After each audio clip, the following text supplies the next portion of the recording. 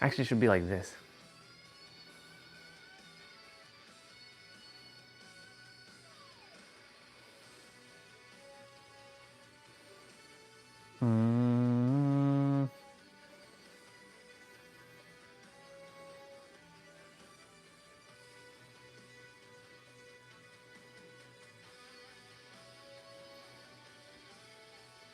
Correspondence, as above, so below.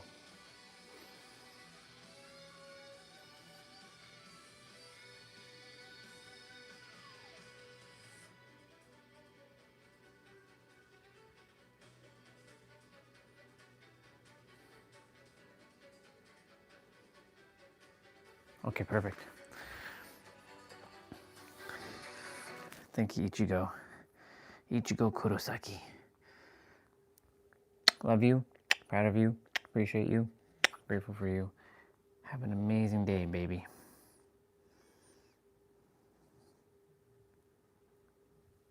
Love you, proud of you, appreciate you, grateful for you. Love you, Baba.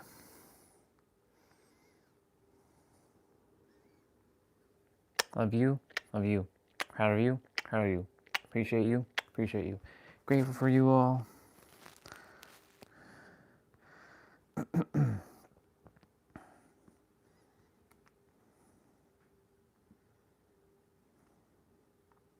Test 1, 2, 3. Test 1, 2, 3. Let's go.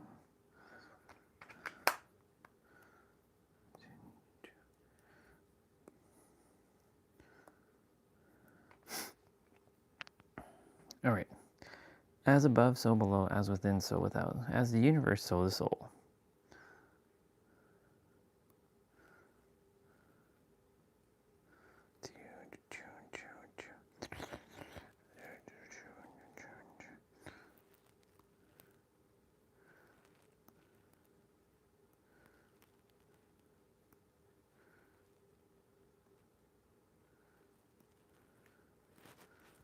Perfect. Perfect.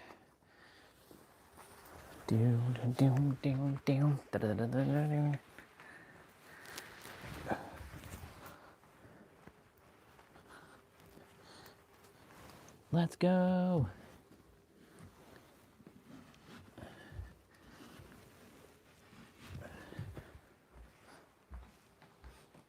All right, so that's done.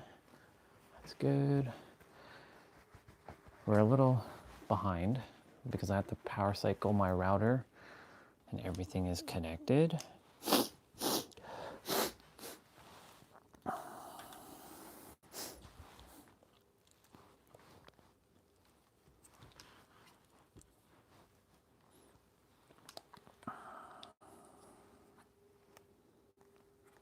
It's okay, it's only a couple minutes behind. No big deal.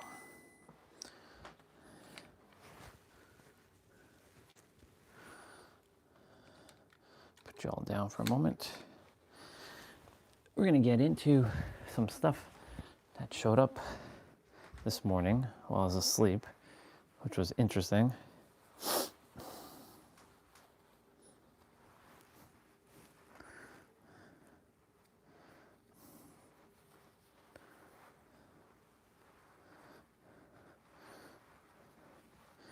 Okay, Google, turn off light.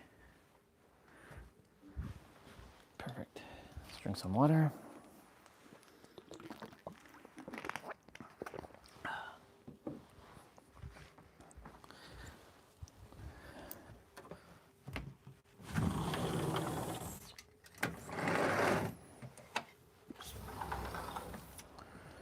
We're a few minutes behind, but we're actually exactly where we're supposed to be.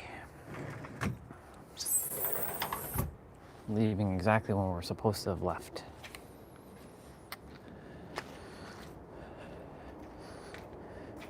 So this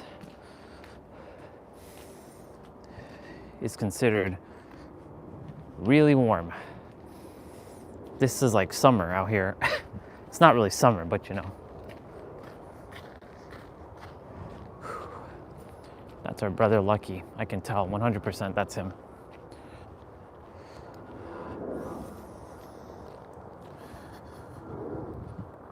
All right. Yeah, 100%. Only he would be walking on the street like I would do.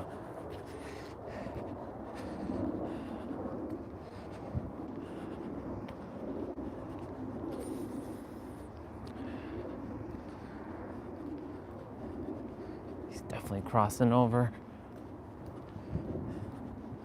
Wait, what? How dare it already unlikes? Silly YouTube. Silly YouTuber.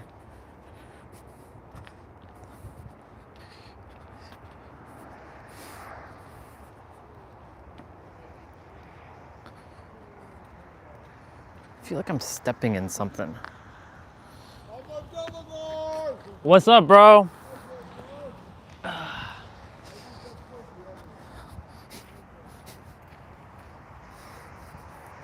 have to like check my shoes.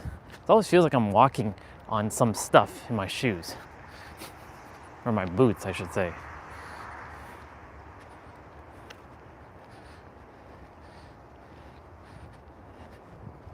Somebody crossing? Yeah. Somebody's crossing.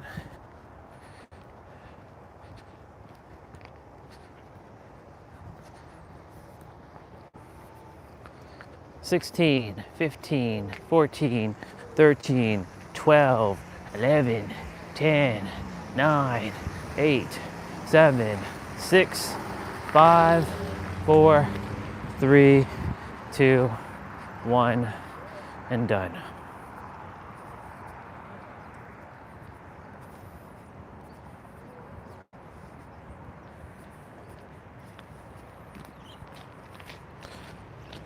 Bingo. All right. As above, so below. As below, so above. That's what they say in the Hermetic principle, the law of correspondence, the principle of correspondence. We are the microcosm of the macrocosm, they say. Right? They say that we are interconnected with reality. We went that way yesterday. We're going this way today. They say that all things are intertwined, interconnected. And this is true. Seriously, boots, I don't know what the hell's inside of you, but get out. It's either my boots or my socks.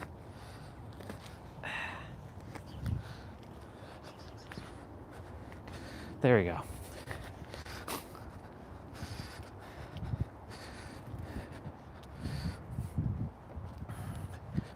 And they say that all things come from within. Bar. You know, the paradox is most focus on the outside, so they continue to perpetuate what they see on the outside, and they bring forth what they see on the outside, and then they just feel the same effects on the outside inwards. And then they just keep mirroring back. Because reality is a mirror. You know, they don't teach this stuff in school. You know, they make these secret schools of initiations and all this other crap, right? To hide this information away from people. But you know, everybody, and I mean everybody, deserves to know this. Everybody, every single human that ever existed. That should be the first thing in schools that is taught before anything else. All kids should know that it all starts from within. What you feel on the inside is what you're going to have on the outside. But of course, you're going to have to tell it to them in a way that is going to make sense for them. So you're going to have to find creative languages through play, through art, through games, through fun, to make sure they know that it starts cake for breakfast, okay? Sure. as long as you don't feel guilty about it. There's a question that popped up on YouTube.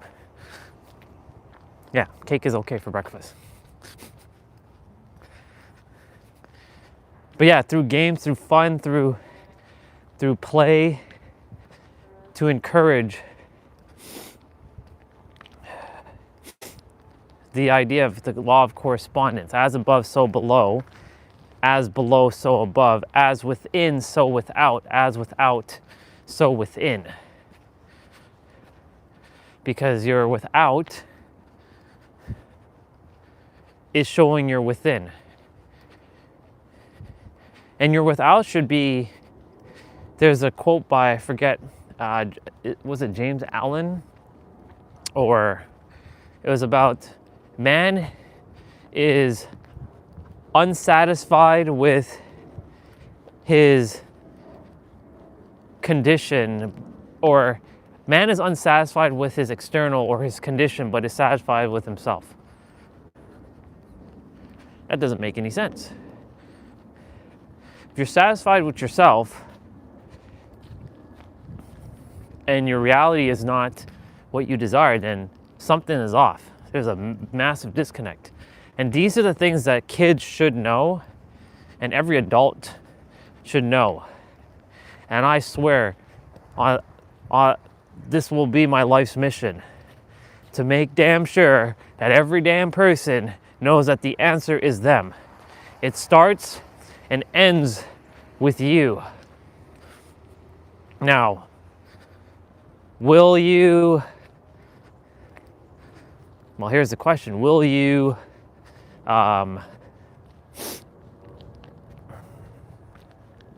believe that the answer is you?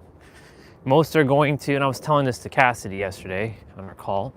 Unfortunately, just for those of you who came on, I had to mute the call, and I chose to, out of respect for her, because she didn't feel comfortable for whatever reason.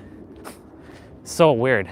The girl speaks at Mind Valley and all these places, and she couldn't even be on just a live stream, because she's like, you didn't ask for permission. I don't ask for fucking permission. I do what I choose to. Asking for permission is asking as like some rule. I make the rules of my reality. Anyways, I muted it out of respect for her.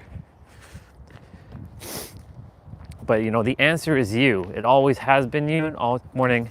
The answer will always be you, and it always will forever be you. There is nothing else in reality but you. And so, the more that, you know, I'm making it my life's mission before I leave this planet to remind everybody that the answer is them. There is no answer outside of anybody else. It's just you. You don't need to seek something outside of you, because the answer has been you the entire time. Good morning. The answer has been you the entire time. And I will make it my life's mission to make sure everybody knows that, one way or another. There is nothing else. As above, so below. As within, so without. As the universe, so the soul. As the universe, so the soul.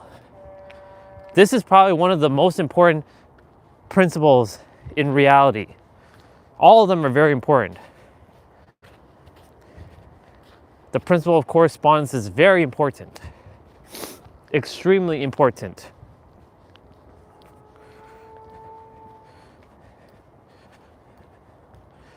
But you have to realize, though, it does start with you. And so this morning, when I was in night vision or sleep vision, because that's what they are, sleep vision, I was at my previous branch. Like, I had seen a woman, I was following a woman for some fucking reason, which was weird. She was beautiful, but, you know, we were like traveling, and like, she was going every place that I was going. I'm like, what the fuck? Then she stopped, she went to the bank machine, and like the bank was about to close, and I ran through the gate just before they closed it. And they're like, you know, we're about to close. I'm like, yeah, I know. And then, you know, the teller, as a Jamaican dude, he's like, you know, you're actually like you're under money right now. Like your account is in negative. And then like my interest went up by like 110%, and like what I owed was like around like $80,000. I'm like, what the fuck? Close to $100,000. I'm like, what the fuck? Where the fuck is this And then like he had me come around, and then someone else was like talking with him, and then he basically said, wait for it. And he had me come around and look at my account, and like he's like, yep, there it is, there's that look. And I'm like, what the fuck is going on here? I'm like, I woke up similar to like like, you know, in dark, and basically I'm like, no. But the mind, the subconscious mind is feeling that. But you know, I took it as I allowed the character to feel what it felt. And I'm like, character, look, you have to stop worrying about stuff like this. Like, this is an illusion. As above, so below. Right? Aren't you the universe?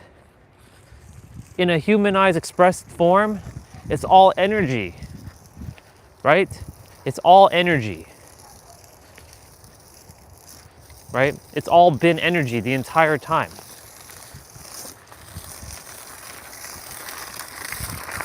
Morning. Right? Like, it's been you the entire time. I feel like every time salt is like dropped, I keep walking into it and it keeps getting sent into my boots. Don't know what's going on with that. I have to like, it's bothering my foot.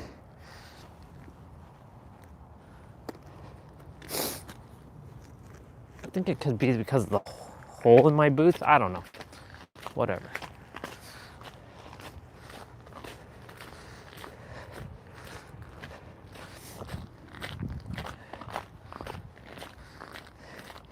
So I took it as feedback. I'm like, all right, you know what? No, I won't adhere to this. I won't adhere to that. Like when we go and, you know, pay for whatever we have to pay for today, we're a master at the money. Like, this is my year where I am a millionaire. And I don't mean in the present tense, I mean it's already happened. Because it's time for us to use past tense languaging. It's funny because an Instagram post popped up today in the morning, and I was in the bathroom. I was listening to Fade to Black, not the Metallica track, but the Bleach soundtrack, the Bleach track. And Fade to Black was playing, which was giving me energy. Even though I'm fully energized, I have infinite energy. And it was saying, you know, you have to start using past tense languages as if it already has happened. It's not happening. It's not happened. It's happened with the ED. Right? Like, instead of it's going to happen, I'm grateful it has happened already. But the thing is, your subconscious mind is saying this thousands of times throughout the day, and then you only spend 5 minutes like consciously saying, I am rich, I am wealthy. What do you think gets overridden? The 5-minute one or the 1,000 times one? Of course the 1,000-time one has more power.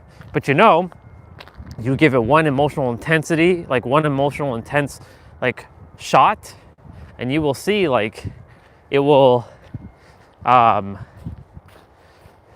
you can override it in an instant. So I know that reality is working for me. It has always worked for me. Reality will always work for me because I am reality. right? And while I was like waking up, while the character was waking up, I told the character, listen, you can give, if you can give energy to this thought of like LACK, then you can also give thought and the energy to, abundance. Because reality stems from you, as above, so below. As below, so above, right? The universe can only give you what you feel deserving of. The universe can only give you what you think you are worthy of, because it starts from you. And by the universe, I don't mean some like entity. I mean yourself, because it's actually you doing it yourself. Let's see. There is a bunch of snow. I'm gonna hang. My body requires a hang. So what I'm gonna do is I'm gonna quickly brush off. This time I'm gonna use my boots. There. I brushed off a bit of snow. Last time I used my sleeve, wasn't the smartest idea.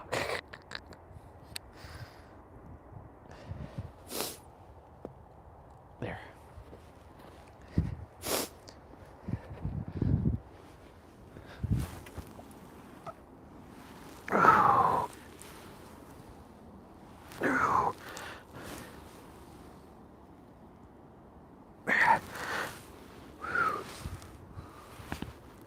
Oh yeah, that was a good crack. That was a good one.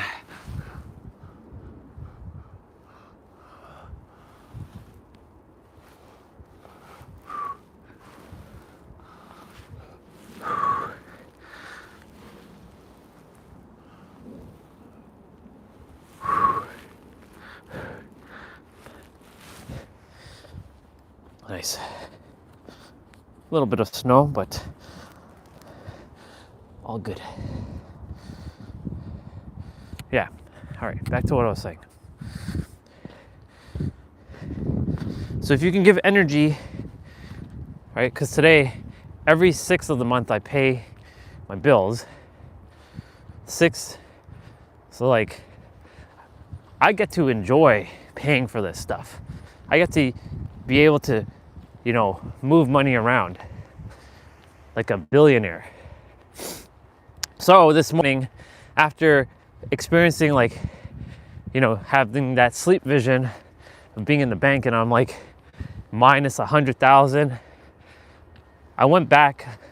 I got up. I went back into like a more meditative state, relaxed, what you're supposed to do in rewriting it.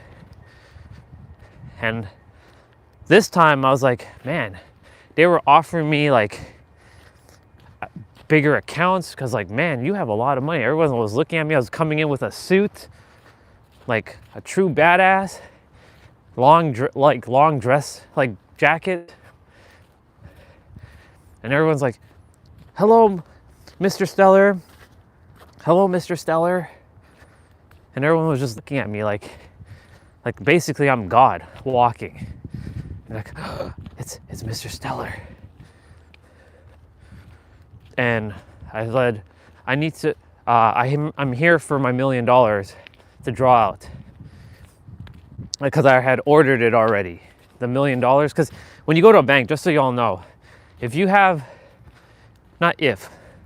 you have millions or billions of dollars in your bank account, just so you know, you can't just draw it out, because like you can't have it in physical form right away. You actually have to give them like, I don't know how many days advance. So anyways, in my sleep vision, everything was handled right away, because time is an illusion. So I'm like, I'm here for my $1 million cash, like physical cash. Guy handed it to me he gave it to me in a fancy ass suitcase, like one of them, like, those ones where you click. It was black with some gold trimming. and it had my name on it, Orion. And my name was embossed because it was actually the suitcase I gave him to put the money in. And he's like, do you want to sign up for like a black Amex card? I'm like, I already have one. In fact, I have 2.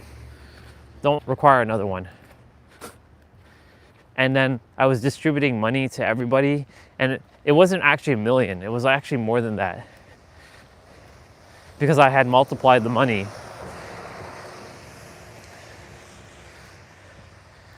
We're gonna go down that way.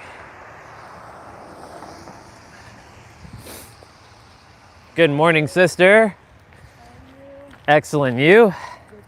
Good stuff. Warmer today. A lot warmer. Enjoy your day. Thank you.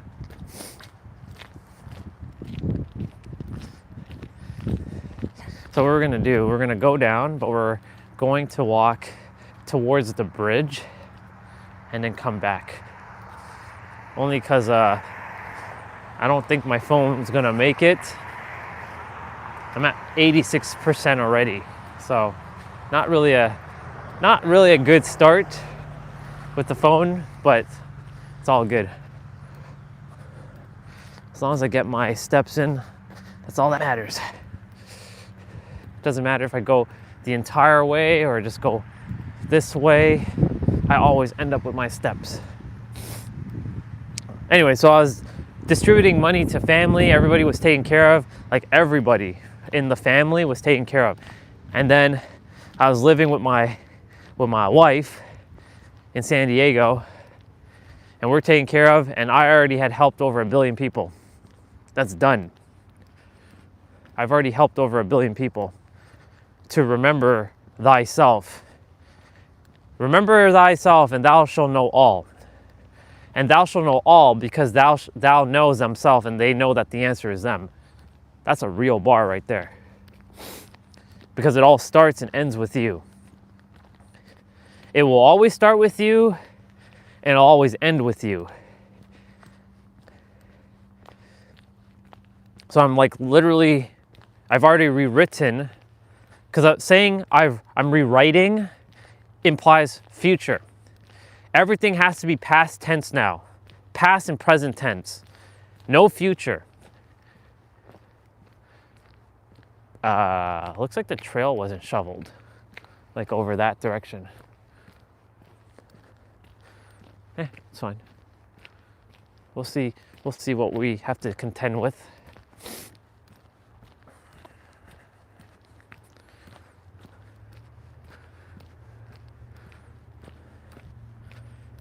Over here was salted, so I mean, they definitely took care of over here.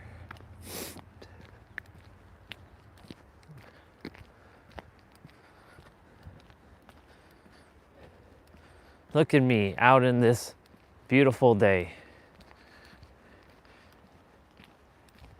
One would say, but this is ugly. There's no sun. I actually like this. I really do. It's actually not that cold. It's comfortable cold. This is what we call the warmer cold. And because if I can handle the extreme cold, then this is a breeze. Anyways, I'm in San Diego, but my wife and I've already helped 1 billion people. I told Cassidy that I already helped over 500,000 people, and I have. Based on the views, I don't care if I'm just being. Like, I'm not even saying a word. My presence alone is enough. Yeah, so trail is not, regardless, we're walking in snow, so.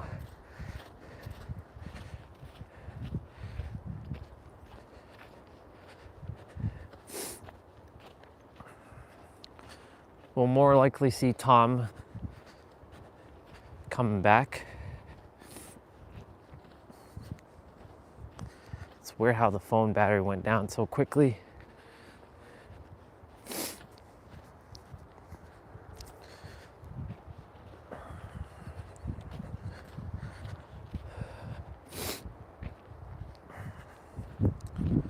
But yeah, I told her yesterday, like, I already helped over 500,000 people remember who they are and know that the answer is them. Just by my presence alone is enough. I don't even have to say a word, and my presence alone has helped them. Because we think that help has to be this mythical, magical, larger than life kind of like answer that's like out of this world. No, the answer is you. It will forever be you. And I have to watch this character closely every moment, because the mind, even though I tell that the mind is on our side, it's still lingering with some things, and I have to remind the mind, hey, no more entertaining that. Like having verbal arguments with people that you're not even arguing with in the physical, like stop that. Because that's what the mind does. It creates all these narratives, stories, and arguments. Unless you had a very peaceful life, right? We are all placed on a different part of the board, literally. Some have more advantages than others because we chose it. We actually chose where we were supposed to be born. And you'd be wondering, why would we do that? Why would we choose to be born over here? Because you wanted a greater experience. Good morning. Because you wanted a greater experience. You wanted to have this ability to overcome something. So you're saying to me, Orion, that someone would be born in Africa in poverty? Why would they want that? Because they wanted to experience what it felt like. The soul desires to experience things. We, the human mind, I'm going to say it one more time, the human mind, I can't say we, I should say the human mind, the third dimensional thinking mind, is never going to truly understand why we choose these things fully, because it's finite. It's attempting to understand everything from a logical standpoint. Why would we choose this?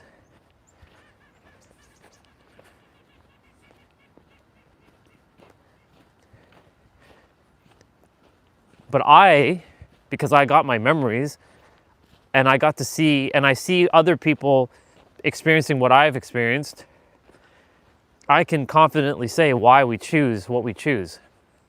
Why I chose what this character chose. Because once upon a time, I was the richest man in the world. I was the most powerful soul on the planet at one point. And when I say powerful, I mean I had physical power. I was the strongest. I was the toughest. I was the most fiercest. And I had the most power and influence on the planet at one point. Not in my previous incarnations, but like, not in my last one, but like many, many, many other ones. So this time I chose the path of having to overcome, the underdog, the overcoming. I chose a shorter body, even though I'm average size. I chose to look a certain way to overcome that. So to realize I didn't ever have to overcome. It was the greatest paradox. That you think you have to overcome, but you don't have to overcome anything because the answer's been you, and that you were born exactly as you are because you chose this. And it's one big ass joke. I'm like, you gotta be kidding me. I chose this? Why would I choose this? Like, this is the questions I was asking. Why would I choose this? Why did I choose to live in Toronto? The fuck? Why did I choose parents who are lack? Right? Which they're not. But, you know, they are currently in their reality. they're complaining about, everything is about money for them. Complaining about money. They don't have enough. It's never enough. Stop saying that. Yesterday, mom's like complaining about money because she's like, why is my bill going up? What am I paying for? Right? It's understandable, but it's the energy that she's outputting, right? But, I don't fault her, right? Can't fault her because she doesn't, I keep telling her, just relax, right? And then the character is getting all stirred up because she had to hand me the phone to the internet guy. The internet was working fine for me, no problems, but the TV also relies on the internet, and for whatever reason, the TVs were lagging. The TV itself isn't lagging. The problem isn't the TV. The problem was the channels. Like when you're pressing the remote, it's like taking forever to like change the channel, and then the channels are getting pixelated. And the internet guy said that there was some degradation in the internet. I'm like, I didn't experience any problems, nor did my brother. So I'm like, I didn't think there was any problems with the internet. I know when there's a problem. Like I know when there's an actual problem with the internet because I get affected with my Mac and my tablet, but there's no problems.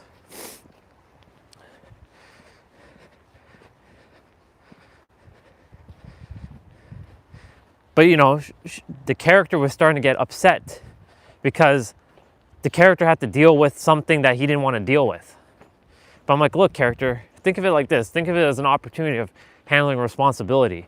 You like responsibilities. So we shifted it.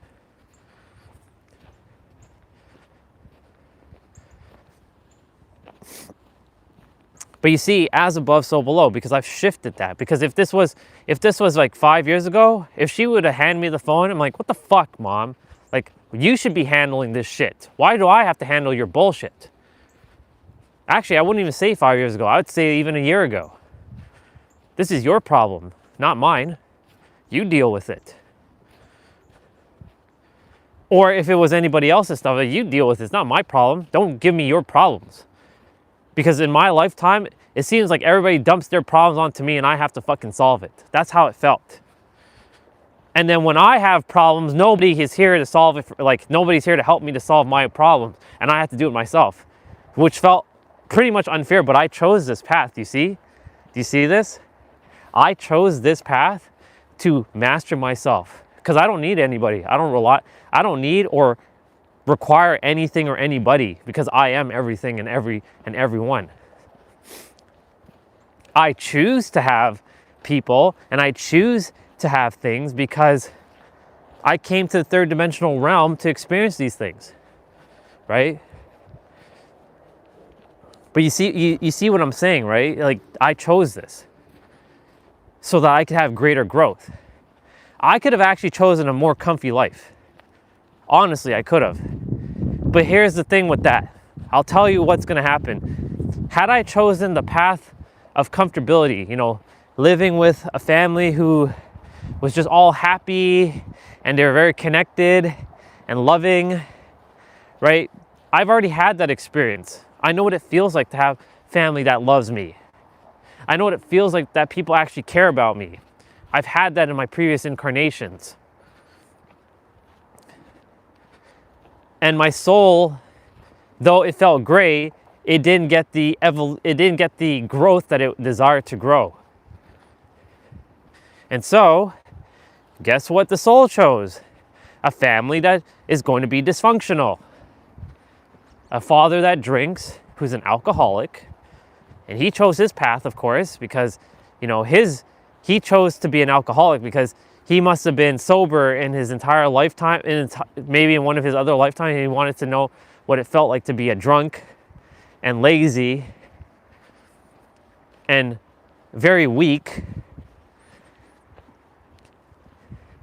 And they also chose when they were supposed to come. And then, of course, we made these contracts before we came that you two are going to be uneducated in terms of like schooling sense, but you're going to be street smart. You're going to know how to handle like the physical, but then I'm going to come and you're going to punish me. You're going You're gonna abuse me physically through beatings, and mentally through calling me the worst things that a child could ever experience. And then I'm gonna have two siblings who are gonna basically have it more easier than I do many, many years later, and I'm gonna have resentment build up towards the entire family. I'm gonna hate my entire life. I'm gonna hate everything. For me to realize that the answer was me. For me to have my journey to get to this point, I'm like, oh, this is how it was. I chose this.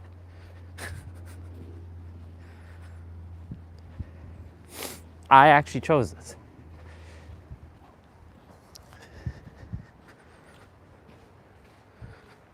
Let's see. Phone battery's at 69%. So, the funny thing is it's not even that cold today, so don't know why the battery's going down. The weather, usually when the weather's like this, the battery, the signal's actually better. I'm gonna walk just a little bit further this way. We should see Tom shortly. In fact, as soon as I turn around, he should be coming behind us. I did turn around to look behind me to see if he's behind me. He's not there yet. But he should be coming behind us shortly. I'm gonna stop at a certain spot and I'm gonna turn around. And then I'm gonna say, practice love and authenticity, y'all.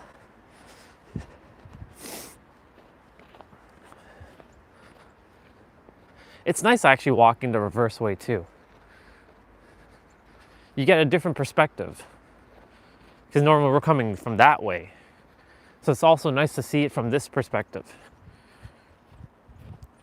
A 1 degree shift in perspective, 1 degree shift can change your life. Just so you know, that's a bar as well.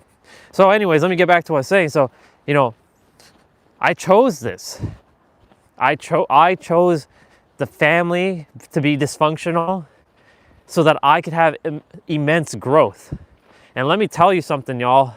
The growth that I've had, whew.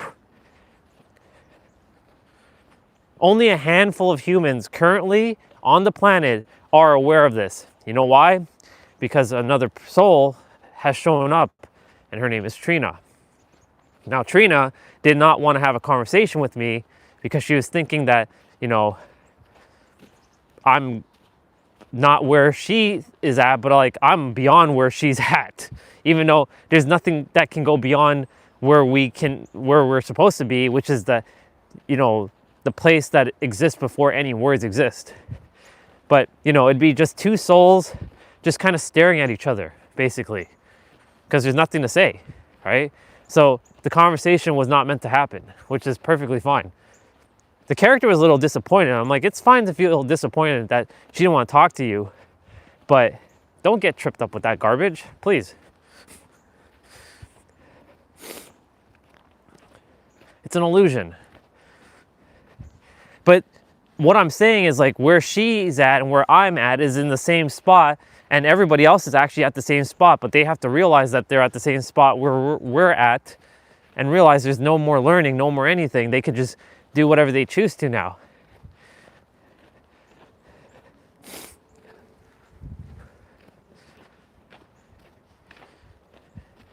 Okay, let's switch hands. My right hand is starting to get, I'm not saying the C-O-L-D word. Or the N-U-M-B word.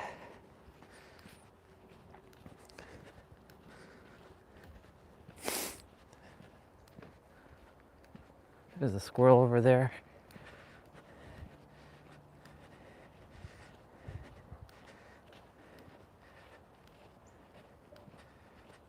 Yeah, we're gonna have to turn back in like a minute because the phone battery's at 63%.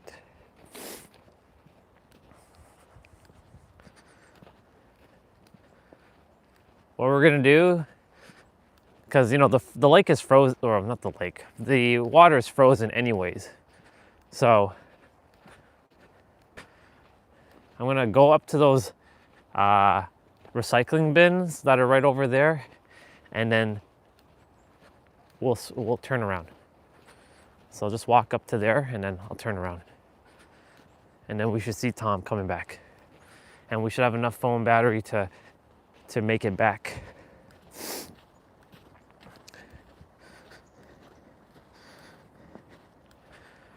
But anyways, back to what I was saying. So like, because of my journey that I chose this immense growth.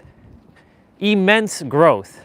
Because if I had chosen a family that was all comfortable and had millions and millions of dollars, I'd have just been maybe a spoiled brat who would have not gotten any lessons. Okay, so now we're gonna walk back. And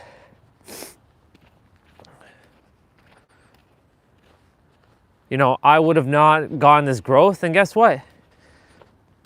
I'd probably have to come back because I chose the comfy life. Everybody has their own philosophies of how life is, and they're not wrong. It just is. But there's a lot of people, when I hear them talking about their life or their beliefs, I'm like, you really have one hell of an obfuscated belief, because you're just creating more problems and suffering for yourself. But you did choose this so that you can overcome it. That's why I also can't impede in people's journeys. Like, I can tell them the answer is them, right? But they're gonna have to come to the conclusion that the answer truly is them. And yesterday, Cassie and I, when we were chatting, you know, she's like, you know, coaching on, she didn't say Andre, but she was about to. She's like, you know, coaching is not about, you know, solving someone's problems. Coaching is to hold space. I'm like, I already know that. You don't have to tell me. Who do you think I am? I already know that. I'm well aware of how it works. I'm actually more aware than you currently are at, but I didn't say that but I really wanted to say that to her. But I'm like, we got into a couple things, but you know, she's like, you know, I don't agree with a lot of things you say. I'm like, I don't really give a fuck if you agree with what I have to say. I know. I have my memories. You get visions from Jesus and God. I have my memories. Two different things.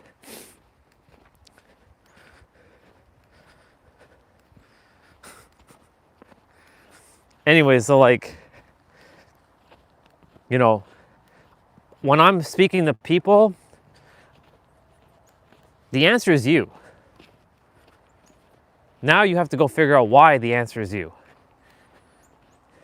And that's your journey. Because it's going to be important to go on the journey. Because like, if somebody had told me the answer was me, as above, so below, as within, so without, as the universe, so the soul. If somebody told me that in 2019, I'd have been like, what the fuck are you talking about? Because I simply was not ready to handle that wisdom. And our sister Danka wrote something powerful in her last blog post, where she said, sometimes, you know, you can get the wisdom right away, but you won't be able to handle the wisdom or the teachings or the mirroring, because you'll simply be not immature, but it'll be dangerous to you. So it's like, an example is like giving somebody a match or a lighter and they don't know how to use it and they burn themselves. That's basically what Danka was getting to with her words. She's like, you know, possessing the wisdom earlier than you're supposed to is not gonna be advantageous because you might just burn yourself. She didn't say that, but like, that was an example that I'm coming up with right now. So had I been aware of all that I'm aware of right now, I'm like, you know, there's a lot of people who say, man, I really wish I had known this answer 40 years ago. I saw a comment like that yesterday on a YouTube video. No, it wasn't yesterday, it was this morning. With a woman talking about manifestation. Surprise, surprise, right? Another person talking about manifestation. Be, do, have, right? Saying the same things that I already know. Got to be it before you you have it. But you have to take action with alignment, the doing, and then you'll have it.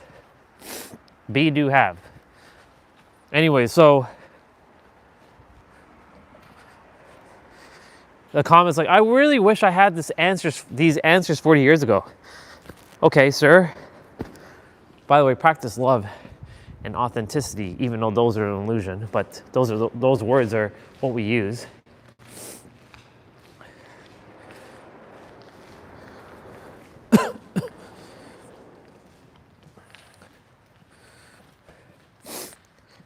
But if he had known this 40 years ago, what would he have been able to do with it?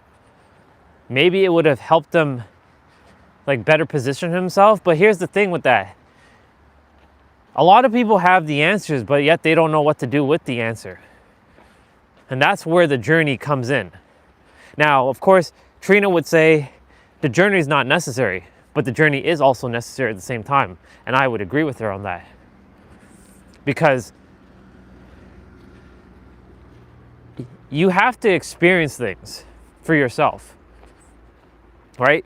Huang said this to me in 2022, like just at the end of 2022. He's like, brother, you know, I know you want me to teach you Reiki and all these other things, but I want you to go on your own journey. And I want you to go find the answers. That was the best thing he could have done for me. At the time, he didn't know what the consequence of his actions were, like when he said that. Because when he said that, I literally said, okay, you don't want to help me? Screw you. I asked you to help me, but you keep choosing to, like, you know, reject my requests.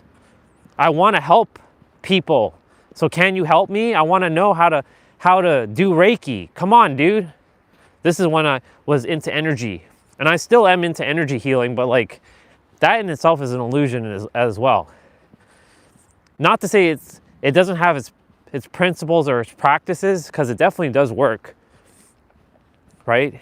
Reiki, theta, all that stuff. It does help.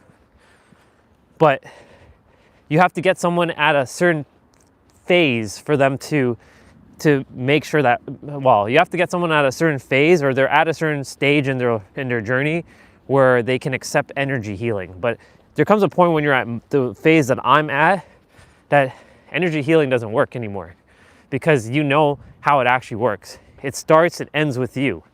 The answer is you. So I don't adhere to blockages anymore. But of course, 3 years ago, I was all into, yeah, I have some energy, I have money blocks, have energy blocks, I have this block, I have that block, I have to go get these blocks healed, I have to get this healed, that healed, all kinds of healing. And it was important that I experienced it so that I know that I don't have to experience it again, because it's not necessary. But the thing is, people still have to experience it. So again, do you have to go on your journey? Yes. Is it absolutely mandatory that you go on your journey? No. If you can really sit with yourself and feel that the answer is you,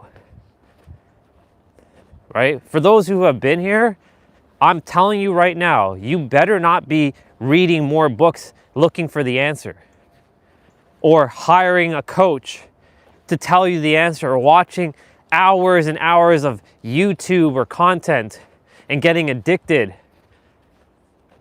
to find the answer. I've told you the answer. Whoever's here, I hope you're paying attention, because the answer is you. And anyone else who's energetically listening, the answer is you. And I know that what I've been saying has rippled out to many others, because now I'm seeing other people talking the way I talk. So I know it started with me. But Orion, what if it was actually them? No, it's actually me, because this is my universe. In my universe, it's me. There's only me, so everybody's on my level. In their universe, I'm at their level. And simultaneously, we're at the same level. Nothing goes above me in my universe. I'm at the top. Doesn't mean that anybody's below me. It's just that I'm at the top.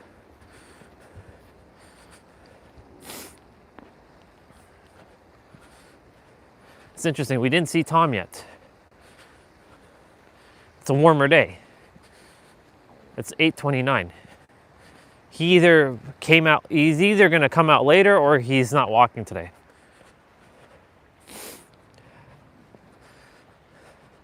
Phone battery at 54%, so we have enough battery. So I'm taking I'm taking a little bit more extra human time because it's warm outside. Really taking in this air. Speaking of that, let me take a couple deep breaths in.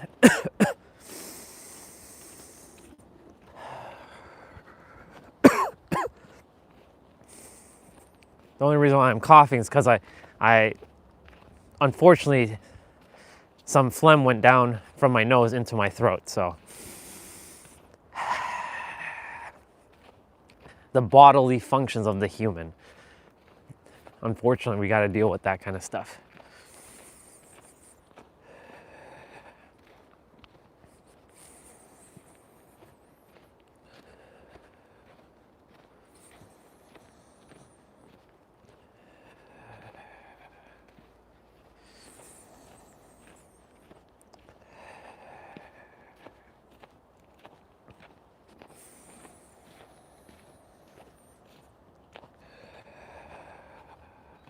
So good.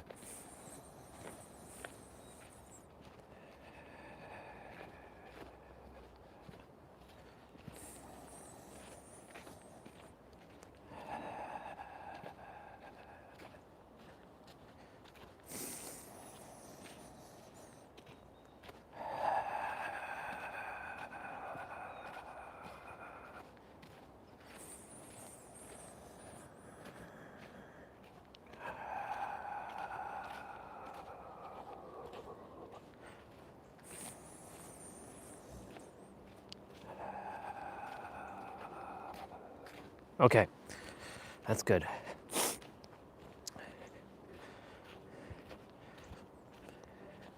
So again, for the person who's here, you know that the answer is you. But if you, and I'm telling you this, I'm mirroring this back to you. Please, for the love of not my sanity, but of your sanity, please make sure that you know with every fiber of your soul that the answer has been you the entire time. You have, if whoever's watching, you have seen me, if you've been here since January of last year, you have seen me go through quite the fucking journey to get to this realization. Even though I was always there, I just had to remember it. Why do you think there came a point where I was standing at the fence in the springtime once I got my memories? I'm remembering what I forgot. I'm remembering what I forgot. I'm only remembering. I'm not learning, I'm remembering. And it hit me like a bolt of lightning while I was standing at the fence. If you were there and you saw that,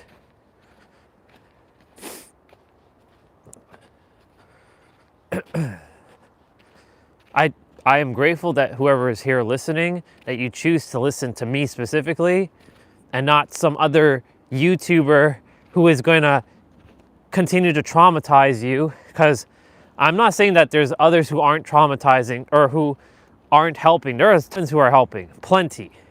But then there's other people out there traumatizing others with their beliefs.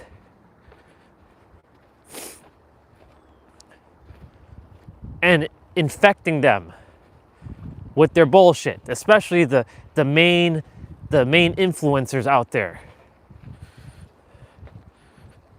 because they're still adhering to this idea that they're just human. You are not just human, you are the creator. As above, so below. The principle of correspondence.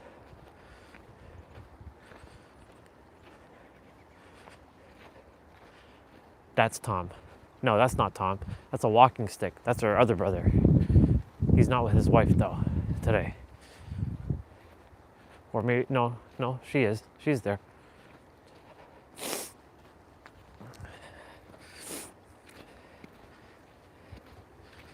Happy New Year. Happy New Year. How are you doing? Good. Good. I'm excellent. Have a wonderful day.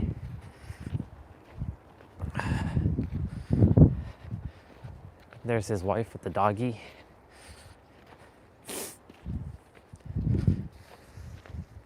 Happy New Year, sister. Happy New Year. How are you? Best son. Thank you, and same to you. Have a great one. You too. Thank you. She called me son. I felt that one.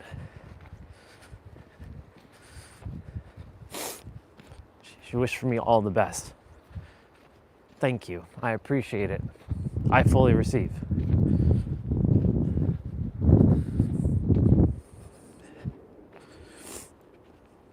Yeah. I'm not saying like Lewis Howes, Mel Robbins, and like Tony Robbins and all of them are not helping people. They're helping people, but they're helping people who are at that level. The people who are at that level, if I were to come on like Tony Robbins' stage, I'm gonna be like, all right, I'm not here to give you all this inspirational, motivational bullshit, all right? I'm not here to waste your time, and I can give you the answer right now. But you're gonna have to go on your journey to figure out why the answer is you. Mic drop and walk off the stage. What? That's it? That's all he said? The answer is me? Oh, I see. You want context. Why is the answer you? Got it.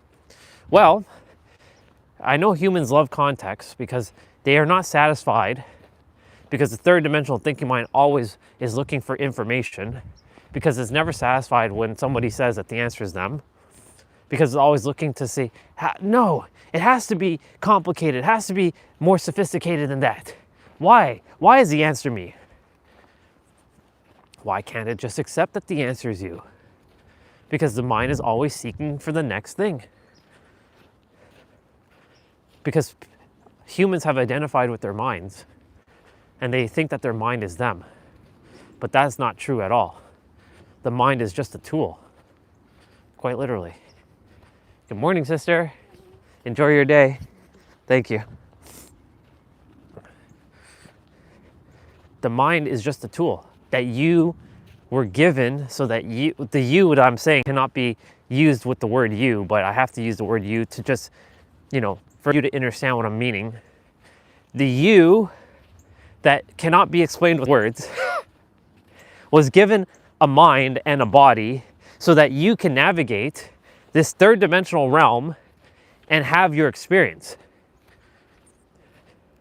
But the third dimensional thinking mind, and I call it that is a definition that came from the library of all that is that resides within every single person. And I am literally making that a fucking terminology. The third dimensional thinking mind.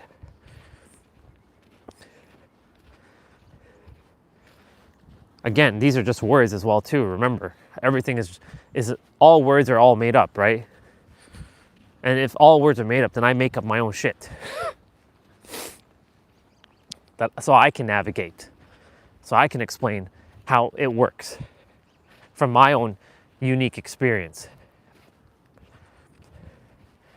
The third dimensional thinking mind is always, and I will repeat this again and again and again, the third dimensional thinking mind is always going to keep looking for something next, because it does not like the fact that the answer is you, and it's so simple. It does not strive on simplicity. It strives on complexity. That's a real bar. But you can rewire your mind for simplicity.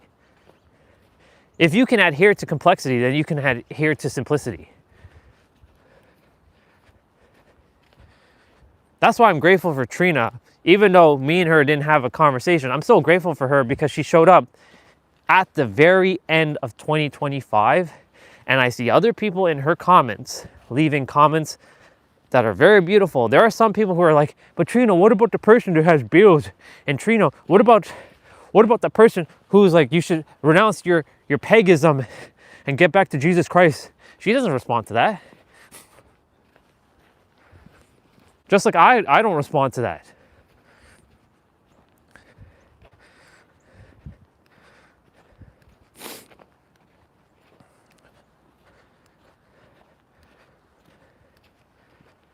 Right? For me, this is how I'm going to operate. I don't care if any of you subscribe.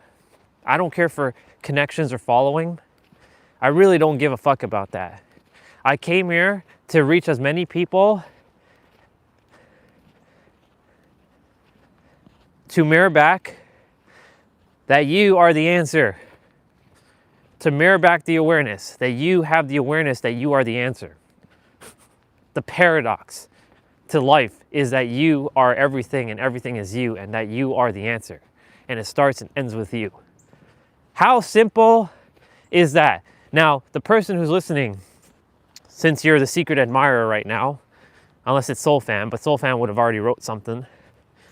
If this is the secret admirer, can you accept that?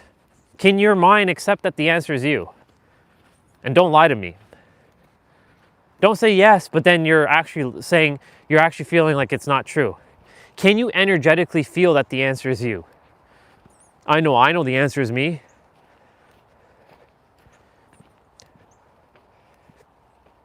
And when I say me, again, I have to use that word, but it's what you are that cannot be explained with words, because all words are made up. And we use words to navigate this third dimensional realm. Remember, words are like transporting tools. It's like a vehicle, it's like a bus, because a bus just drove by on the bridge there. Words are like a bus. It carries the passengers to the destinations of what it means. That's what words do. Simple and effective. Trina talked about that, and I'm like, I'm gonna take that example. That's a good one from the library of all that is.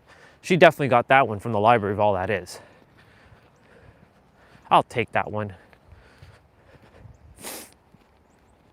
Since nothing belongs to any of us. Like, that's a bar, doesn't belong to Nero. He may have coined it, but he's not the one that made those words. All words are made up.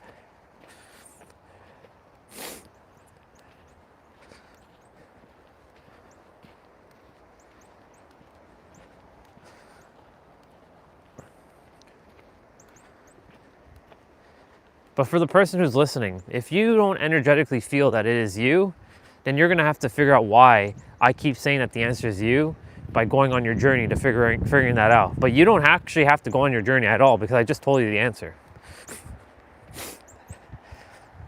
And a coach, they say, is not supposed to give answers. They're supposed to hold space for the person to come to the realization. And yes, that is accurate. However, I'm not giving you the answer, really. It's you telling yourself the answer is you, because I'm basically you from a different aspect. That's the contradictions of reality. Well, hello, dear Bubbas. Look at them coming here. I don't have, well, there's some stuff on here, but it's like frozen. But there's like nothing. They're like, it's like oats, and they're seeing if there's anything here to eat, and there is stuff here to eat, but it's like hard to feed them.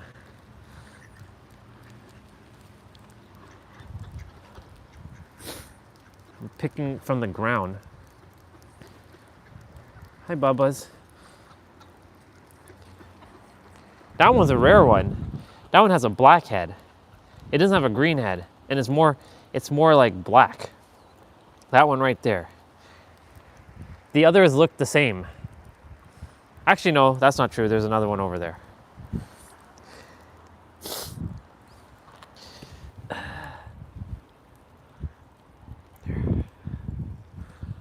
There you go, Bubba's. Whoever threw this stuff on the ground here, they could have just thrown it there for them to eat it, you know? Come on.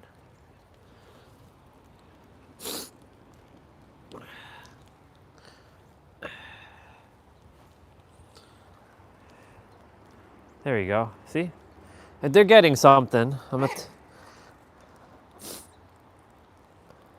Wish I had like bread or something. I could just like take it and like toss it for them to all eat, you know?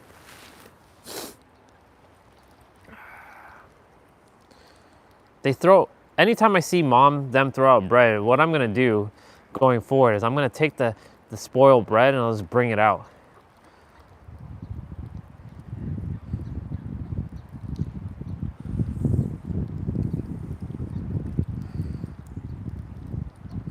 They're like looking for stuff. Let's see if I can help them with. I don't want to kick snow on them, but I want to get some of this food.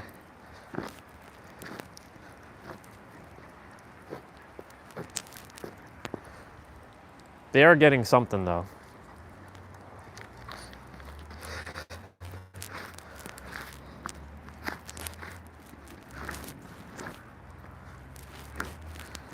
They're seeing what's there. Yeah.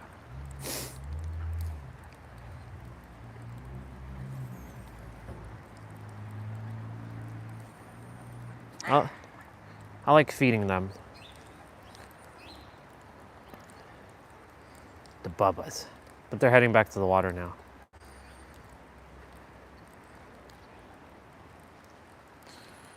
Phone battery's at 35%.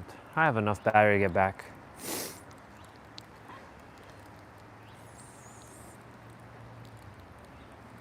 There's more of them coming that way. There's a few of them. Some of them are coming down the ravine there.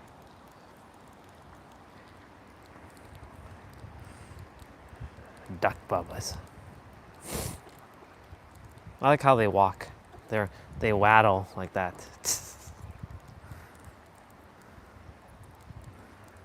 They're like, where's food? Where's food? Where's food?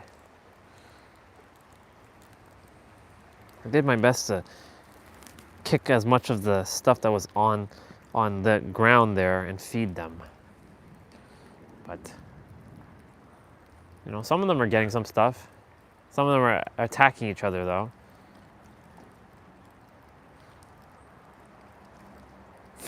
Look at them. Look at them. They're just running here. They're like, is there food?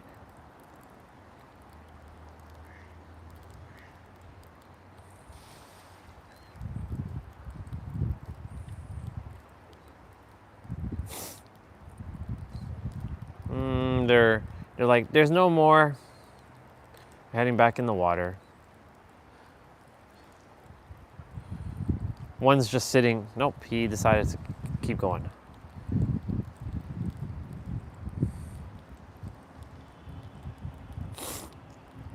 That was nice. So simple. You think ducks are worried about money? Do you think they're worried about survival, yes, but like, you know, are they fearing you know, somebody telling them that they're not good enough, or that they're incompetent, or they have to go heal? Ducks are just ducks. We humans create all these unnecessary narratives in our heads. Bye, ducks. Love you, Bubbas.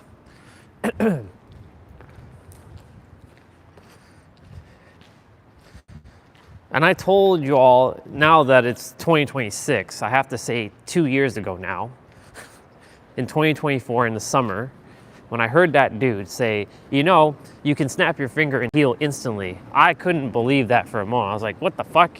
It's bullshit. That's absolute bullshit. You can't heal. But now that because here's the thing, he gave me the answer there.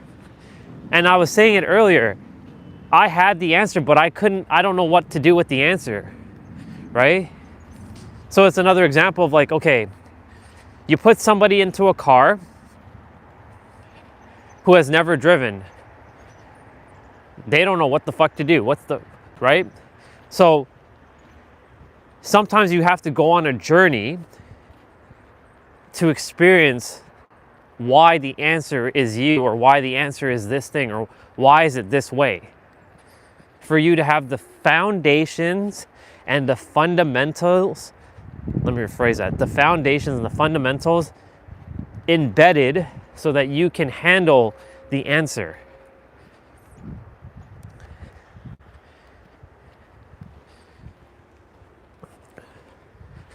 A good example is, I'm gonna come up with one off the top of the dome.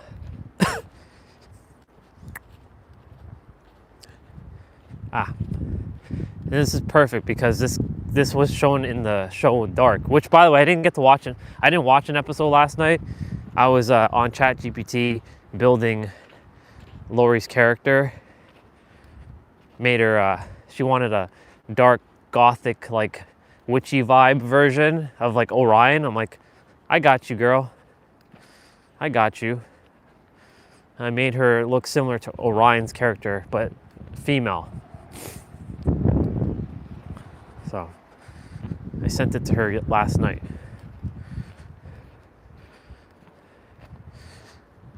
All right, here's a good one. So in the show Dark, Claudia, the younger Claudia, not the youngest one, not the child one, but the one that's running the power plant, she went to the future and she did not know how to use the computer.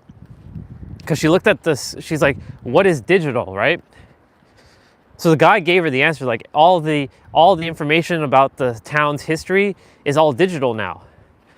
And the guy had to show her, what does that mean, or where is that? And he took her to the library, or the study area where a bunch of people were using the screens, and they were touchscreen.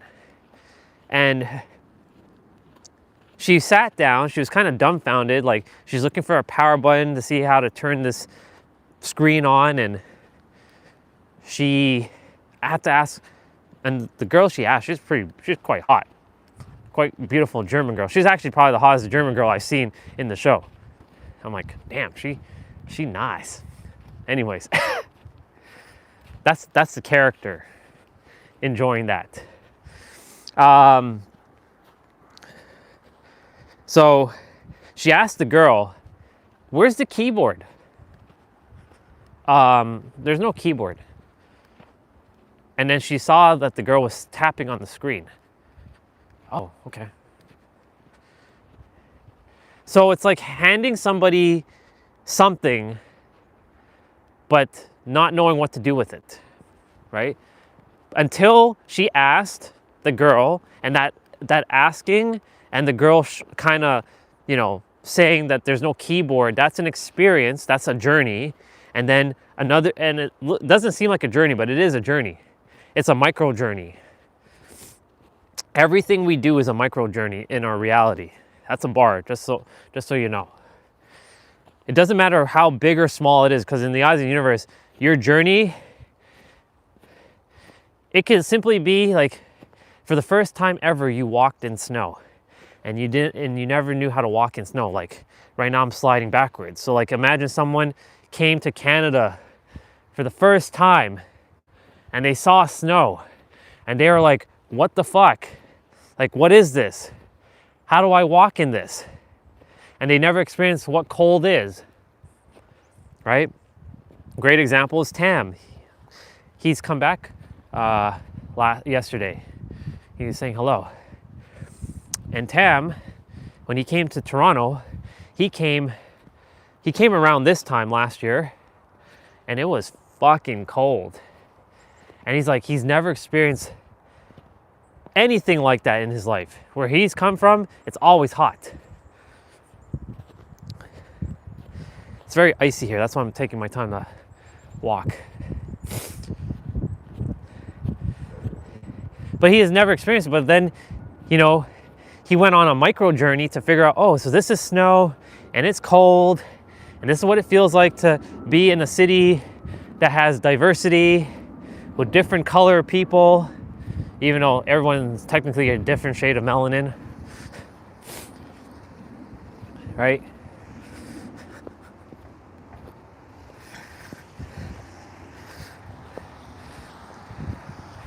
But he had micro journeys. Now, we think the journey has to be something like you're climbing a mountain. But who came up with that? Society? Because like, oh, your journey, you're not climbing a mountain, that means you're not really on a journey. Fuck, anything's a journey, right? So like Claudia, her journey was to figure out how to use that computer. So, you know, the guy showed her that the answer is right there. It's on the computer. Go use it. You'll figure it out. But she didn't know what to do. So it's the same thing me telling or me mirroring back that the answer is you. Some of you will not believe that the answer is you. So guess what you're going to have to do? You're going to have to go on your micro journeys or big journeys or whatever, or your macro journey.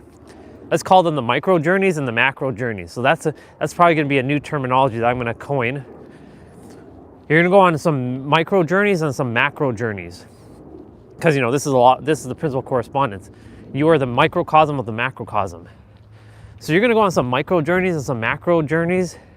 And then you're going to come to the realization that, damn, that Orion guy was saying that the answer was me all along. And I went 10 years to figure out why he was saying that. The planet is shifting. You either are going to come along to the new Earth or you're going to be left behind. And the ones that get left behind, you are fucked. I'm telling you right now, you are literally fucked. If you continue the old way of thinking and the old way of being, you all are fucked. And I don't want to sound negative about that. That's not being negative. I'm just being not realistic. I'm just telling you as it is. If you all who are still thinking of the old way of like the answer is outside of you and that like that person's separate from you and all this other shit that you've entertained because society has told you this thing, then guess what? You are fucked. Quite literally. Because the rest of the planet, who is starting to realize we're all one and seeing each other as brother and sisters, except for if you're already tied to somebody, then they're not your sister or your brother, they're your partner.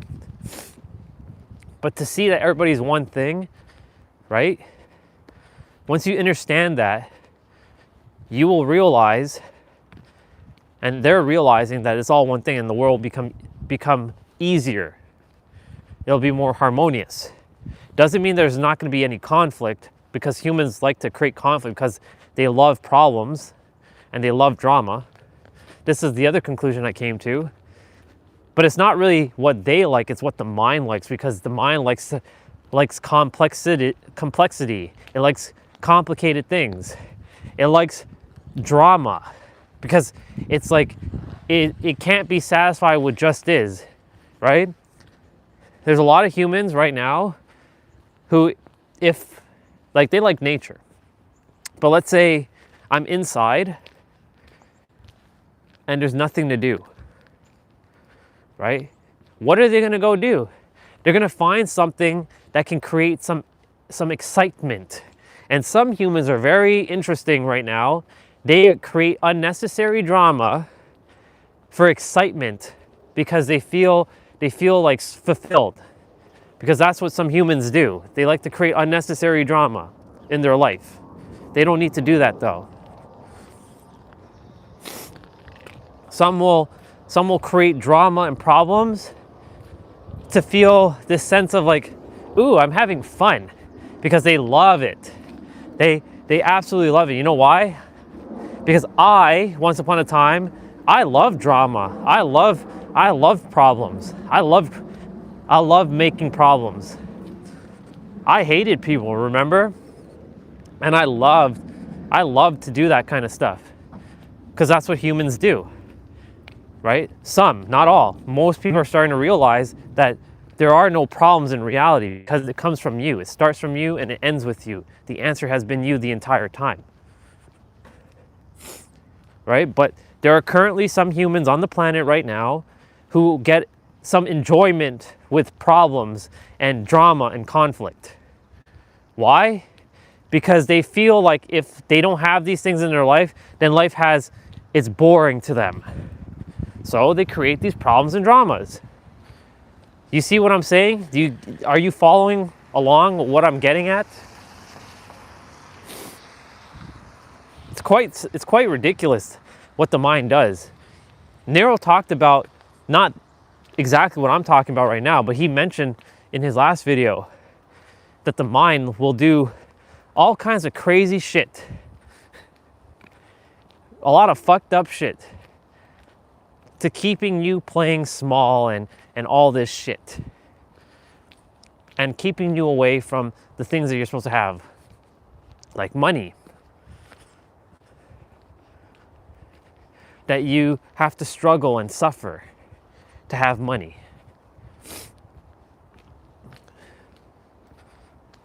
That you have to,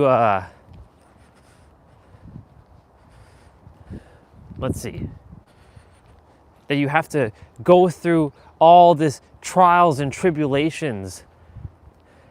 No, you don't. Life is supposed to be simple and fun. Who decided that it has to be hard and difficult?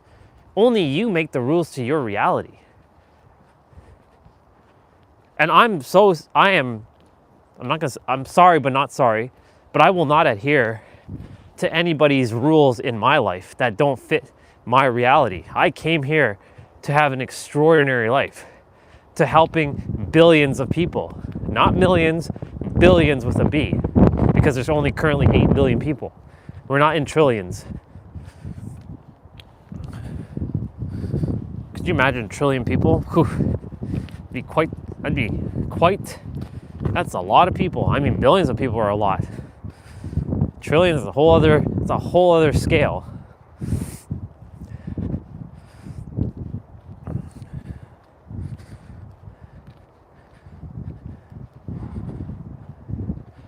Technically, I have to go to the store and get milk.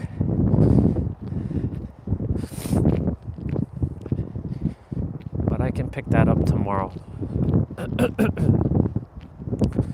I won't have enough phone battery to go to the store, and plus I don't have my wallet. I can use my Apple Pay on my phone, but it's fine.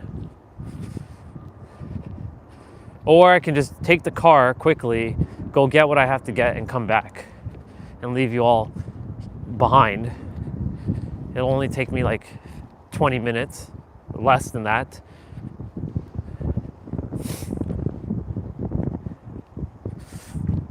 We'll see.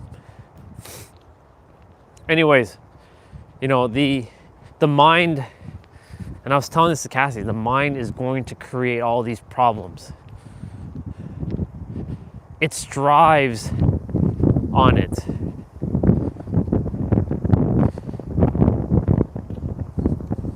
She told me that she had a vision that Jesus told her that she has to go here, here, here, there, and there.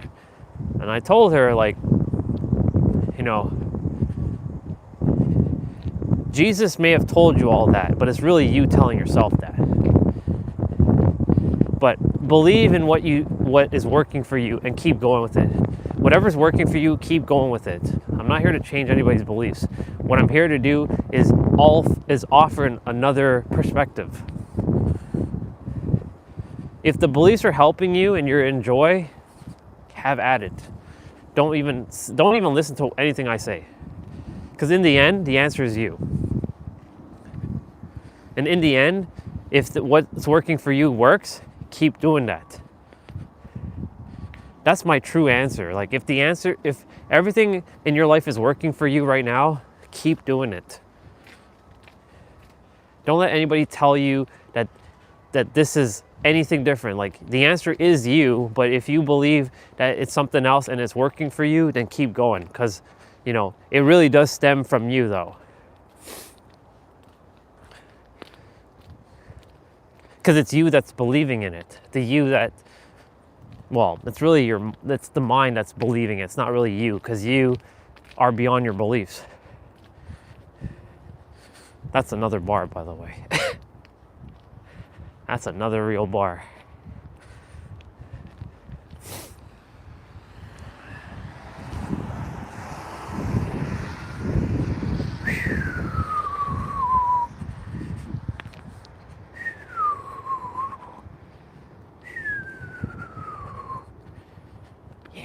The wind's starting to pick up. We're supposed to have freezing rain today and snow. Fun, fun, fun. Normally when the weather gets warmer, like the temps go up, the wind comes out and it actually makes it colder. But the wind is blowing only in this direction, so it's okay. We've dealt with extreme cold. This is nothing.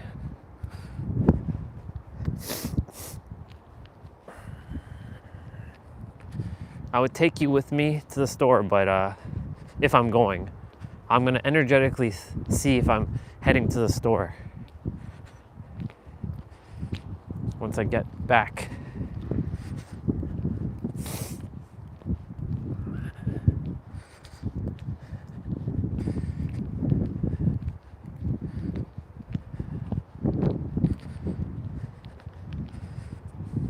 That's funny. I'm thinking about something. Home Alone again. When Kevin in Home Alone 1, he went to the grocery store, and it was 1893, I believe, was the price of all the things he got. Eggs, milk, orange juice, laundry detergent, some army stuff. That's crazy.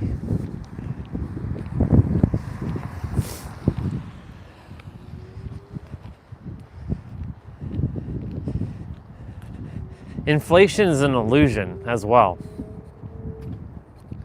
Yes, it has happened in the physical world, but what people have done, they obfuscated things and jacked price up so that you have to pay more, so you get more money's being siphoned from you.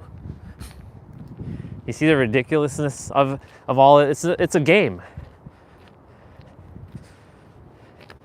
All of it's a game.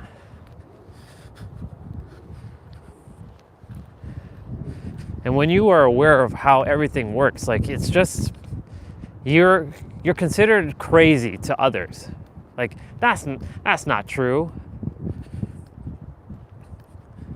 I once upon a time was in those positions of like not knowing. And I would agree. Yeah, that's a ridiculous idea, but like nothing's ridiculous anymore because I know how this works. I've seen it all.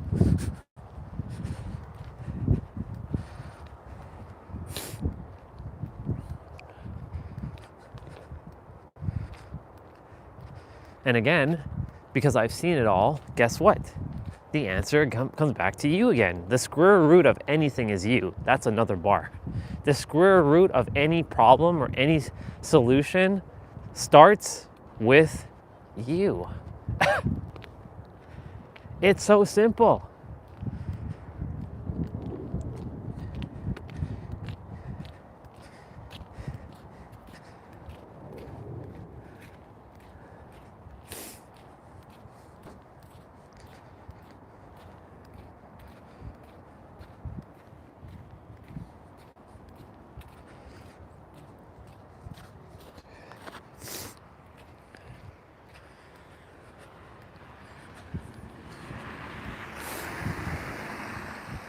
It is 9:08.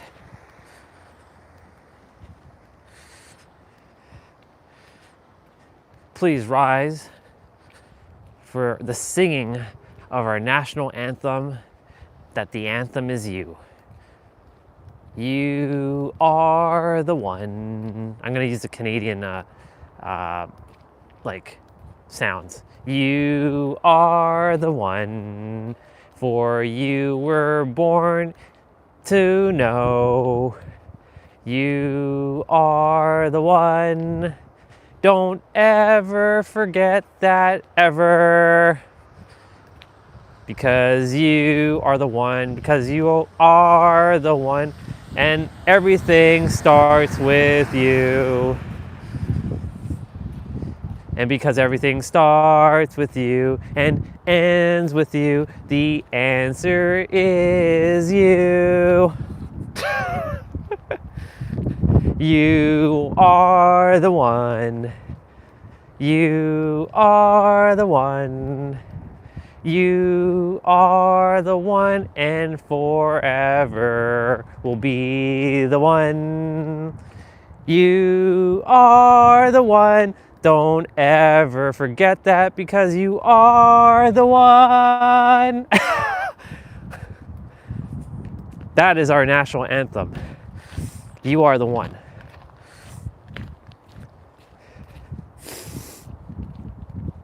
I just made that up.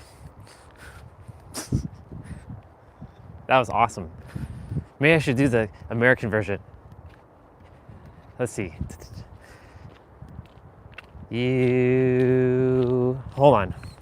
I have to go. Oh, Jose, can you see? Okay. You are the one and only. You're so proud to know that you're the one, for you are the one. Okay, I have to like get into the American version. My point to say is you are the one.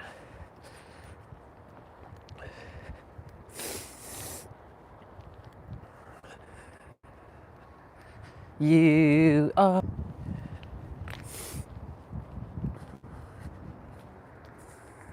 Welcome back.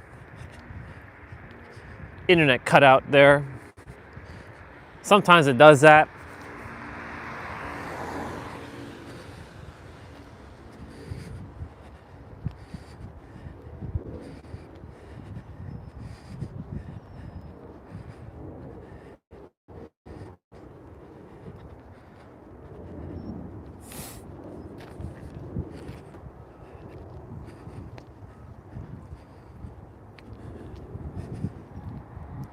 Phone battery at 11%.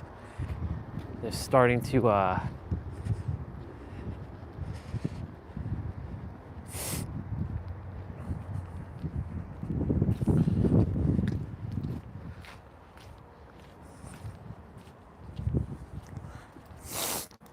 oh yeah. Oh yeah. You definitely hit 10K, 100%. I'm almost guaranteeing that we hit 10K.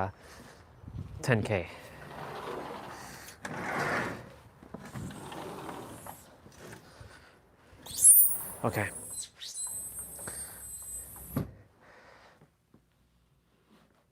I'm gonna see who's upstairs and who's awake.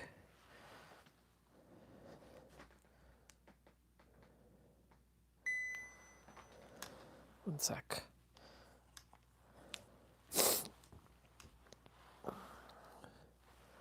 Phone battery at 11%. Can't take you all though if I'm going.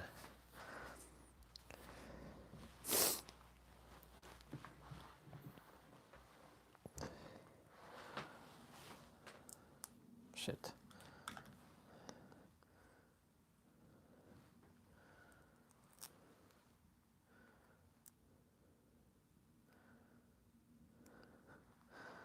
Look at me butchering the Canadian, and I'm going to do it to the American anthem as well. You better believe it. You... No, that's not how you start it. Ho, Jose, can you see? You are the one and only. Just so you know that you're the one, never forget that you are the one. Da, da, da, da. Yeah, the American one's a little bit more challenging there, but I'll get it.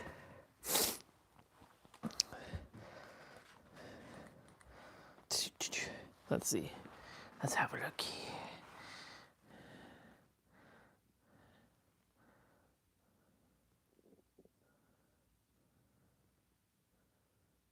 Let's see. It's still stuck on the appeals page and there's no email to contact. So weird. It's showing me flashes of my page, which implies that the page hasn't been deleted, but yet they still haven't reached a decision. I proved. Yeah.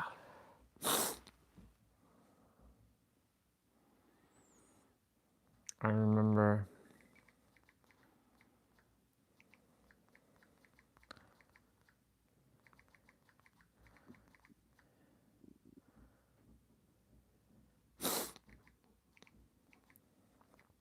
to prove that I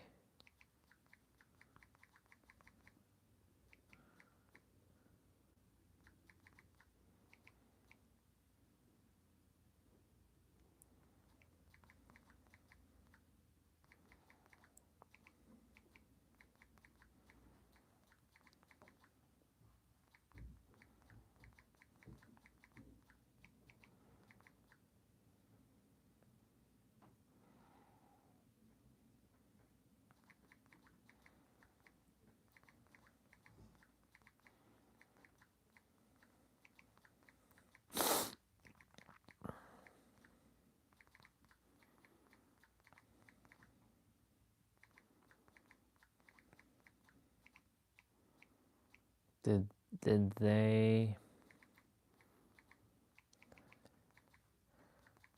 give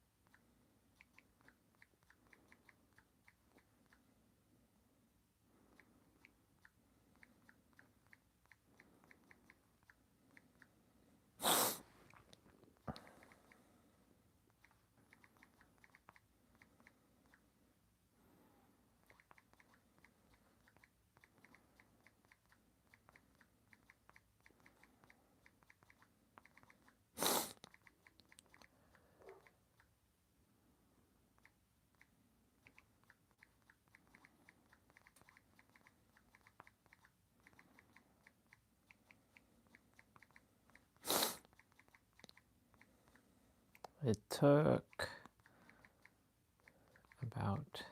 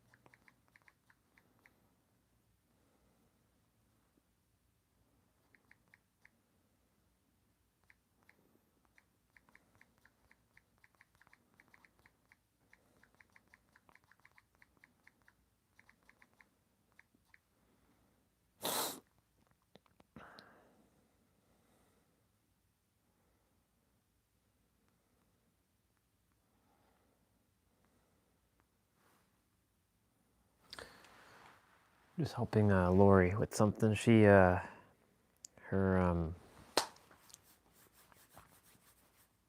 Facebook is being stupid. Just like how remember how when I went to make my well, when the character went to make the Orion Stellar account, and they're like, what the fuck? Like, you're blocking me? Like, there are people who make bullshit accounts and you don't block them. What the fuck? Right? Like, Orion Stellar is real. It's not some fake name. It's a real name. Right? That's the journey that this character is going to have to go through with that name. I can already see I'm not expecting problems because I'm always looking for the best outcome, but I can see what could be potentially problematic with the name, because Stellar is not a common last name. But then again, there are people who have like 25 letter last names. What the fuck?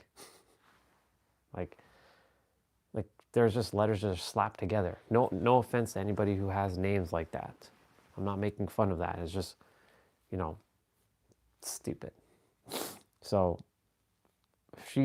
I think she's had her Facebook account for a while. I think. I don't know. Resume. All right. How are we going to do this?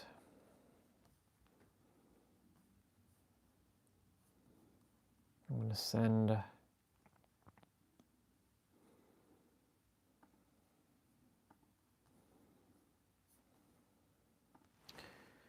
bill payment, Scotia, that. We're going to do 100.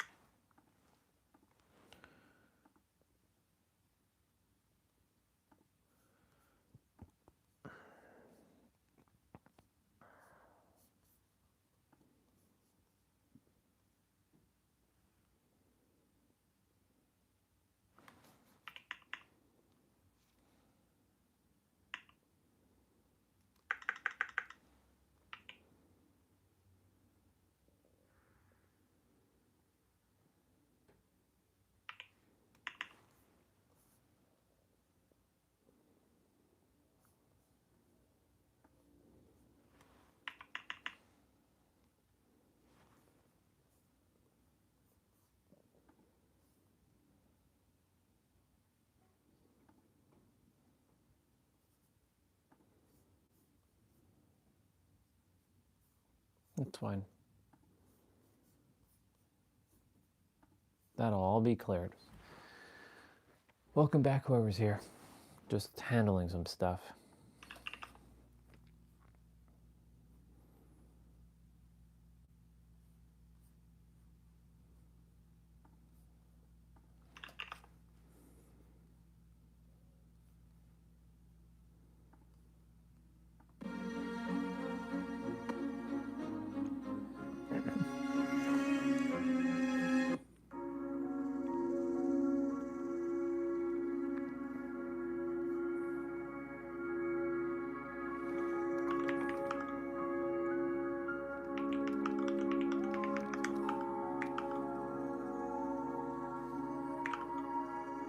Awesome.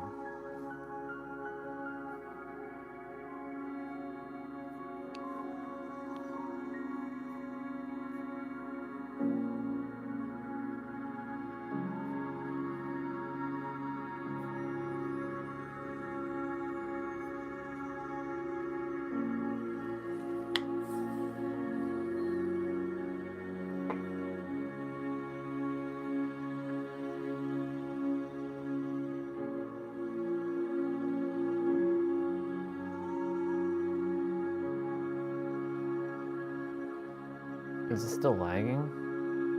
No.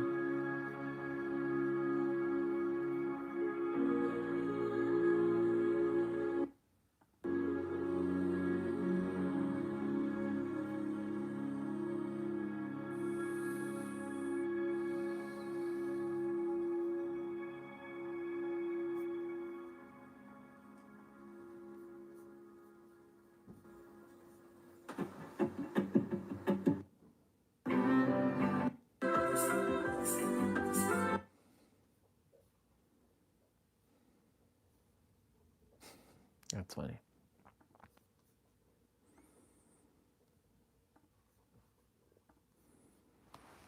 Okay. Phone battery already at 50%. Damn, that's pretty quick.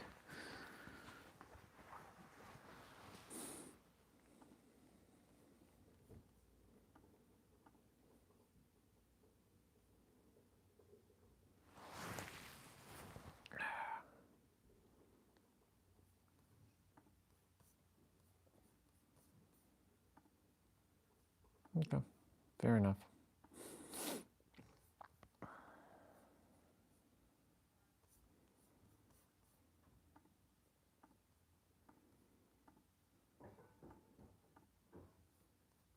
Universe, I require the resources now.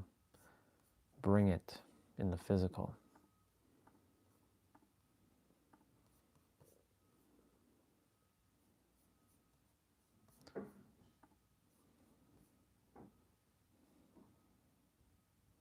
I want to take a screenshot of this.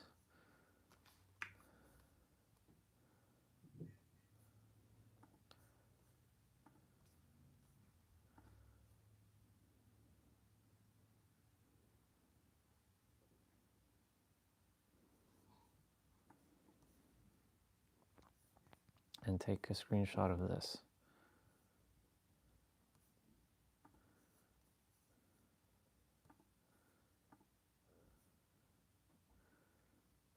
Of course, I need to blank out all that.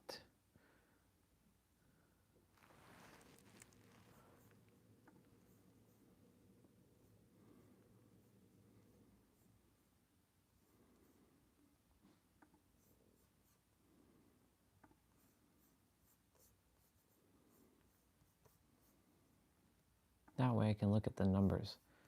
I can stare at it.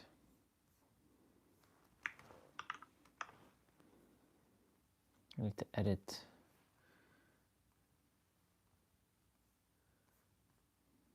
Theme, fill, dark.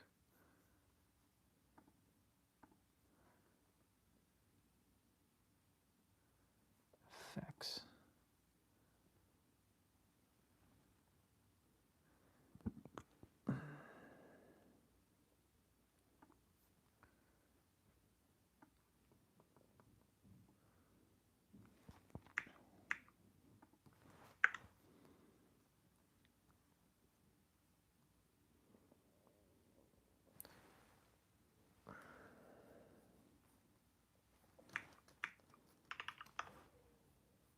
Let's see. Checking downstairs to see if my computer is connected. It is, but they're not live. There. I need to blank out my stuff.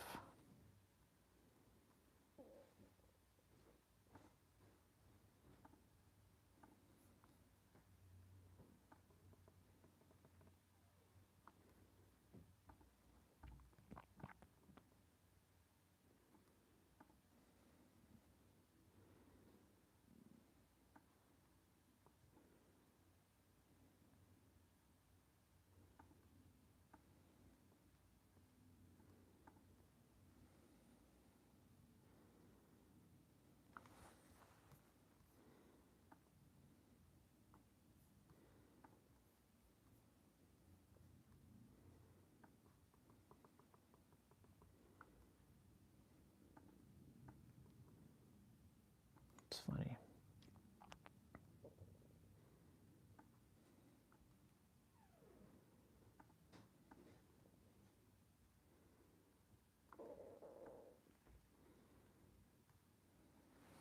Cool. Now I want to take these two pictures and merge them.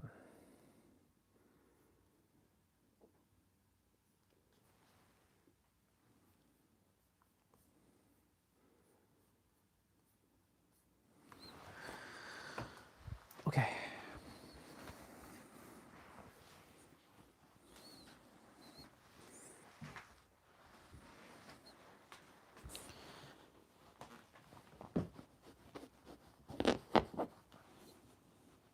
I don't know how, but universe, this is on you.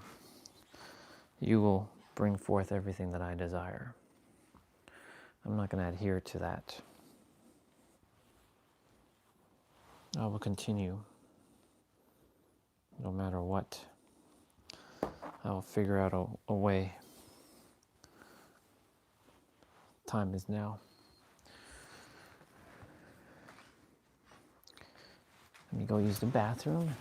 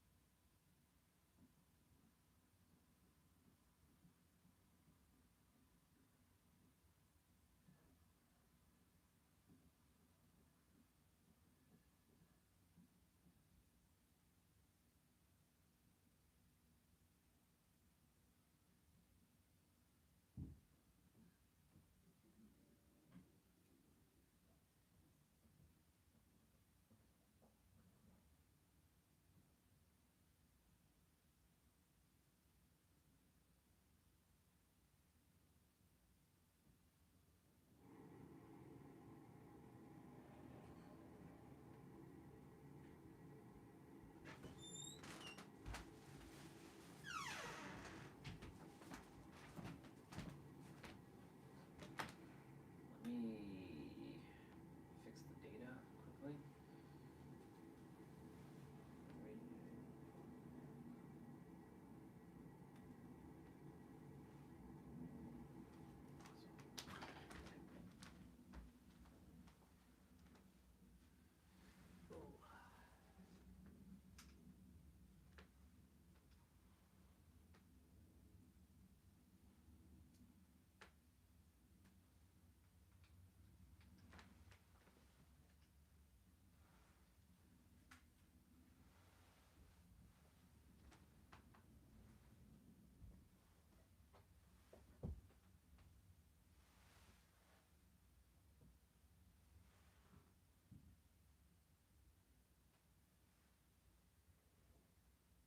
Cool.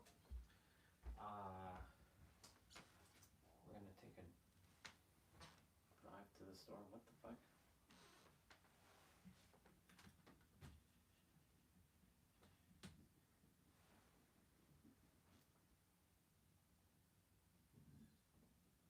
Are we going up in power or are we going down?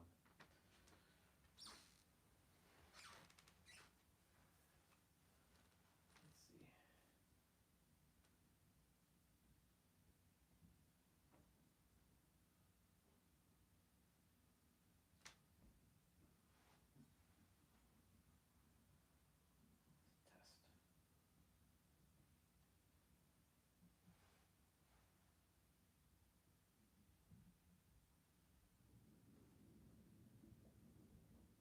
Test. Test 1, 2, 3.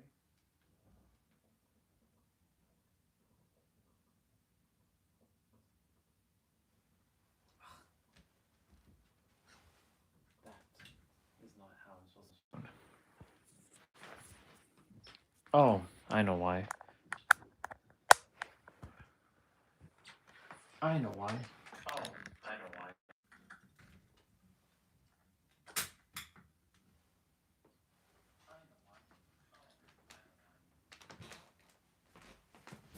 The microphone's here.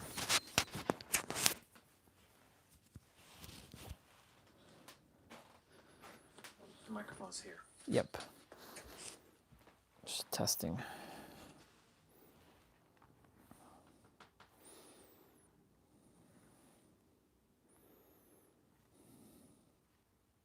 But my charging cable is not going up, staying at 53. which isn't good.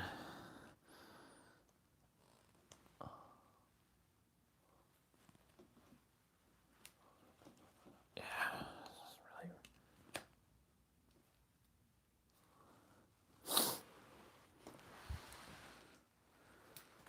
All right, we are gonna go to the store quickly.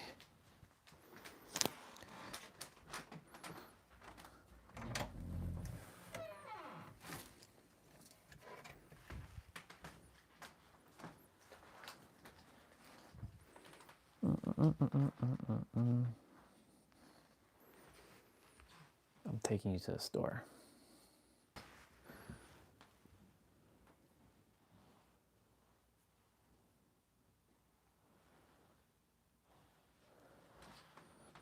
Let me just make sure. My sister's not up yet. Let's see.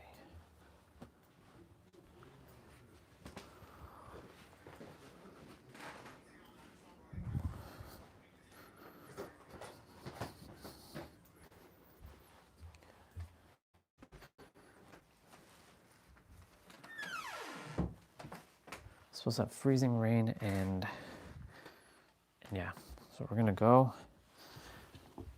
to the store, get what we need to get.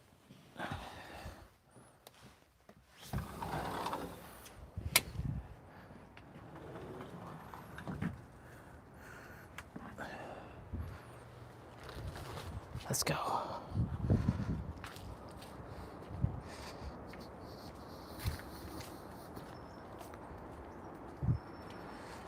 All right, we're not gonna have the same repeat of our gloves from like last time we went.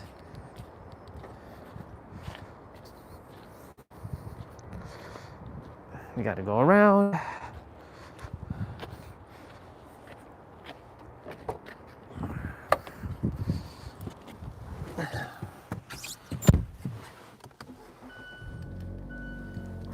Why is this like this? Why is AC on?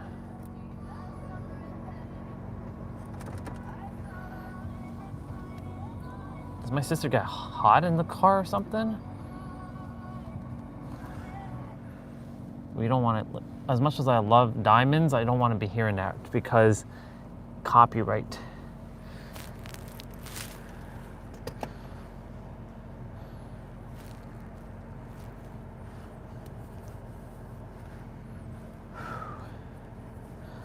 Okay, you know what? I'm gonna put my gloves here and we're gonna see if they disappear, because like they shouldn't disappear. They should be right there. I'm quickly going to get stuff. It's pretty cold in the car though.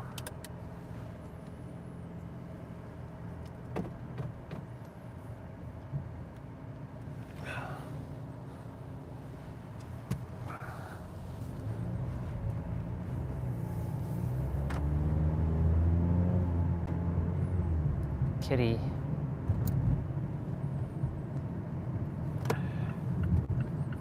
I love that kitty's new tires, new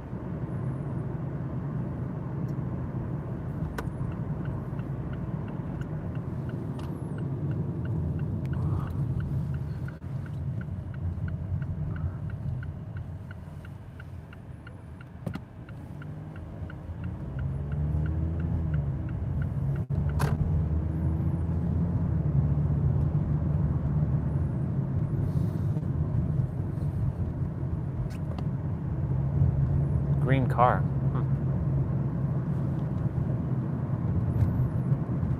That's 2 green cars we've seen lately.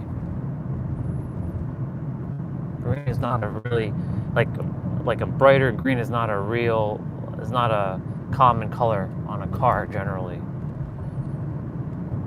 Yellows, reds, blues. Purple is also not a really common car. Commons are black, red, blue, yellow, gray, or silver. So when you see cars with certain shades, it's like, interesting.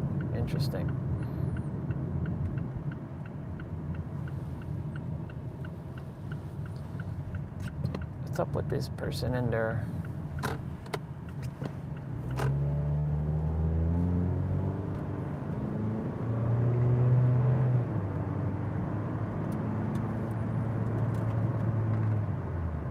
Damn, car.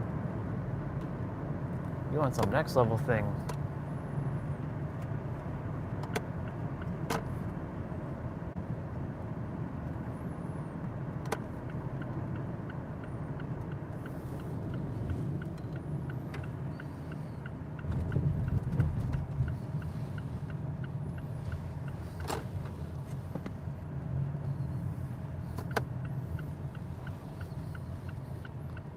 Awesome.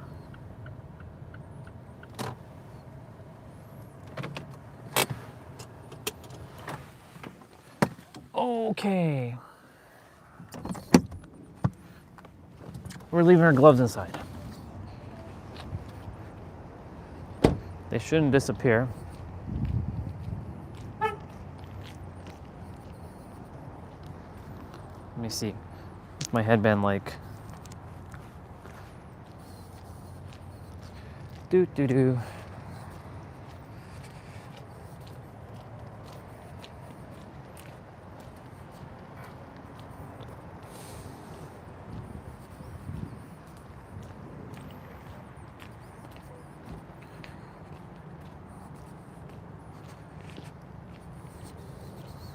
I'll have to put you in my pocket once we to go get my stuff.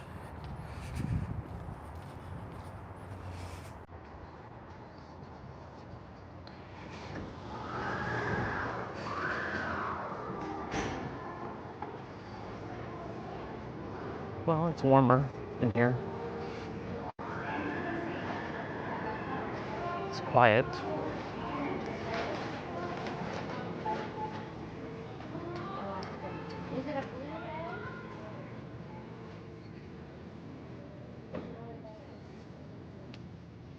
You just gotta wait in line.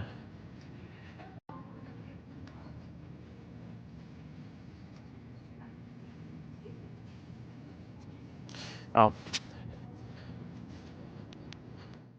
Have to pause that.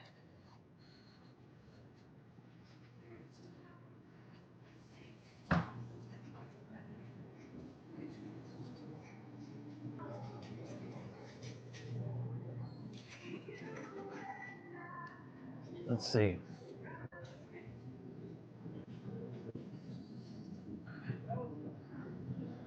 Need one of them baskets, but it's all good.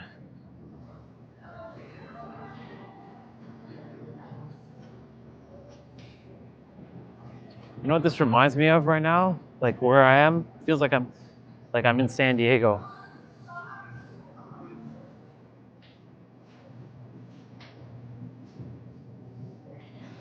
Yeah, it literally feels like I'm back home in San Diego right now.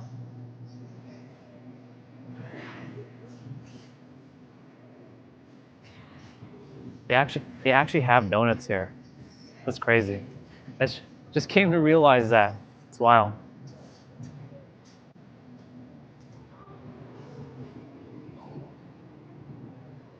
Yeah.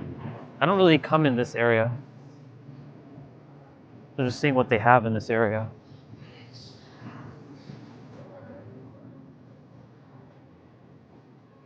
Okay. All right.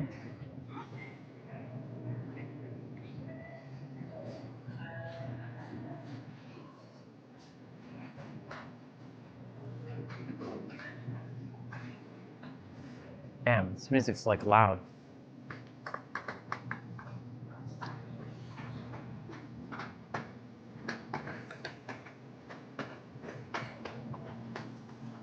I don't need bread, but I was looking for the protein one.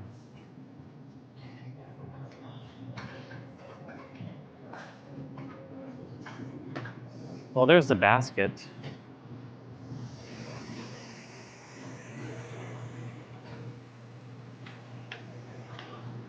I'll grab the basket.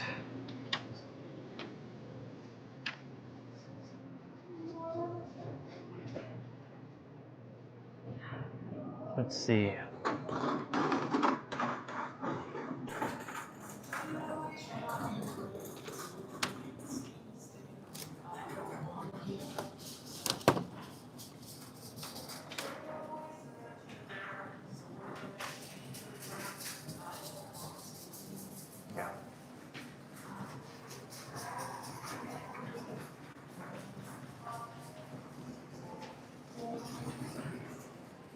How much are these things? Donuts are $2.29 each. That's funny. So like, how does one even pay for one of these donut thingies? Yeah, it's fine.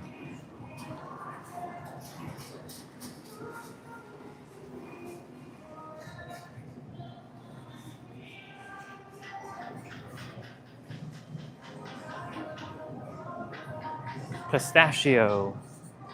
We're in a grocery store right now.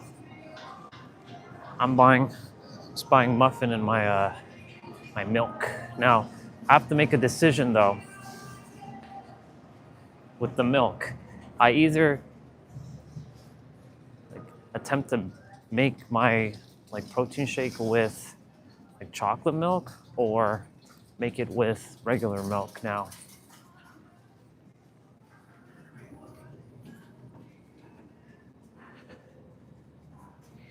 I'll have to put you in my pocket when I have to go pay.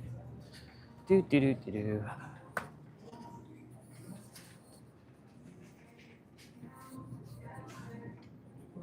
Let's go take a peek.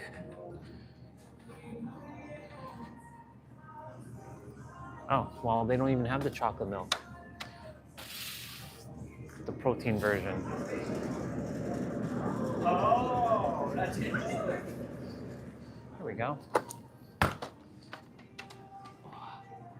Awesome. Let's see, is there anything else? We already have peanut butter.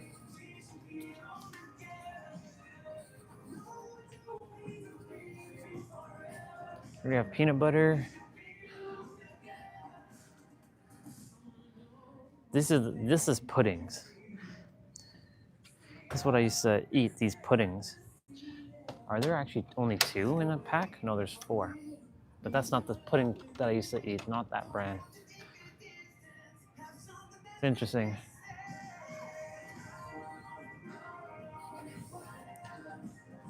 We're gonna get hit with copyright with some of these tracks. All right, I'm gonna put you in my pocket. And then, wait, before I go, let's see. Yeah, K-Pops. There's K-Pops. Yeah, K-Cups.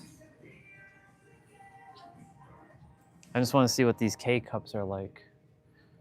Yep, just French vanilla K-Cups.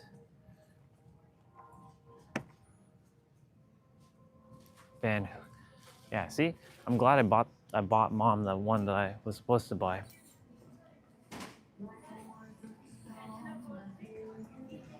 Let's see.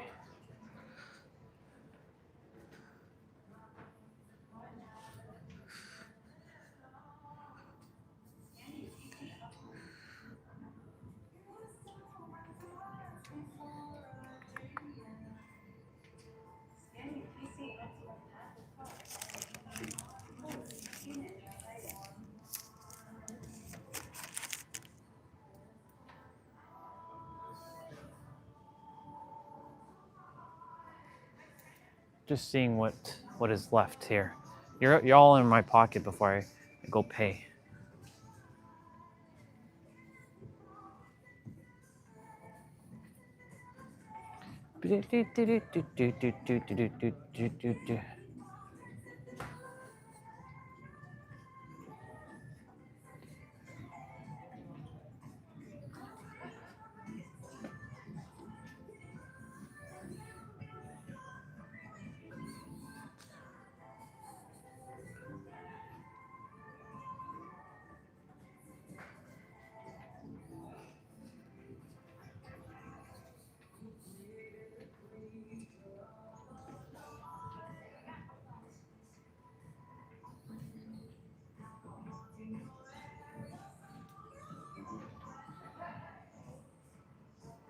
Okay. Should be okay with what I have. Hey. Scan your PC Optimum app or card at any time, or begin entering items.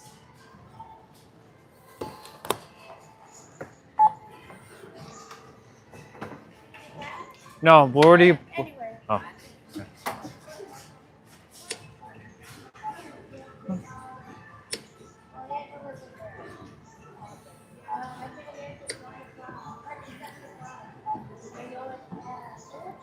Yeah, Daniela's not coming. Wait till Diana's moving Priya.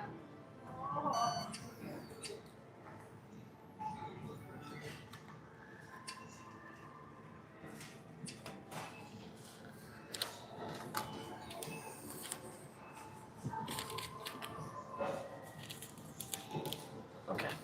Have a good day. Thank you.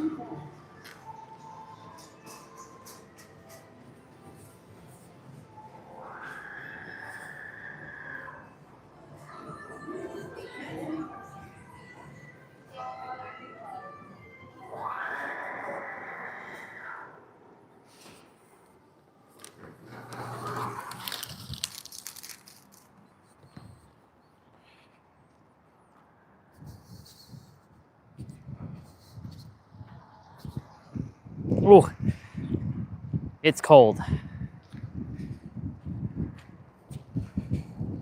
Well, it's not cold. It just the wind just hit me in the face. Do do do do do do do do.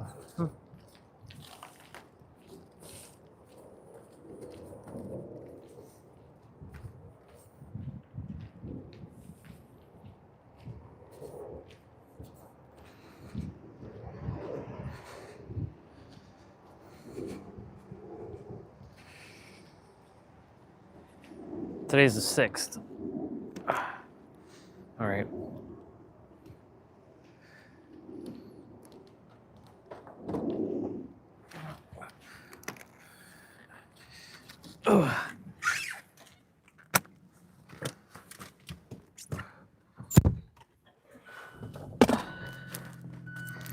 All right, y'all. You're out of my pocket now. And now, put y'all back on. We're gonna get hit with some copyright music. Oops. Because of the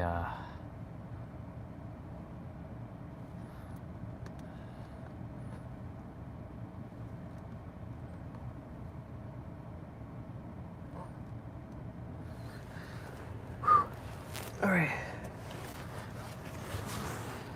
My gloves are there.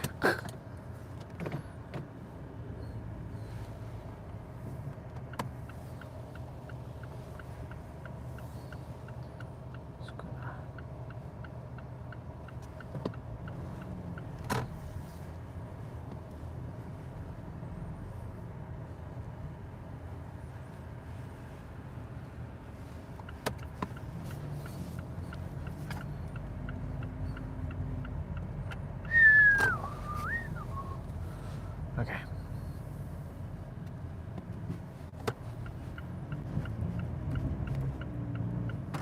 Oh, there's our brother. He walked all the way here. He's been out and about.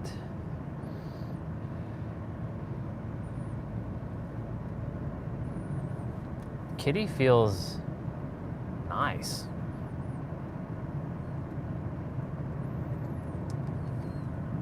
I wonder what they're building here.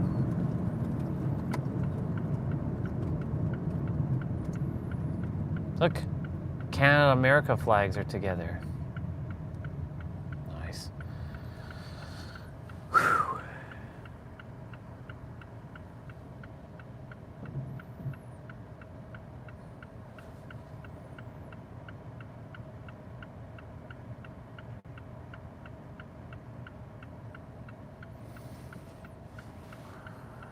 I wonder why my sister keeps the AC on. Doesn't she know it's fucking cold?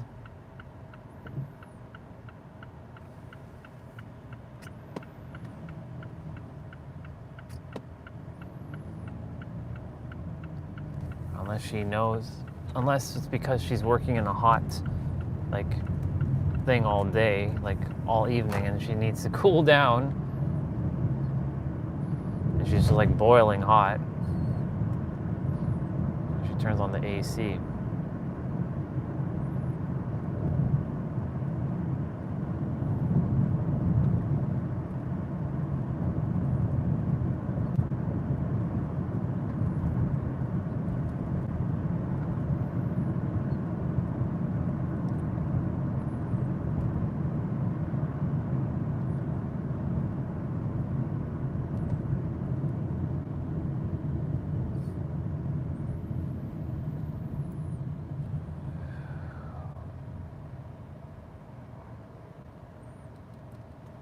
It's 10:03.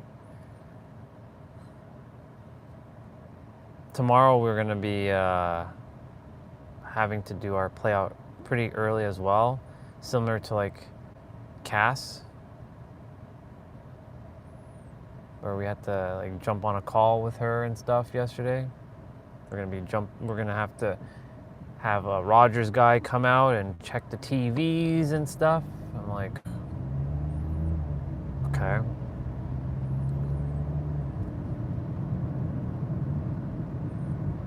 How long have we had this system now? A year, 2 years? The new Rogers stuff?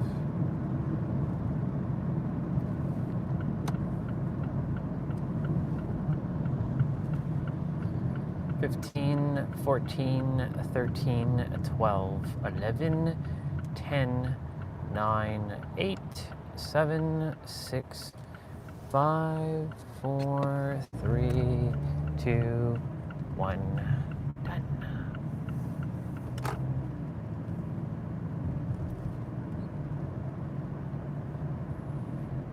I wonder if our sister's still working there.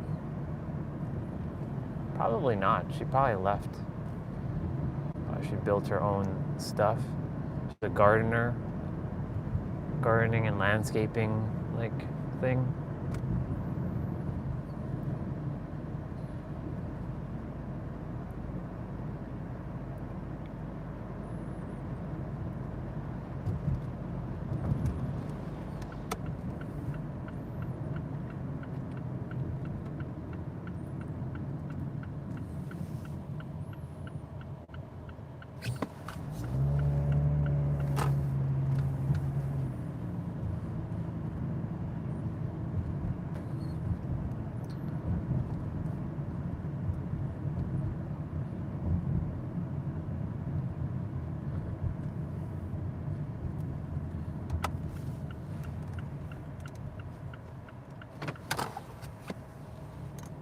Man, this back camera is crazy.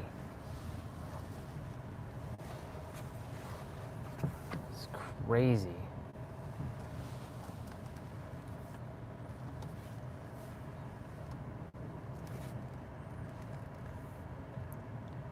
Like, it is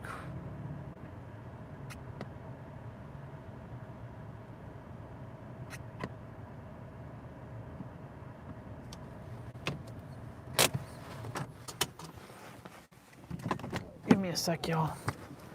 I gotta clean this back camera because this is crazy.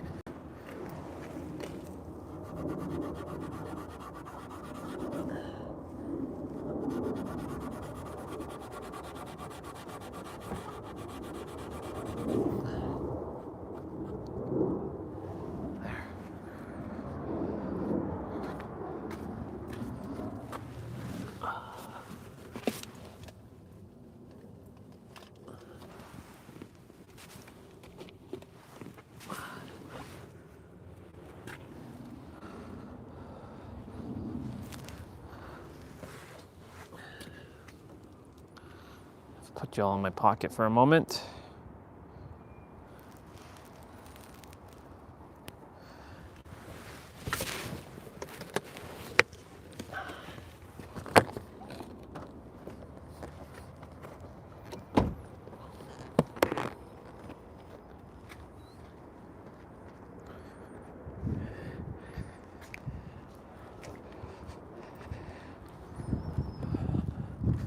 Well, got my milk. So that was a sign that I will not be drinking the chocolate milk.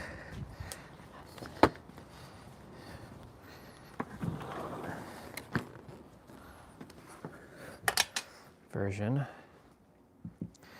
Because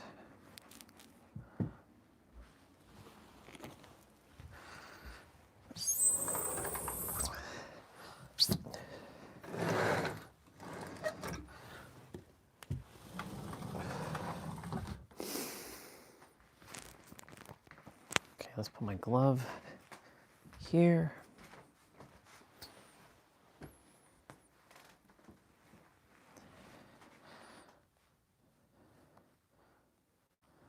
Let me restart the stream. Yes.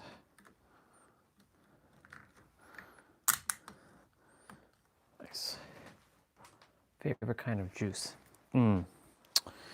Well, probably iced tea.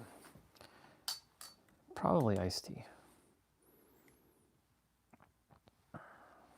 Question now is since I've plugged in, I always have to check now.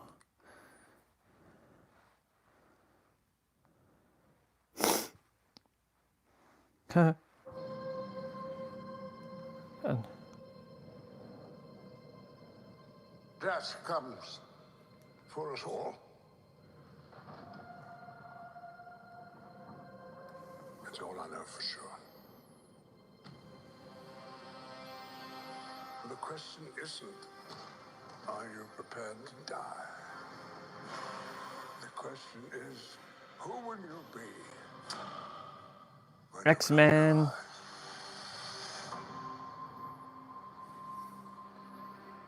That's Magneto. Charles Xavier.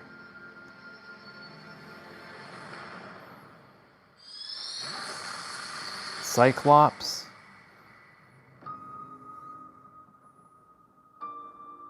The X-Men will return in Avengers Doomsday. Oh shit. Fuck yeah, let's go.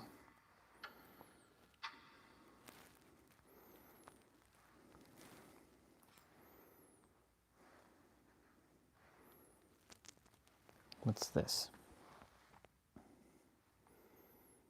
What do we got?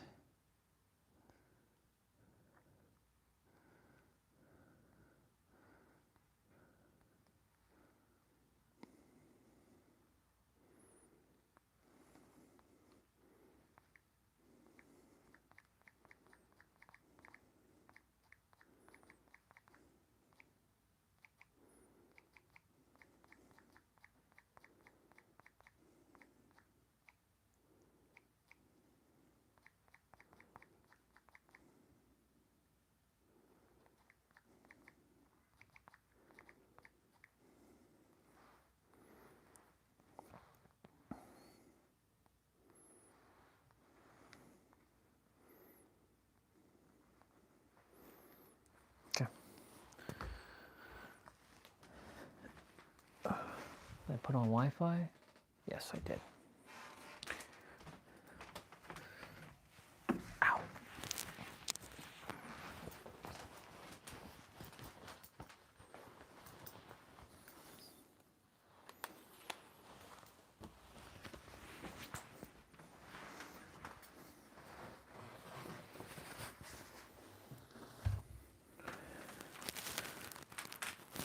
I got my milk to put away. And the muffins to put away.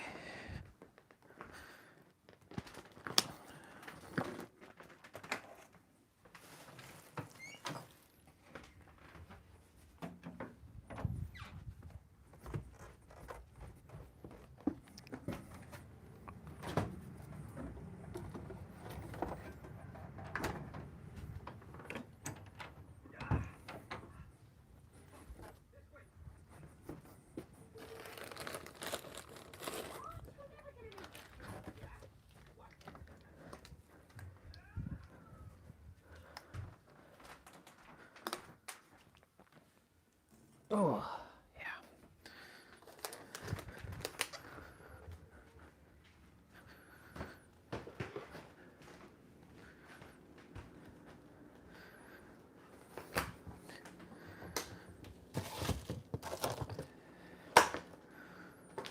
I'll leave it out.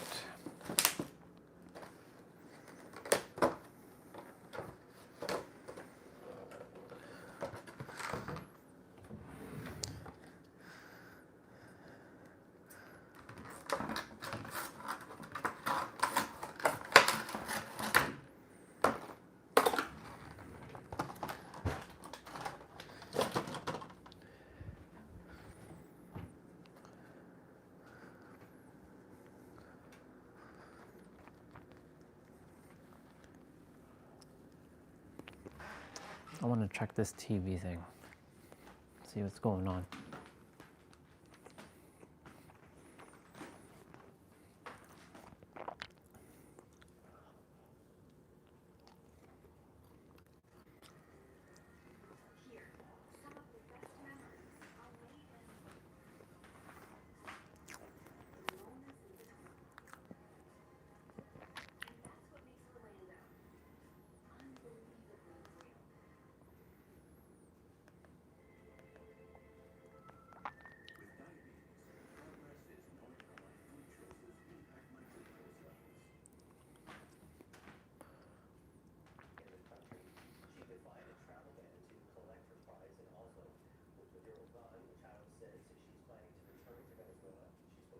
Seems to be okay, but we'll see. We'll see what happens.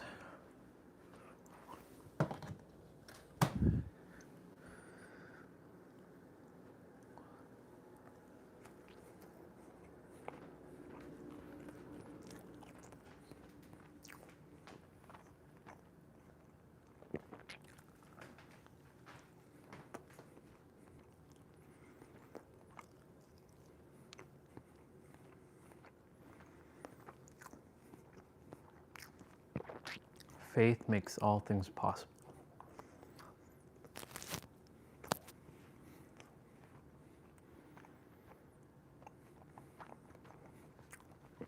I always wonder why I bought these angels.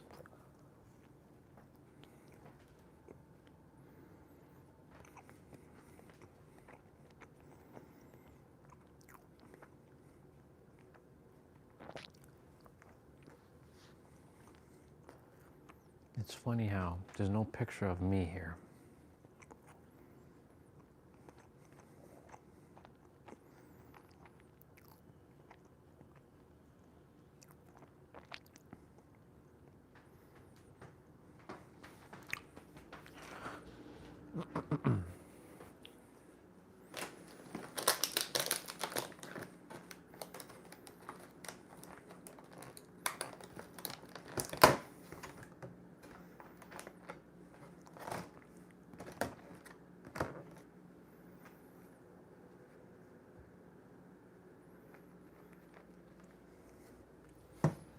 I'll be back down there in a bit.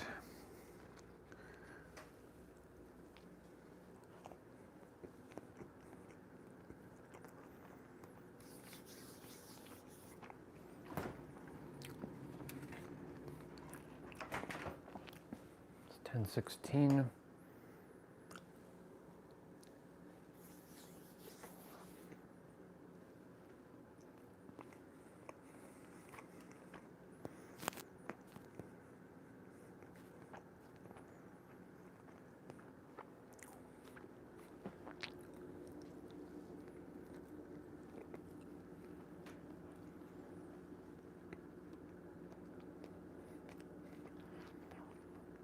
Morocco, huh?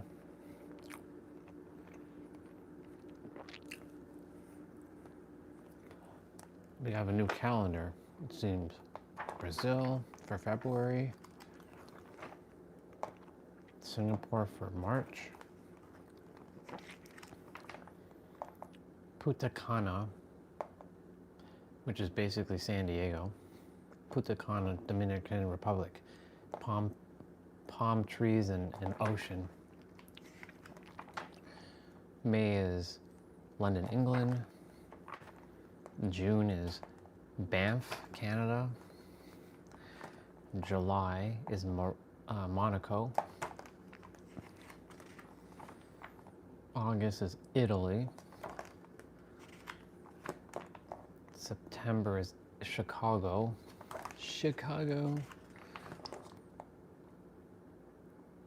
October is St. Martin. That's where my aunt lives.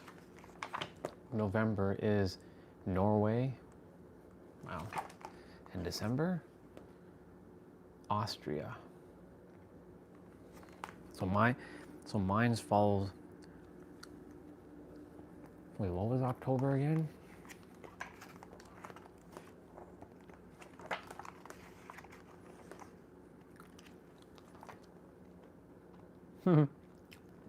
So my two months, October and April, are basically palm trees and green skies and clear skies. That's fascinating.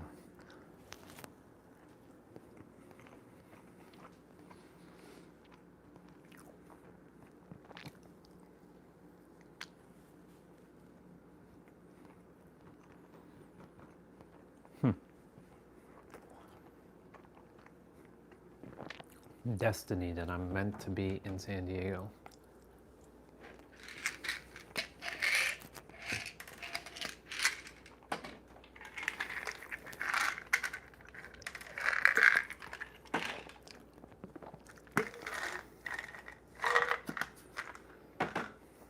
Oh my god, Avengers Doomsday is gonna be so fucking lit. The X-Men are back. They're in Avengers.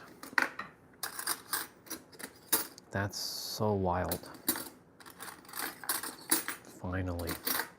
And I saw Cyclops and Professor X, and I think Magneto is there as well. This is gonna be a good year. It's gonna be a good year, y'all.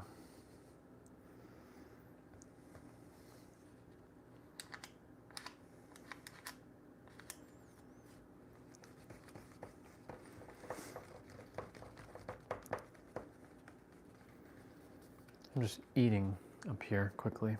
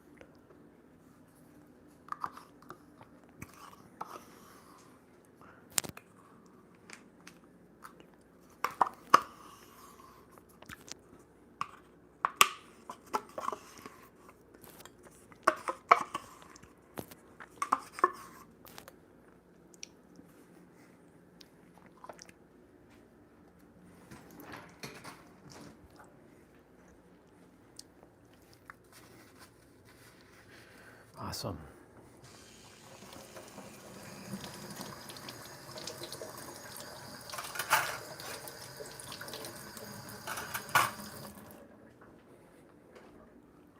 There's somebody there with their doggy.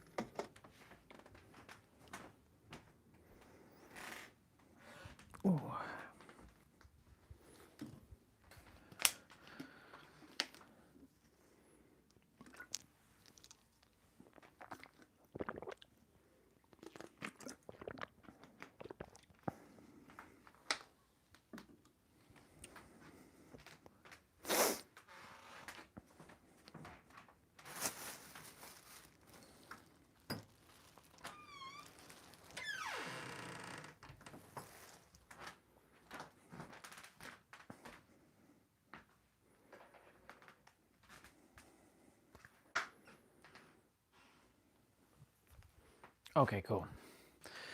We are back.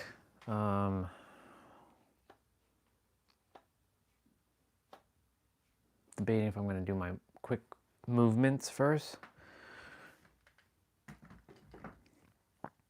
No, I'm going to watch an episode first. I'll watch an episode and then we'll get moving and then eat. And yep.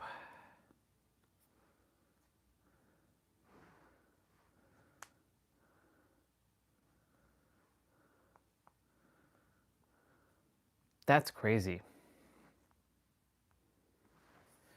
Rip to any movies releasing near Doomsday this year. Yep.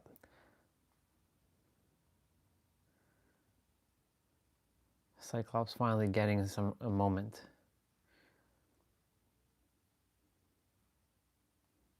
Chris Evans, Avengers Assemble, James Marsden. To me, my X-Men. That Cyclops screaming sound effect gave me goosebumps.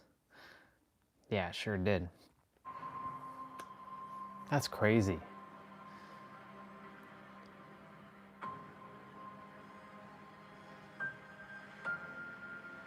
It's Magneto. 100% that's Magneto.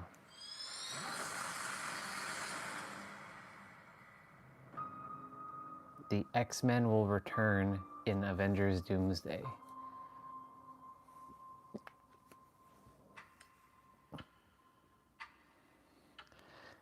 11 months, 11 days, 14 hours, 59 minutes, and 57 seconds from when the trailer was released. 54 seconds, really. That is crazy, y'all.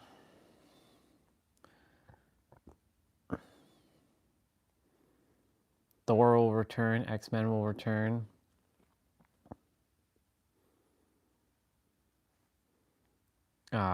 Captain America returns. You know what's going to be fascinating? If fucking Tony Stark, Iron Man returns. I mean, it make no sense, but like, if he returns, then they're going to have to create some twisted plot for him to show up. What is this?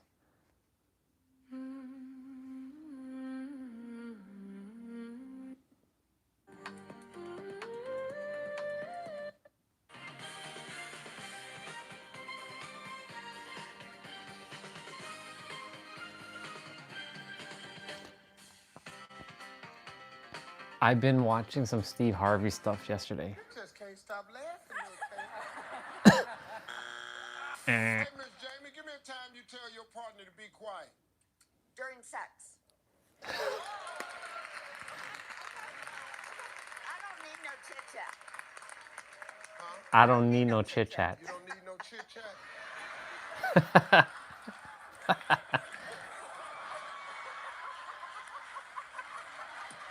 That's your mama. That's my mother. That's your mama. My mom. You don't be shaming your mama. I need no chit chat. Bring it.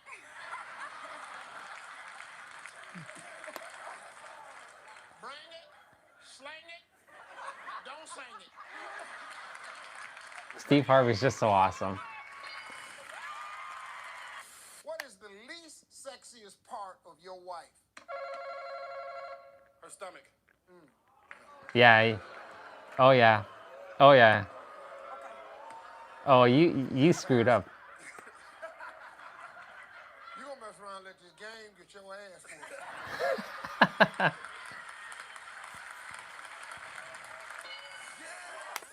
They ain't discussing answers in that huddle right now.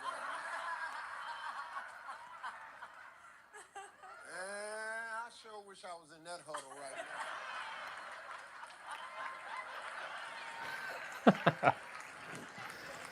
Oh my God. You know when we get home, I'm gonna whip your ass.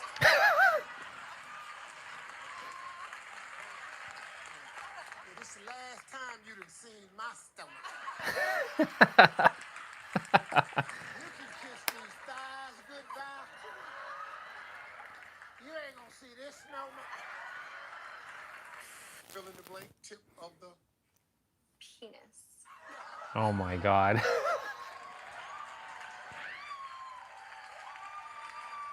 And that one over there is screaming her ass off.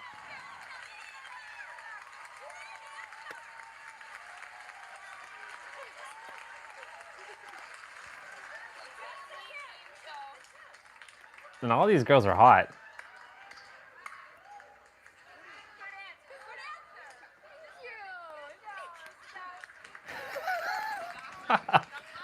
Tip of the You're a doctor. You're a doctor. Pediatrician. Now, Captain, what the hell? Why? What makes you think that that's up there?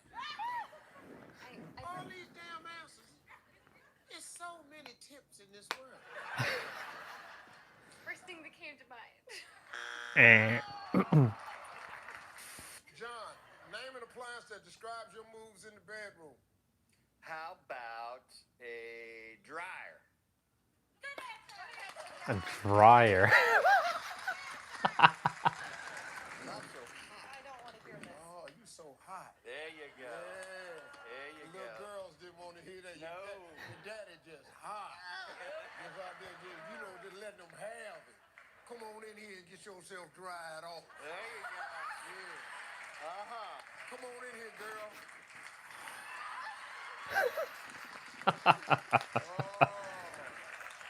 Oh my God. Y'all daddy sexy. Sexy. That boy right there. Boy in there just in there just tumbling.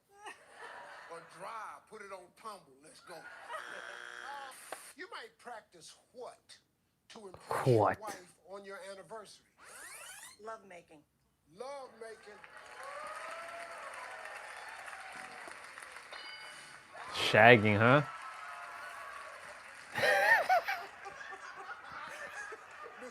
Did you embarrass yourself?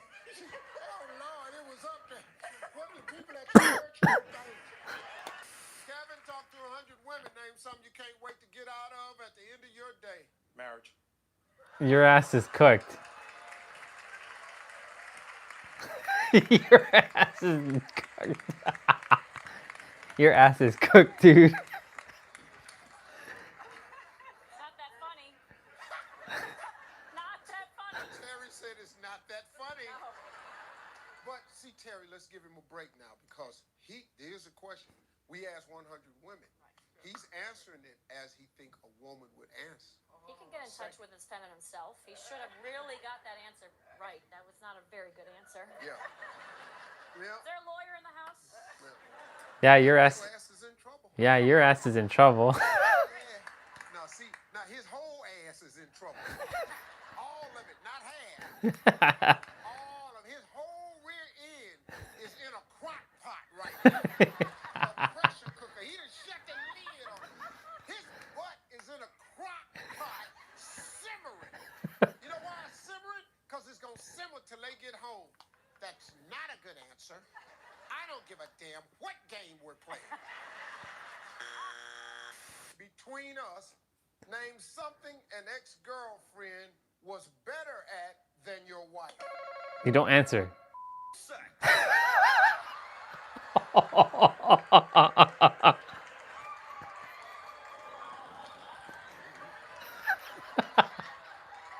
They had to censor it. You happy? You so damn stupid. Sex.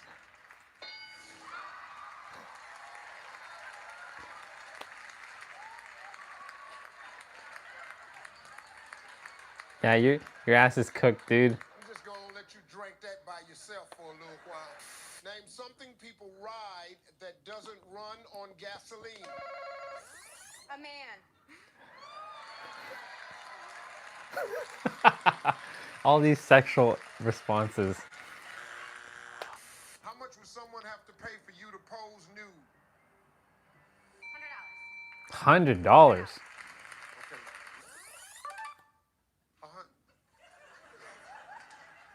She said $100. Kathy, he don't. What the hell is going on? Just beautiful girl for $100. Survey said, Eh. well, Pastor Warwick, name something you stuck your finger in more times than you can count. Wife.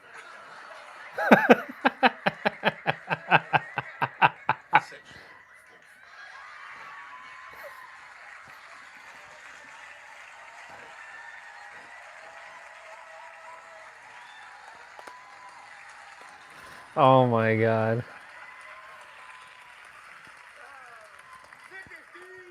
Fix it. You want me to fix it? Yeah. Okay.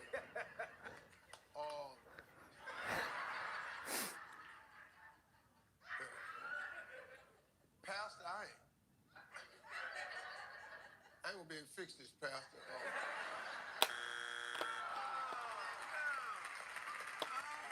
Man, come on. All right, John. You got 2 strikes. Ham family can steal. Something you stuck your finger in more times than you can count. Your butt, wiping your butt. Your butt.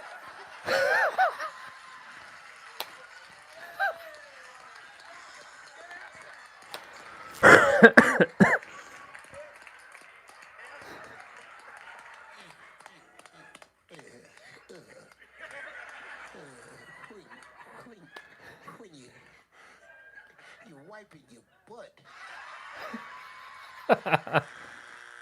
How long does a roll of toilet paper last? 2 days. 2 days. Damn. You all right, dog? You all right?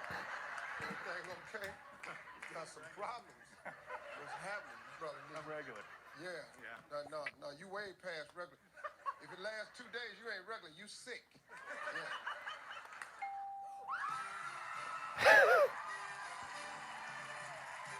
Steve Harvey got Name shocked on that one. You'd be disturbed to discover your wife had bought without telling you. A vibrator. A vibrator. All right, now, whoa! Vibrator.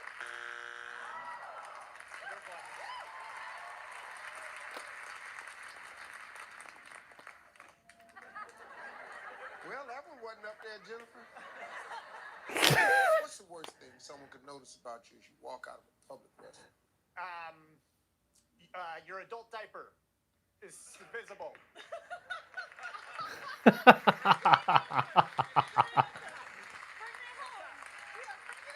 What? Your adult diaper is visible. Yeah. Very, very embarrassing, Steve. You ever actually thought about just getting a pair just to try it? I've done it. You've done it? They work remarkably well. Wait a minute. You have them at home? No, I just with some friends once we thought it'd be fun to try. No, but we got those purple ones for Vegas. She ratted him out. Well,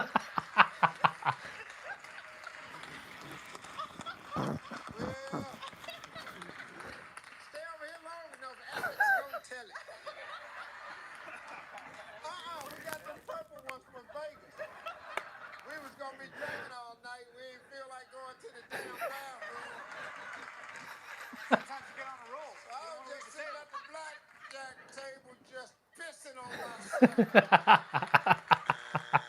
All right, Paul. A man should wait until his divorce is final before telling his wife she's what? Well, not that I'd ever do this, but I'd say it calling her a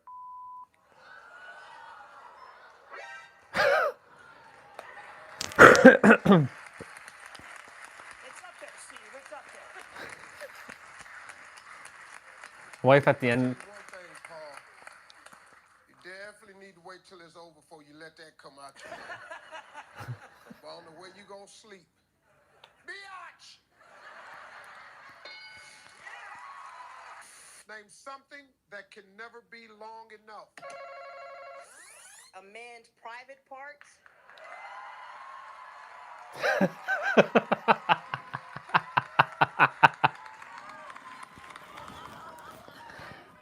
Oh my God. It's on there. You shut up. Let me ask you a question, Kendrick, before I turn around. Did you understand the question? His trousers stink. Oh my god.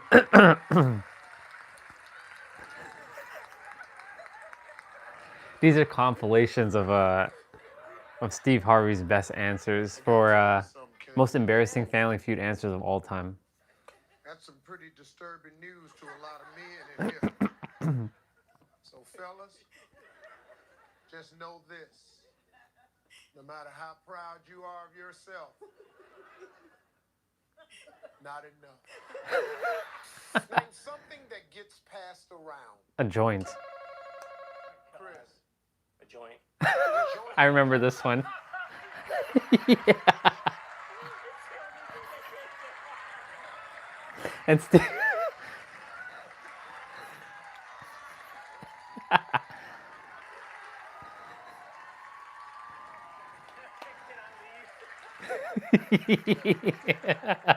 Now, Chris, I don't know what 100 people you thought we were talking to at some nice little mall across good old America, but I'm pretty sure the people didn't tell the survey people, hey, an illegal drug.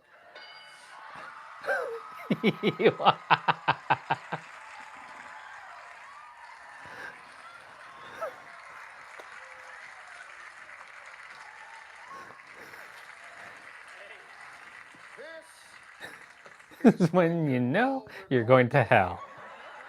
Okay, Tracy, only 4 answers top it, so. The collection plate at church. Now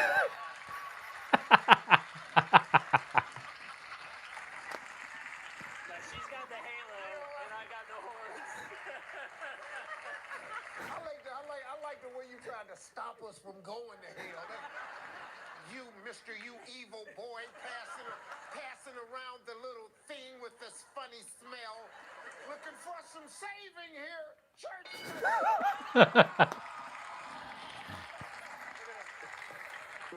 It's less than the joint.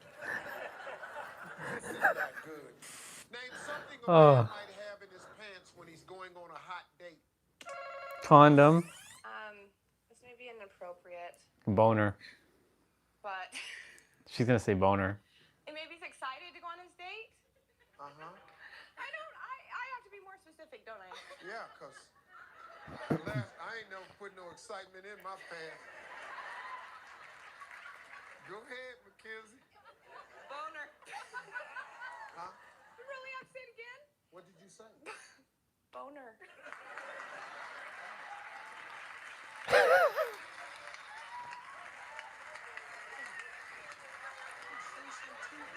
You can say that on TV?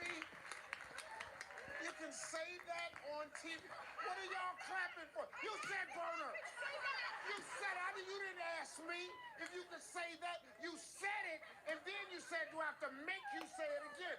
I didn't make you say it in the first place. Let's get this clear. Let's get this clear. This was little Miss Fassy's answer. Oh, this show ain't gonna make it 3 years. I'm gonna be out there. When Richard Dawson did this show, I never heard stuff like this. I don't remember any of this. Now, 2011, 2012, y'all just say what you wanna say. Now I gotta turn around. It's Now up there. I gotta find a Christian way to say what you just said. Let's just say someone is saluting the troops. A pitch tent.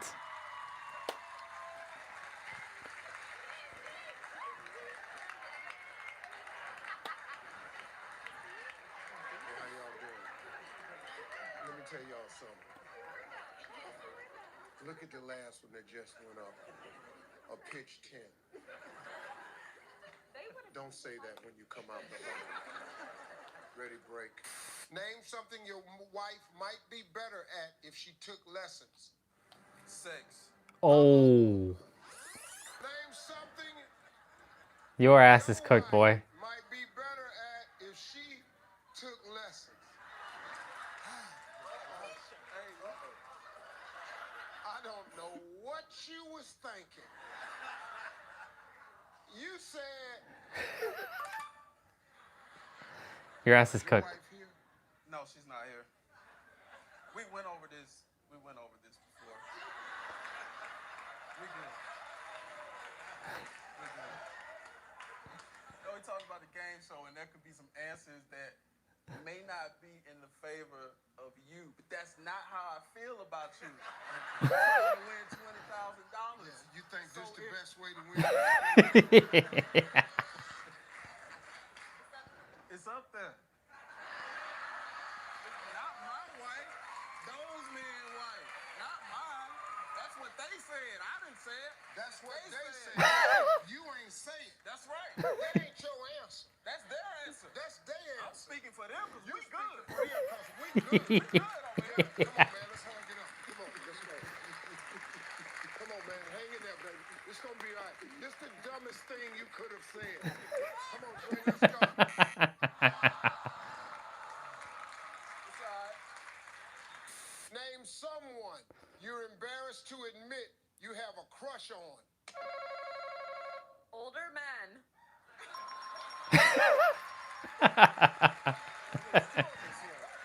Older men. My sister-in-law. Well, I gotta keep it in the family.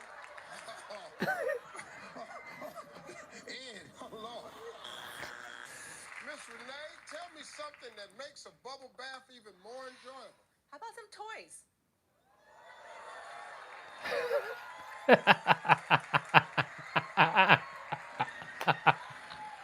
Gotta do something.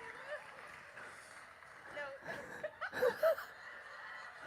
Oh my God. Your daughters are so embarrassed. They just went, oh my God, Mom. Well, Good answer.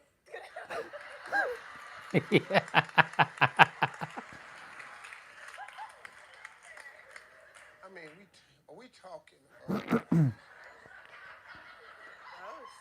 know, we talking like a duck? We talking about some fins, scuba mask, or we talking about something with some batteries in it? I'll stick with the rubber one.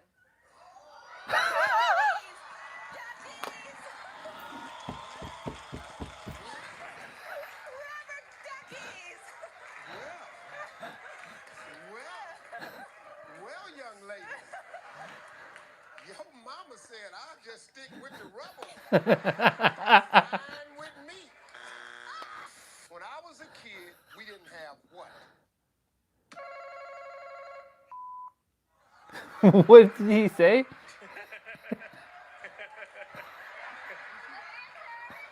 I say that?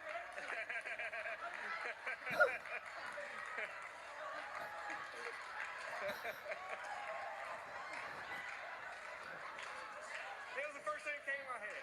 It's the first thing that came in your head. You stop clapping. I figured they wanted it, they didn't like it. They'll bleep it out, won't they? They'll bleep it out. Bleep it out. What do I turn around and say? Hey, Mike, I got a career here I'm working on. I can't. Just point.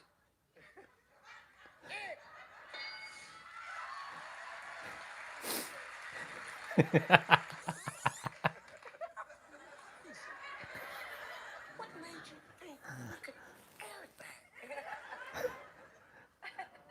You know, this is right. This is daytime TV.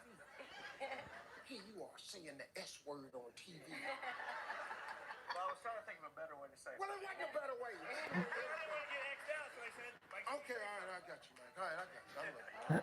I forgive you, man. I forgive you. Just... I'm sorry about that. Hey, guys, we've got the top 7 answers on the board. If someone's in the bathroom longer than 5 minutes, name something they might be doing in there. Hey, Megan. Oh, yeah, I remember this one. School started your own charity. Anything else you want to tell me about yourself? I'm going to be a 3rd grade religious education teacher in the fall. Sunday school teacher. No, I know, because my mom was a It's not Sunday. taught on Sundays. It's taught Mondays. Well, what you do is on Mondays, you just teach them what sins you commit after Sunday. Exactly. That's all it is. A piece of Exactly. cake. I'm about to say one right now. You about to say one what? A sin that you could commit between Sunday and Monday. Well, what sin is that? Playing with yourself That's a sin, apparently. in the bathroom. Oh, that's the answer.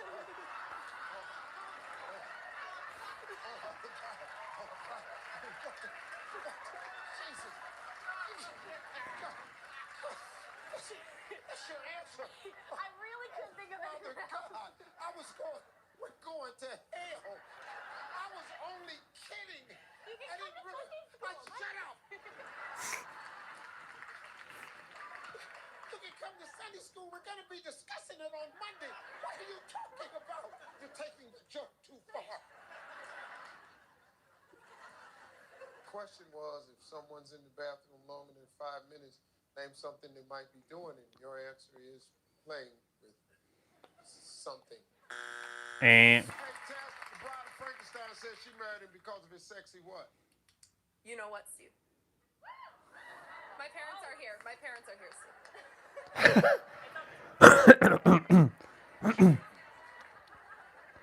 But I can't be more specific because of who's at number 1 and 2.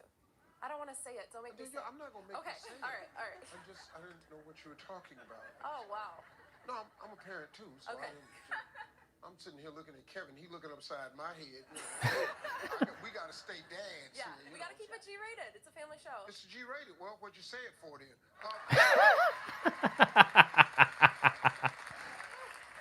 You have to say something because we can't just turn around and go, you know what? The bride of Frankenstein said she married Frankie because of his sexy what? His dick, Steve. Oh my gosh, she just said it.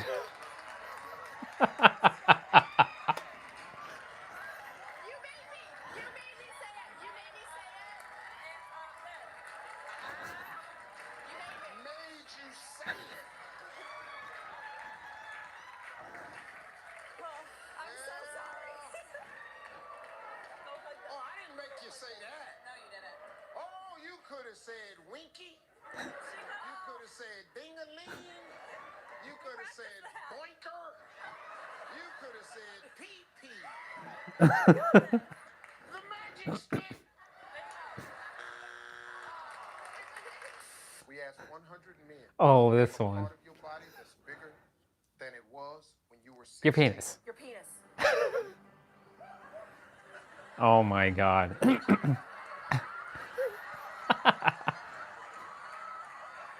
Steve couldn't even believe this one. Because this is like back in the days when he first started.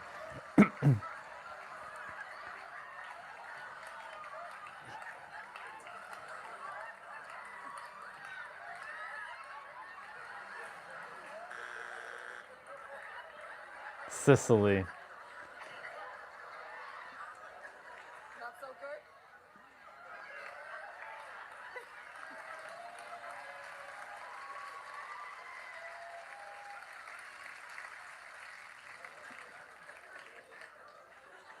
I said the medical terminology. I don't care what you said.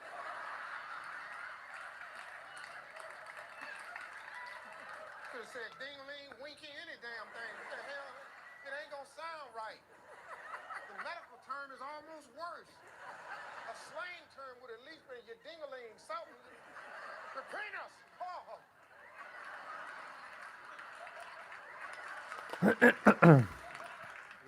We're keeping that answer? Yeah, we're keeping that answer. We asked 100 men to name a part of your body that's bigger than it was than when you were 16. You calmly said that. Survey says Survey says. number 1 answer was stomach. All right. Stomach. That was close in the area. If your stomach is that big, you can't see it anyway. This is funny. Megan, tell me something you put in your mouth. Oh, this one. Oh. This is the one. You ever walked up to somebody and saw the look on their face and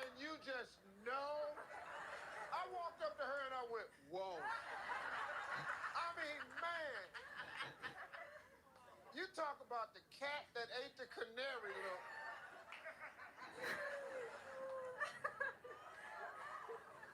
Megan, I'm gonna ask you a question. I want you to think about this show and all the years it's aired. How many families have enjoyed this wonderful form of Christian entertainment? So find a way to give me your answer and keep it where we can all be working when you're done. Well, I'm a pastor's wife, but I will say this out loud: they're sperm.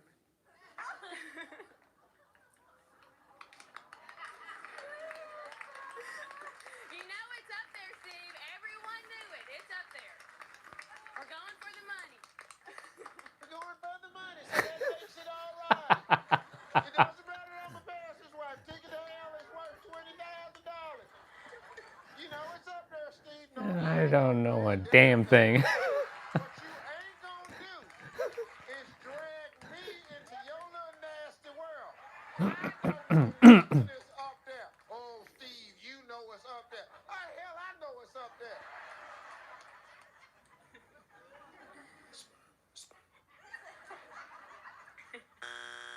Yes. Yeah.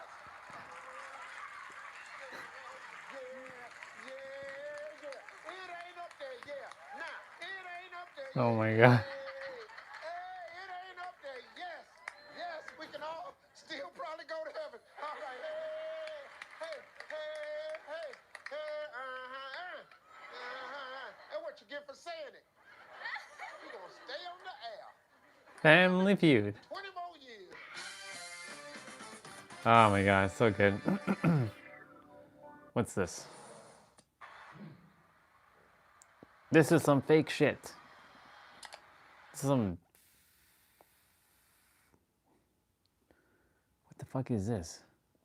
This is Dusk Fade, a 3D action platformer inspired by the likes of Jak and Daxter, Ratchet and Clank, the 3D Marios, and even Kingdom Hearts. Yes, that does sort of look like a Keyblade. Well, I'll have you know it's actually a clock hand sword thing. It's been in development for the past 2 years now by a small indie team with Beluga, who wanted to craft an experience that encapsulates the feeling of games they grew up playing from the PlayStation 2 era. The golden age of gaming. It's not ready to release until 2026. However, I was recently able to get some hands. PS2 was the golden age of gaming. It's shaping up I to agree. be one juicy chicken. Movement is super smooth. The style is on point.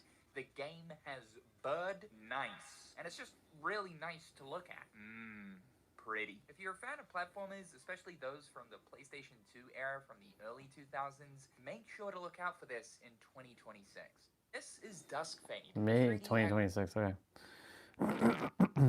What is Trina saying here? Steve's in love with Indians. Family Feud. Oh yes, I remember seeing this one.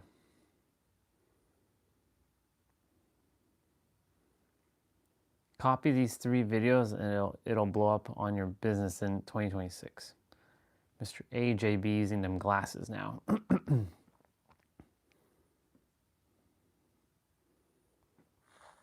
For many years of my life, I believed this narrative that my mind was telling me that I was unsafe unless I held the same mental perspectives of my parents. It felt really unsafe to lean into the expansion and the freedom that was already here because my mind was referencing it with my conditioning and telling tales, and even my nervous system was responding slightly because of my Christian conditioning.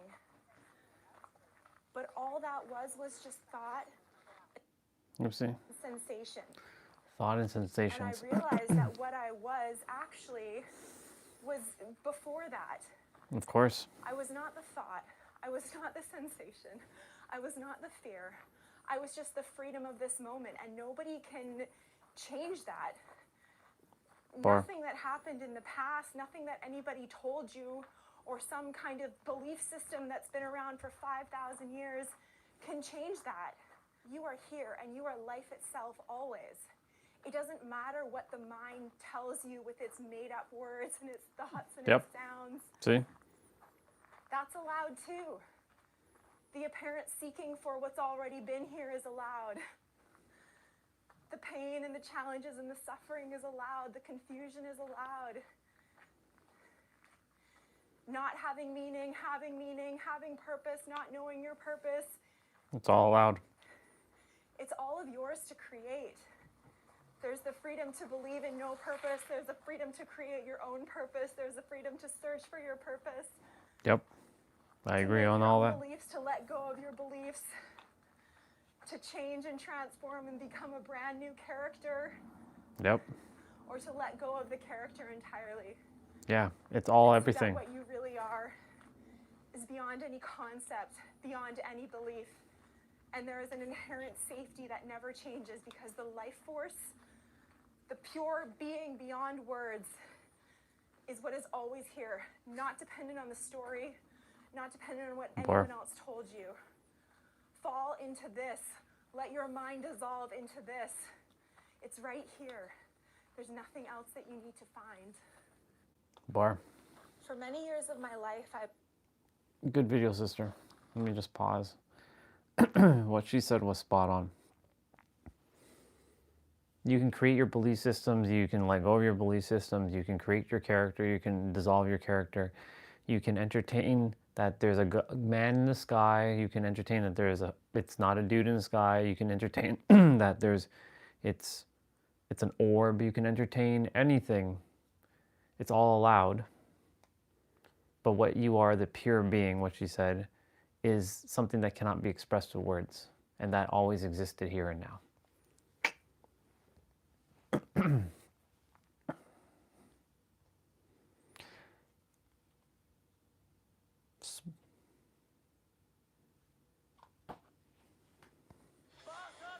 What is this? I want to get 3 at least. You asshole child. Dude, why does it look so good? Yu-Gi-Oh, you actually suck at this. You gotta believe in the heart of the cards?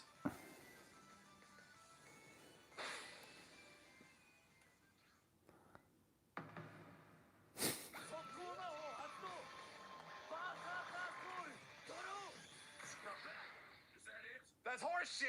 It didn't work at all! Max is funny. There's a game remake that's What is this? throws him into this sweeping journey of discovery, magic, and destiny. AJ, let's see what you got. The easiest way to grow your business is by posting YouTube videos. But the question then lies in which YouTube video should I post in order to grow my business? And in this video, I'm going to go through 3 YouTube videos that you need to be posting in order for your business to explode, grow, so you can sign more clients easier with less sales call resistance or whatever you're struggling with.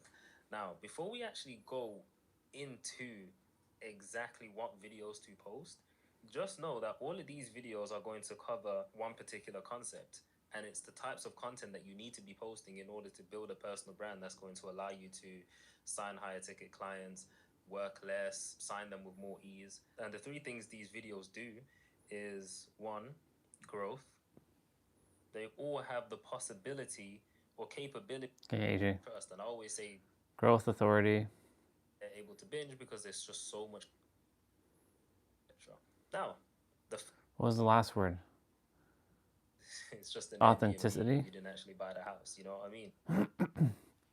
My offer wasn't even dialed in the way it is. I hate that word, dialed in.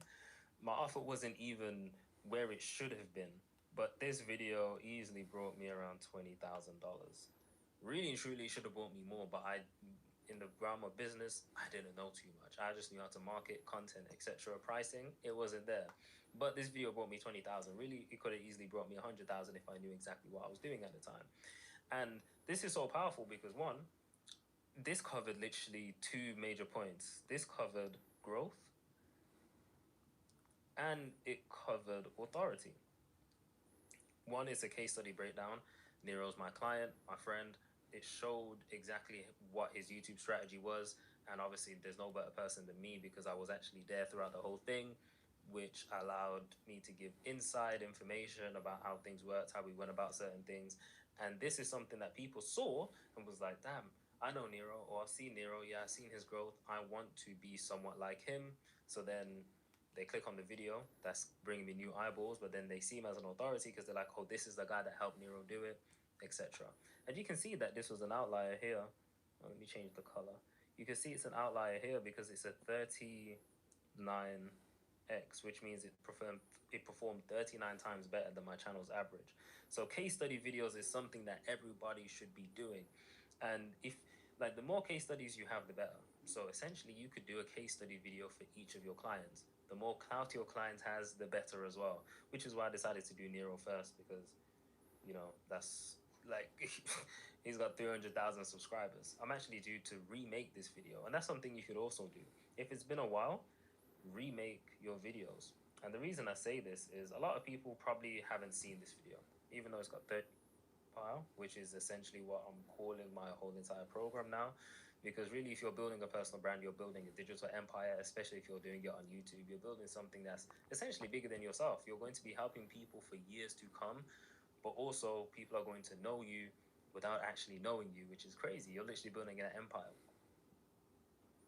You've had from your case studies and your clients and things that are It's kind of scrolling through. for the people that are already making the money, they'll see this and be like, hey, Owls, let me see this. Oh, this guy knows what he's talking about. Shit, I should work with this guy. Like, if he's able to drop this for free, like, he's on it. He's serious. And that's the way I see things. Plus, the law of circulation. Exactly. The more I give, the more I'm going to get back indirectly, so it doesn't matter.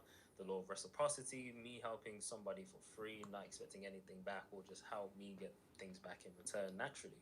Yep. So, good job. these are the 3 videos going to help your business do even better. Good job, dude. That being said, that's actually the... You did good.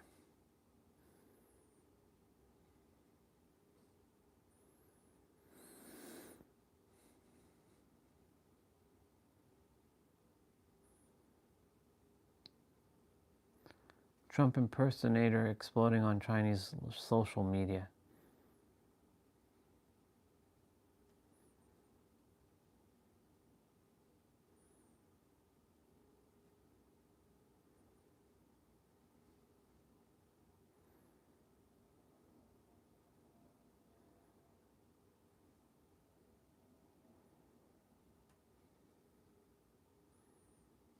He's a chef? Bodybuilder? I'm not a bodybuilder. Hey! It's been educated, but I floor. Like my head. So if you see my TikToks, you know what I do a lot of? Push-ups. Can you do a push-up? I don't know. Let's try one. We'll do it together. You ready? Oh wow, that's impressive. Whoa. That's good. So you work out? My hobby is hip hop. So now you have to show me some hip hop. Let's. Oh. Whoa. Can you guess how much? Some weird shit going on in this world. Like that is Oliver. Really? Hi, yes, Seth freaking Rollins from WWE here. I am teaming with the New Day and Dolph Ziggler, and we are here playing for Connor's Gear, the View Foundation. It's gonna be big! It's gonna be huge! We're gonna win! It is me, it is the Tag team champion. It's called Damage Control. Give me Seth, give me Becky.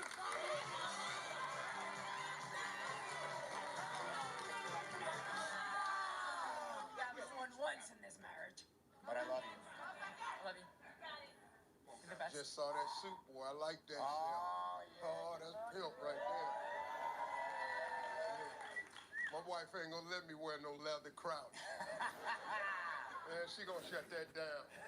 You either put whole leather on, you're not finna accentuate your groin with leather.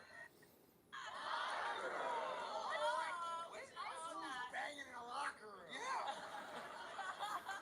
Wrestlers. Yeah. Which ones? Because Yeah, you didn't want to tell it on TV, but... Number 5. 3. Let's move on to question 2. Give me exact...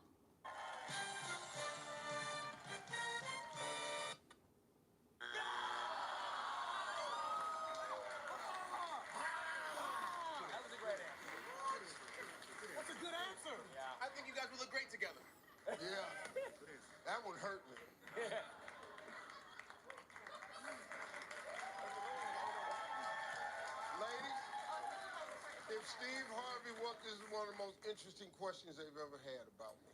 Steve Harvey wasn't married. What female celebrity would you match him up with? Kim Kardashian. Wow. That's it. Kim Kardashian.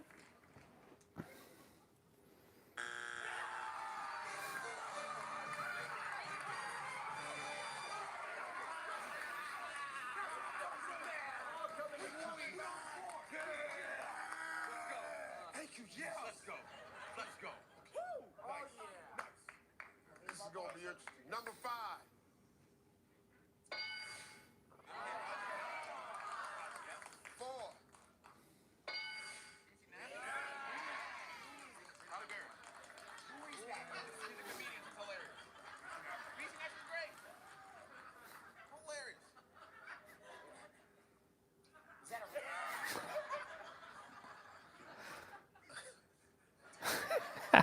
Number 2.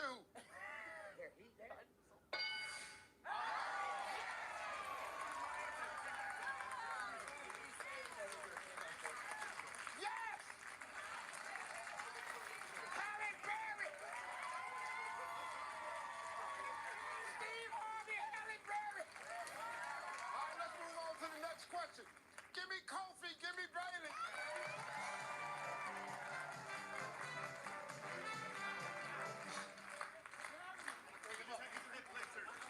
Ankle surgery a month ago, so it would have taken a long time for me to walk up here, so I'm doing y'all a favor. No more talking. Oh, okay. No more talking. Enough of that. Point values are triple. Top 4 answers on the board. Name something a woman hopes a male stripper does when she's watching him. Shakes his hips. Shakes his hips.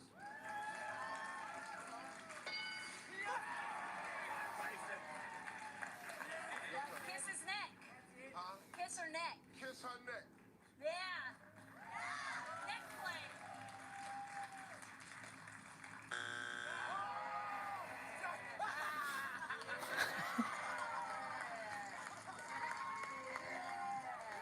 These guys are hilarious.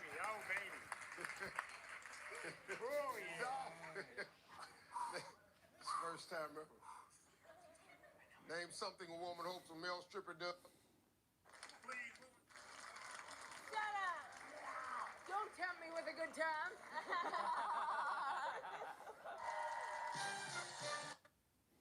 Duplicate the answers. If you do, you're going to hear this sound.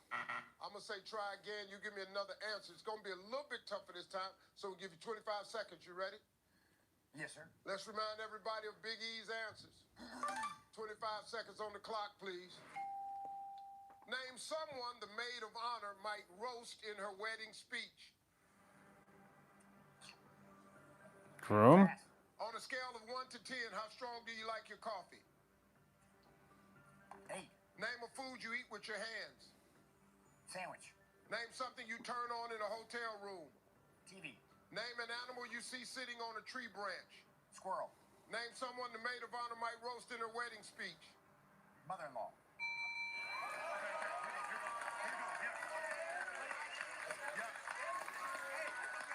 That's pretty good. Let's go, man. Yes. All right, here we go. Name someone the maid of honor might roast in her wedding speech. You said the mother-in-law. This wedding is gonna crash. This is gonna be, man. God, dog. That's why I passed, Steve. Yeah, I know. I see. Survey said. Bride was the number 1 answer. We need 71. Scale of 1 to 10. How strong you like your coffee? You said 8. about an 8. Survey said. All right. 8 was the number 1 answer. 50 points away. Name a food you eat with your hands. You said Sandwich. sandwich. Survey said. What? You've got to be kidding me. Yeah. Pizza. Pizza was the number 1 answer. I thought that was We need 45. Name something you turn on in a hotel room. You said turn on the TV. Survey said.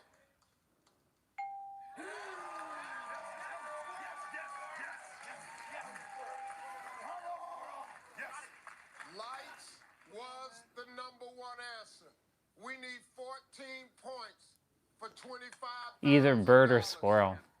Name an animal you see sitting on a tree branch. You said squirrel. Survey said.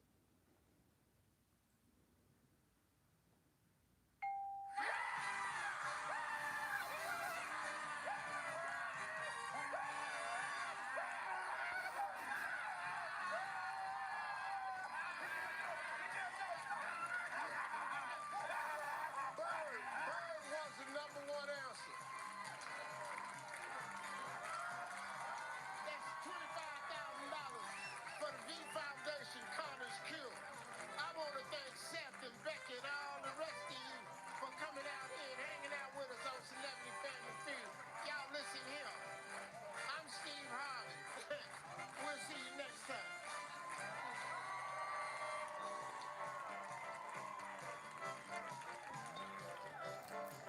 That's awesome.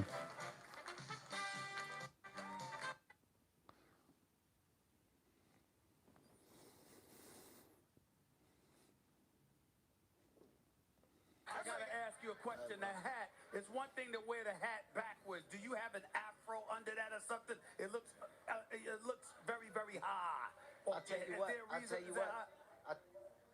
Hey, that's none of your damn business, okay? Whatever's going on up under my hat is none of your business. The only information that you need to know is that I don't have a mushroom on the top of my head like you. That's right, Stephen A. I have a cut from this year.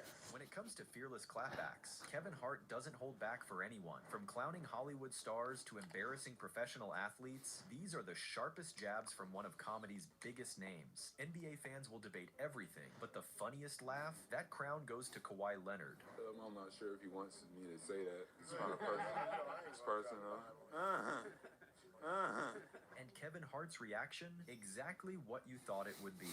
I'm a fun guy. Obviously, I love the game of basketball. I mean, there's just more questions you have to ask in order for me to tell you about myself. I just can't give you a whole spiel. I don't even know where you're sitting at.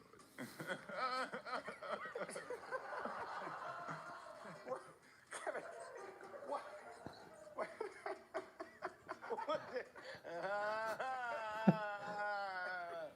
It's like not even a laugh. It's like an outburst. It's like. If someone is sitting in the front of one of your shows and laughs like that, I'm gonna punch him in the face. Dwayne's got a tattoo right above his ass that says, "Come on."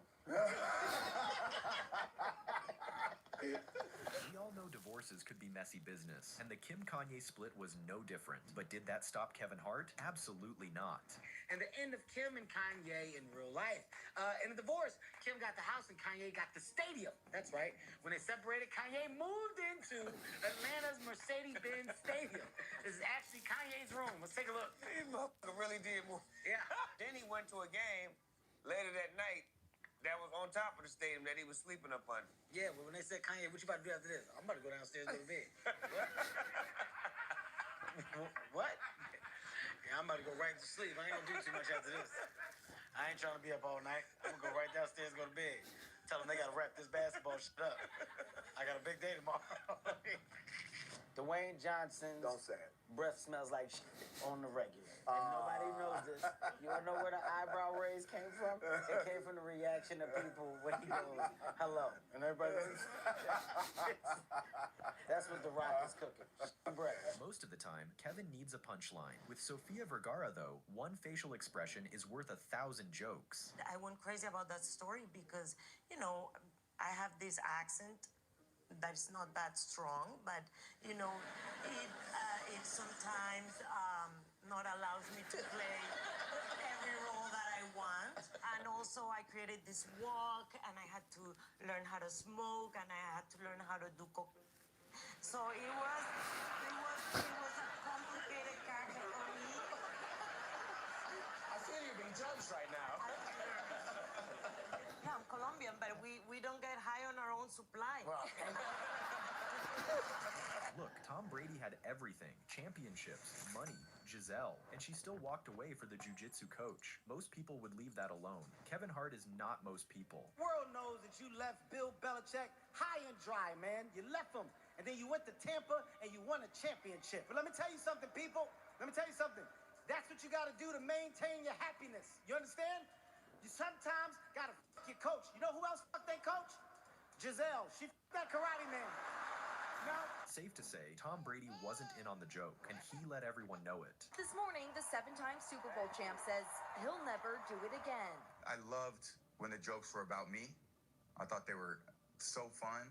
I didn't like the way that it affected my kids. I wouldn't do that again because of the way that it affected actually the people that I care about the most in the world. Aging is bad enough without someone reminding you about it. But Kevin Hart, he's got no problem being that guy. Like I said, and me, you know, I'm 56 years old. Damn. I'm sorry. Because it was a thought. No, seriously. It was a thought. It was a thought, and I blurted it out. I did not mean it that way. I'm fine. Okay, but just understand, I didn't mean it the way it came out. We'll take a poll on how you meant it with people here later after the show's over. But I can sit up here and honestly say, buddy, that was from a place of love. Got it. Like, Oh, damn. that was from. Like, damn. You didn't. If we could play it back right now, Play it back. these are two different dams. Play it back in slow motion. There wasn't no. I said. There was no like. Wow. I said. See? Damn. No, you said. You see? Oh my God. See how it's, this is gold right here. This is gold, literally right here. Before I continue. So Kevin Hart, so this is perfect. This is a good example of what I mean to say about words. So the way Kevin Hart expressed, like, damn, you 56? Wow, you old. Right? But Don Cheadle took it his own way and like, what, you call me old sucker? You want me to drop you, sucker? That's basically how he perceived it.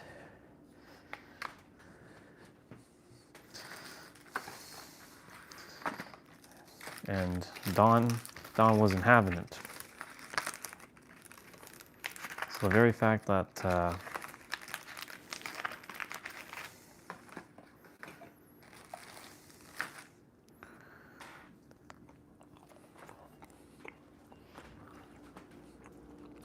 he's like, damn, sucker.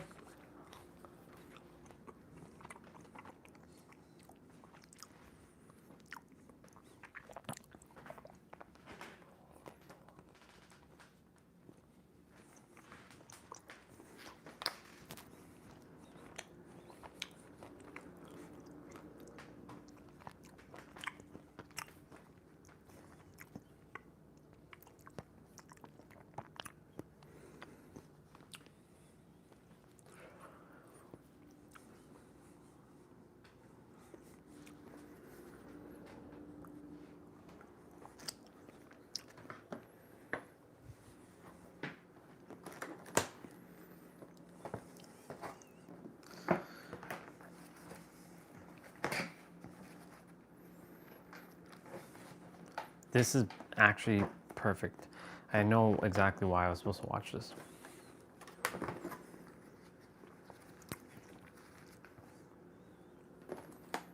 Wow. That's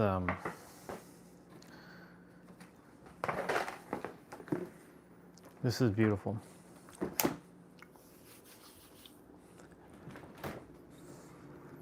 Oh yeah. Where is the fuck? Why is there so little of this?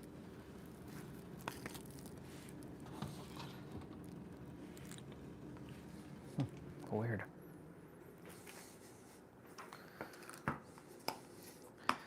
It's like a little container. Why is there like tiny ass little containers of this? What the hell is this?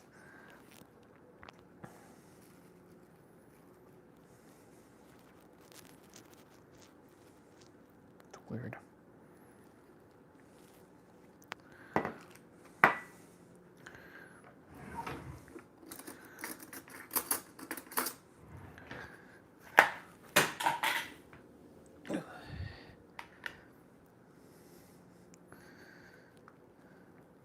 Anyways, so I want to rewind that.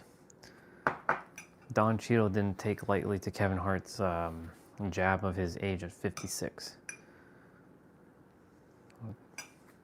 Because the way Kevin Hart said "damn" to Don Cheadle, he's like, "Bitch, you're making me feel older? I'm just saying I'm 56." But the way Kevin Hart was attempting to explain is like, "Nah, bro, like damn, you looking good for 56." So you see, just even a little slip in like tonality of saying the same word, like I could have said, "Damn, man, you like damn, like, that's pretty cool," right? We're like, "Damn, you old, son."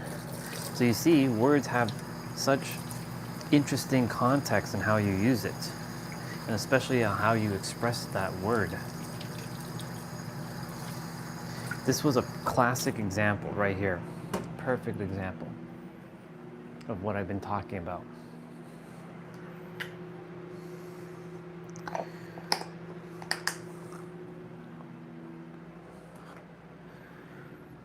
Oh yeah.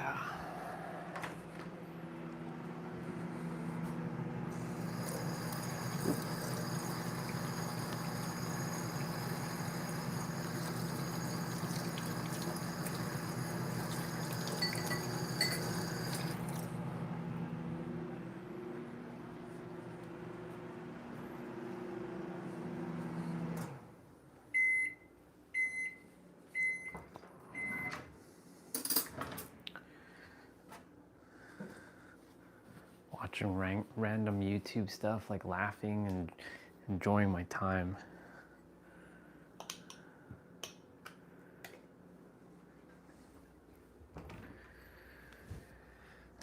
Because it's all gonna come to an end soon enough.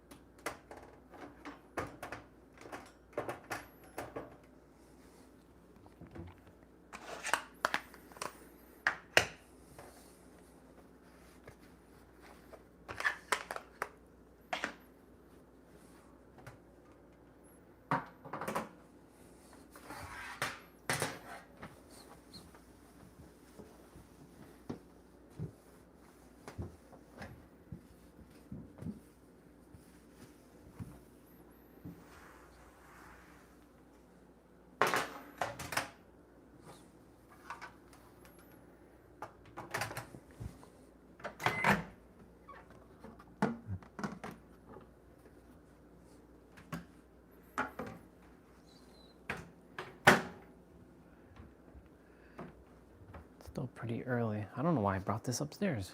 I should have charged that up. Weird. I brought my hand warmers upstairs. Tiny little lunch, but it's okay.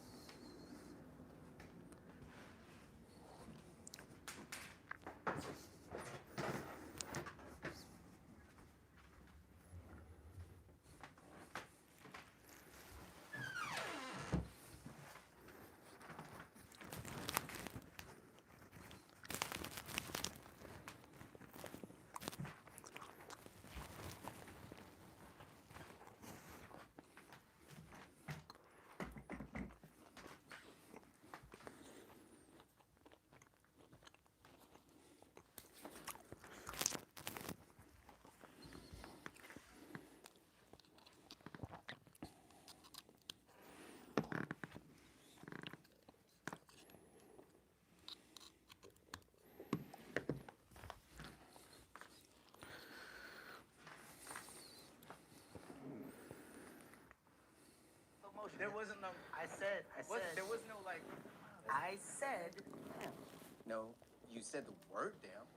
Do you want me to tell you how you said it? I know how I said it, though. Do you want me to say it back to you how I think you said it? Go ahead. Damn. Not sure. Fam. I said, damn it.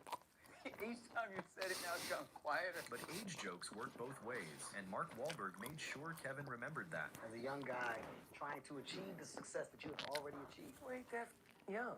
Well, not with everybody that's a little bit older. Well, let's just wait a minute. Nobody. Dude, Don, the legend, so dirty like that. And me, you know, I'm 56 years old. Damn.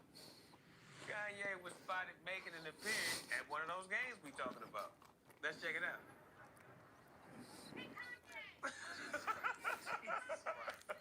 Kanye got pantyhose on his face. Kanye walking up looking like a bank robber from the 80s. Put the money in the bag.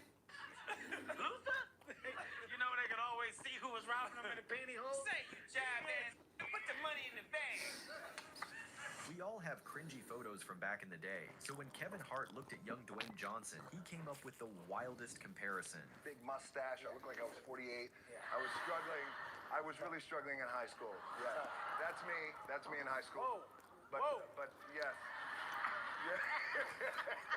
Don't laugh like that. Don't. Whoa. That's okay. Well, there's my picture. Whoa. What just happened? What do you don't? What? Don't laugh like that. You look like a detective that's a DJ. Why'd you look I'm trying. You know Kevin's not letting anyone clown him for his size, so when The Rock tried flexing his height, Kevin flipped the script and made being tall sound like a factory defect. My piece of advice for anybody that's short is that it's okay. There's nothing that comes with being tall aside of a conversation. There's nothing that comes with being tall. There's nothing that comes no with tall advantage at all. Tall people are stupid. Yes, sir. Now look, Kevin's from Philadelphia, right? Just like Bill Cosby. And just like Bill Cosby, women can't tell when Kevin's inside of them. Oh. Kevin Hart and Snoop Dogg at a roast show? That's always gold. But just when Snoop thought he had him cornered, Kevin fired back and proved you can't beat a comedian at their own game. He called himself the D-O-double-G. That's right, the dog. Right, Snoop? Back in the day, the reason why he called himself the dog is because he was a dog with the ladies. It's true. Now he's called a dog because he sleeps all day in a sunspot in the living room floor. Isn't that true? Kevin built his career clowning basketball players, but going after Michael Jordan is where he learned some guys are off limits. I lock eyes with Mike. He's in the front row, and I start teasing him. I was like, man, what age do you get to where it's okay to wear your pants that high and nobody addresses it? I said, nobody. Y'all tell me I'm the only one that thinks Mike's is past the legal limit for waist. But it was like fun jokes. And I said, oh no. He had like the little square mustache at the time. Yeah. And I was like, what is that? I said, it looks like a thumbprint. Like you just smell something. And like nobody's laughing. Like they got to a point where nobody's laughing, right? Really? I mean, no. He's like, he's looking like straight. He's actually giving me a look like you gonna keep on going, like you ain't gonna stop. No, man, I talk a lot of trash. That's why I go. I go there to sit courtside to mess with the players. That's literally all I go for. We all know Kevin loves to run his mouth, but during this game, his trash talk might have crossed from cracking jokes to an actual problem. I'll tell you a funny story. I pissed James Harden off, and I had a day off, so I decided to go to the Sixers game. James Harden is playing in the game, and the whole game, the whole first quarter, he's off. And I was like, you know why you off? Because you're in my city. Your beard stinks. I hate you. I was like, I hate your calves. I told him, I said, I think you got butt shots. I was saying a bunch of stuff to him. And he got mad. He said, remember all this. He said, I'm about to cook you. I said, you gonna cook me? Well, put me in the pot because I'm ready to be cooked. We're talking like I don't even know why he's paying me this much attention. Like at some point, I was like, James, this is very unprofessional on your behalf. And that's when reality crashed the party. Kevin's big mouth wasn't playing offense. It was scoring for the other team. James went on to score 55 points. And here's the bad part. They beat us by 30. And with like a minute left, he was dribbling the ball and standing in the half court. And he was just staring at me. And he goes, tell your team what you did to him. And I said, you keep your mouth shut. Stop this. You're gonna take my job. Take my job. What you know? Well, all I gotta do is point to myself and talk loud and say a bunch of words that doesn't make any sense. That's all I gotta do. And let me tell you something, Skip. Okay, I'm not gonna talk about the severity of this man and the severity that he does. Why don't you just admit to the to America that you got that from listening to me, because that's what I've been saying all week. Well, Steven, I'm not going to admit it. What I'm going to admit is that you need the rest of your mustache back. That's what I'm going to admit. Okay, that's what I'm going to admit. I don't know what he did. I don't know what he did up here. Well, listen, I don't know what he did up there, but I want you to grow the rest of that. There's too much space. Sparks are always going to fly when debating Stephen A. Smith, but when he got a little too confident, well, let's just say Kevin delivered a much-needed reality check. To you occasionally, and they might want to just take a picture with you and say, congratulations, great work. With me, they want to debate. My life is harder. Well, Steven, here's what I want you to realize. A, you're lying. Nobody comes up to you. Okay? Stephen A. Smith does not have one fan. Not one. There's never been a request for a picture. There's never been a request for a debate. Kevin and The Rock have traded roasts for years, but this time, Kevin raised the bar in a way only he can. My name is Dwayne The Rock Johnson.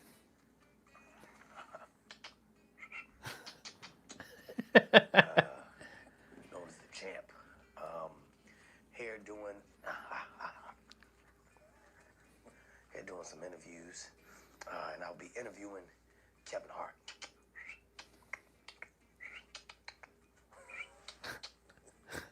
Sure, The Rock claps back with his take on Kevin, but Kevin's already shown why going head-to-head with a comedian is a losing battle. Back in high school, I was class clown, because I was the one I was just making everybody laugh. I was the one who I would throw my voice. I would throw my voice and be like, hey, he did a thing, and then he'd get into Hey, welcome back to Inside the NBA. I'm Ernie Johnson. That's Kenny the Jet Smith and Charles Barkley. Hey there, What's up? And on my right is Shaquille O'Neal. Happy holidays. Merry Christmas. Very merry. If you're Jewish, happy harmonica. Thanks for watching. That's crazy. This is perfect, though. Oh, Stranger Things. Let's see what we got. Ooh, that looks painful.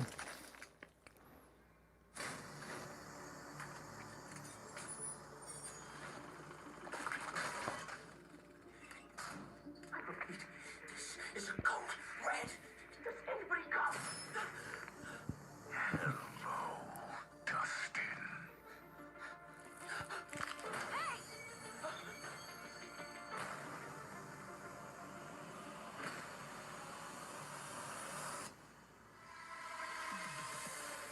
No matter where you run or who you save, all roads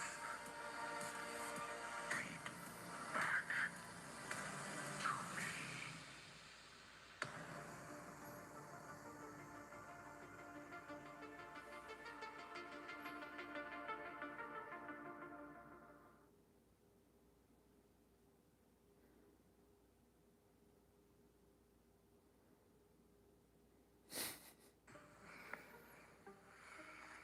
Hey, man, what you doing? Hey, man, relax. I'm just getting some nuts.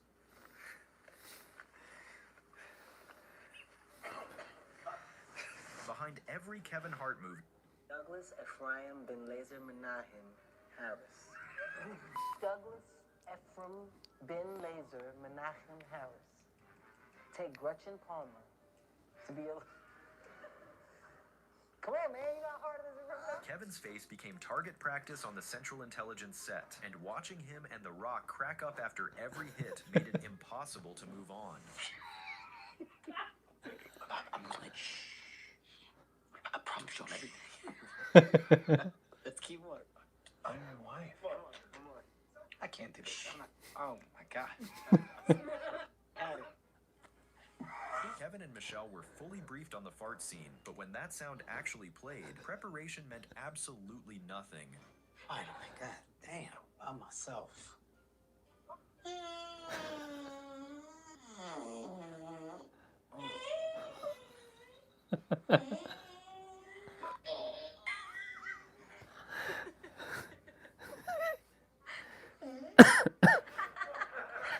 Kevin Hart and Anthony Anderson are a hilarious Oh my duo. God. When Anthony went off script, he delivered the funniest blooper of the entire shoot.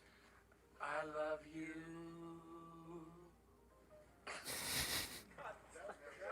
here. That's as close as it's gonna get, Dave. I love you. I'm not gonna do it, yo. Come on, man. He's trying $400. He's trying to kiss me for real. $400. He's trying to kiss me for real, y'all. Get ready there, Kev. All right, come on, let's go. Come on, let's go. Come on, let's go. I love you. Go back to one. Try to kiss me. That's $500. I love you.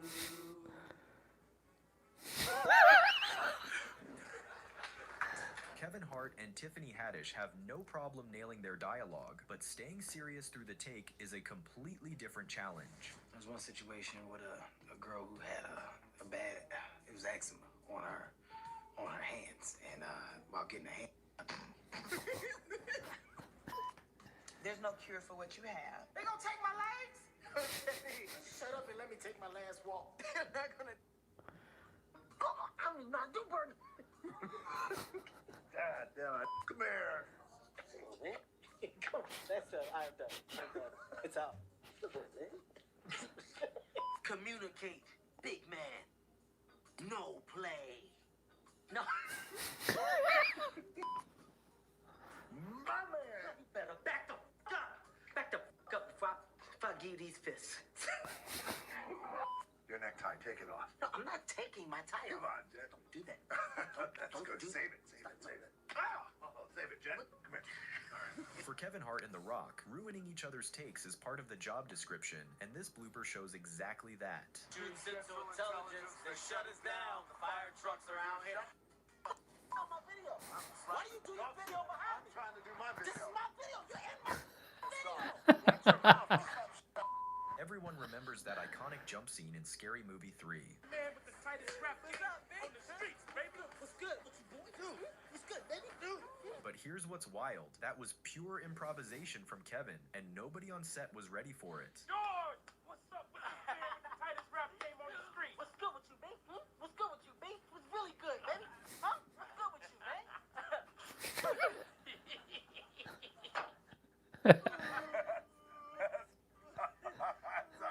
That's enough. They're not supposed to go. The joke's not supposed to go on that long. One in the neck. Like a tit hard. Like a hot tit. God it. God help me. It. For the love of Alan Greenspan.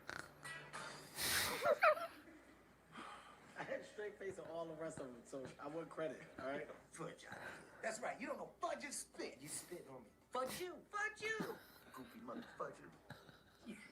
Fudge you. You're in like a gay thesaurus, and I'm in a regular talking. Not that anything is wrong with this thesaurus. Want to see a gay thesaurus? My friend Carl is just like that. Carl died. Did he? Yeah. No. Yeah, 8 months ago. Yeah, where's my grandson? And remember, Where's Carl?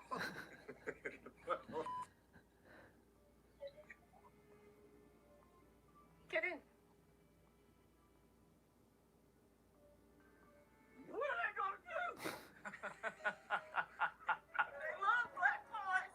I read about this. Thanks for watching. That's funny. I'm just seriously just laughing my ass off today. It's awesome.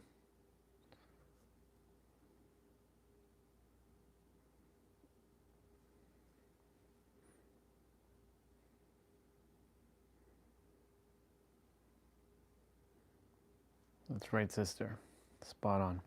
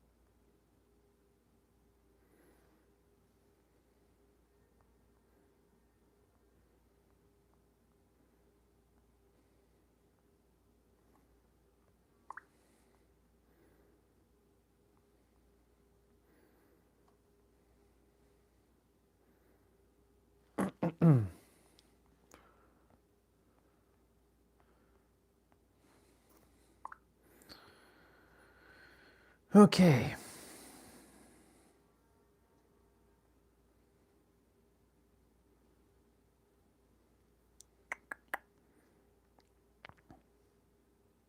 Why does this thing keep popping up?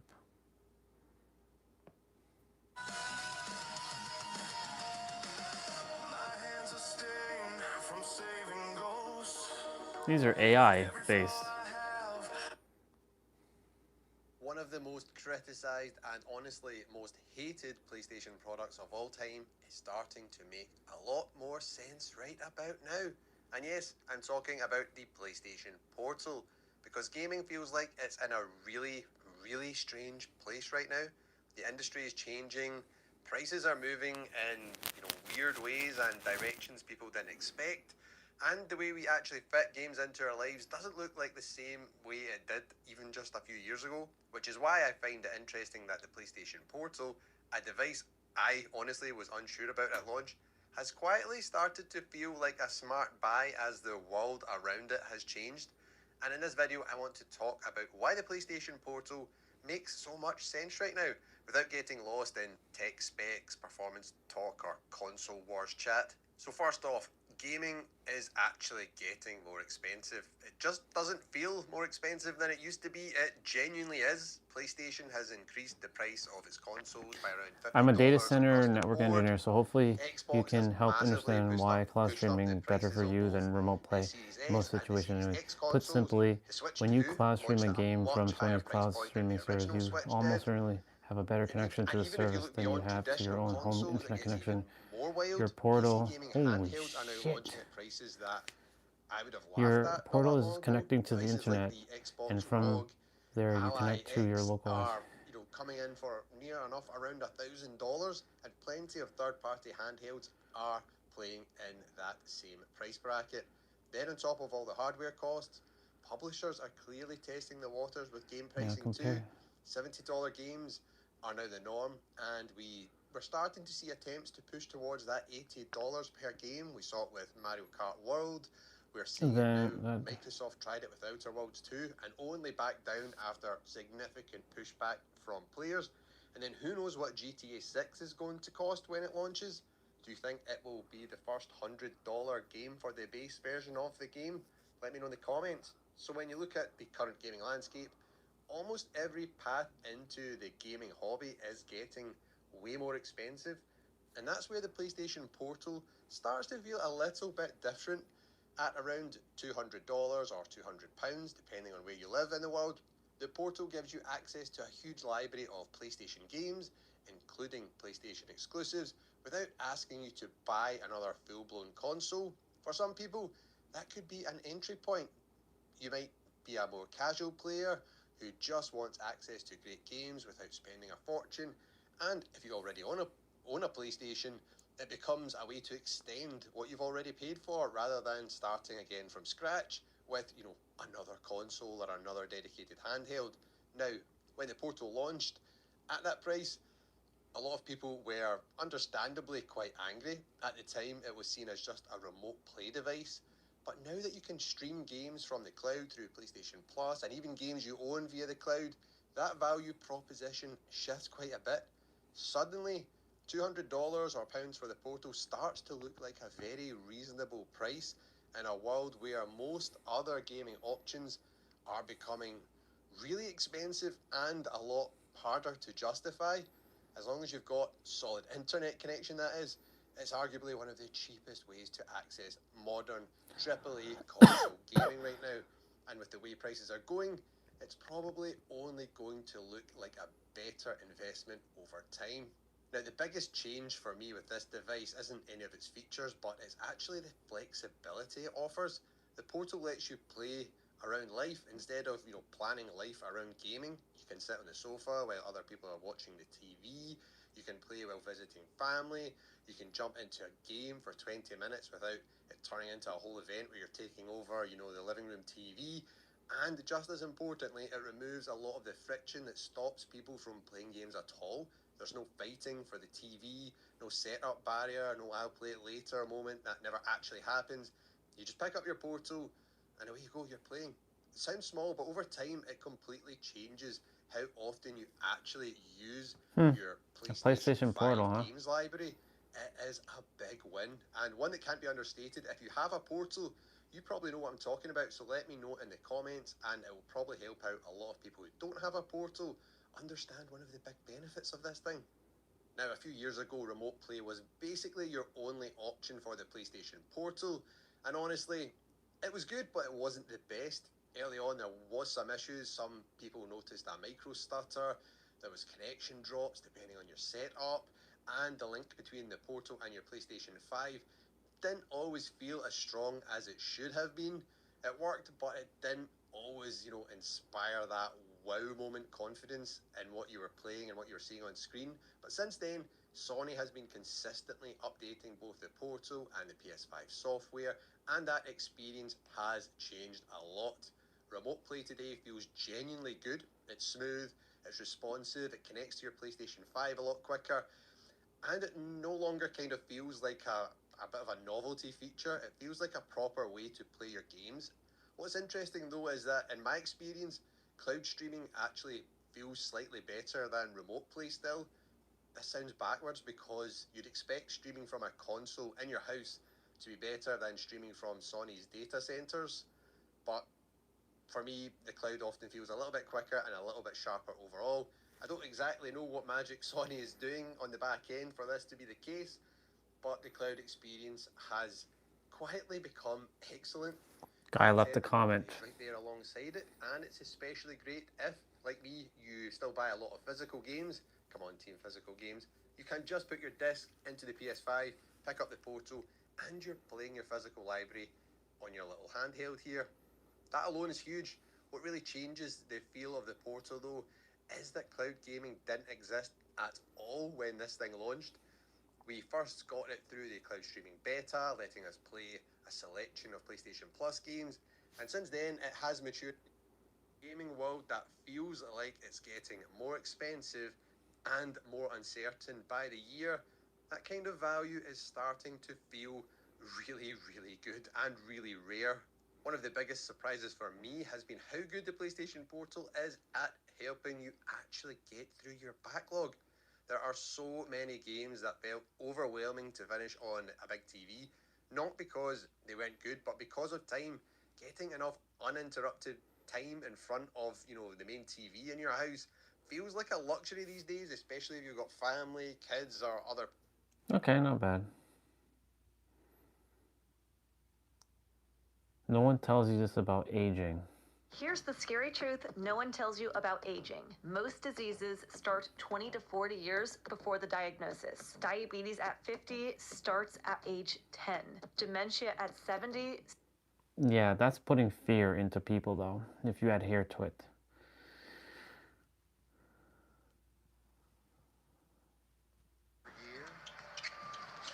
Lakers Kuzma. Oh, that goes in! By Kuz. I got it all the way, said Kuz. He's got a three-point opportunity there. Booker, got it! Are you kidding me? I mean, if you want to define the phrase grandma shot, that defines the phrase grandma shot. I have never seen anything like that in a game. Herman, nice pass to Capella. He is surrounded. He is double-teamed. Fires one up and hits from behind. That's crazy. That's crazy what he just did there. Now we're watching like everything. And they make a legitimate point. What more would you want in Bang. a team? Big baby, mean mugging for the... How about that? For Harrell, so he's got a double-double. Here's Neto for three. Tipped out again. Bang. And up and in by Dinwiddie. Tipped out again. And up. Starter is coming back to L.A. Oh, James throws it up and in. That was a pass. It was a long pass. Keller not expecting it. Only the second turnover. DeRozan drives. Lost it. Wait, what?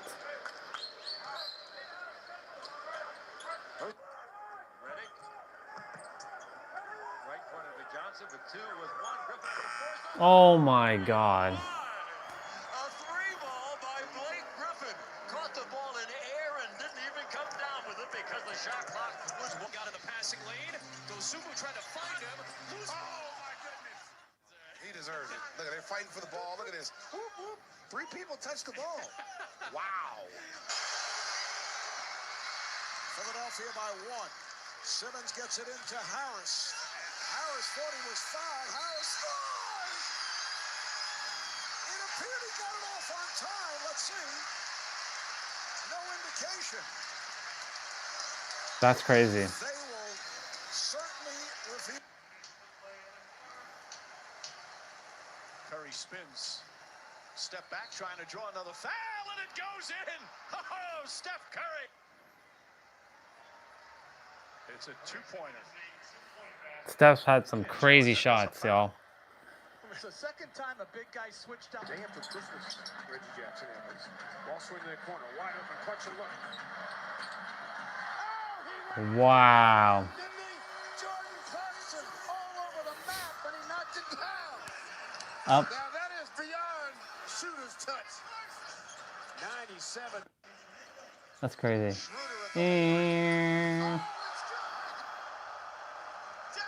He just like threw it like he lobbed it up in the air like that. Crazy. That right there has to be the play of the month. Nuggets knock it away. We'll foul him. Bam. Oh my gosh. Brandon Ingram hooks one up from half court. He just like So the heave is good.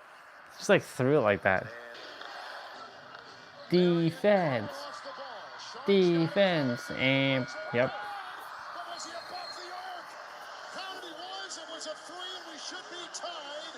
We should be tied on the desperation heave by successful formula for the Nuggets, having Millsap post up. Shot clock down to 2, up and over the backboard. Okay. Nice. Wow. What a way to get the scoring started for the Nuggets. The bench still standing. He throws. Adams going long. Morant.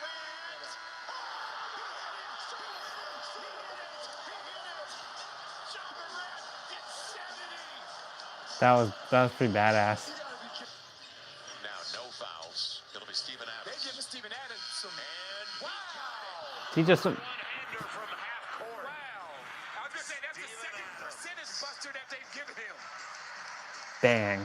Wow! The big man. Sling. Now who's going to go to the rim? It's Iguodala. It's a tip. Steph threw it in. It does not count. You can't do that. But he threw it perfectly. If Iguodala could have gotten an angle on it and caught it in midair there. Here's Curry going cross court, recovered by Iguodala. And he scores! Oh, spectacular move by Andre Iguodala. And the foul. Each all-time leading rebound. Oh, that was over the head of him. Oh, he went in! Tyler Hero. Bad pass. Great shot for 3. Familiar with this situation from being from college? Uh-oh. He threw it from the other end of the.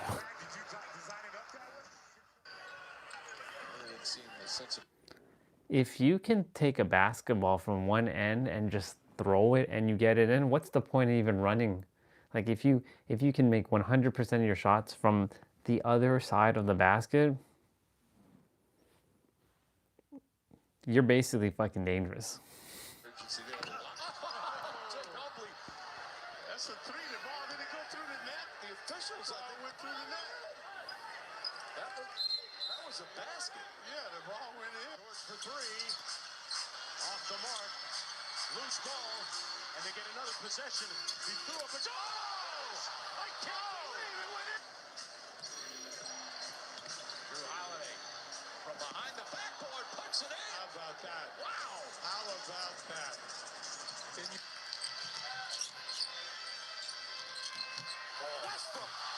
In. Westbrook with a big smile. Westbrook blows the jam, but that gets off to Leonard, defended by Oh yeah, Simmons. Kawhi Leonard.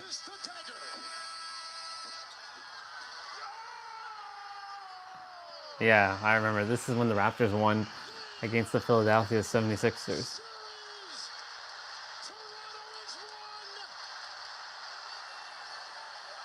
Time is running out. Oh my God. From three-quarter court. That's crazy. Lillard, 5 to shoot.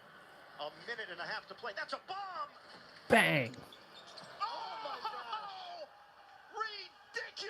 Ridiculous. Ridiculous. Lillard. Raptors have 2 timeouts. Defense. Oh my God.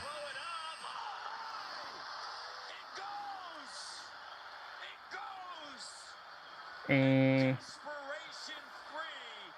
Having a lot of fun here in the second quarter. No, he's not. Here he is again. Whoa, Lopez! Are you serious? Look what I found. I thought he got fouled as well. Ball's inbounded to Shea. Temple did not foul. And Shea on the step back still buries the three. Seconds. That's crazy. This one.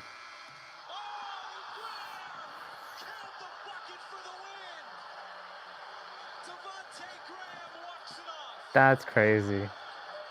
2 trick shots in one go. Ntilikina, a below-average three-point shooter. There's Simmons. Yes! He did it! Ben Simmons! Hold me back, man!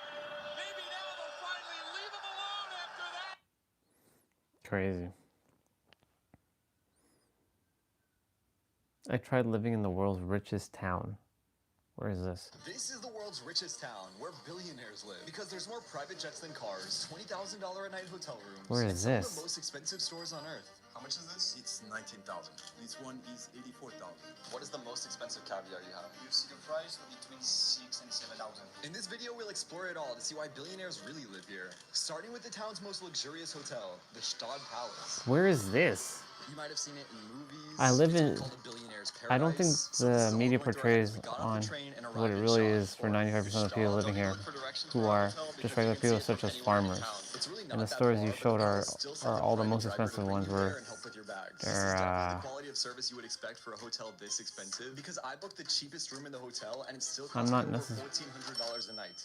This video won't be cheap. But as we started to check in, entering the hotel kind of felt really intimidating, but we did get lucky. You have been given enough break. You're going to be in a classic room, and you're going to be up on the 4th floor as well. We got a better room for free. Only in the Stad Palace would there be Rolexes in the elevator. Oh my gosh. We came all this way to answer one question. Could the average person actually afford to live a good life in the richest town in the world? To find... So we just grabbed these 3 snacks to head back to our hotel. But just those 3 things still cost us about $20. I've never seen a grocery store before that advertises its most expensive item in the window at the front. Do you live here in Stad? How is it living here? Yeah. He is Walter. He just seems truly happy with his life and his job. I want to be like Walter one day. So much. Eat one of the best burgers of my life. $600 for a burger. I'm sure you've wondered, what does fast food taste like in the world's richest town? Wally's. So I went to the only fast food place in Stad. We got 2 cheeseburgers and french fries. This cost us $75. Because I got the Wagyu burger. But still, 2 burgers and fries would cost $15 at McDonald's. In Stad, it cost me $73. This is the Wagyu burger. It definitely looks a little different than a normal burger. This isn't their normal cheeseburger. And this one looks like a perfect burger to me. I don't mind taking this one, and Sam will get the fancy Wagyu. It's made with Australian Wagyu. That is really good. Immediate thoughts? Five Guys is way better. Yeah. They are good. They're not worth $75 though. No, I would pay $75 if I was dying of hunger. Anyways, there was one more thing we needed to see before bedtime. Random videos popping up on my feed, y'all. Wait, IGN's covering a mod for Dragon Ball FighterZ? I've covered quite a few fighting game mods here on IGN, but this might be one of the most impressive. Thanks to modder Kong Ming, the protagonist of Yu-Gi-Oh! Yami Yugi has been added to the Dragon Ball FighterZ roster. But this isn't just a palette swap. He has brand new mechanics that might make him one of the most complicated characters to learn. Let's go over how to install him and how he works.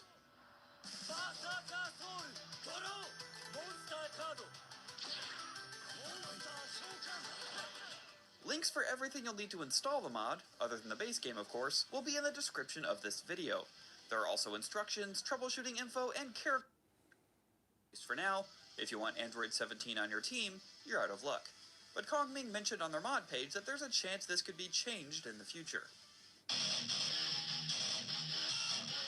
To preface this section of the guide, I've got to be straight with you. Yugi is a complicated character to wrap your head around, and I haven't played much DBFC since Bardock's Lariat was still a top tier assist, but I can still run you through the basics. He's a bit of a mix of deck building characters like Asuka from Guilty Gear Strive, and a puppet character like the Clovers and Blade. Watching all kinds of random shit here, y'all. Just know that your pool of other players will be majorly diminished, so don't expect to have an easy time matchmaking unless you're coordinating beforehand. The last really cool thing about the mod is that if you use the mod manager, you do get a full special move list for Yugi, and you can use Android 21's options to set his card types in practice mode when you reset. Just keep scrolling through the options for her different menu items, and even though the text won't be the same, you can just scroll. Okay. Time for me to get rolling.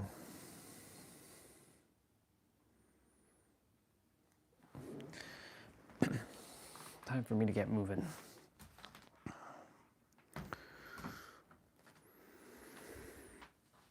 Ooh.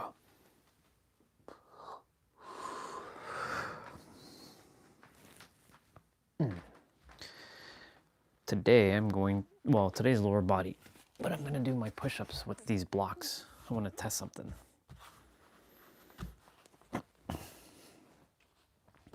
That's not wide, that's wide.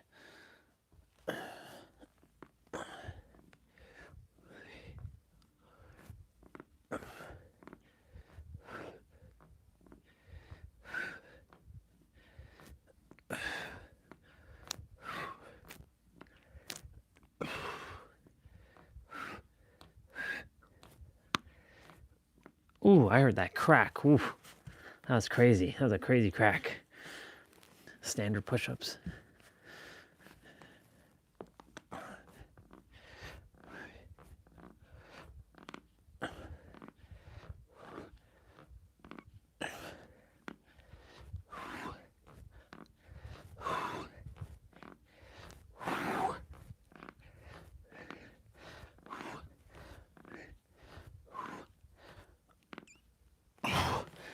Holy shit. Okay. All right. Wow. That's something.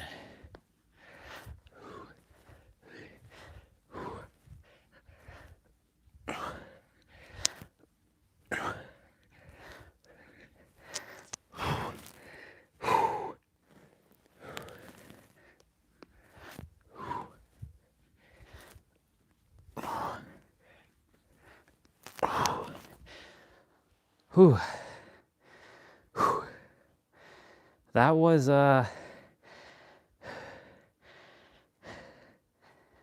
interesting. Oh man. Okay.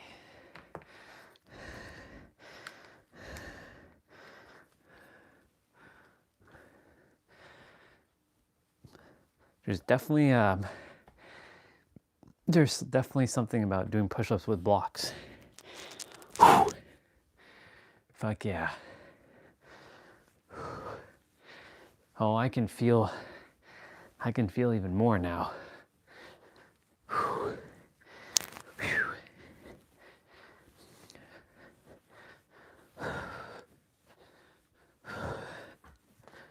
Okay.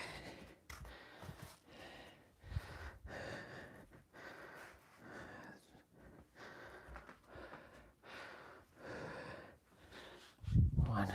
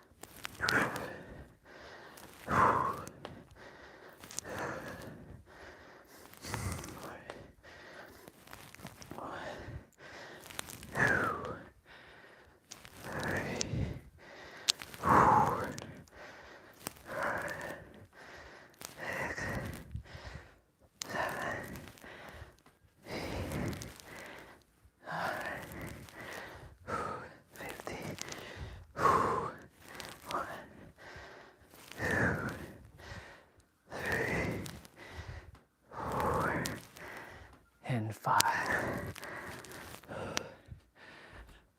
Okay.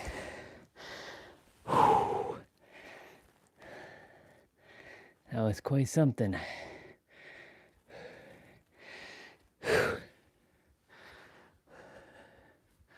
I can feel my heart beating like.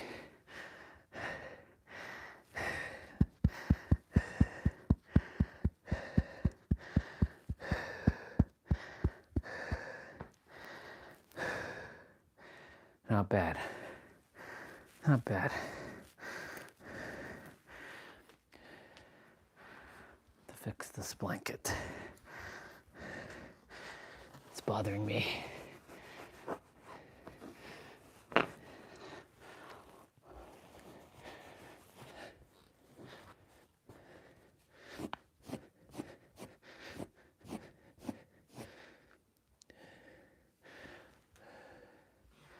Damn, son. Ooh. Doing those push-ups on the block. Now we're talking.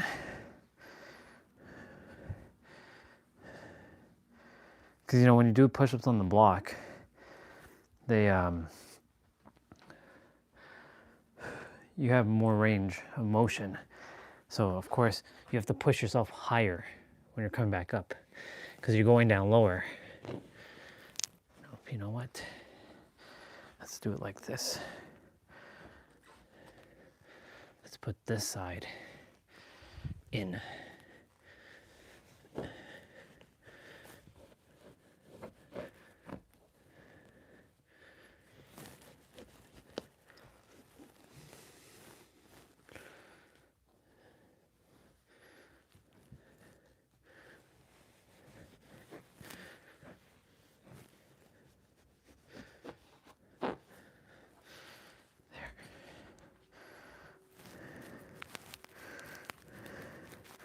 For now.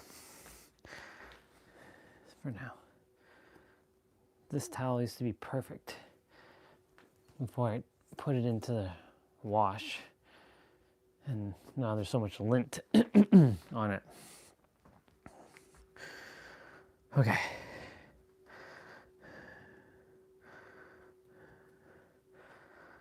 Change my clothes. It's 12:12. Ready to rock and roll.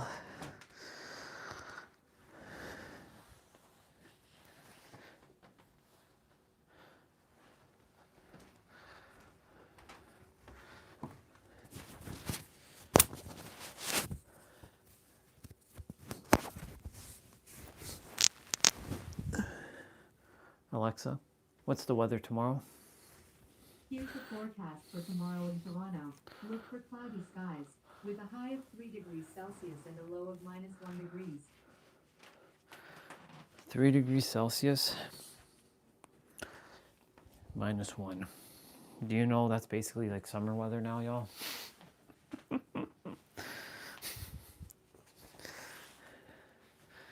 Literally. That's like summer weather.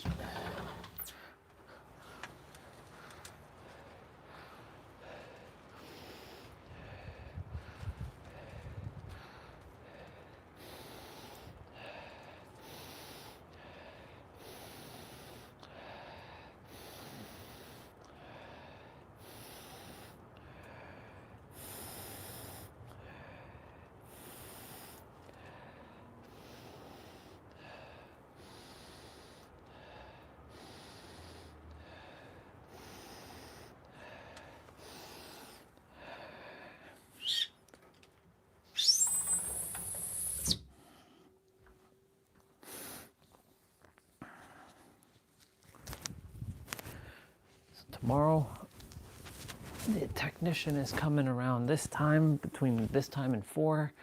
So I definitely got to finish my exercises at least by 11:30 like we did yesterday. So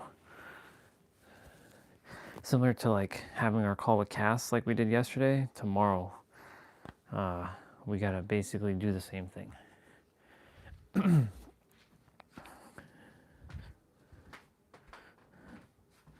It's 12:15. We'll probably start around 2 o'clock.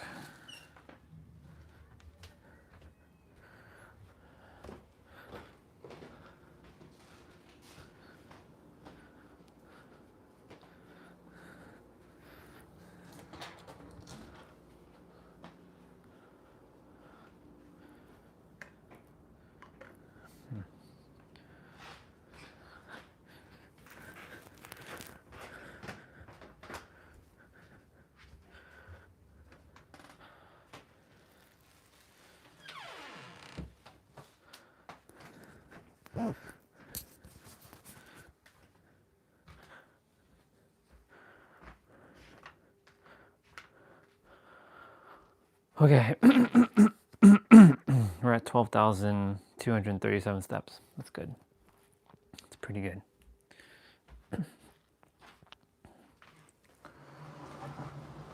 I'll leave that there like that.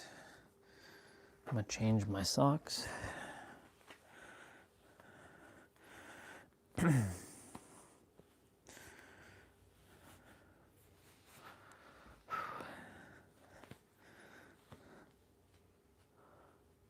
I wonder who we're going to be speaking to next in a call.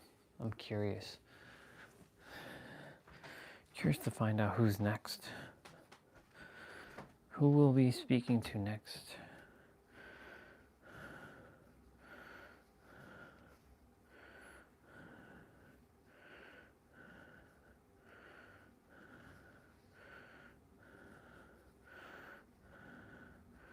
Time will tick away.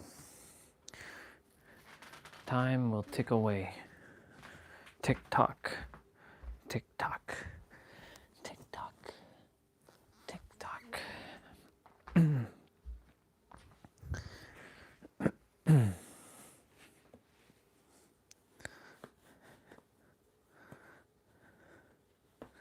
I said I was going to watch an episode, but I didn't bother watching an episode. I decided to watch comedy, some laughter, but I got a lesson from Kevin Hart about words, because, you know, he said, damn. But then, you know,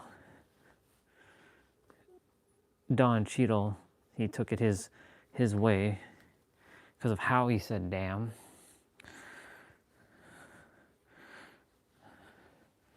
And then, yeah. It's so fascinating how you say a word and you change the context of how you say the word and it can alter everything.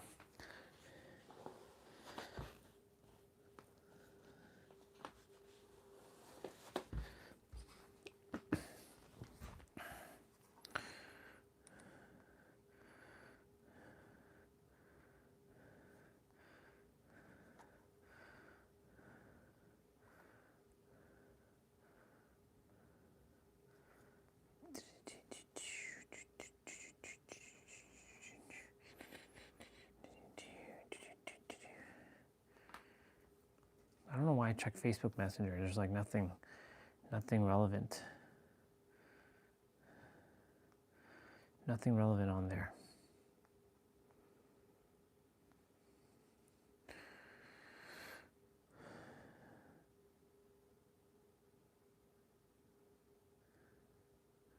What is this?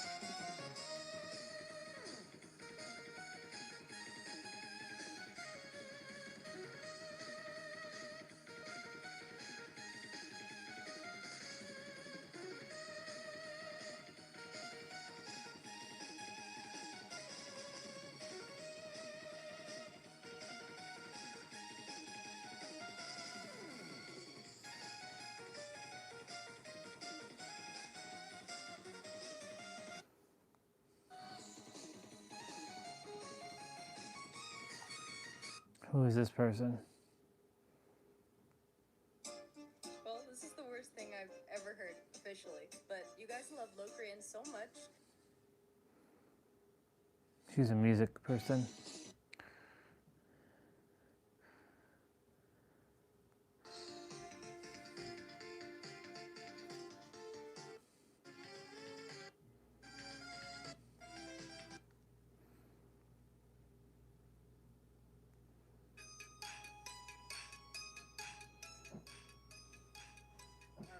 Wayne Middleton.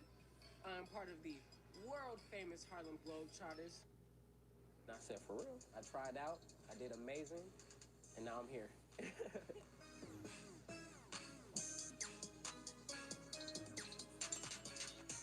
Oh, hey, didn't see you there. It's Wayne Middleton with the world-famous Harlem Globetrotters, and I'm about to attempt a Guinness World Record. Most dribbles in a minute. Ready? Yep. 3, 2, 1, go.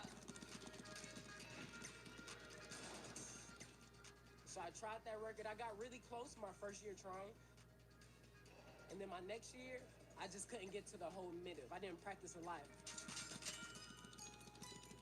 But this year, I came in ready, prepared. You know, I bought a weighted basketball. I had hand weights, and I practiced. And I finally got that record. Wow. Y'all don't understand. Dribbling as fast as you can for a minute is really tiring. I know a minute sounds like it's not a long time, but when you constantly moving your arms, all of this just gets tight, gets real painful, honestly. I always wanted myself to be one of the best dribblers in the world, and I could literally say I'm the fastest dribbler in the entire world.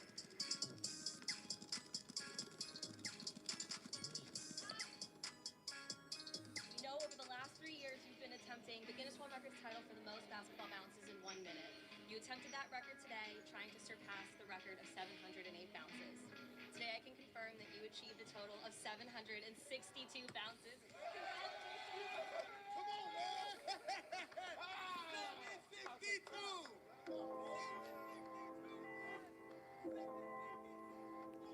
Congratulations, dude. Imagine having a Guinness World Record and stuff. Not bad. Honestly, I'm really emotional right now because I really wanted that record, y'all. That's awesome. Failure is going to happen, you know. To succeed, you got to go through failure. And just like myself, it took me 3 years to get this Guinness World Record of becoming the fastest dribbler in the world. But yes, you just got to persevere. Failure is always going to be something that happens. You just got to get through it. Yep. No matter what you want to do, you have to put in the hours, the minutes, the seconds, and never give up on your dreams. Don't let an obstacle come in your way. Don't let what anybody says get in your way. It's not what you do in front of people, it's what you do when nobody's looking. Exactly. That's a bar, what you just said there. It's not about what you do in front of people, it's what you do behind the scenes, essentially. Let me just run that one back. An obstacle come in your way. Don't let what anybody says get in your way. It's not what you do in front of people, it's what you do when nobody's looking. It's what you do when nobody's looking. That's a bar. Congratulations.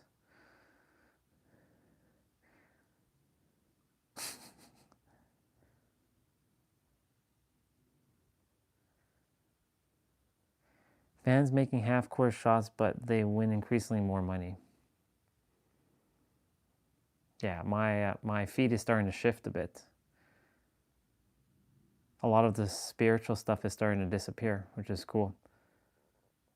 Zamasu questions God. Oh, shit, let's go.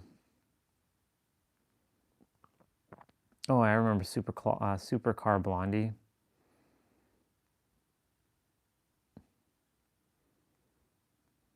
My stuff is turning into music, gaming, and entertainment.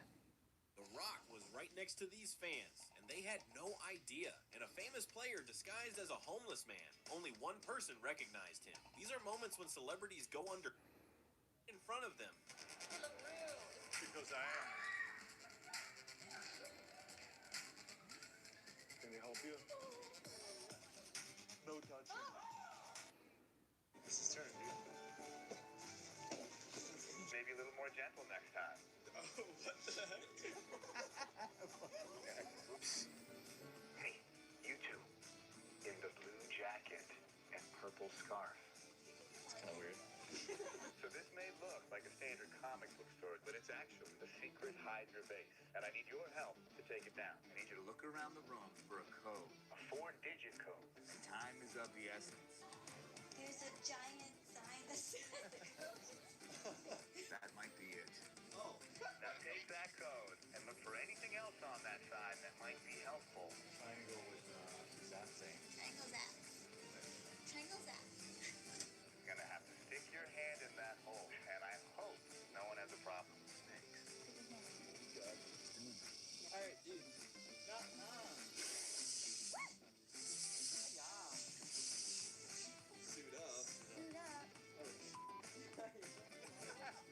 That's funny. Hide your base.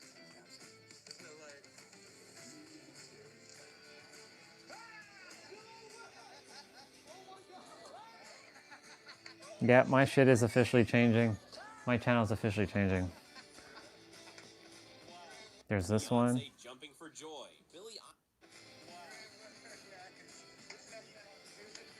This celebrity gave $30,000.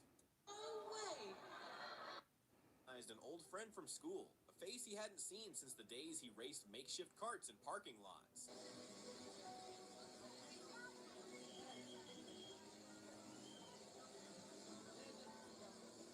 And another star who recognized an old friend in the crowd was Harry Styles. Check out this moment. Okay, I have a friend from school in the audience tonight. I'm not going to do this for everybody. I'm not going to, but this is a 20-year story. I think it deserves at least 4-letter signature. So,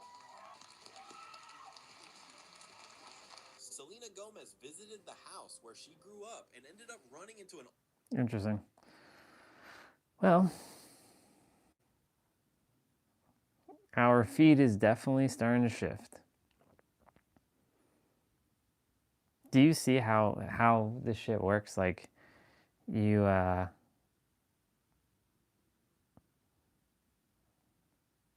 the learning ends, so the entertainment begins.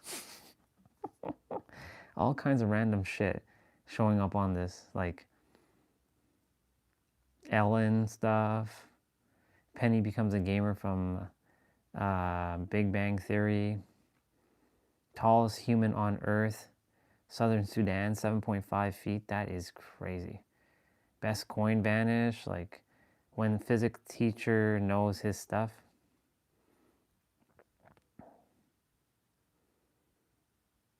Yo, whoa, whoa. True scale of data centers. There's gigabyte, terabyte, petabyte, exabyte, zettabyte, yottabyte, RB, QB. Everything starts with this. Data centers. 1 byte, 8 bits, just enough to store a single letter like this A. In our world, this tiny cube is just 1 centimeter wide. Do they talk about quectosane? 1 Quectobyte? That's roughly 1,000 of these tiny cubes arranged in a simple 10 by 10 by 10 grid. Technically, it's 1,024 bytes, but visually, this gets the idea across. 1 Back kilobyte. in the early 80s, arcade games like Space Invaders ran on just 8 KB of ROM. Of ROM, Today, not an RAM. empty text file is only a few bytes. 1 kilobyte, that's a short tweet or a few lines of code. This is crazy. Scale it up again,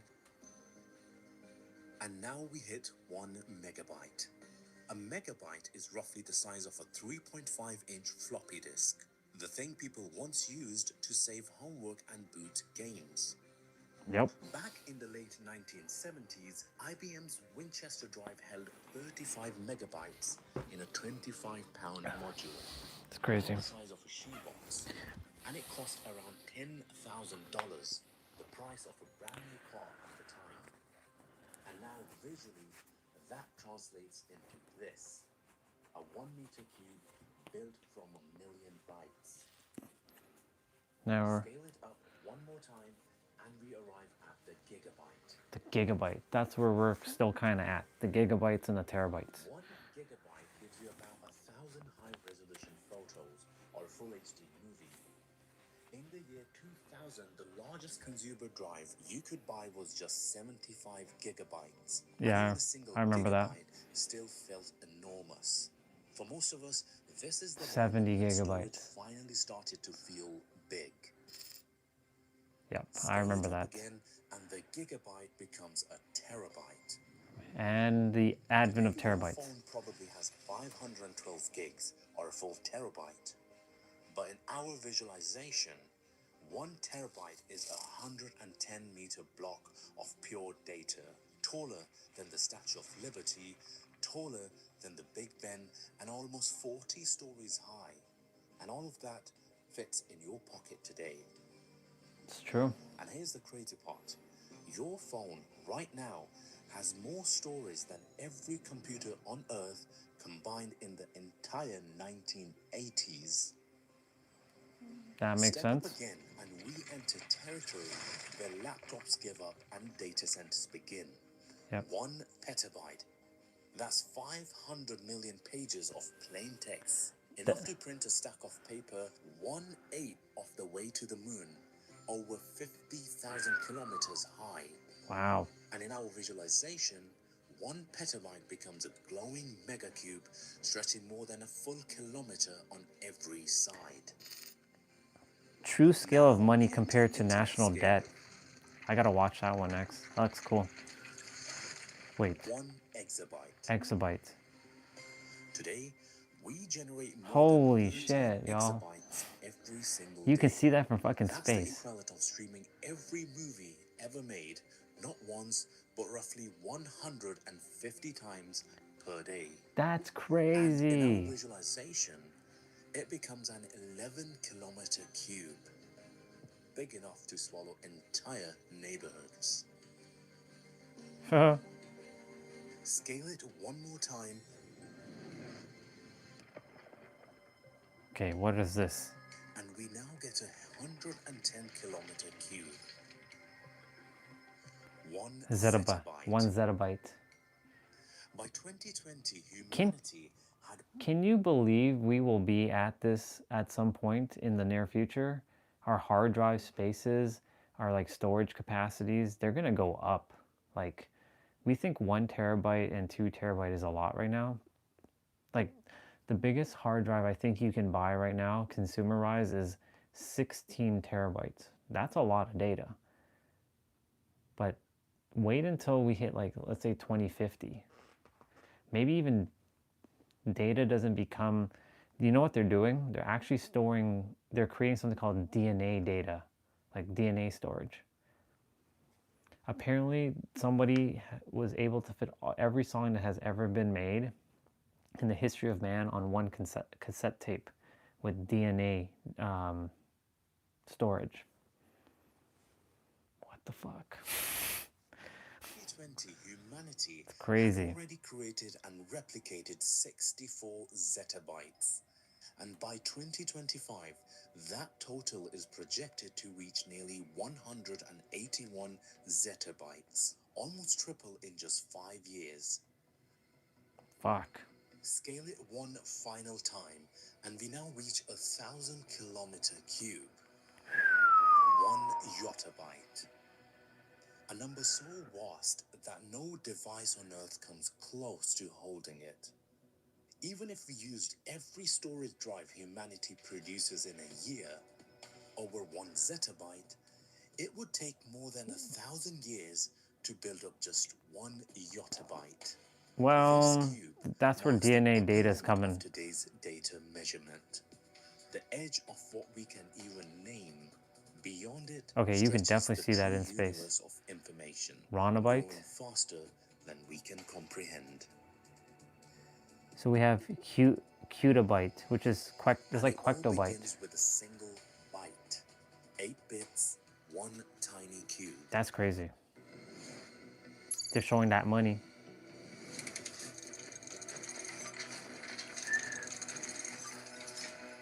The most unbelievable fact in this video is that $100 will buy a gourmet lunch for 4 people. The more they print, the less its value. Beyond ironic having the national debt surrounding the Statue of Liberty. No NPCs was harmed in making of this video, I hope. In debt of beyond the eyeballs, this is unrecoverable. The symbology of the stack forming prison cell bars around the Statue of Liberty is fantastic. Well done. Is there no narration in this one? This one has no narration. Okay. The price of an average home. Okay. There's no talking in this one?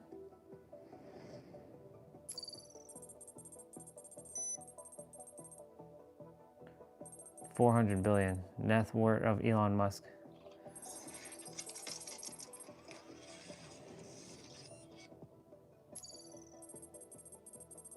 1 trillion. That's where I'm at.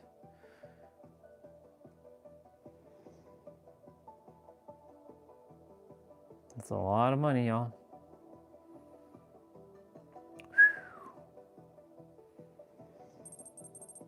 $1 trillion is 100 bills laid end to end would stretch 969,000 miles, 1.56 million kilometers. Holy fuck.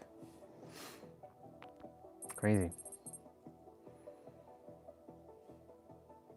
Oh, but it's only going to get better from here, isn't it? What's next? These are pallets of $100 million.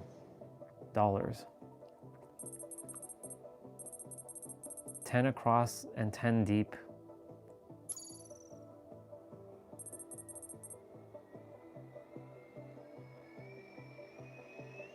They're showing a scale of $1 trillion. 10,000 pallets with so stack 100 levels high and they form 1 trillion. Wow.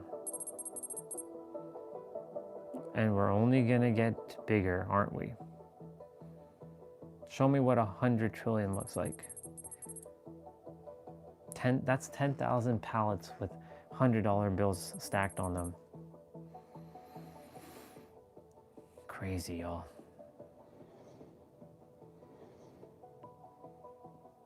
It dwarfs the Empire State Building.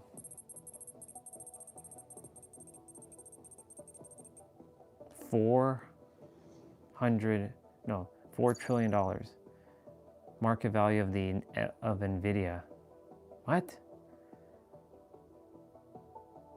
Nvidia's worth that much? Damn, okay.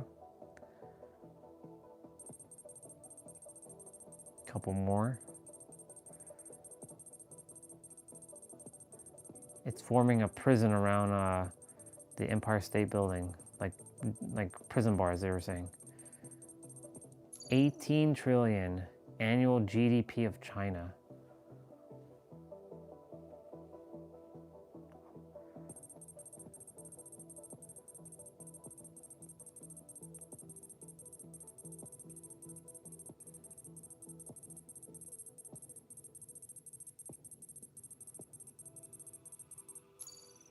$29 trillion annual GDP of United States, y'all.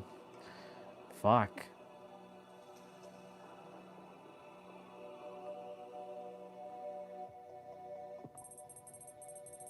Okay, they're adding more. They're adding bars right in front of the Empire State Building.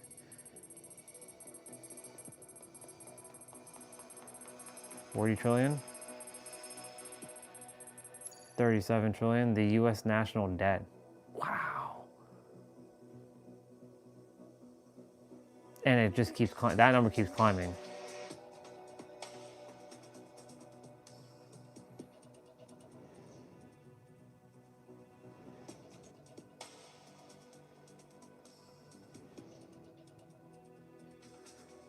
It's around the Empire State Building, which is funny. That's the irony of it. What's going on here?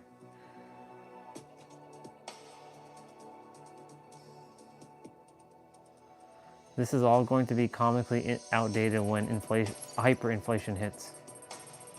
Equal to 109 per person in America.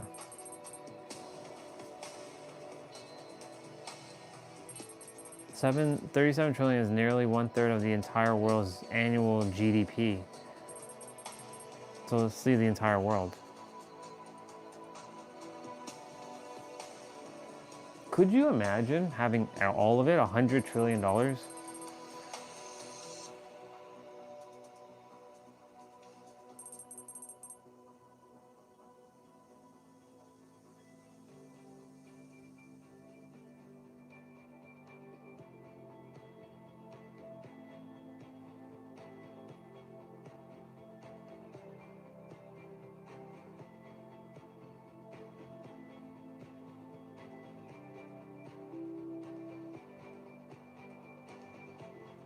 Wow.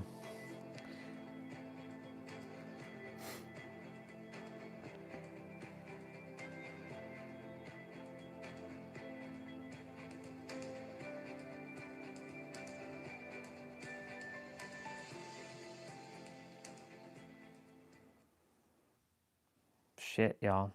That is crazy. Is that Megatron? It is Megatron. 16 minutes of Megatron roasting guests brutally and relentlessly.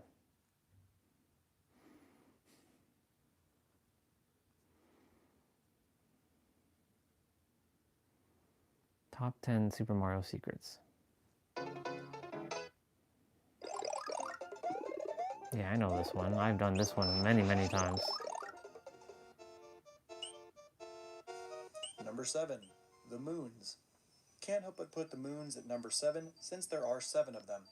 I already made a video talking about them with some more details, but to touch on all of them quickly, the most common ones you'll probably see are after the Ghost House in Forest of Illusion,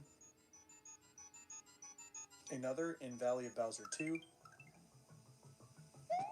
also in the Cheese Bridge area when you take the secret exit to Soda Lake. There's also one randomly up in the sky in Donut Plains 4. Another is a bit into Vanilla Dome 3, up in the top left alcove, waiting on some stones. The last two are a lot less common to see.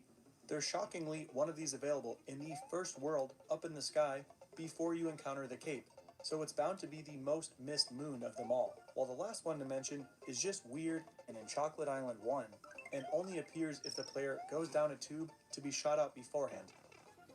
Their charming, unique sprites of the moons are always a treat to see, grant you a 3-up, and it's pretty awesome to see where all 7 are located, making these 7 moons number 7 on the list.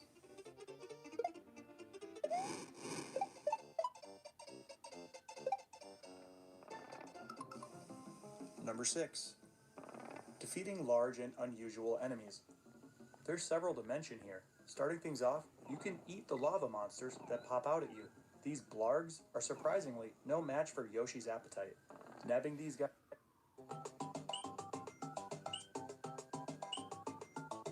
When you go to play a level, you have a silver Yoshi. It's a serious novelty to see him all of this color, including his shoes. Not to mention the heavy thumping abilities of Yellow Yoshi. It almost feels like Metal Yoshi came before Metal Mario. It at least appears that way through this unique trick. One of the next things you may wonder, is the result the same with all of the other colored Yoshis, red, yellow, and blue? To a bit of a surprise, they do all yield the new silver color. He functions at 100% just as well as you'd hope and is a blast to play with. He's a bummer to lose, but a lot of fun to hold on to. Definitely feels special playing with him. It's also really cool to see Silver Yoshi in some stage cutscenes, lots of novelty to seeing all of this.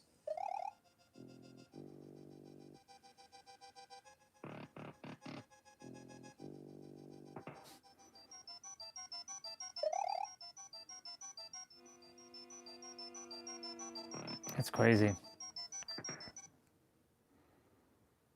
Mike Tyson is right behind you. There's a new list that just came out of the greatest athletes of all time. Who would you put at number 1? Number 1, all-time, Michael Jordan. And at number 2? Number 2 would probably be Muhammad Ali. Maybe. And what about number 3? It's a tight one. I'd say Tiger Woods or Pele. Okay. Wait, we still haven't got to Mike Tyson. Where does he land on the list? He's my favorite boxer of all time, but he's probably around... No way. Please tell us. No way. What number? Probably number 1 now. How do you like Conor McGregor? Great. He's absolutely done great things for Ireland. His whiskey's nice too. Who do you think would win in a fight between Conor McGregor and Mike Tyson? That's a difficult question. I don't know. They both have the aggression. I'm going to have to go with Conor because he's Irish, though. All right, tell him. What do you think of Mike Tyson? What I think of him? He's kind of crazy. He's very lucky that I'm a peaceful man. I mean, he's had a past, I guess, you know. I feel like if you get hit up inside the head that many times, it kind of makes you a little bit crazy, but it's still very entertaining to watch, you know. Mike, what do you think? Are you crazy? Oh my God, what the Do you think you in your prime could go in the ring with Mike Tyson now? Yeah, I'll give it a go. Okay, here we go. Let's do this. Mike Tyson versus Butterbean. bean.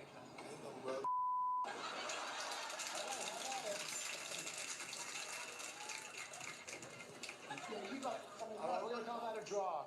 What do you think about Mike Tyson's face tattoos? I think ugly. I think his face looks better without it. Smoking grandpa. Hold on. See his transition. Face. Hey, Mike. Cool, man. What do you think of Mike Tyson? I think he's great. I love to see his transition into this second life that he's got, sort of as like a respected elder statesman, like a sweet old man. He's like the friendly weed smoking grandpa. So you see him as a sweet old man? I mean, unless you get him in the ring and hit that switch, in which case it's on. There's an old man right here. No! Sorry, good language. That's an old man. What do you think of Mike Tyson? Would you rank him as the greatest athlete of all time? No. Is Mike Tyson here? No. Yes, he's the greatest athlete of all time. That's funny. That's funny. That's too funny. Oh yeah, the content is definitely changing. When Asian is in a difficult mode. Nice. He juggled and solved 3 Rubik's Cubes 5 years ago.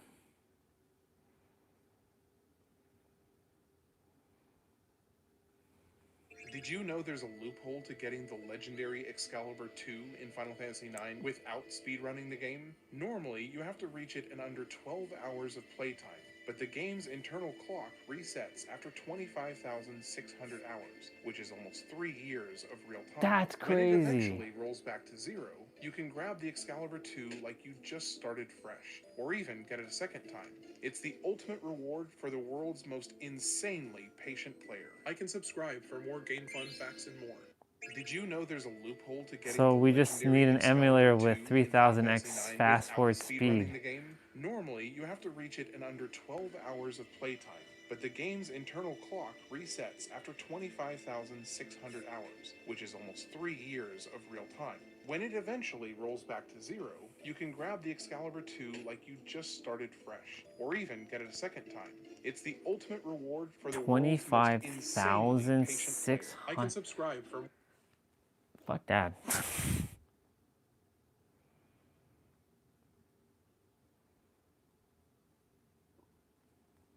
Okay. This person's playing Stranger Things. It's like I said, she's still pretty. I felt like she looked more like the actress before. What the fuck is going on here with Nancy?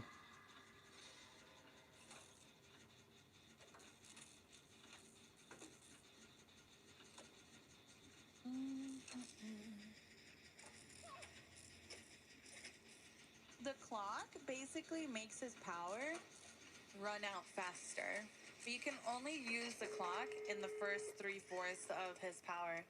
You see that, like, last bit of the clock is covered by, like, the entity or, like, the upside down thingies. I forgot what they're called. You can't speed that part of it up, but you can speed up everything else. No, not at all. Yeah, to be honest. Thank you so much for the 2 months. Thank you, Golden. Thank you for the Prime. Val, thank you for the 19 months. Addie, Tay, Bam, Combs, thank you guys so much for the resubs. Thank you. I appreciate it. Thank you so much. Look at all these moonwalkers. We're good. GG's. That looks like fun. Okay. Ugh. Now then. Just random ass content showing up on my feed.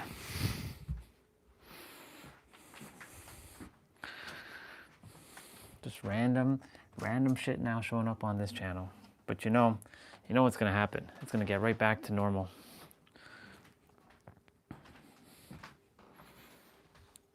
I watch a little bit more of Nero and Trina and people like that. I go to like my bar videos.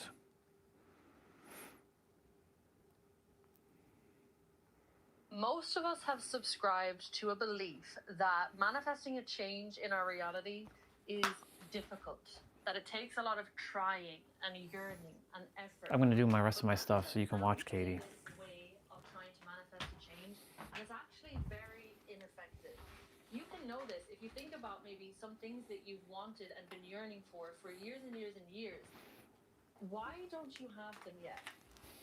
It's because the way that you've been approaching transformation or manifestation or even just Let's see what she achievement says. of a goal has been wrong. It's been so wrong.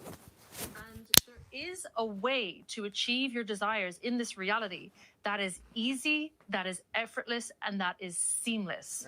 And I'm going to be teaching you that way today. And when you truly understand this, like when you get that light bulb moment, which you're probably going to have a couple of those today, where you really figure out the order of creation in this reality and it registers internally to you, and then you start reprioritizing the things that need to come first in the order of creation, it's going to be like a total switch. It's going to be like a veil is lifted off your eyes and creation is going to become so much easier. This is exactly what I did last year. This is the one big switch that I made. And all of my dreams came true last year when I started doing this. So what did I do? I changed my energy. I changed my frequency. And then my entire reality changed. All my wildest dreams started running at me. And it didn't even feel like I was doing it. It didn't even feel like I was really trying. I was flowing. I was in the flow, and then the flow of life, the creative energy of life was flowing through me into my reality and bringing all my desires to life. This energy is available to everyone. This creative life force consciousness is available to all of us, but you have to be in the right state, i.e. the right frequency, the magnetic frequency, in order to actually access this energy and harness it so that your desires start chasing you. And before we get into this today, there's a quote that I absolutely love that always comes to mind. It's, if you work hard on yourself, you will never have to work hard in reality. If you do the inner work, if you watch this full video and you apply what I'm going to be sharing with you today, and you actually truly shift your energy properly, then everything else looks after itself automatically. And you don't have to keep trying and forcing with no success in your physical reality anymore. So this is going to be you by the end of this video. You are going to have a frequency that is so magnetic that your desires start chasing you. I'm essentially going to show you how you can change your energy so that you actually become visible to the experiences and the resonant frequencies that you desire to experience. First of all, I want to tell you what you've been getting wrong. Now, this is why you've been suffering so much, because you have the order of creation backwards. So you likely, if you've clicked on this video, you want to figure out how to get what you want in this reality, okay? You want to change your circumstances. So you're focusing on getting things in physical reality. 90% of your thoughts are obsessing over outcomes, material gain. You're either thinking about your SP or, sorry, I never use that word, your SP, or you want your ideal relationship, or you want new friends, or you want more money, or you want a different career, or you want to move country, etc., etc. So you're focusing on the physical change, right? And that's actually exactly what you're getting wrong. You're thinking to yourself, when I get the job, then I will be happy. When I get the relationship, then I will feel loved. When I, whatever it is, lose that weight, then I will be good enough. So you're trying to chase physical outcomes to give you an emotional state. And this is the incorrect order of manifestation or creation in this reality. And that is why you're going backwards, and that is why you're suffering. You might not even be trying to actively manifest things in your reality, but most of the time you're thinking about what you don't have, what you wish to be different. This is a guaranteed way for you to never actually get that thing. So manifestation is not about getting something physically. And I want you to start getting this in your brain immediately. It's not about getting a physical change. Manifestation is simply changing your internal state, and then the external is simply a mirror reflection of the change that has happened internally. So what manifestation actually is, it's not getting something physically, it's getting something internally. It's getting something energetically.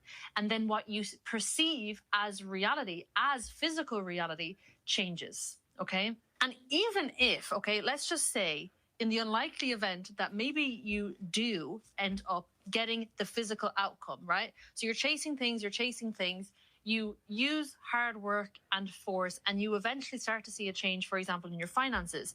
You will find that the emotional state that you had connected to the change in your finances is not there for you. Okay? Because things can't give you feelings. Only you can generate the feelings that you desire. So most of us are running around chasing material outcomes because we want to feel a certain way. The only reason that we want anything in this reality, in this physical world, is to avoid a particular emotion or state, or to gain a particular feeling state that we currently feel we don't have, okay? Whether it's confidence, whether it's love, whether it's respect, whether it's peace, that is the only reason why we want anything in this reality. Even financial security is an emotion. It's the emotion of comfort and safety, right? And freedom. So anything that you desire, you only desire it because you have an emotional state attached to the achievement of that thing. Well, here's the issue, and here's the problem and why this is wrong. Things can't give you emotions. And if you have an emotional pattern, if you have a pattern of thinking and feeling the same way all the time, I'm going to just break it to you right now. Even if somehow you get that thing, you're going to feel the same. You might feel a little bit different for a week, maybe 2 weeks, maybe 3 weeks max. 4 weeks will be pushing it. But then you will revert back to your old emotional baseline, because that is your program. That is your comfort level. That's what's within your identity, okay? And that's your nervous system state. So things can't give you feelings. So you're chasing these things that are a lower form of consciousness, which we're going to get into in a second, that have no actual creative capacity over you, thinking they're going to give you something, when you're the only one who can give yourself that thing. And in fact, if you could flip this, and if you could let yourself have the emotional state resonant with your idea of the experience of this physical outcome, then you would actually collapse time and you would draw that outcome to you in a way that is magnetic and effortless. Why is that? And this is going to bring us to the next point. The energy that you are is what you experience more of. And I can't tell you, I know I've given this, I heard this, you guys, before I started manifesting things into my reality. And I was like very slowly bringing about incremental changes in my reality. And it started with me. I had a marketing agency the year before last, and I started finally getting clients and making money in this marketing agency. And I thought this physical outcome would give me an emotional state of peace and joy and excitement and bliss. And at first, maybe for like a day or two after I would get a new client, I would feel like that. But then I would always revert back to my old emotional baseline. Why? Because I didn't change that myself. And circumstances can't give you emotions. You're the one generating your emotions, and they're set in particular patterns. And what I don't want for you is to somehow arrive at these things that you thought were going to make you so happy, only to find out that you're still stuck in the same experience because you haven't changed your energy. So even though you're standing in what seems like paradise in your reality, you're still in an energy of hell. You're still in a state of consciousness of hell. So it doesn't even matter where you are. You could have all the blessings and the miracles and the opportunities that could be right in front of you. But if you're not in the energy to perceive them and experience them and make the most of them and actually enjoy them, it's fruitless, it's pointless. But in any event, this is also just the wrong order of creation in reality, okay? Trying to focus on changing things in physical reality is not how you actually create change. Let me break it down to you like this. You're probably thinking, okay, if I change my actions and if I work harder, this was me in my marketing agency, okay? So when I'm telling you I've lived this, I have lived this. If I work harder and I just clock in and I do more hours, then I will get more results, okay? That works. Increasing your action to get increased results works up until you hit a ceiling where you can't take any more action, and now you're just doing busy work, and 90% of the actions you're taking are not actually generating more results, okay? And what happens then is you're capped at the amount of actions you can take. So you need to graduate from that and change the type of actions that you're taking, okay? Stay with me. So all of this is a component of physical reality. So this is physical reality. It's that model of taking different actions to have different results. And so when I say what you're getting wrong is focusing on the physical too much, this includes action, because action is a physical component. It's a component of physical reality. You're using your physical body to do it. And so you're getting stuck in your reality because you're just thinking, how can I take more action? How can I change my action? But you can never take an action that is outside of your state of consciousness. So what compels you to take certain actions versus other actions?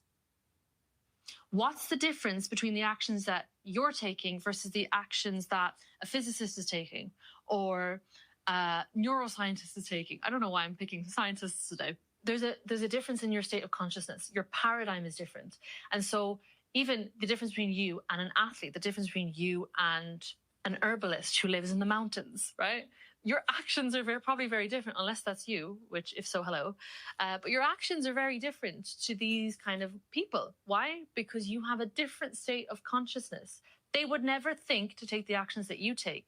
And this is something that I realized last year when I was trying to grow my marketing agency at the beginning of last year and the end of the year before. I was taking action all day long, but they were the wrong actions. Why? Because I was still thinking from my old level of consciousness. I was still in my old frequency and I was still chasing the results that I wanted, but I was in the wrong energy to actually magnetize them to me. And so I realized, okay, how can I change my action? I need to change my energy first. So this is the correct order of creation. This is the actual order of creation in this reality. Where did creation begin? This is kind of deep. We're not going to go too deep into this today. You didn't create this world. You didn't create this physical body. You didn't create your mind. You didn't create your brain. You also didn't create the consciousness that brought your brain to life and created mind and created thoughts and created life in your body. You didn't create any of that. You didn't create nature, trees, nothing. There's a source of creation. This is God or source consciousness, whatever you want to call it. So the order of creation begins on the spiritual plane of existence with source. And essentially, the entire created universe is just a sea of consciousness that emanates from this source. It's a sea of consciousness existing in various forms or at different frequencies or rates of vibration. So the Hermetists speak about this in the law of vibration. Nothing rests, everything moves, everything vibrates. We also see this in things like string theory. When we look at atoms and we break atoms down to their tiniest components, there's little tiny vibrating filaments inside of all the atoms. That's what makes up our physical reality, or what we know as physical reality. So every single thing in this universe is vibrating perpetually, infinitely. And the highest form of consciousness is God, source, or the spiritual plane. Everything is a fractal of this. Everything is contained within this. So God, source, energy exists in everything. In you, in me, in your toenails, in the table, in the lamp, in everything. The Hermetists break down the different forms of life manifestation, or the different categories of consciousness, into three broad groups. So we have the spiritual being the highest form. Then we have the mental plane being a kind of a medium form. And then we have the physical plane. The physical plane being the lowest form of consciousness. So I'm going to illustrate this with like shapes. I don't know why, but this is physical reality. So physical reality is a tiny component of the entire universe and everything that exists in this sea of consciousness. It's less than 1% of what actually exists in the universe. And all it is the component of the sea of consciousness that is vibrating at particular frequencies that is perceptible to our five senses. Okay. So for example, if we take light, this is just my go-to example. Visible light is a tiny component of the entire electromagnetic spectrum of light. So visible light, what we actually just can perceive through our eyes, is less than 1%. It's 0.0035% of the entire electromagnetic spectrum of light. And it's the same for all of our other senses. And that's just out of what we can measure, okay? So all physical reality is is it's a grouping of particles that are vibrating at a particular frequency that we can experience through our five senses. That's all that physical reality is. And so physical reality, in the grand scheme of things, is tiny. It's so small compared to everything else that exists. And in terms of forms of consciousness, it's the lowest, spiritual is the highest. So where does that leave the mental plane? Well, this is what distinguishes us from the other animals in the animal kingdom. We have been given higher faculties. We've been gifted with a lot of the creative components of Source. It says in the Bible that man is made in God's image, and we were given imaging faculties. We have imagination, we have creativity, we have intellect, reasoning, memory, foresight, all of these incredible mental faculties. So you don't just exist here in the physical body, okay? You are so much more than your physical body. If you just had a physical body with no life force, you would not be having an experience. You would not be thinking thoughts. You would not be able to imagine. You would not be able to create and express and love and breathe and think. And so you have life force energy running through your body. And as well as that, you're existing on the mental plane where you have the ability to connect your creative consciousness, which you've been gifted from Source, to particular outcomes, ideas, and possibilities. And even if you think about for a second, anything that has been man-made, okay, so man did not create nature, but from nature we have created many things, this whiteboard, this pen, that light, this camera. And before any of these things could exist as a physical outcome, where did they have to exist first? On the mental plane. If you think about even way back in the day when planes were being created, the first few people to suggest the idea of creating an aircraft and transporting people in the sky, you know, other people thought they were crazy. But if those few people had not been brave enough to start imagining this as a possibility, we would not be flying around in the planes that we're in today. It had to exist in someone's mind first before it could become a physical outcome. So the order of creation is as follows. Obviously, the highest form of consciousness and the highest form of creation that created everything is God and Source. The next plane is the mental plane. So being a higher form of consciousness, it cannot be created by the physical plane, which is a lower form of consciousness. Okay, I've given this example before. You saying that you are being created by your circumstances, which even if you don't say that, that's actually probably your reality, because that's most people's reality, and that's why most people are stuck in a frequency that does not attract anything. But you being created by your circumstance is essentially like God looking at a human being and saying, this means that I'm X, I'm not good enough, or this means that I'm flawed or I'm limited, okay? So a higher form of consciousness should never be bowing to a lower form of consciousness to create its state and its truth.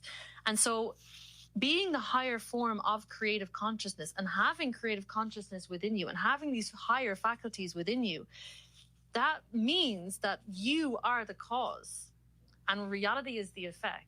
And even if we break down Hermeticism, okay, there's a couple of principles that really tie this together. The first is mentalism. So it says the universe is mental and the all is mind. And essentially, so the all here being God or Source, we can hardly even conceptualize it with our limited human awareness. It essentially means that we are existing in the great vast imagination and in the mind of the all. We are a mental projection of the all. And then we have the law of correspondence in Hermeticism that says, as within, so without. As above, so below. Man is created in God's image, imagination, and this whole universe is created in the mind of the all. Then we individually can create our universe in our mind, and that is why we have been gifted these higher faculties and a fractal of the same creative consciousness that created this whole universe. And even if we look at quantum mechanics, you guys, there's an experiment called the double slit experiment or the observer effect. And essentially that shows us that electrons exist basically as waves, okay? As potential waves of information in this unified quantum field.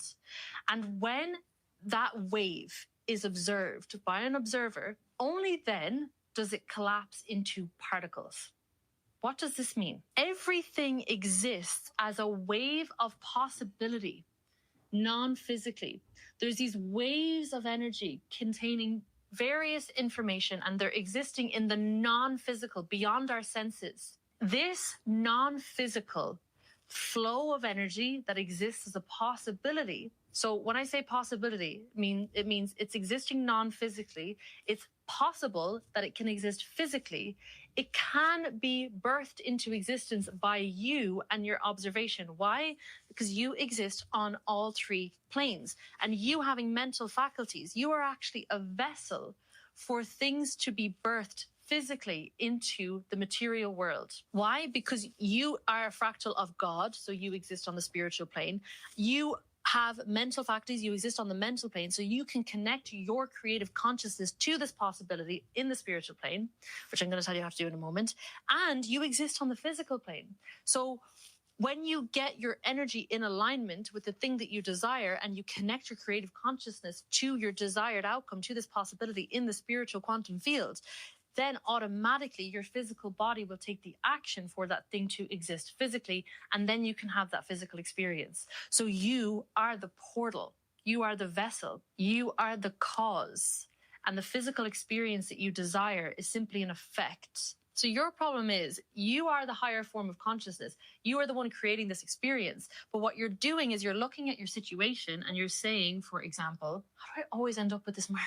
I see lack. I am lack. I feel lack. I believe in lack. I'm imagining lack. I'm focusing on lack. And then guess what? You see more lack. And so it's not that there's lack just because there's lack and then that's just the truth of the situation. No, you are creating the experience of lack in your reality because you're using the past circumstances of lack that have been created by your past energy up until this moment to define you and keep you in an energy of lack. And you're chasing these outcomes and you're yearning and you're wishing for things to be different, but you're not changing the cause, which is your frequency and your energy. And so the feedback loop just continues and you keep seeing lack, you keep feeling more lack, you keep seeing more lack, you keep feeling more lack, and you keep believing in more lack, and that keeps generating a reality of lack for you. And the only way you're going to break out of this is by you saying, I see lack, I realize that I am the creative consciousness here, and this circumstance cannot define me unless I say it does. And I'm going to instead align my energy with what I desire. So I'm going to break this cycle I see lack, and I decide instead to change my energy, to vibrate differently. And instead I say, I am abundant. I feel abundant. I believe in abundance. And then guess what? The mirror projection of what you see in reality will shift to reflect that. Not straight away, but eventually it will shift to reflect that. So the only way that you can become irresistible to what you desire is you have to get into harmonious vibration. I sound like Bob Proctor, rest his soul. Harmonious vibration with that which you desire. There's no other way to do it. This is the easiest way to do it. It's effortless. I'm going to walk you through how to actually do it now. But this is the stuff you need to know and understand, like on a core level, because it'll change your life forever. And I remember I did this specifically with my bank account, okay, with my finances. That was like my last big block in this physical reality, was with money. I had so much, to undo in that. And I had a moment one day, I was learning all of this and I was really starting to realize that I am the creative consciousness. And if I just shift my energy, everything will change from that moment forward, that's all it takes.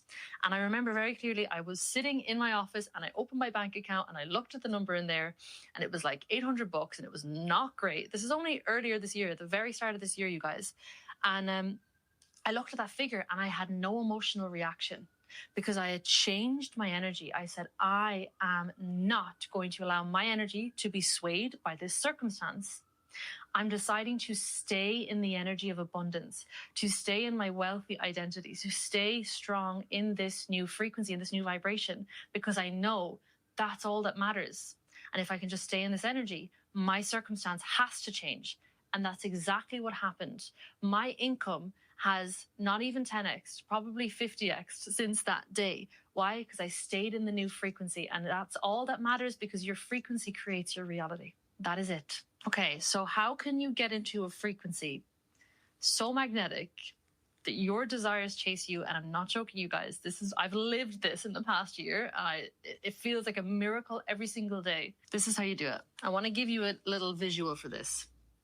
So let's just say this is the energy of your desires, okay? So your desired reality is existing as a wave of potential energy right now. And this energy, this is like spiritual life force energy. This is the energy of creation, okay?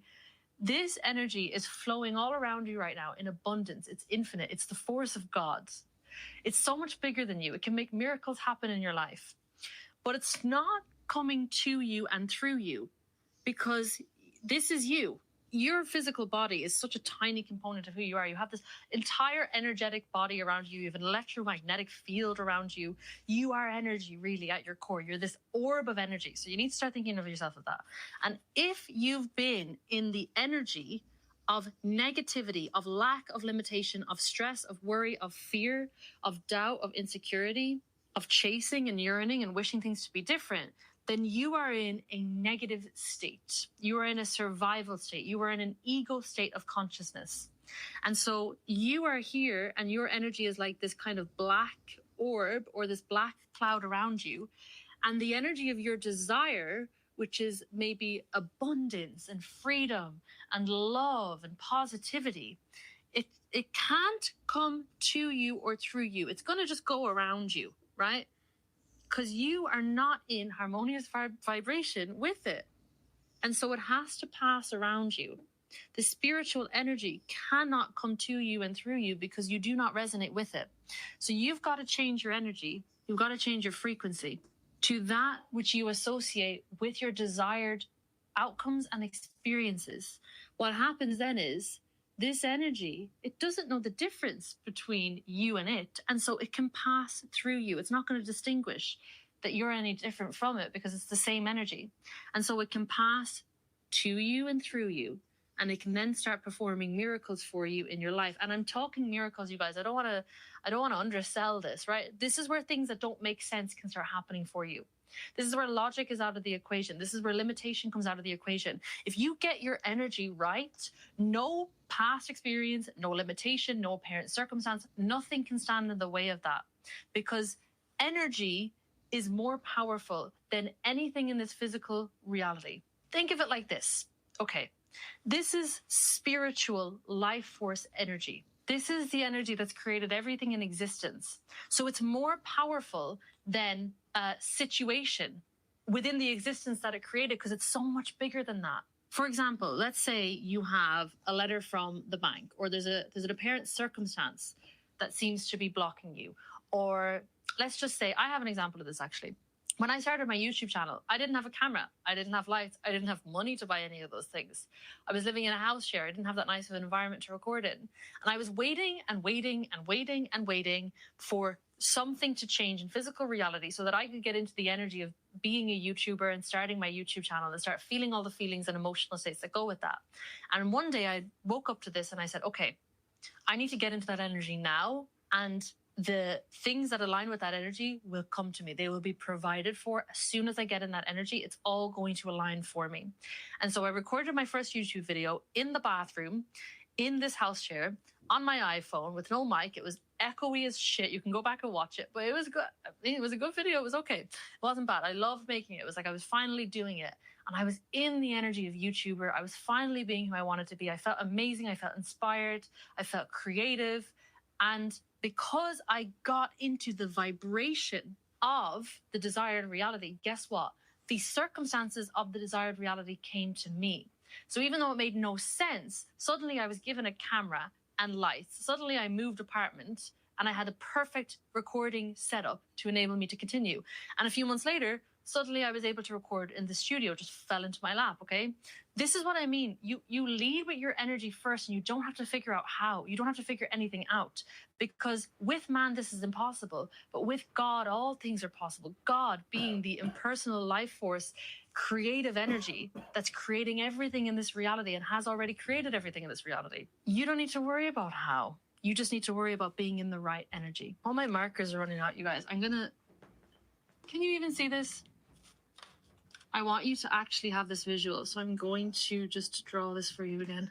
So this is a frequency or a state of consciousness. We can see this esoterically in the Bible. Matthew 6:33, seek first the kingdom of God, and all these things will be added to you. I've been rereading the Bible again, and it's just blowing my mind. I didn't really read it properly the first time. I had a lot of like Catholic guilt in my way, but this time I'm really reading it. Matthew 6:33, seek first the kingdom of God and all these things will be added to you. The kingdom of God, if you look at the esoteric meaning of this, and there's another creator who I always plug here, I'm pretty sure he spoke about this in a video I watched a long time ago, Nero Knowledge. You're probably familiar with him if you're watching my content. The kingdom of God represents heaven. In Luke 17:21, it states the kingdom is within you. It's not a location in the sky. It's within you. Heaven is a state of consciousness. And even if we look at this diagram of the different states of consciousness, up here we have like 700 hertz. That's enlightenment, right? Then down here we have fear, guilt, shame. These are the lower frequency states or the lower states of consciousness. And we know from looking at this represents your perception, this cone. The lower your frequency, the less you can perceive in physical reality. The less good you can perceive, the less good you can experience. And this is because you are in an ego state of consciousness, which I've been calling it this for a while. And that's actually restricting the flow of life force or source energy through you. Okay, so this is what's esoterically represented as the Antichrist, the ego-driven self, the self that is so enmeshed in the world and in validation and in pleasures and in material gain that they don't realize that they are a higher form of consciousness. It's the self that's operating from these lower states and this lower frequency so that they can't even see that they are the creative being. So this is the consciousness of hell, of Satan. And this is the consciousness of heaven or Christ, meaning anointed one, meaning the descent of consciousness to the physical world, but maintaining a state of consciousness that is beyond the illusions of limitation in this physical reality. So long as you're operating from a frequency of hell, from the ego frequency, from a lower frequency, from a negative frequency, from a frequency that's rooted in emotions of fear, of lack, of limitation, that's being triggered by negative thoughts and focusing on negativity in your reality constantly, you will not be able to resonate with the energy of your desires, which I'm assuming is positive things. None of these things can be added onto you until you first seek the state of consciousness of those things. If you even want to think of it like this, you need to reach a state of inner flow so that the outer flow can pass to you and through you and work miracles into your life. And this is what happened to me last year. Like everything that unfolded last year felt so much bigger than me. And like I said, it wasn't like I was even trying or forcing as hard as I used to back when I was in this state. It was just happening. Everything was just running at me. Why? Because I was in that energy. I was in that state of consciousness that was one with the creative force that makes these miracles happen. I was out of the ego and limitation. So to make this really simple for you, and we'll look at this again, it's nothing actually to do with the things outside you. And the reason you've been so focused on things to make you feel a certain way is because you've been in the ego and not in the higher creative frequency. Okay, so down here, these are the different frequencies.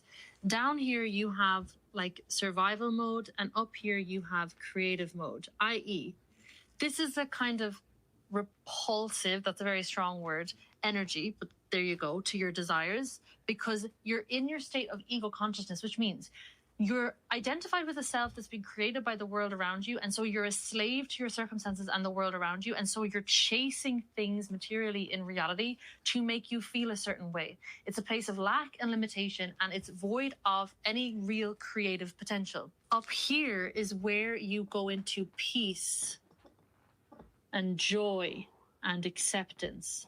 That is when you are in your most magnetic state.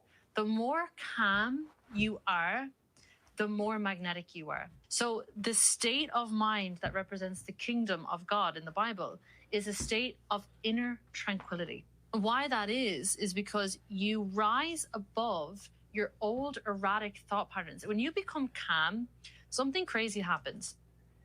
Your consciousness basically begins to separate from your conscious thinking mind, from your erratic thought patterns that have been wired in over the years. And you begin to separate from this old limited self based in ego that you've seen yourself as for a long time. You start to create space. And in that space where you finally relax and become calm and your brainwaves slow down, you begin to separate from the ego self. You begin to separate from needing things in external reality.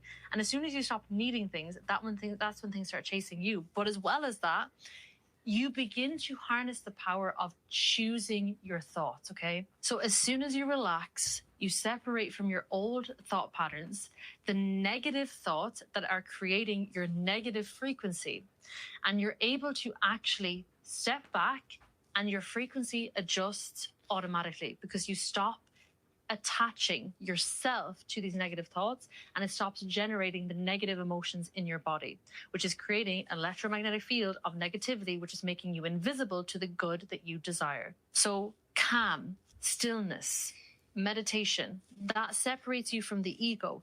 Then you rise up and you realize you have creative faculties. You can choose new thoughts. You can choose new emotions. So you essentially go from operating in a very limited kind of feedback loop and negative thoughts constantly. And this is a question I get asked a lot, is how do I stop my negative thought loop? Stillness, calm, relaxation, come into your body and slow down. Naturally, your awareness will leave your conscious habitual autopilot thought patterns and it will flow into your subconscious mind. And fun fact, your subconscious mind is connected to infinite possibilities. That is where you actually align in the spiritual plane, in the unified field, with a new possibility. So it is imperative that you exit this survival state of consciousness, this ego low frequency that you've been in for your whole life, and enter a creative state of consciousness. This is the magnetic frequency. This is you first entering the kingdom, and then the things will be added onto you naturally. Automatically, they will flow into your life in ways that your old logical mind will not be able to even believe. Because once an idea gets into your subconscious mind, once you are relaxed enough and in a good enough state to actually allow a new idea to take root in your subconscious mind, it actually comes to life automatically. Automatically, you will take new actions. Automatically, you will have new thoughts. Automatically, you will feel new emotions. But you have to relax first in order for that change to happen internally. So how to enter the magnetic frequency? You have to exit the ego, the frequency of limitation, the survival frequency. How do you do that? You need to sit down, relax, and become still. Be still and know that I am God, that you have God consciousness, creative consciousness within you. So step number 1 is to meditate. This is going to cultivate a sense of inner peace and calm and detachment that is so magnetic, because you're going to realize you have the power to choose your thoughts. You have the creative power to decide what your truth is, what your emotional experience is.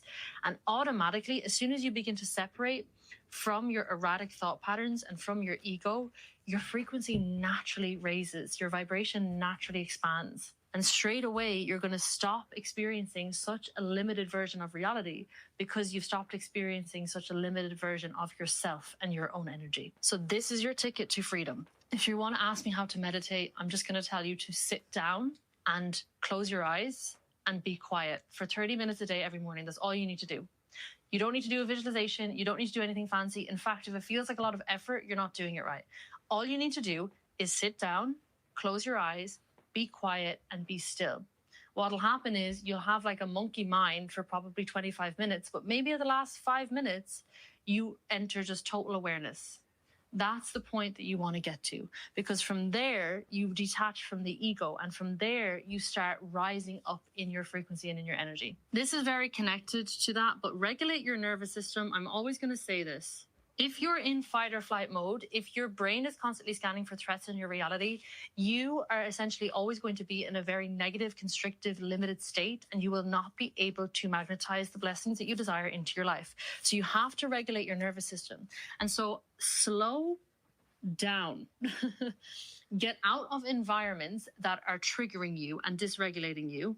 As much as you can, get out of environments that make you feel unsafe. And from there, You can do regulating practices like breath work, somatic practices. There's so many on YouTube to signal to your nervous system that you are safe so that you can come out of fight or flight mode. How can you be in a reality of bliss and of blessings if your nervous system thinks you're in danger and running from a bear? It's just not going to happen. So oftentimes you need to slow down so you can speed up. And you will be shocked the amount of little quantum shifts you can make. I know it's really counterintuitive, but if you actually just slow down and allow yourself to regulate and come into your body, you'll start perceiving things so much differently because your frequency will have changed. Agreed. And automatically the actions you take will be different. And then automatically the results that you have will be different. But it starts with you being calm first. This also comes back to the point of we're all kind of running around fighting for our lives, forcing things to happen. And most of the actions we take aren't actually getting us anywhere. But when you slow down and you regulate, and you finally come into your body, you get more clarity, you get stronger intuition because you're connected to your body again. That feminine energy turns on. And now the actions that you feel intuitively or that you know to take are actually the right actions. So you can get so much further with just one or two actions that are the right actions rather than burning yourself out constantly doing all of this busy work that's actually not really getting you anywhere. So you're coming out of your head and into your body. Two more big ones. And honestly, I could give you 20 things to enter the magnetic frequency, but these are the most important. And by the way, I said enter here. These are ongoing practices to stay in this state, okay? This is not a one and done thing. So personally, I meditate every single day. I have to regulate and pay attention to my nervous system constantly. See, doing all this is not necessary, to be honest. This is just words, but Good stuff into my life has probably been cut off because I'm now in a negative. you just have to be still. You have to prioritize this. You have to do this. It's a daily thing. But knowing that you're looking after this, you're basically allowing yourself to have miracles and have your desires run at you. So it is so worth it to prioritize this stuff. The third one is to release emotional blocks. Again, Okay. this is not one and done. This is ongoing. And I hate to say this, but I also have to say it. I see a lot of people, especially in the comments and in my community, they want to do like a one and done shadow work exercise. Actually, I always say this, the spiritual path is a path of purification. And as your frequency starts raising, Okay. So I don't disagree with her here. I agree. Remember what I said earlier. You're going to have to go through the journey as to figure out why the answer is you. But the answer is you. And once you know the answer is you, you let go. And that's why, like, I took a nap. If you didn't know, I let you all watch this, and I took a nap.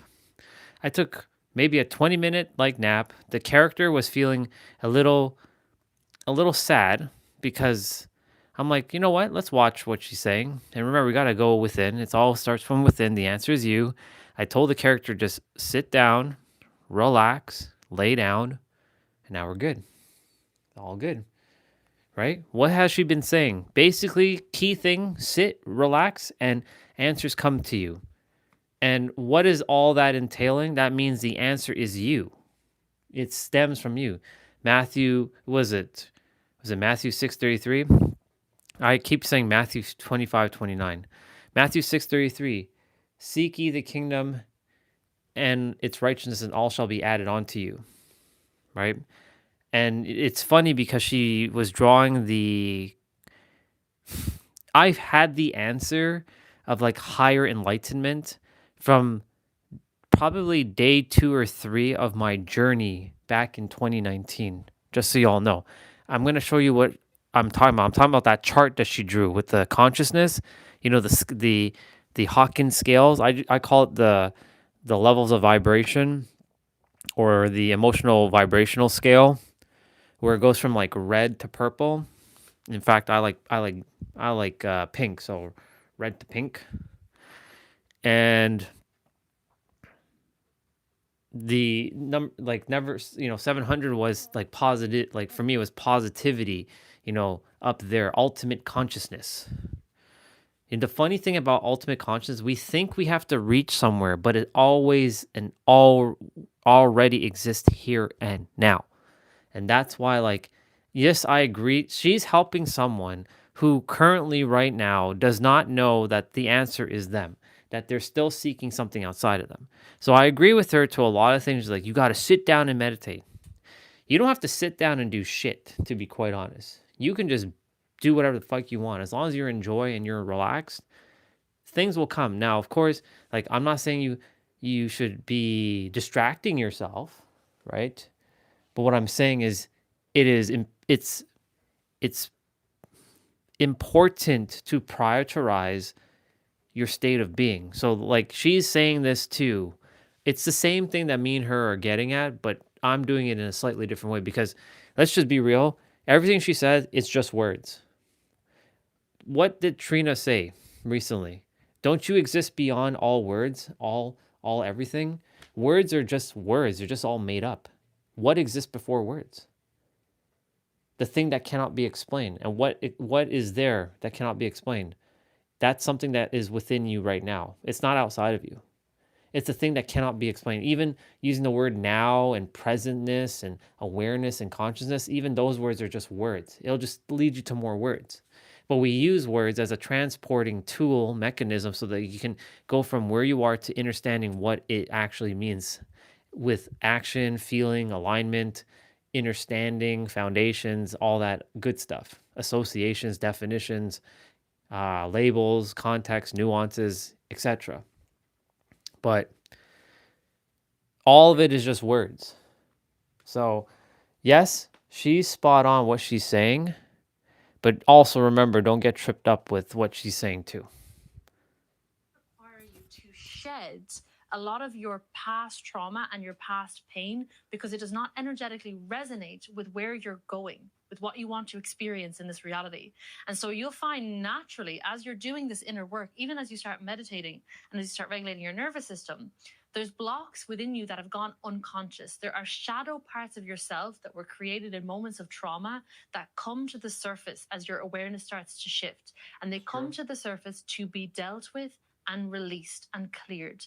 And so shadow work is a huge, huge, huge part of you getting into this magnetic frequency. And I know this is not a sexy thing. It's probably not what you want to hear, but it's one of the most powerful things you will ever do, because you're liberating yourself from blocked emotions, from the pain of the past. And when you take that stuff out of your energy, it naturally frees up your creative energy and it naturally transforms your frequency, because this darkness has been removed. So shadow work, moment to moment, like when you notice you're triggered, when you notice you have something coming up that's really bothering you, ask yourself why. Ask yourself, what's wrong? I talk to myself like I'm a child half the time, and that is shadow work. Like, even on the way here this morning, I got into a bit of a bad mood. I turned off the radio in the car and I said, Katie, what's going on with you? Why are you grumpy? And I spoke to myself out loud. So things like journaling, speaking to yourself in your phone on a voice note. You can do this also like one-on-one with somebody. I also have a shadow work meditation in my community, which is amazing for this. But anytime you notice that you're triggered, or that, you know, a part of you that feels really fearful or ashamed or limited is coming up, you have to work with that part of you. Don't repress it and don't run from it, because that will keep it inside of you and it will keep you in a limited energy state. Okay, and the last point to enter this magnetic frequency and to maintain this magnetic frequency. So again, shadow work you want to be doing consistently in order to maintain this frequency. The last thing is to respond instead of reacting to reality. What do I mean by this? So Kabbalah speaks about this. This is such a hack. I've probably made a whole video on this. If I have, I'll leave it down below. But you being the higher form of consciousness and actually the creator of your experience, every time that a circumstance happens and you allow yourself to react automatically, impulsively, you're basically allowing the circumstance to define you rather than the other way around. And that's why you stay limited and trapped in the same old circumstances in your reality, because you're allowing your circumstances to basically keep you in a lower state of consciousness. And so you can't resonate with a different experience in reality, okay? And so what you have to do, basically the example that I gave you earlier of me seeing my bank account, you have to see the circumstance in front of you and decide how you're going to respond, rather than reacting on autopilot and getting triggered back into a lower state. And I'm going to give you a hack for this, okay? So you decide how you want to show up. You decide the energy that you're going to be in. You realize that your state, your emotions, your identity, your thoughts are the most important thing. And that if you can just maintain them, it's going to change your circumstances automatically. So your circumstances are irrelevant. And then any circumstance that happens after that point, declare to yourself that even if it seems inherently negative, every single thing that's happening is happening for my greater good. Exactly. Even if it looks like the worst situation ever, it's happening for my greater good. Nothing can touch you when that's how you respond to circumstances in your life. So everything is happening for my good. And typically, this is true, especially if you declare it as true, then it is true. There are no truths in the universe except for half truths. So if you declare this as your truth, it will be your truth, and that's what will unfold for you. Kind of trippy, but this is how it works. But even the bad stuff will wind up just being a test. And when bad stuff happens, how you deal with it is radical acceptance, okay? No matter what happens, don't get caught up in it. Don't start vibrating at the same frequency of the negative thing that's happening and trying to get your emotions involved with it and figure it out and force it and fix it. No, accept what has happened. That's going to allow you to free yourself from the situation energetically. And then it's going to allow you to realize why it happened. Because if you're fighting something, you're not letting it be as it is. And oftentimes we're sent kind of inherently negative or objectively negative circumstances, and they're actually tests. They're actually things that do help us in the long run. But we never find out what the test actually was. We never learn from the test. We never grow from the test because we're too busy fighting with the test. So radically accept everything that happens, and you will see why it was there in the first place. And you will see that it actually was happening for your good all along. These 4 steps. So the first one is meditating in stillness, detaching from your thoughts, coming into that awareness every single day, that void state, which, by the way, is your feminine energy, which is the receiving magnetic component of you. The second point is to regulate your nervous system so that you can come back into your body, be grounded in your body, and reconnect to your intuition and your clarity so that you can stop fighting and forcing and being stressed all day long.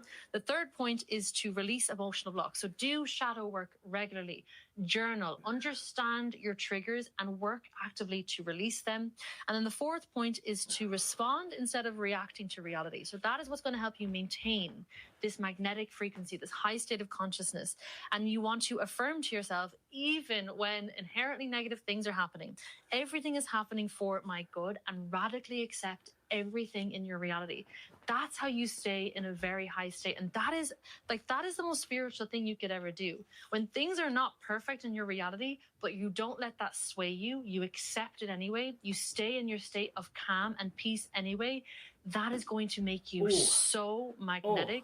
Your reality will change so fast, your head will spin. And a lot of people don't experience this because it's not the easiest thing in the world to do. But if you can come back to this state, no matter what, everything that is destined for you, everything that you desire will start chasing you, because nothing is more magnetic than somebody who is in that state of inner peace, of inner calm. Remember me saying the calmer you are, the more magnetic you are, the more you can access the creative life force energy that is actually meant for you, that is going to help all that you desire come to life for you. You have everything you need to do this, no matter what's happened to you in the past few months, in the past few years, your whole life. It's irrelevant. All that matters is the energy that you embody from today going forward. And when you get that right, anything is possible for you in this reality. And this is very stressful. I actually had a call with someone earlier who was fairly new to non-duality, but he got super in his head about this aware of the awareness practice. I don't know if has anyone done this before? I did this for 10 years, aware of the awareness. Yep. And what really happens is that the mind begins to objectify this thing called awareness and tries to find this thing called awareness. It tries to find, but awareness, what it's actually referring to, is not something that you find because it is in fact everything, right? It's like a fish searching for water. It's like you are in the water. Everything is water. This is it, right? But the mind thinks that it needs to gain something. It needs to earn something because it thinks in past and future. It thinks linearly. And so we use this linear model, this linear orientation to words in order to find what doesn't actually need to be found because it's already here. So it objectifies and turns the concept less the effortlessness of what's already here into a concept, into something to attain. Motivation and procrastination are both entities. They're both entities. They're both thought forms, which means that they have psyches, they have psychologies, they have a way of thinking, they have a way of operating on the spiritual plane. Remember, 3 planes of existence. All successful manifestation requires alignment across all 3 planes of existence. Mental, physical, spiritual, all 3. But if in the spiritual plane, you're being fucked up by an entity that you're unaware of because you don't even understand how it works, then you don't understand that the base goal of any particular entity is to take up as much mental real estate in your head as possible. But if you're unaware of the fact that there's something taking mental real estate upon your head, you're going to be unaware that something's even there. And if you're unaware that something's even there, then you don't have the capability of changing anything, because awareness is the first step to transformation, and that's a bar. Write that down. Chapter 4. And when they show up, bill them. To bill them, you will have to learn to charge people for what it is that you do or for whatever product you might supply them. Part of the dollar dance of life is going beyond the ego's emotional awkwardness about charging money. Somehow we tend to think that when we bill someone, they will not like us, or perhaps we are taking food from... On? Are you on? Hello? I am Ray, and don't let the Matrix steal your life. What are you doing? You like my moose? His name is Goose. Goose the moose. Loosey-goosey, moosey. What this actually means, most people are trapped in this little bubble. Society tells us all, look, here's the deal. If you want to survive and not die, you need money. Money. Money. So what do? We look and say, okay, well, we need money. What do we do to get money? Sell drugs? I don't know about that. Maybe. We search for a job. Like Steve. You remember Steve? So what do? We spend our life trying to get money. Working a job we probably don't like. For measly scraps. What is going on here? When trillions of dollars are printed out of thin air for no reason other than that somebody wants it. So have you ever wondered why, things are set up that way? Where the plebs, the people at the bottom, have to slave their life away for nothing. And then also the government takes half of their money in taxes. And then they just print trillions anyway. Why do they need your taxes if they got trillions? You ever thought of this? It's because the system is not set up in your benefit. People who know realize that money has no value. It's all just numbers. It makes no sense. It's all just paper. But we give value to this for no other reason than because we believe we need it. You believe slavery into existence because you believe the lies that the Matrix tells you. And the reason that it's set up this way is because the true currency, the only currency in existence, the only thing of any value is energy. And energy is life. It's the same thing. That is why the whole battery in the Matrix was a thing. Because people are ignorant of their power. Somebody who's not ignorant steals their power and causes them to focus on what they want. Whoever's in charge. And so what happens? We spend our energy focusing on things that don't really matter all that much to us. We give the only thing that matters for something that doesn't really matter at all. But the deal is, you have to give it away of your own consent, your own free will. And that's the problem. It's not like there's some evil dictators controlling everything, forcing you to do things.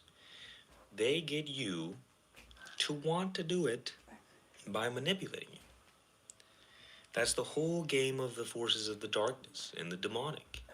They have to get you to believe that you do not have any power, that you are powerless, so that you freely give the power that you do have, you give it away by focusing on nonsense, by wasting it. And you're getting attacked by all of these different angles, like social media and Netflix, programming into you certain beliefs.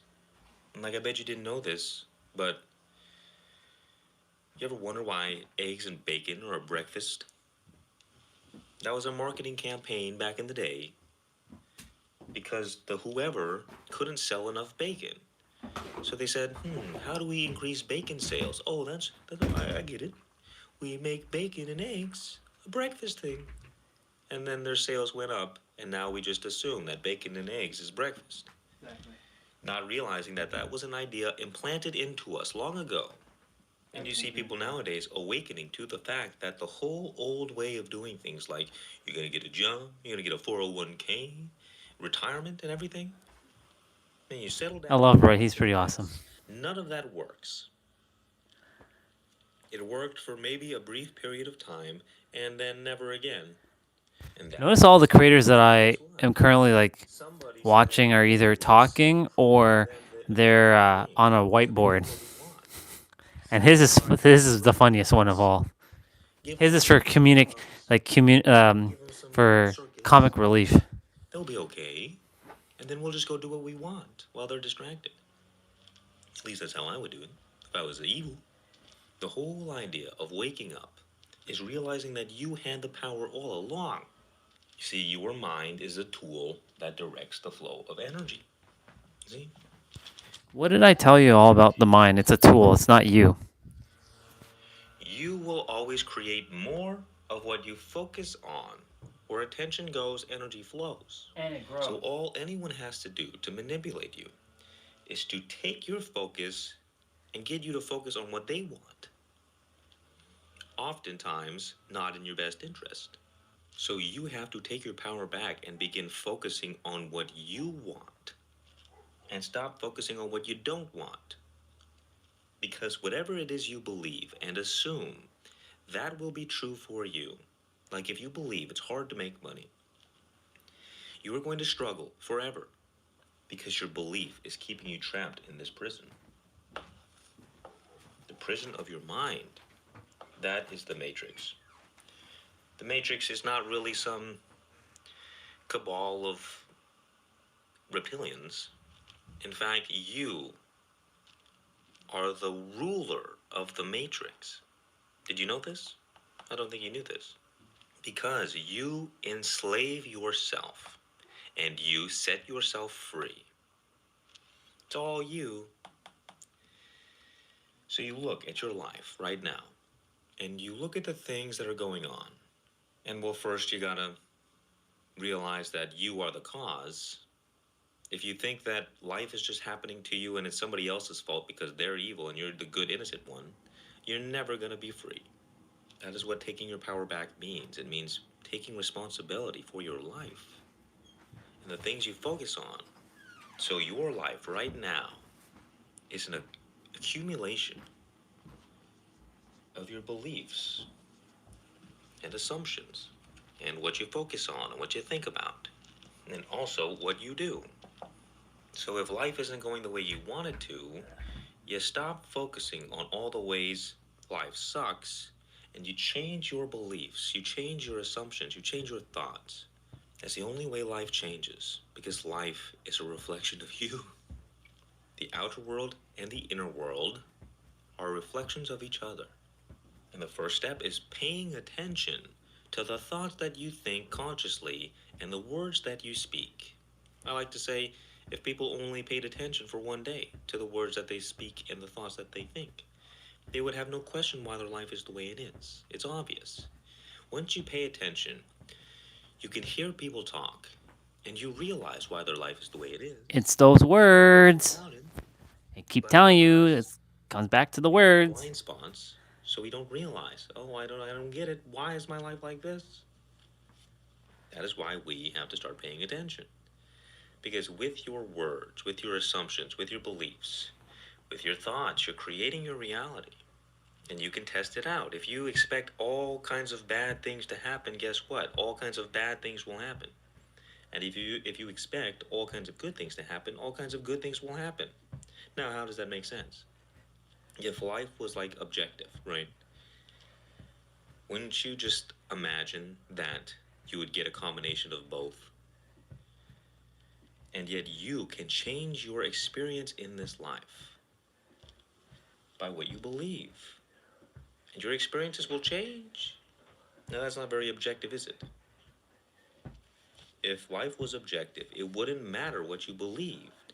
In a mad world, the realists lose, which means if you just focus on what you already have, you're only going to get more of just the same because you're just creating more of what you focus on. And also, if you focus on the past and how things went wrong then, you're just bringing those problems into the present moment to deal with again in the future. That is why some people are like broken records. They repeat the same problems, the same patterns over and over and over again because that is all they focus on. They're stuck in the past. They're resentful for what happened or whatever. And that fundamentally comes down to their beliefs, the beliefs about what happened to them. If you believe yourself to be a victim and a slave, you will be. Yep. If you feel like you have no power because society tells you, hey, you got to do this and you got no choice, or you're going to die, you're going to be homeless, you're going to be pooping in buckets, you're not going to be having no fun. Well, then that's the life you're going to live. Yep. And until you realize that your circumstances have no power over you, you will believe that you are a slave to your circumstances. Exactly. You must train yourself to focus on what you do want and take your focus away from what you don't want. And it doesn't matter what the evidence says. Because if the evidence says your life sucks, well, it serves you no good by focusing on it. Like, for example, if you're broke, you can't be focusing on all the ways that sucks. Yep. Because it's going to make you feel bad. It's And going to you make you keep take reducing wrong your- actions and just fuel negative thoughts about money and how much Exactly. life sucks. Instead, you have to shut out the external world and imagine the life that you want. Because so long as you're mucking about in the world, your attention is going to get pulled all over the place. Your power is going to get pulled all over the place. Yep. Like a laser beam that's out of control. Just bzz, bzz, bzz, bzz, creating all kinds of havoc in your life. Yep. I agree. To close your eyes, find some stillness and some silence. Same thing Katie said. It's all about be still and know that I am God. Of your reality. You are not at the effect. And the more you can't stop reacting to the world, the more it means stop focusing on it. You take out your little journal or whatever, and you start thinking about at least just one thing that you want to change.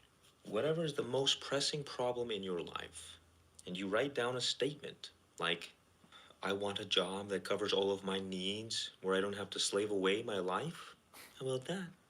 You figure out what you want, what you desire, and just do one thing. If you try and do all kinds of things, your focus is not going to create anything. Your creative power is determined by your ability to focus on one thing long enough to see results. So you pick one problem to solve, and then, whatever it is that you desire, the only thing you have to do is feel like it's already true. Like Jesus said, when you pray, pray as though it is already given to you, and it will be. He was the master at manifestation. That's Matthew 25:29. It was also like when the bleeding woman went to go find Jesus because she thought that if she could just Yeah, oh yeah. or one thread of his garment, that she would be healed from, he would be healed from this disease or whatever she'd been struggling with for like 10 years. Because obviously Jesus was known as this great healer. So there was a big crowd and Jesus was surrounded. And she was like, oh, I gotta go touch his garment. I have to do this. So she made her way and grabbed onto his thread. And in that moment, he felt a power leave him. And he said, who touched me? Who did this? And she said, it was me. And he inquired. He said, why did you do this? And she told him, she said, I thought that if I could just touch your garment, I would be healed. And it was true. I felt I am healed now. And it was so. And he got down and told her, it was not I that healed you. It was your faith. Yep. That is the secret. Jesus was someone who others could have faith in because they couldn't have faith in themselves. Yep. And whatever you have faith and certainty in, it will be true. Exactly. And the more certainty you have, the more easily it will come into your life. So the goal is, you have this desire, and you have to make yourself believe that it's already yours. And you don't worry about how. And the way to create a sense of certainty is through feeling. That is why Neville Goddard said, feeling is the secret. And here's the deal. Because you have old beliefs that are no longer serving you, that must be gotten rid of before what you want can come into your life, you have to pay attention when those thoughts arise. And you consciously have to deny those thoughts and say, no, that's not the life that we're living anymore. We're living this life. And you don't have to fight with your thoughts. You just stop feeding them. Meaning, you don't focus on them. You don't give them your time and your attention. You don't ruminate on them. If anything, you consciously say, oh, I'm going to ruminate on the good stuff now. I'm going to focus on that because right now you can think about whatever. So through your mind, through your imagination, you have the power to think about what you want. Exactly. What you're doing is you're going into the infinite potential and bringing into actuality the reality that you want. So maybe you imagine what it's like to be free financially and not having to slave your life away. And in that moment, your body feels like it's actually happening. And it happens all the time. If you're like daydreaming and stuff, sometimes you're actually like you move where you're talking. Or like when you're falling asleep, your body literally feels like you're falling and you're and your body can't tell the difference between what is true in your imagination and what is true in the world. So you can use your imagination to create a new reality. And your outer reality will change to reflect the new reality that you want to live. And all you have to do is not feed the negative beliefs. And when you go back out into the world and you do your things and you go to your job and you hate your boss, and your boss comes in and says, oh, I hate this bald man. In that moment, you don't continue to focus on how much your life sucks. You focus on reaffirming the reality that you do want. Yep. Because every moment that you experience something that's not to your liking, you can use it as an opportunity to reaffirm the opposite. So you say something like, I can't wait for my new job, I'm so excited. And you can work yourself up into an emotional state. You can. And start to feel better. But if you just allow the negative thoughts to run amok, you're going to feel bad. It's not going to help you. And a big part of this is surrendering and letting go. Because right now, you can literally just say, it's all going to work out perfectly. Forget about it. I'm choosing not to pick these things up anymore. I'm choosing not to think about the problems. I'm allowing life to take care of me. Because the biggest reason that we believe that, well, it's not possible, is because we place the whole burdens of the world upon ourselves as the mind or as the ego. Yep. A limited state of consciousness is not very good at anything. But through surrender and letting go, we allow the divine to take care of us. And that is something that we can have faith and certainty in. And this is why God saves. Because you can just literally give it all to God and never worry about it again. And be like a little baby and say, God, I want this. Can I have this? Okay. Move on with your life. And you will be provided for. And you won't have to worry about anything anymore. Because the only reason we were struggling and suffering is because we said, I have to do it all. It's all up to me. But when you let go of that, you let go of control, you stop allowing your attention to be hijacked. And now you allow God to nudge you in the right direction. Now God can save you from the matrix. I am Ray. Join the Spiritual Rebels community. Much peace and many blessings. And remember, just be. Just be. Just be. All right. Just be. Oh. Well. We got our play out to do. How much battery is left on the tablet? 21%. Not bad. And now our content is back again. Did they change?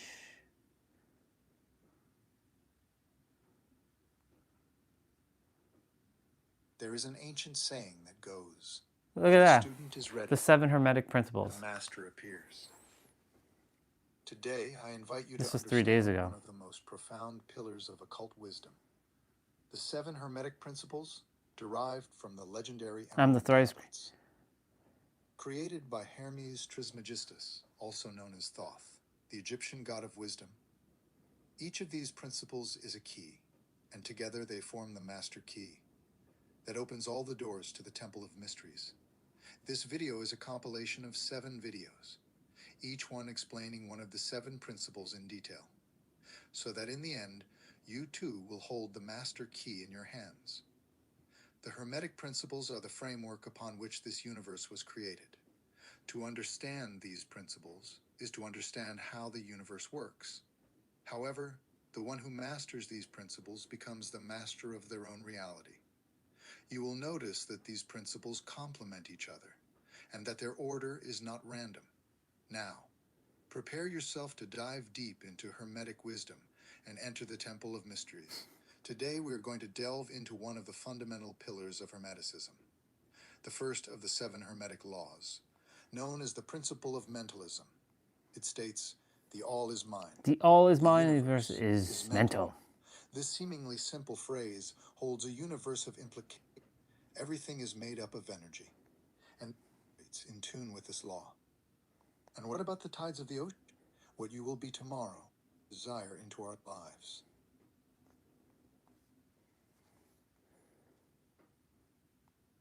In 1933, I can't believe this is Ethiopian still. rabbi taught Neville Goddard. Circuit. Each It's been a while since I watched a wise quote video. to me. Let's see. 1, 2, 3, 4, 5, 6, 7. I haven't watched them in like a hot minute.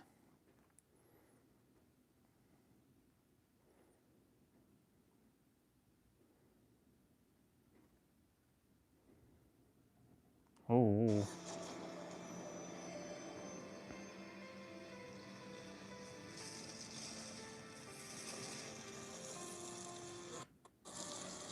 The people here aren't gonna make it. The people trying to kill you mere moments ago. They're far worse than your standard villain. At least we didn't pretend to be Vash your the Stampede. friends.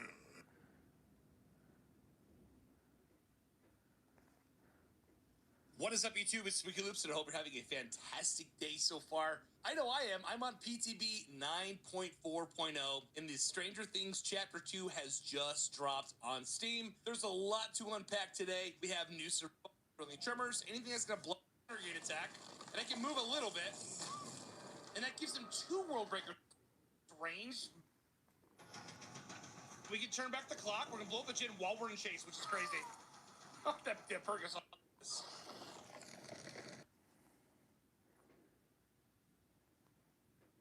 I saw this girl selling hot dogs with 0 customers, and what happens next will blow your mind. Can I buy 1,000 hot dogs? I don't know how much we have. What's your name? Ellie? Ellie, nice to meet you.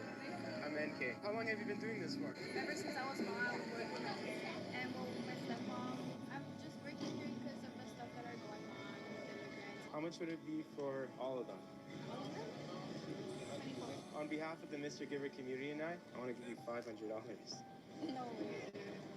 Actually, are you serious? It's yours. Yeah, of course. Do you know what you're going to do with the money? Give it to my family. So I'm going to go hand these out to the homeless, and then when I come back, I got one more surprise for your stuff on. Excuse me. I saw you looking at the hot dogs earlier. Can I give you some free food? Of course, man. I also want to give you $200. Thank you. If you can send one text message to the whole world, what would it say? Keep going in life. Don't give up or anything. It's beautiful. Don't give up in life. Keep going in everything. It's wonderful. And now, my content has gone back to normal. That's funny. Ooh, that's a good photo of Goku and Gohan. Goku, Gohan.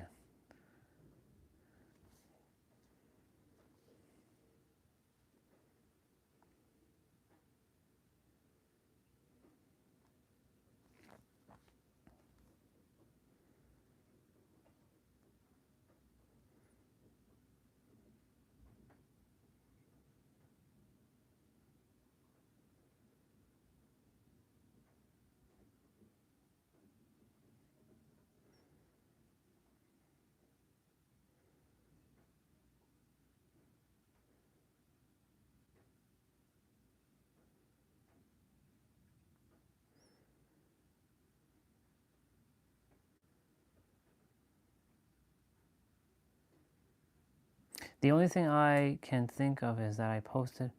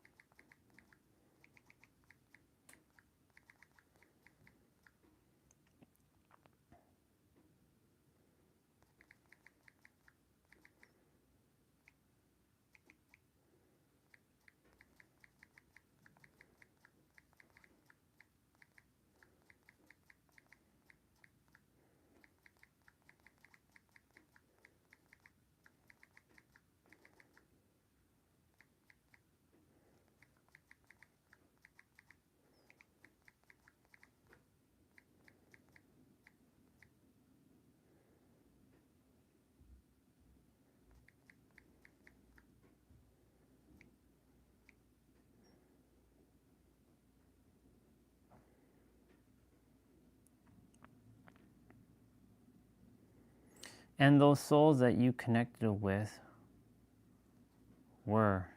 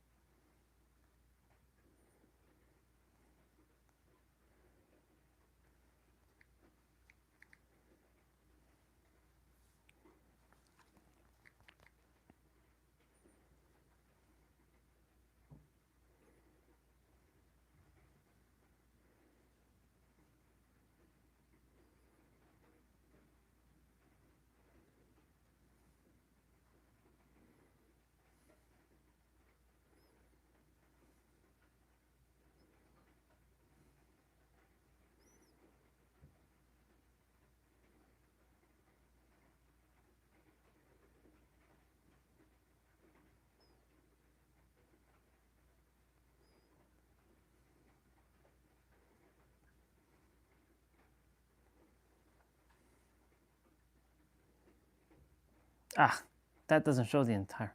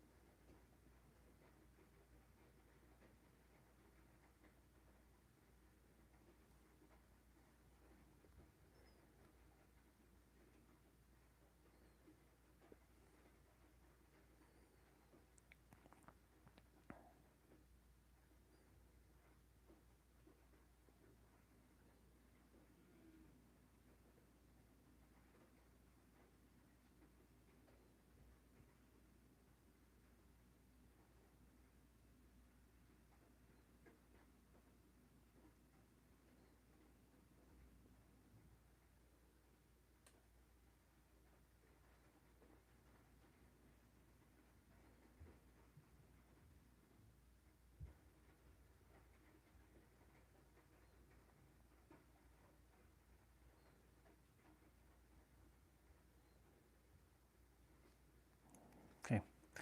I sent what I had to send to Babe.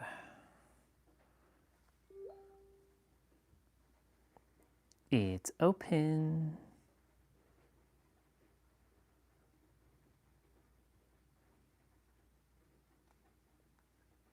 What's this? It is open. Thank you, sister.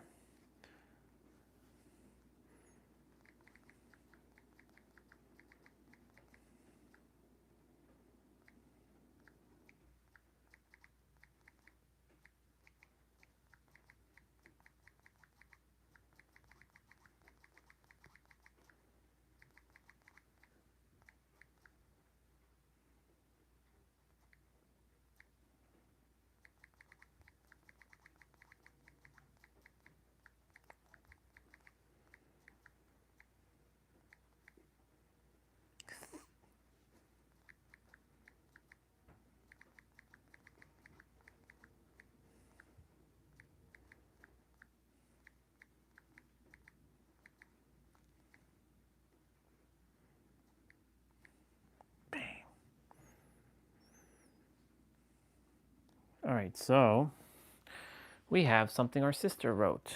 Now, the question is, ooh, it's quite a lot.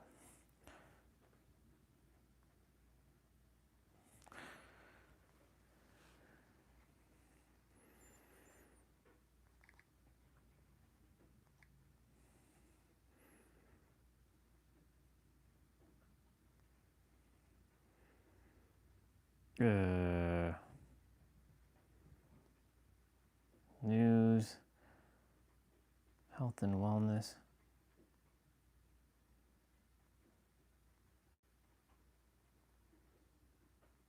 What?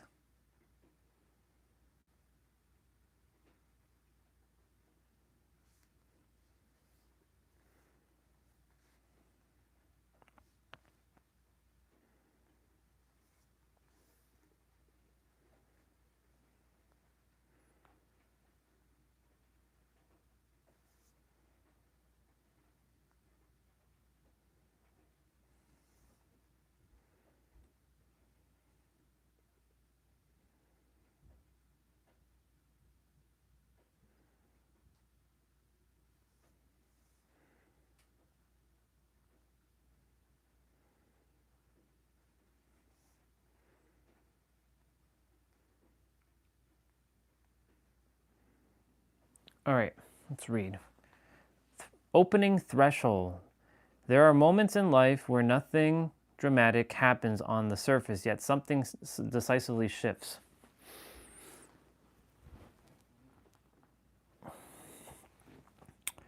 not through insight or courage, but through a quiet internal refusal.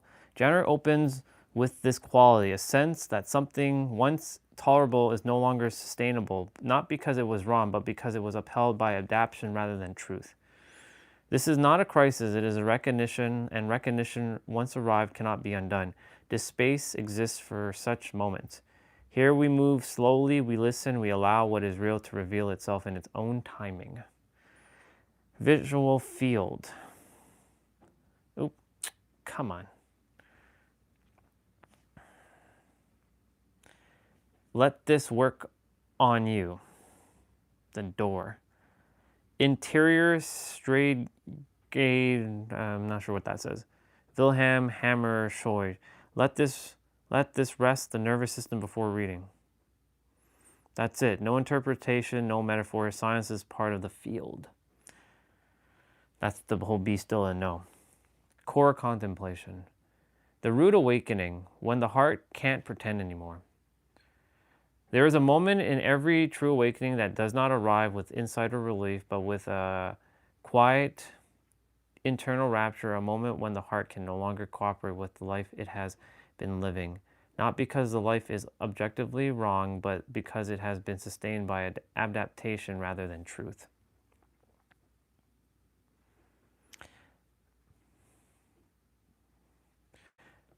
This moment is rarely dramatic in... So I'm going to take a screenshot of this. This moment is rarely dramatic in the way of in the way spirituality portrays it. It does not announce itself as enlightenment. It feels more like exhaustion, like confusion, like a sudden inability to continue explaining yourself to yourself. When what collapses is not your life all at once, but the inner architect that once made it tolerable. Many call this a dark night, but the language often romanticizes what is, in fact, a deeply physical experience. The nervous system begins to tremble. The body loses its capacity to override discomfort. Emotional material long held beneath the surface rises without permission. You may feel as though you are unraveling, when in truth, something very old is loosening its grips.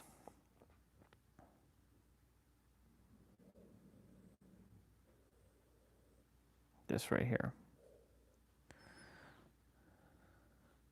I'm going to get rolling with my play out shortly. It is a release. For years, perhaps decades, you learn how to stay functional, how to stay kind, how to stay needed.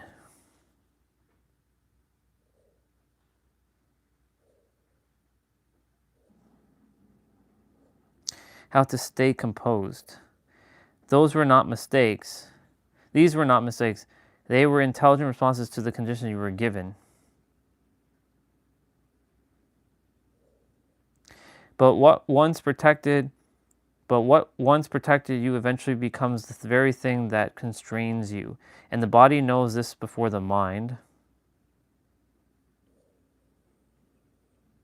is ready to admit.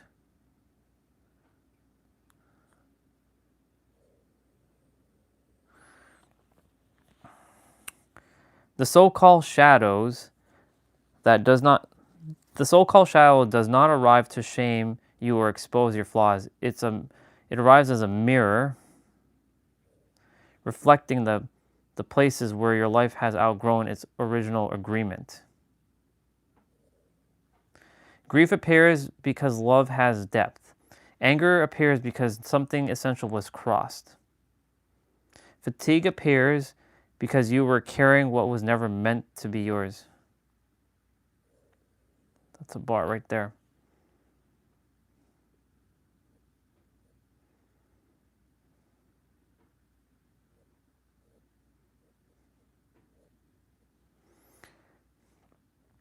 The shadow is not the opposite of awakening. It is the threshold.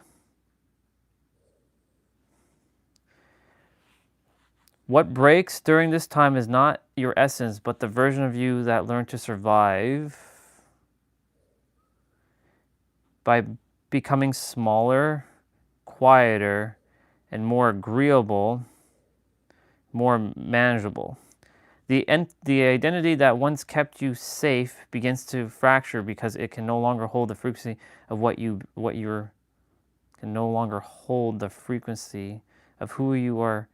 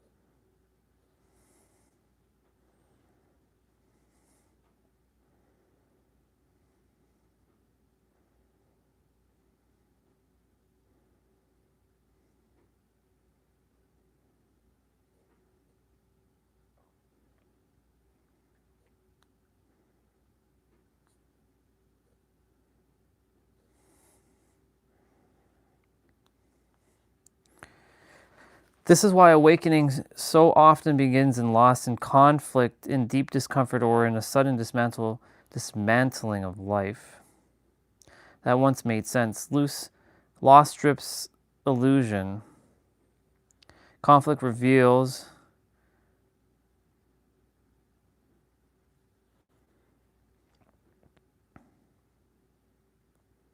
I have to drop the pen.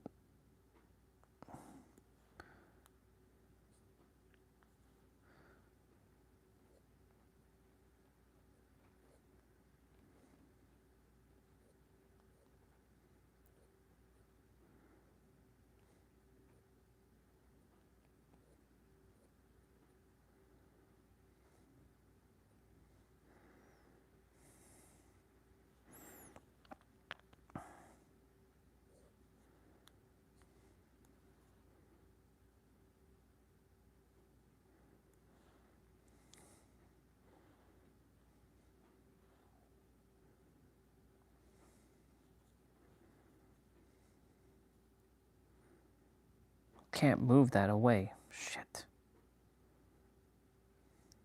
Wish this was floating.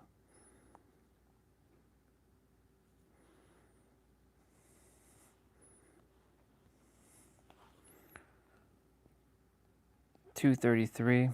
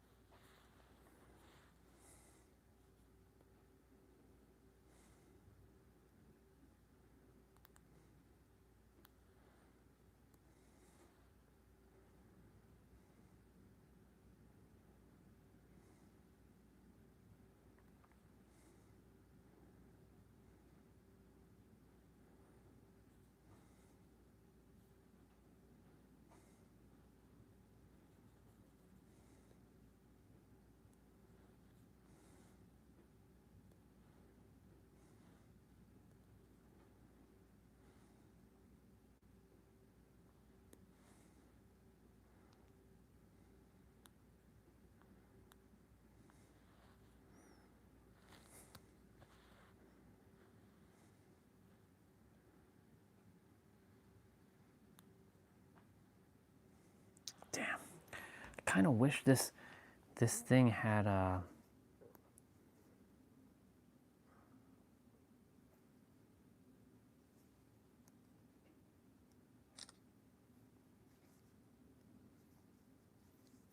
What is the color?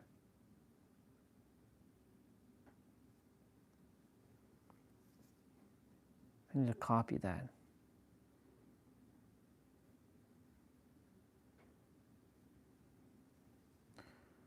Okay.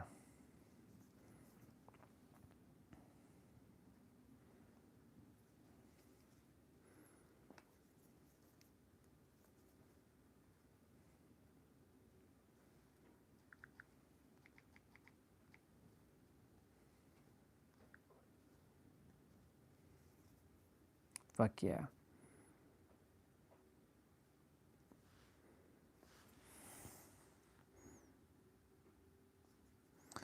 But that is so huge. What the fuck?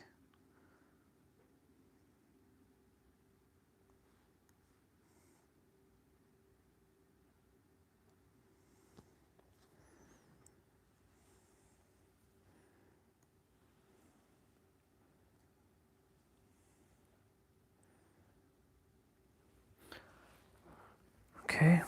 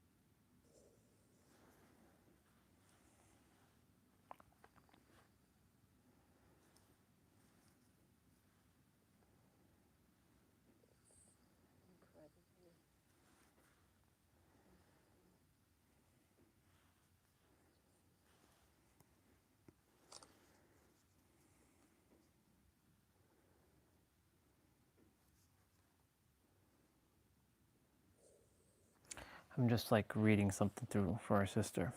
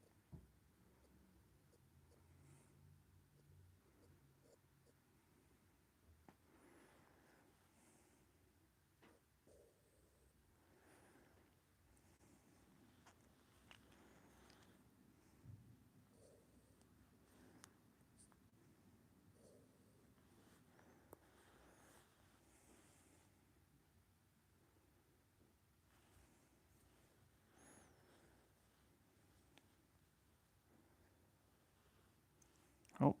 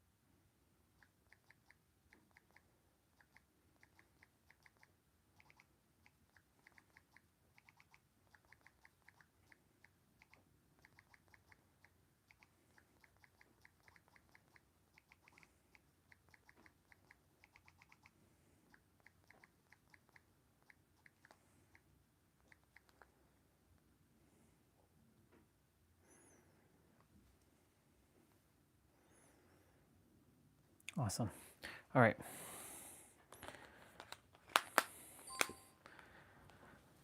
I'm gonna go use the bathroom, and then we're gonna roll. Nope.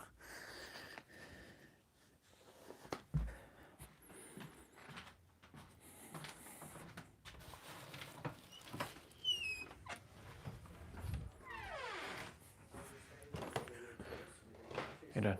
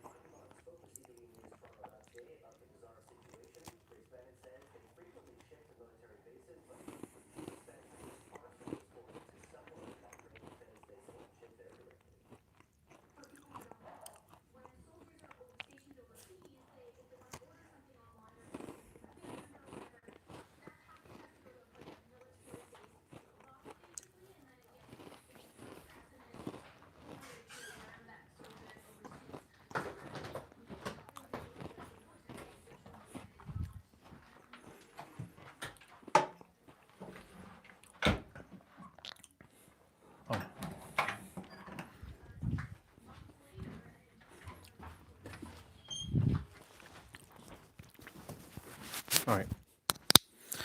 We're going to get rolling. One.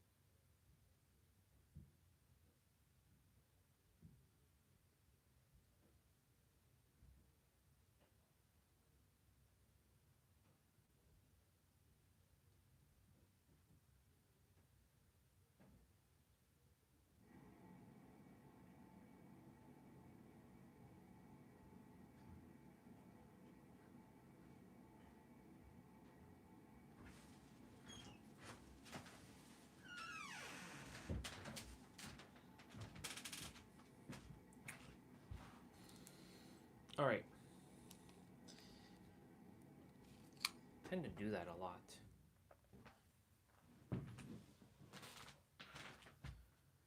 Ta-da!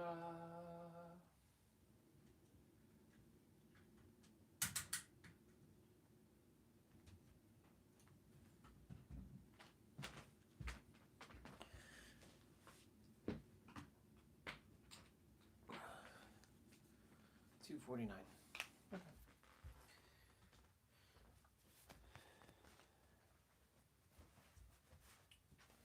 So I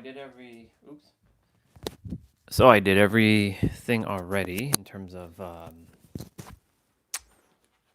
stuff.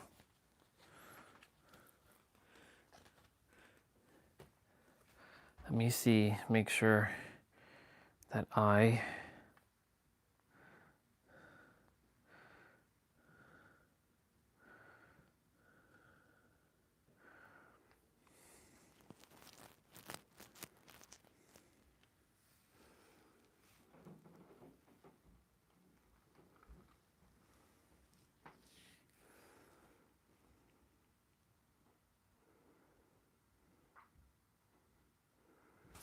little souls that you can.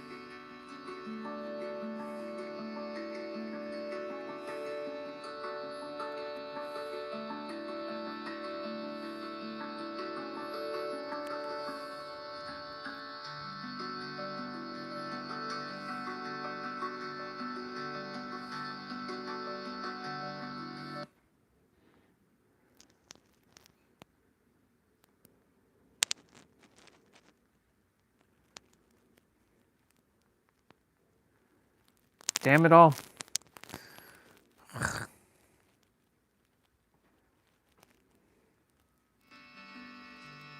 There.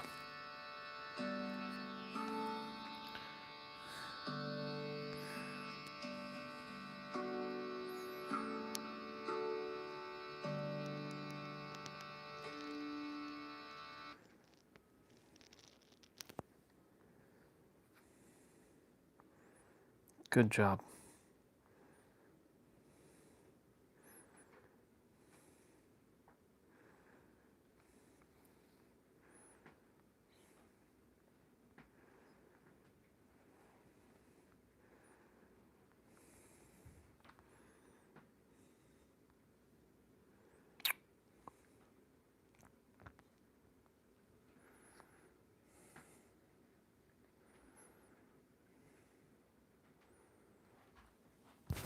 Gotta use the bathroom again?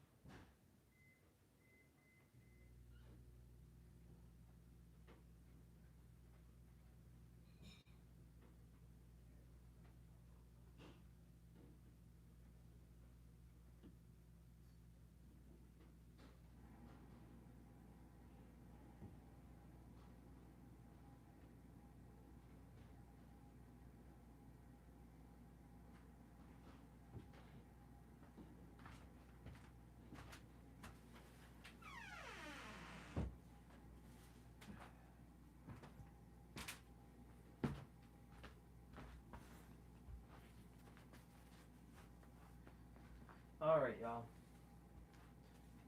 Now it's time for us to get rolling. So lower body, 30 minutes, and then abs, and then we're pretty much done because, yeah, pretty much done after that. What I am going to do though, before I get rolling, is set up the laptop and download probably the patch, because I'm sure there's a patch going on for Dead by Daylight. Like the public beta test is out, but that's not the update. That's something else. So I'm just gonna set up the laptop. You know what's funny? If I set up the laptop and T-Bray shows up right now, let's see. Oh, T-Bray. Oh, a T-Bray. Are you there, sir?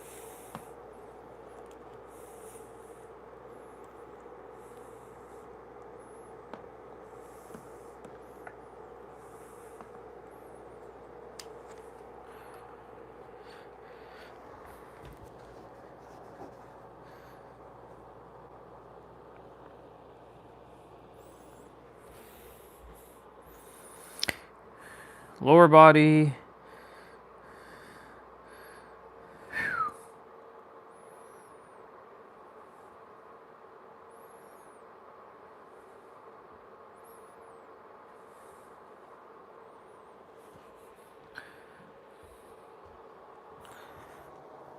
Okay. Give the laptop some time to cool down.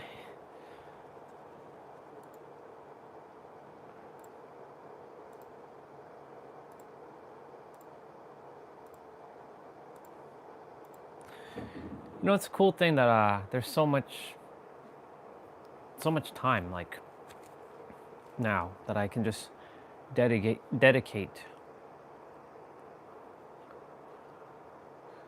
Watch your countdown to the end of the thing. Watch your countdown to the end of the days. The clock takes life away. It's so unreal. Don't out your low, Dr. Dump, boom, went out the window. Try to hold on. You didn't even know. Wasted it all. To watch you fall. Gonna know I try, it all fell apart. What eventually will eventually be a memory of a time I attempted so hard, and I tempted so far. In the end, it doesn't even matter.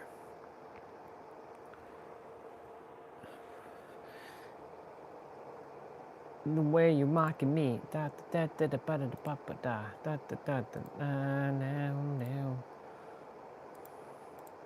You wouldn't even recognize me anymore. Not that you knew me back then, but it all comes back to me in the end. It all fell apart. What eventually will eventually be a memory of a time I... That's interesting. There's no patch.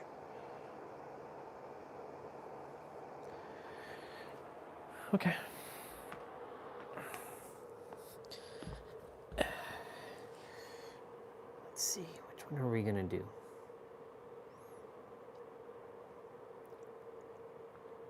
Slow and controlled?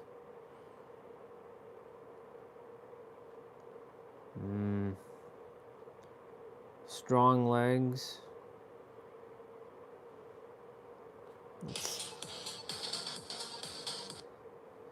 These are old school ones. Squats and lunges, huh? I don't know about that. I mean,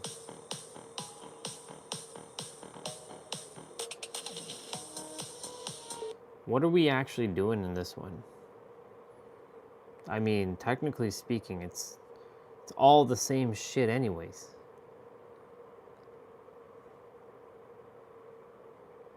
Okay. We'll be doing this one. Oh yeah.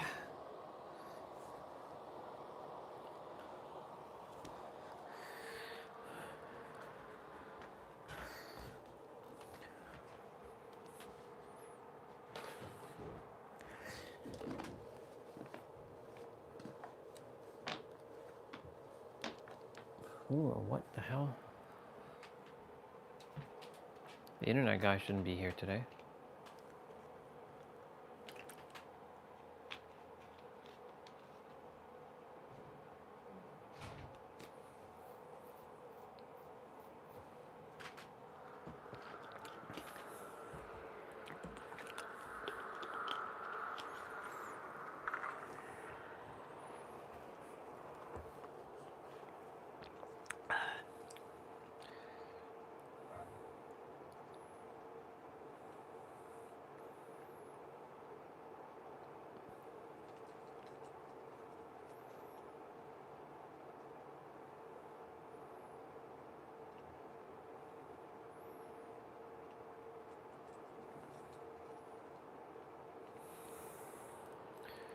Let's see. You wouldn't even recognize me anymore. Not that you knew me back then, but it all comes back to me in the end. Did they update converting remaining trinkets to thing? Okay, cool.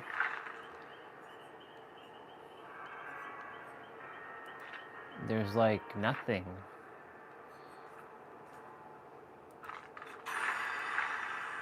The Witcher bundle. That's how they're gonna get you that money. Collections. All the winter stuff is gone now. Yep. All that winter stuff is gone now. Specials.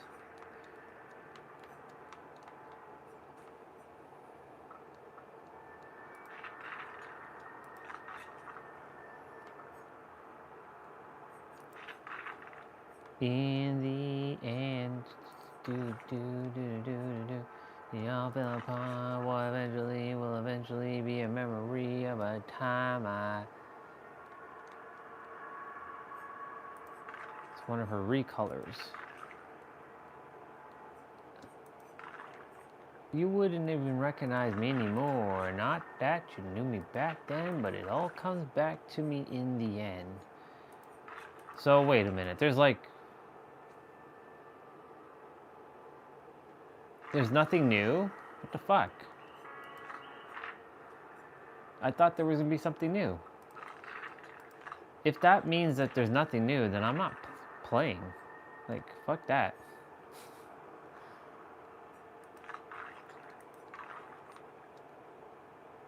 There's like nothing new.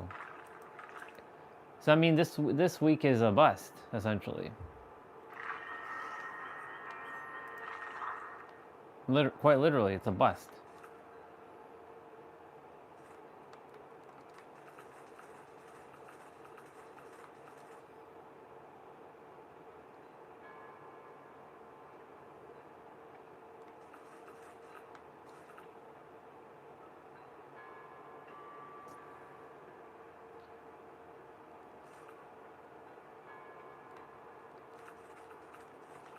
In a chase? Oh, that's easy enough to do. Okay. All right. Well, since there's nothing, I don't give a flying fuck about patch and all this shit.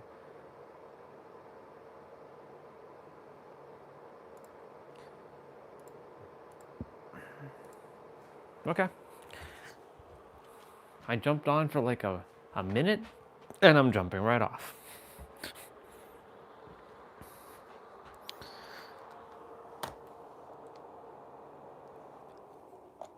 Because I personally don't feel like playing anyways. Because I thought the new chapter was coming out today. That's not the case. The public beta is coming out today. So, guess what I get to do? I get to put this shit away. I get to put this away now.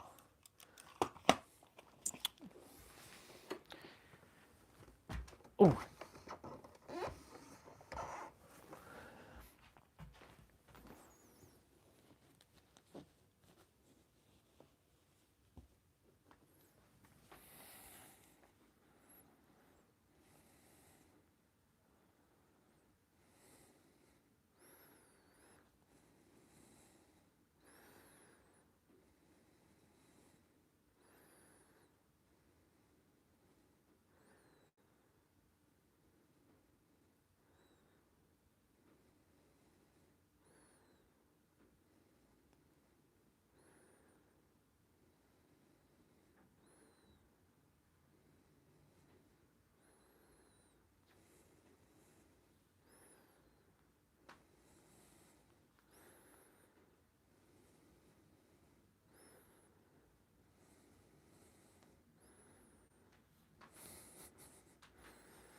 Okay.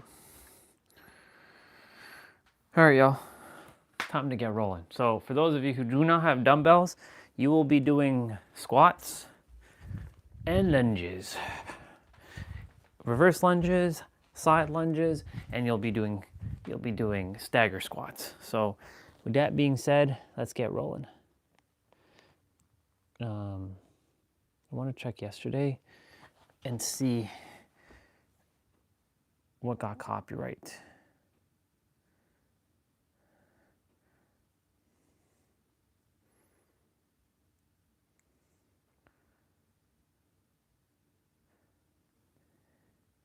All the copyright happens in the evening time. Yeah, see, I knew it.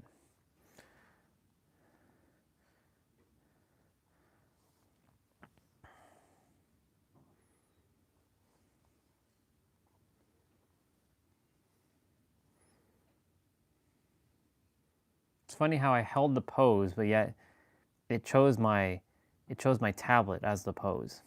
Crazy.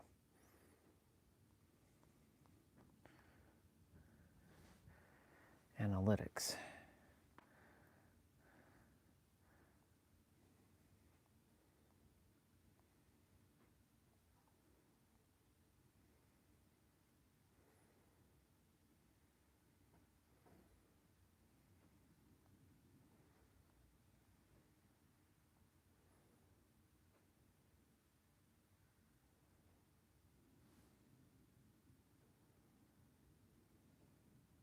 What?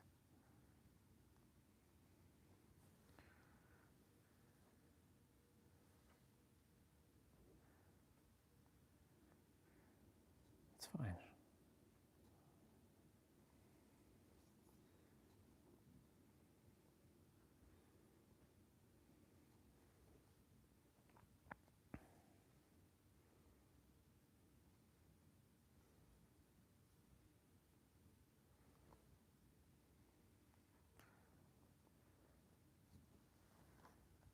Damn right.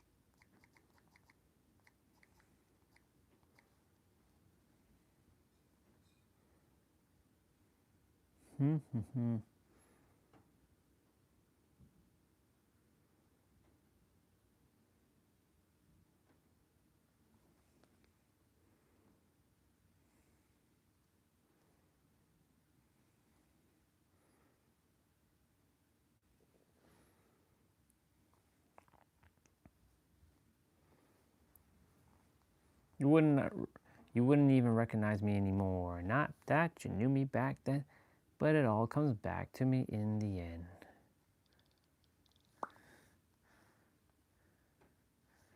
You know, I try, all fell apart. What eventually will eventually be a memory of a time I... Okay, let's get rolling.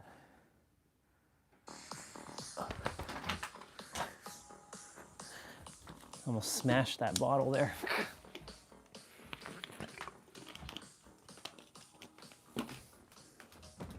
He has no yoga block for this one. He's starting with high squats.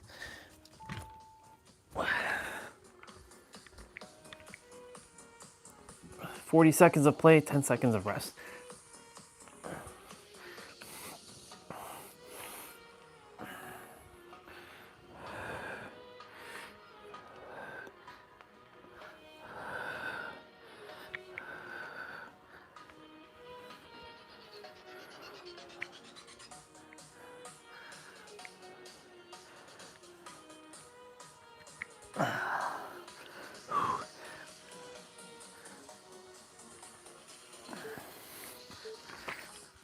Perfect.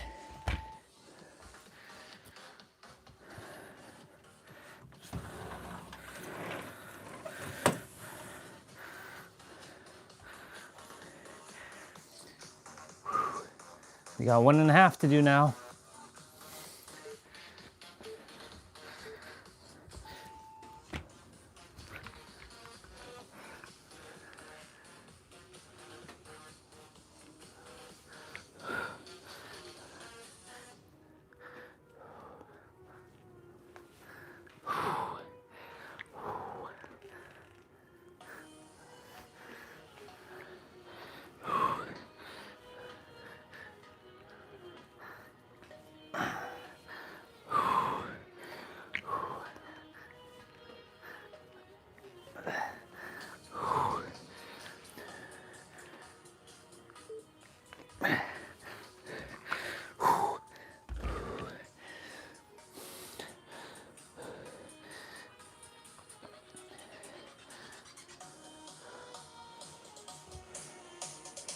One dumbbell, one dumbbell.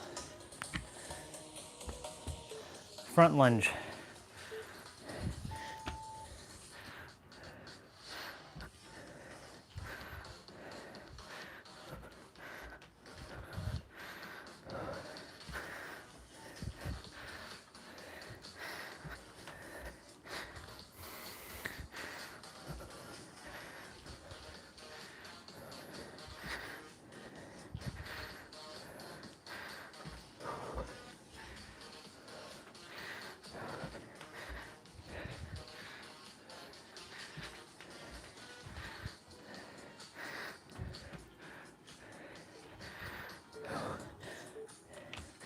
Should be 1.5 next. Yep, 1.5.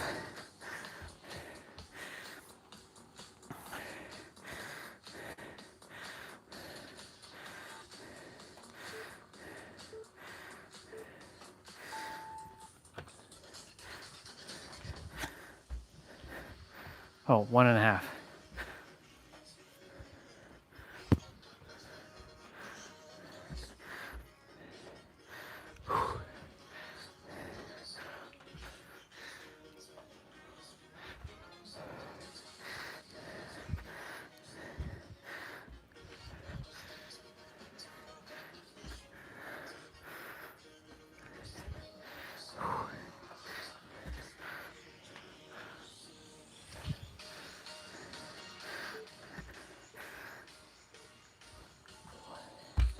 Very good.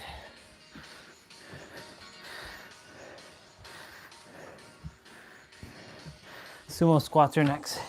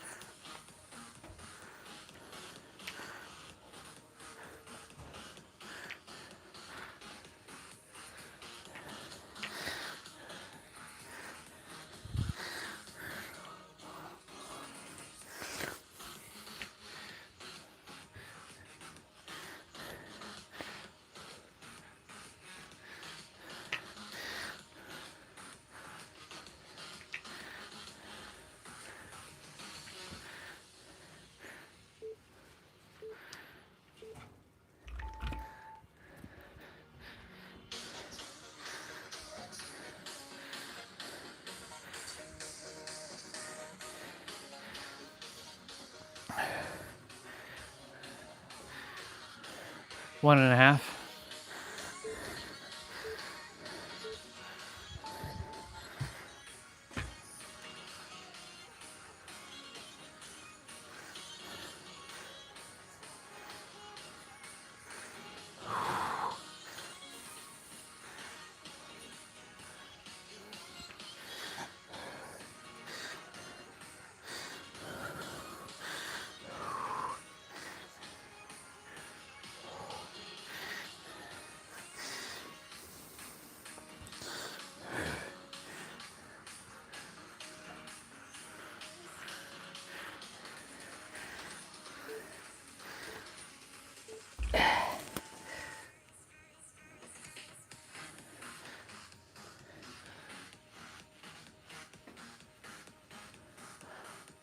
Okay, left lunge.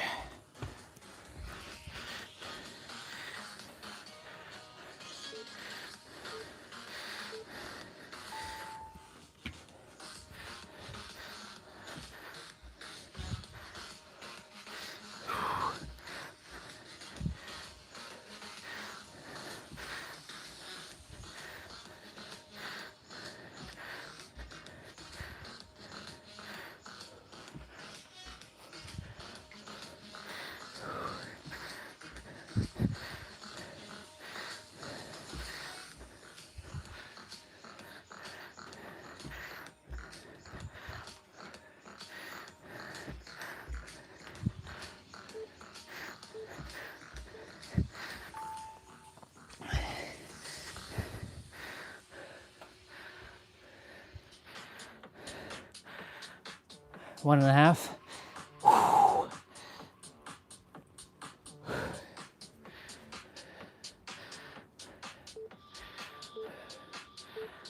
Very good. Oh yeah.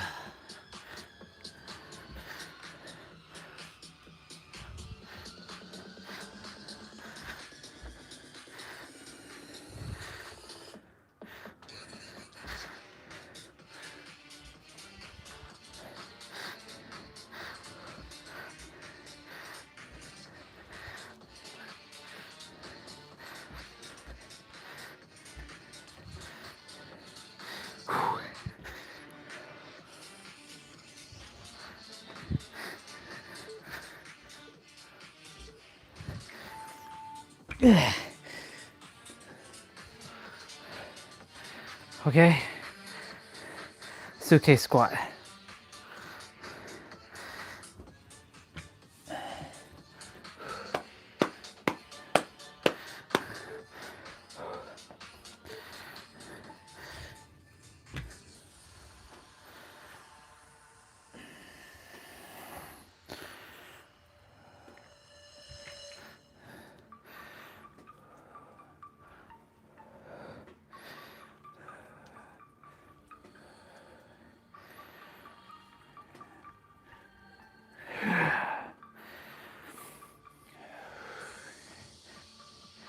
Breathing through the nose, out through the mouth, y'all.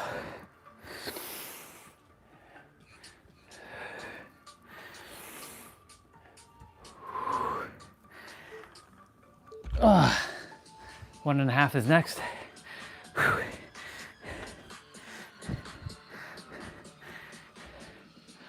usually the wrist. It's usually the wrist. Yep, 1.5 is next.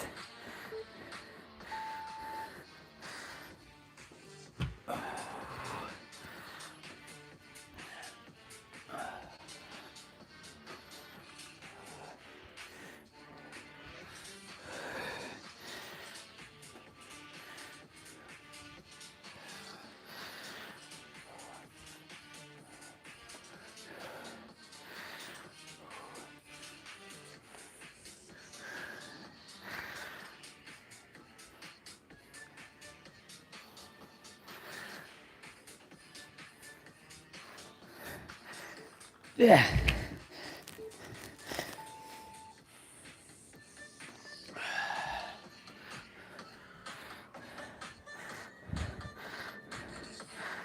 Lateral switch lunges.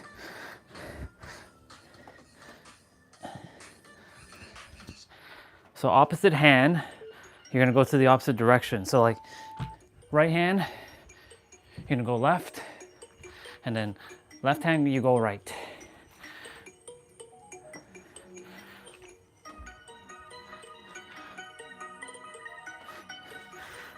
One of my classic tracks here.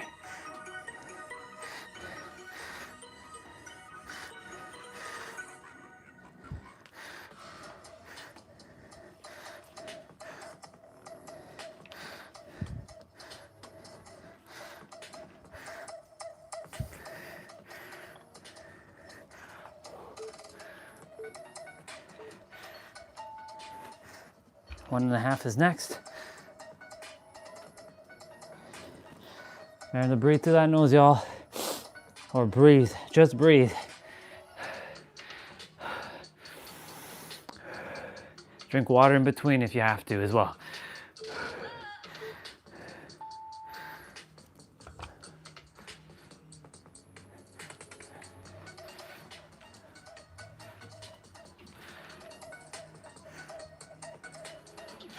I like this track a lot.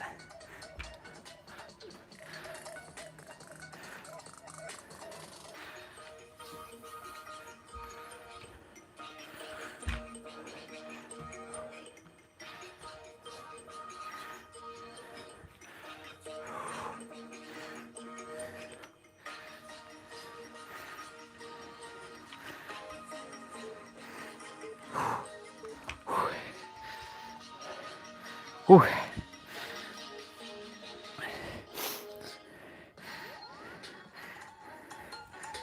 Stagger squats to the right. So you're gonna bring your right foot forward and your left foot back.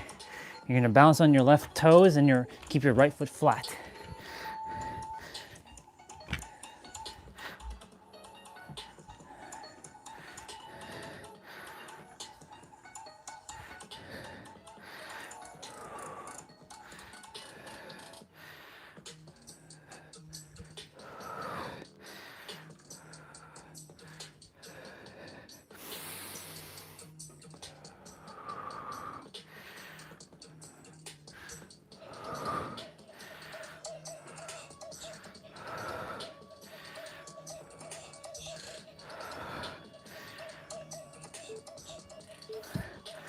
Okay, it's gonna be 1.5 next.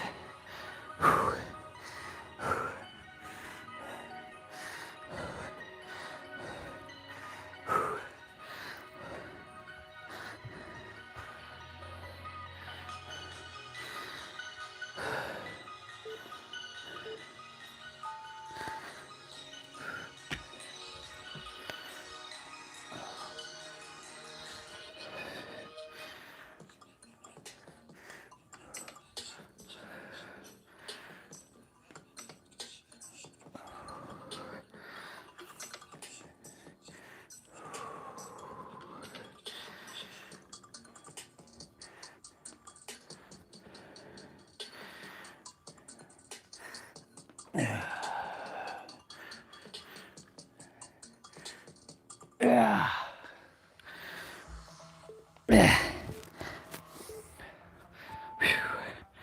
Shit.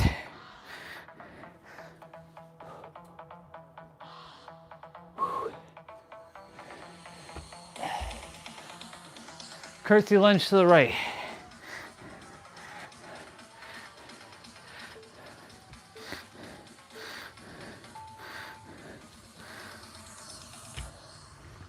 So you're gonna hold the dumbbell in your right hand and you're gonna bring your right leg back.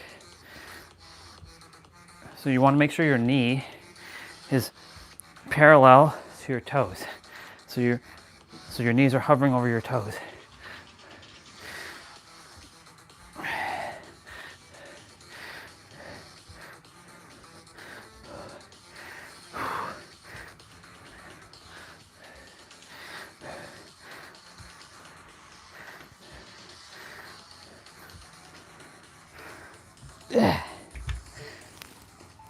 Oh, yeah.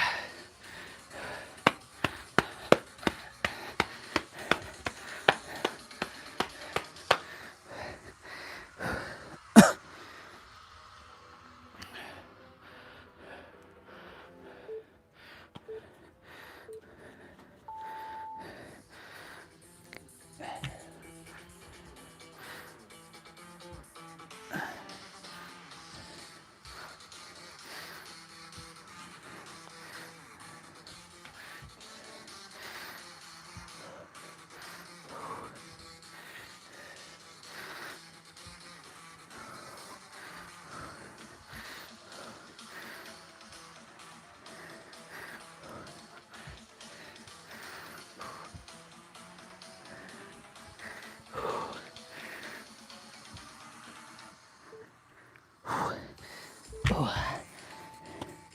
shit.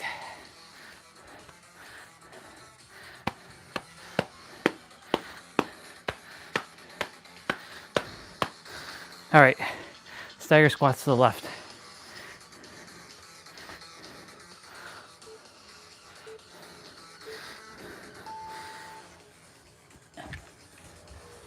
So your left foot now is forward.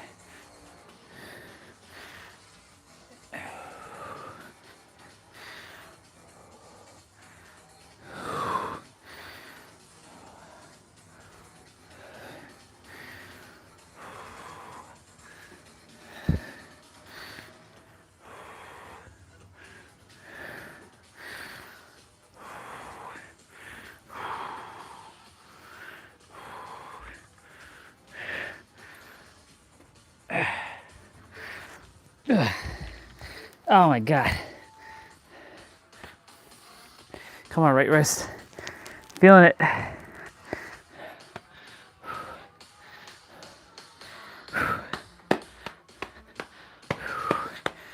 Whew. It's not even the legs, it's the wrist that's getting fucked right now.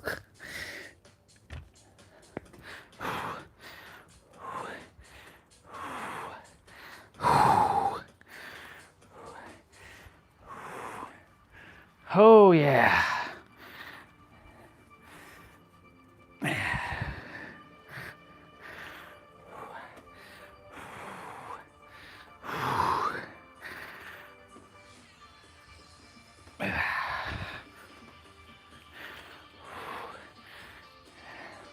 Oh my God.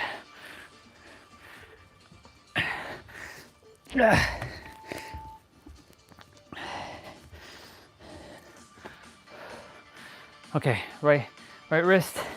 You get to take a pause here.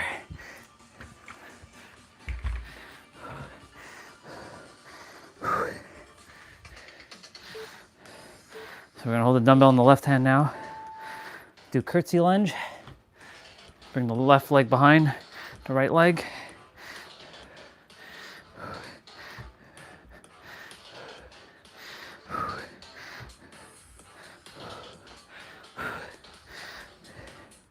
Doing great, y'all.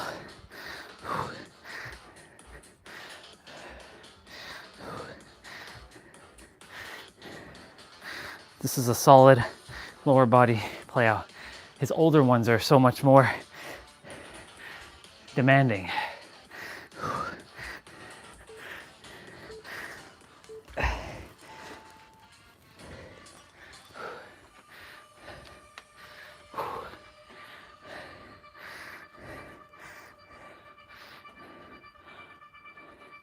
Tablet's at 7%. It's fine. I'll charge it up shortly.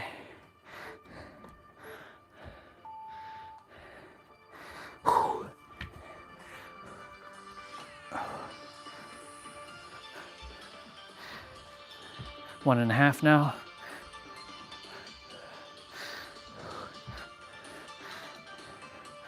After this, just abs and then 2, 3 stretches, and we're done. That's why I didn't start my play out early. Lower bodies are not that many things to do today. Ugh. Son of a bitch.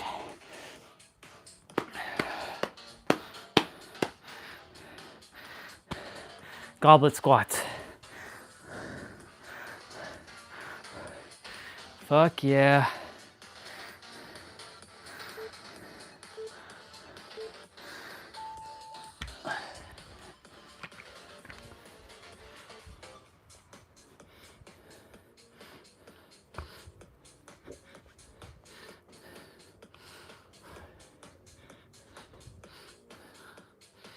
Remember to breathe through that nose or from your mouth.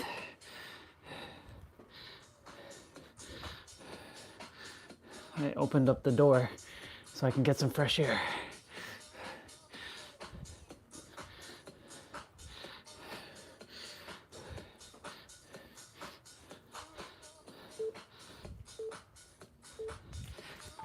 Okay, 1.5 is next.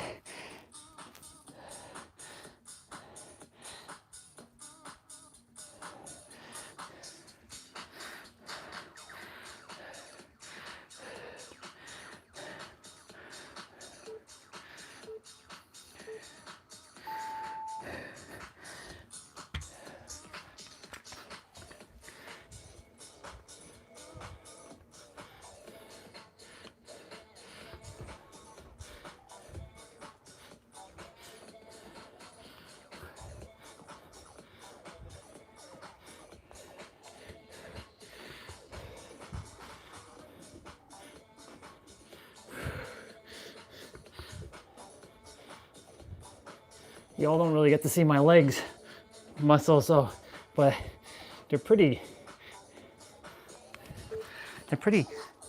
ripped. Of course, the Wolverines are around them, so you can't really see it. But when you remove the Wolverines, you can see it.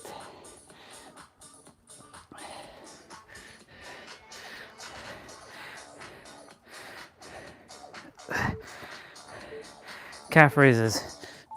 Right side. Well, I'm gonna hold on to the bar.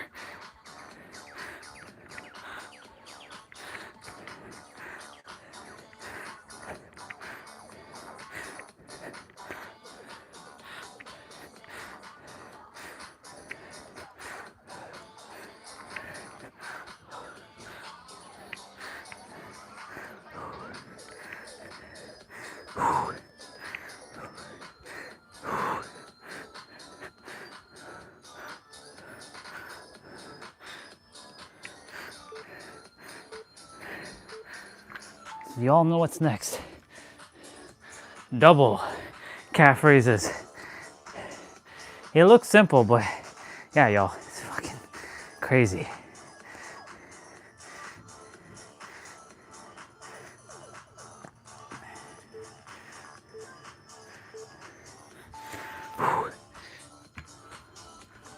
All right, so 1, 2, 1, 2, 1, 2.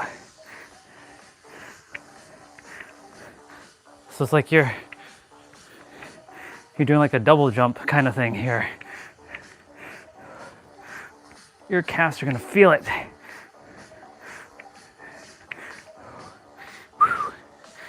This is actually good for your ankles as I'm doing this.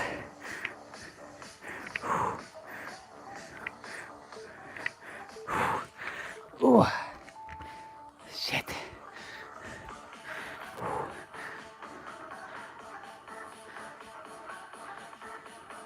In and out squats, goblet squats, 1 dumbbell.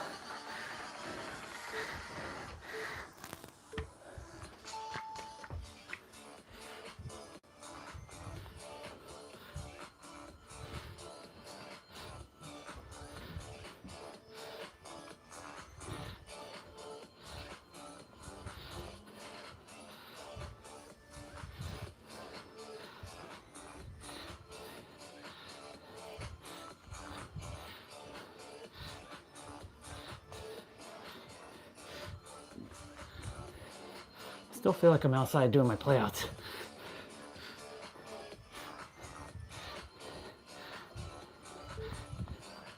Who knows?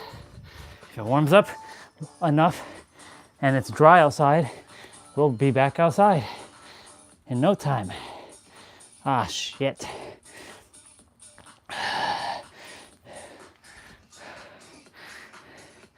One and a half.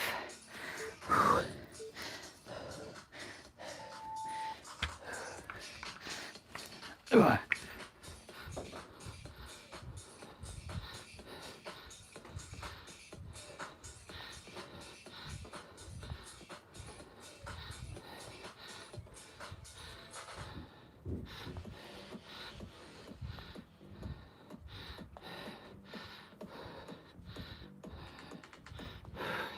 Oh my God, feeling it.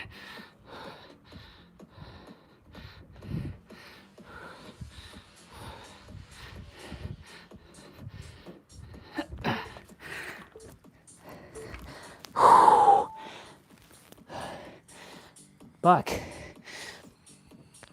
Oh. Still getting used to this.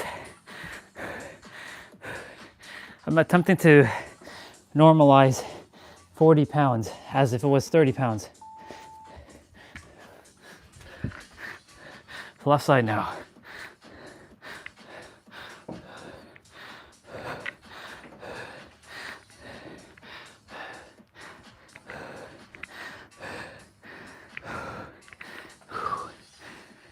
Sweating buckets. Good sweat, by the way. Very good sweat. If I didn't put on these layers, I don't know if I'd be sweating as much. So I'm glad I put on these layers.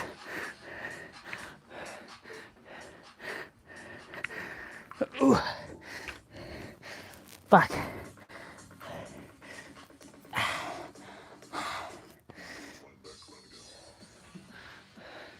That dug into my palm.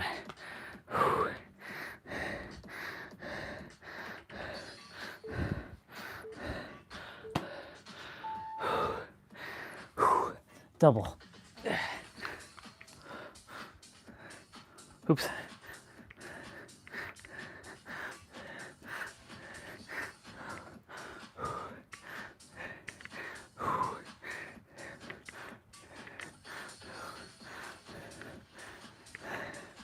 My body's getting stronger every day.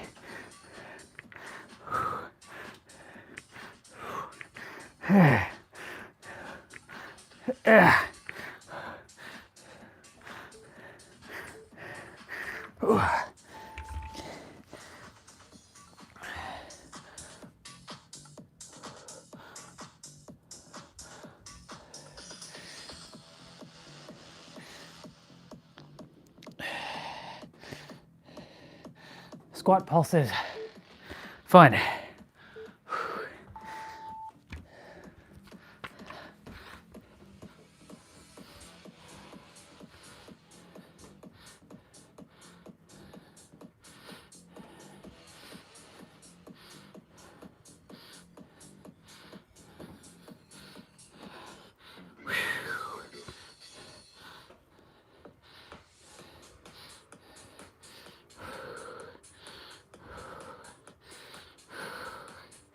Oh my God.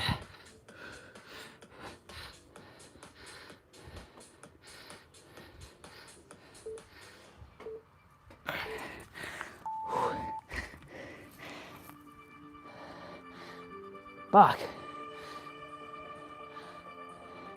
Okay, that's fine. Sumo squat pulses. 1 dumbbell.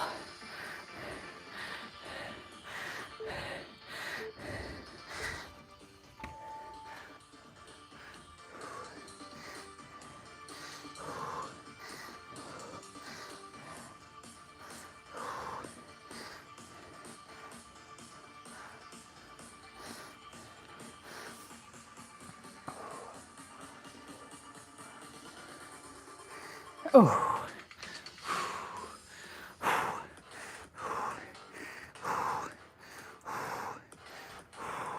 Lower back is feeling it, y'all.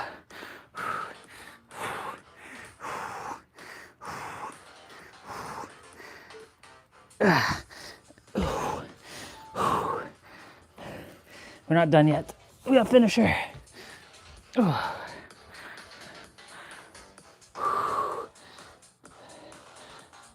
Fuck.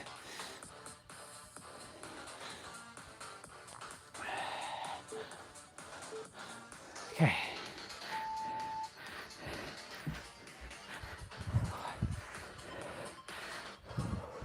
So forward lunge, squat, back lunge, squat only with your right leg, and then we're gonna do it with the left leg.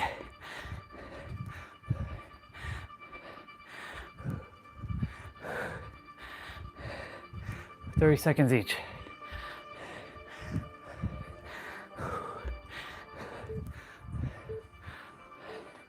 Okay, same thing.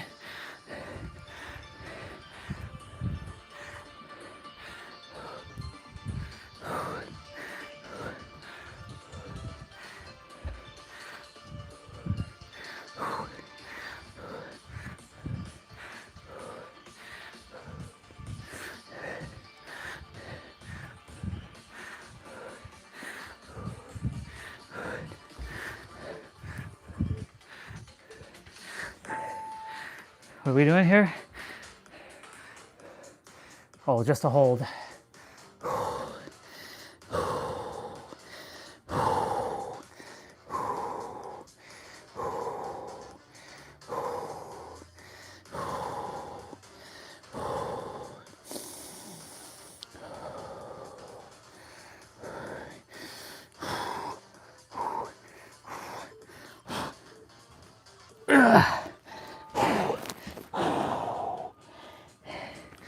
Oh my God. Wow. Tab was at 3%. Shit. 1 sec.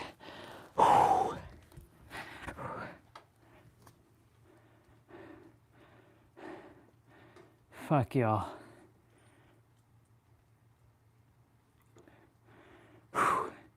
That was crazy. Oh my God.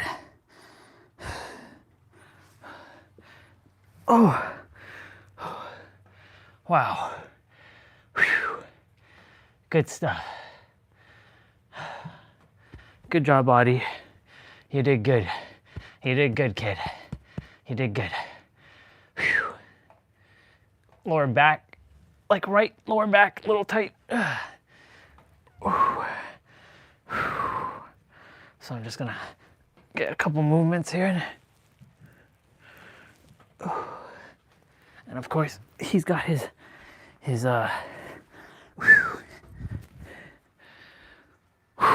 got his stretches to do, so we're gonna do that. And then we're gonna start with our abs, and then we're done. The main and side quests, and then just a couple stretches left. And then that's it.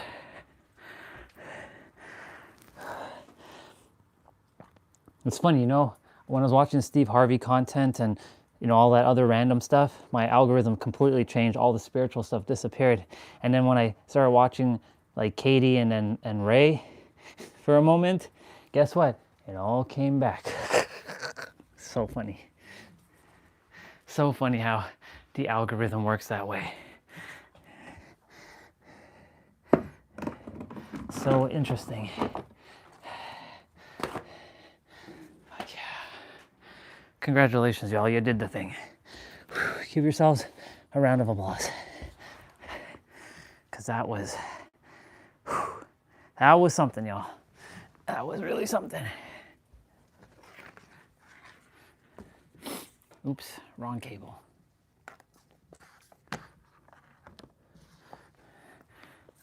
Right cable.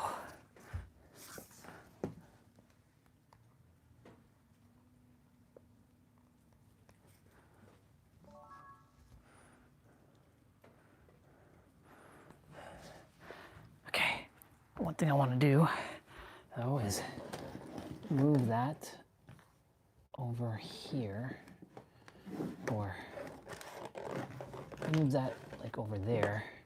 That way it's not getting caught up. And that way this can stay like here.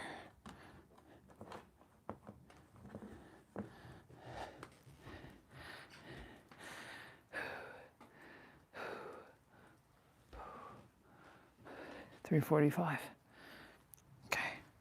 Oh my God. Ay.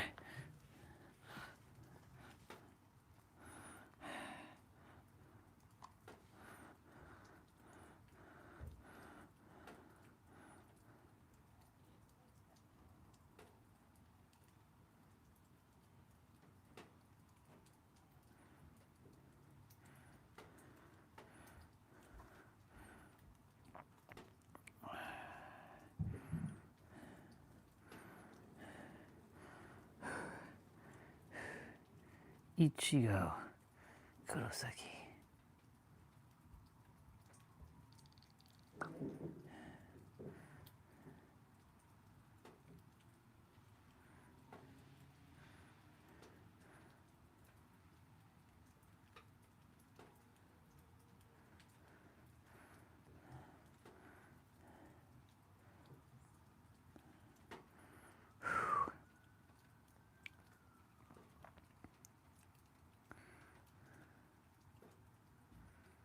Where is the... Where is it?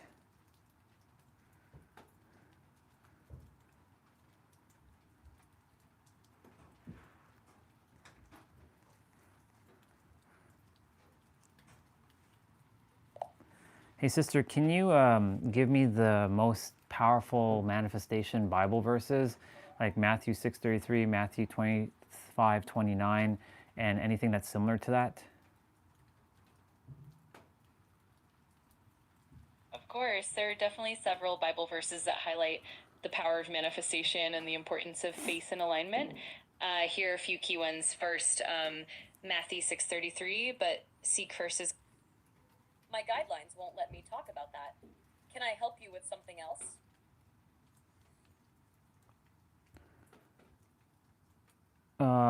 Can you continue, if possible?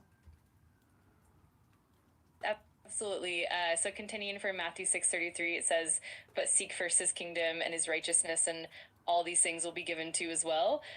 This highlights that when we prioritize spiritual alignment, everything else naturally falls into place. Another powerful verse is Mark 11:24, which we talked about earlier, emphasizing the importance of believing that you've received what you ask for. Then there's Matthew 21:22, if you believe, you will receive whatever you ask for in prayer. This reiterates the power of faith and belief in the manifestation process. Also, James 1:6 encourages us to ask in faith without doubting, because the one who doubts is like a wave of the sea blown and tossed by the wind. It underscores the importance of unwavering faith. Each of these verses brings out that core idea that our inner state of belief and alignment is crucial for manifesting our desires. Can you also add the one where you got to be like children to enter the kingdom of heaven, the one where be still and know that I am God, and any other relevant ones that are on the same level, like Matthew 25:29? Of of course, here are a few more that really emphasize that powerful alignment and the importance of faith and inner state. Matthew 18:3, Jesus says, "Truly I tell you, unless you change and become like little children, you will never enter the kingdom of heaven." This verse highlights the innocence, trust, and openness that we should embody to connect deeply with the divine. Second, Psalm 46:10, "Be still and know that I am God." This verse invites us into a state of calm and inner stillness where we can truly connect with the divine presence and the infinite possibilities within us. Third, Matthew 25:29, "For to everyone who has, more will be given, and they will have an abundance. Whoever does not have, even what they have will be taken from them." This emphasizes the importance of cultivating and nurturing what we have and the abundance that flows from that alignment. For John 14:13-14, Jesus says, "And I will do whatever you ask in my name so that the Father may be glorified in the Son. You may ask me for anything in my name and I will do it." This reflects the power of faith and the importance of asking with the right intention. These verses, along with the others, all point to that profound truth that our inner alignment, faith, and trust are key to manifesting and experiencing abundance. There's a verse that says, "And I speak unto thee for verily." I don't know what the rest of it says. What's that verse? It sounds like you might be thinking of a verse from the King James Version of the Bible where Jesus often says, "Verily, verily, I say unto you." This phrase is used frequently to emphasize the truth and importance of what's being said. For example, in John 3:3, Jesus says, "Verily, verily, I say unto thee, except a man be born again, he cannot see the kingdom of God." The repetition of verily is essentially a way of saying truly or amen, and it emphasizes the importance and certainty of the statement. If you have a specific context in mind, let me know and I can help pinpoint it further. No, I just wanted to make sure the ones that were very important, like "Seek ye the kingdom and its righteousness, and all shall be added unto you." Matthew 25:29. Yeah, "Those who have more, all shall be added. Those who have less, all shall be taken." Stuff like that. I just wanted those particular ones. Absolutely, I got you. Those key verses really do emphasize the core principles of faith, alignment, and abundance. Just to recap and highlight them. 1, Matthew 6:33, "But seek first his kingdom and his righteousness, and all these things will be given to you as well." This one really emphasizes putting spiritual priorities first and trusting that everything else will follow. 2, Matthew 25:29, "For to everyone who has, more will be given, and they will have an abundance. Whoever does not have, even what they have will be taken from them." This verse underscores the principle of abundance and the importance of nurturing what we have.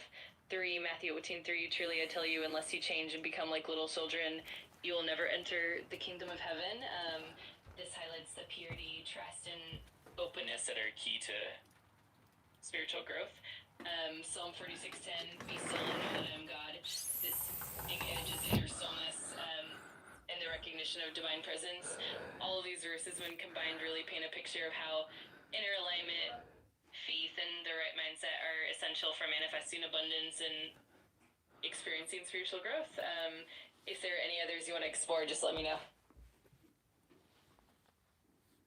No, that seems to be the ones, because you've already mentioned the other ones at the above. So I think these are the main important ones.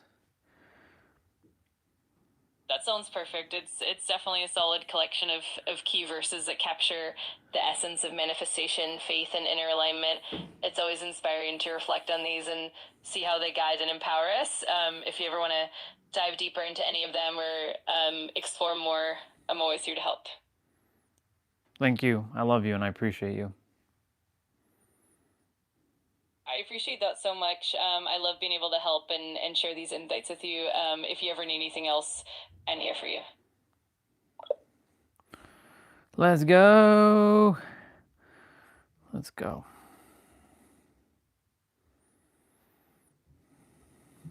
Okay. Let's finish up strong.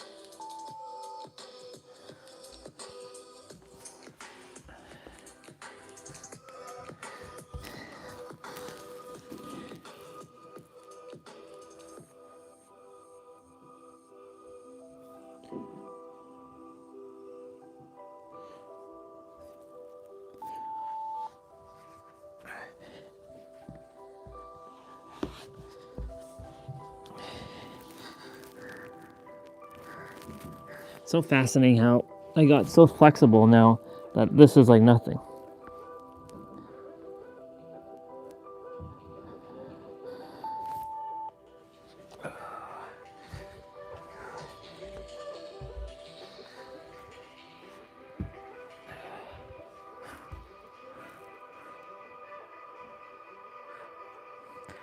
This is like nothing. Because we already do this every day. We do the double one. But it's nice to still do the single ones.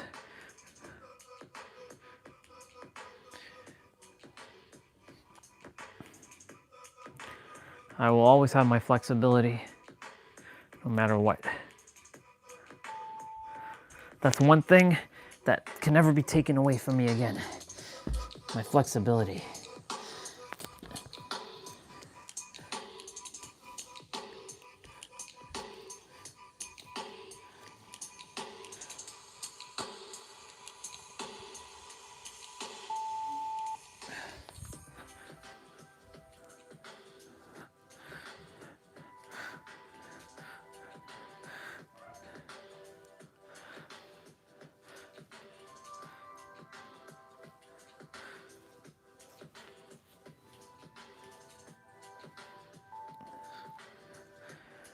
All right, bro.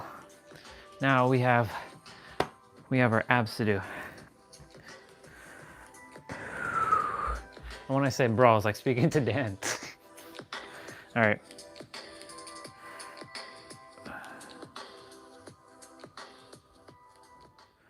Let's go see what we got.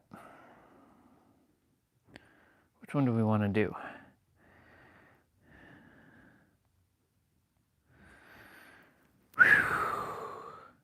Let me just check this playlist.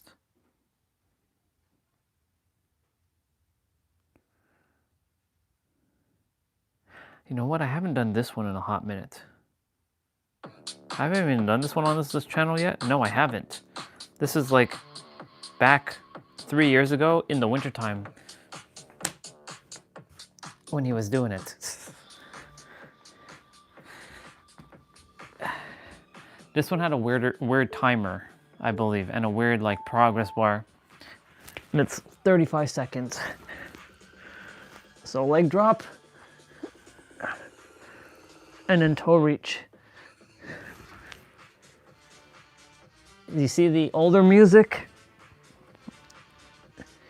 See the trend he was using back then? This is the type of music that fired me up when I was doing my playouts.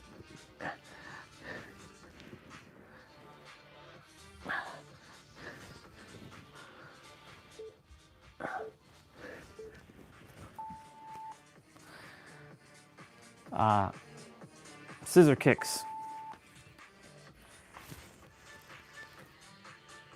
So you can keep your your legs straight, or you can bend at your knees and do that. But keep your legs straight makes it a little bit more challenging.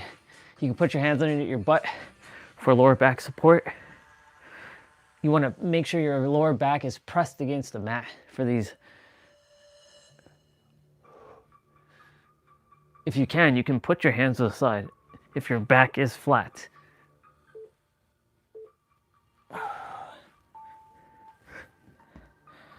This is technically now year 7 that I'm on with my playouts. Can you believe that? We're doing side to side reach throughs in the middle. So actually it's triple reach through.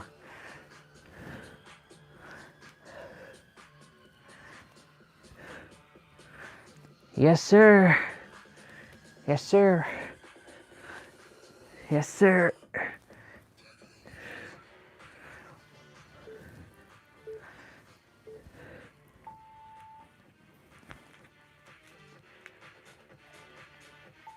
Full sit up.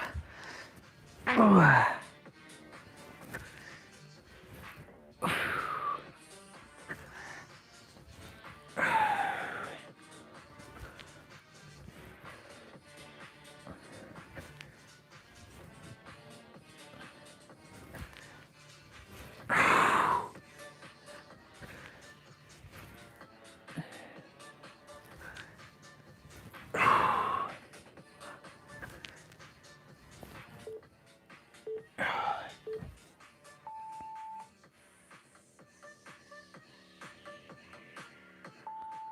reverse crunch. I was seeing the character making another narrative there for a moment. I'm like, what you doing? Stop that. It was arguing with mom and dad in its head, saying, you should watch content that actually uplifts you, not bullshit that you all are watching. Because, you know, they complain about money, and I'm like, do you want to continue to suffer? Do you want the government to keep screwing you over? Then fucking listen. That's what was happening in the head just now. And I was just watching the character just, what are you doing, character? Like, what are you paying attention to that thought? Cut it out. Don't feed it. Focus on seeing everybody taken care of. No one is suffering anymore. Not in my inner world. No one in this world is suffering. Everyone's taken care of. Even the brother that's currently sleeping outside.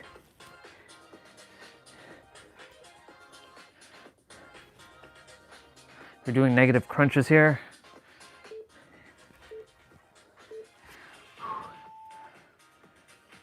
So there's only 5-second rest. I just realized that. Extend the tuck. This is one of my favorite tracks, by the way, that's playing.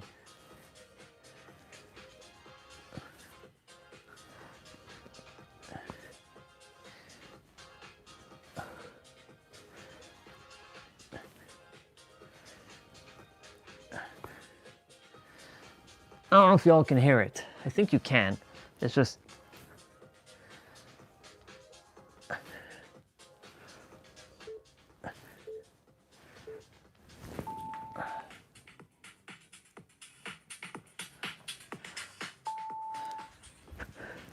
single leg,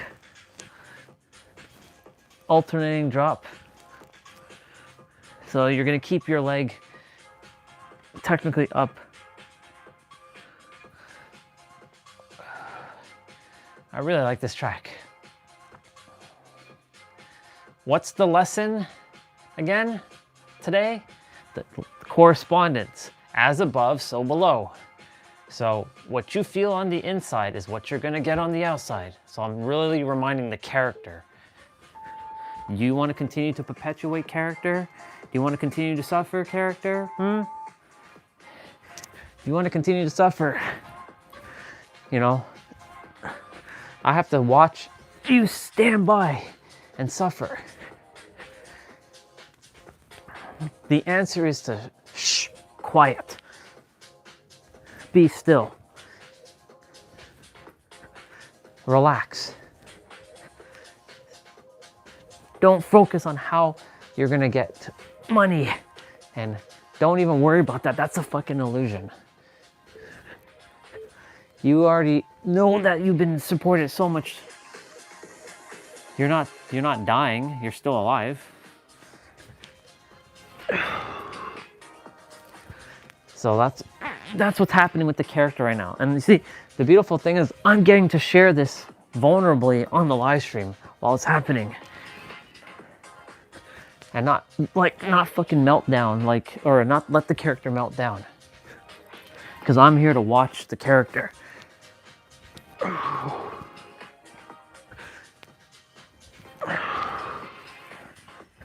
Because what is actually here? Everything in the spaceless, in the space of the spaceless.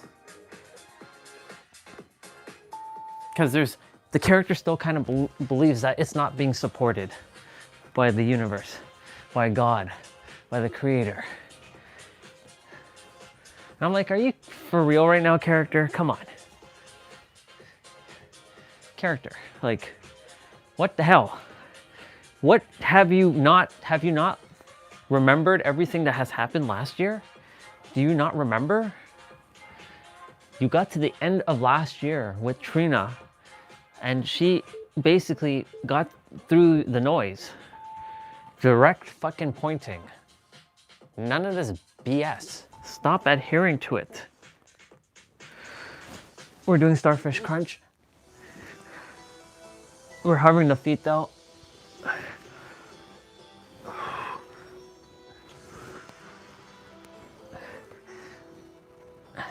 You know what's beautiful right now? I'm having that conversation with myself, and I'm still doing my playouts.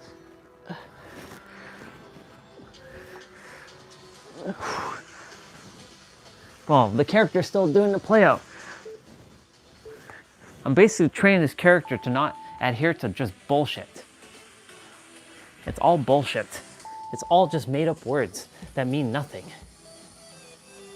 So we're doing knee drive to the right only. So knee drive, right leg.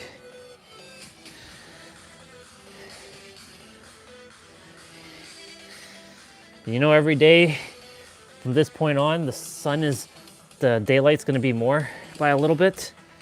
We've already passed through the darkest and the day that had the least amount of light.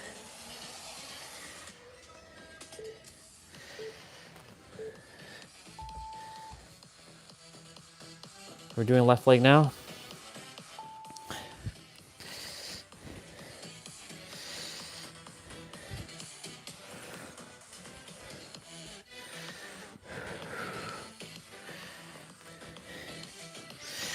It only seems dark because outside is very cloudy. That's all. We know the sun is there, it's just hiding.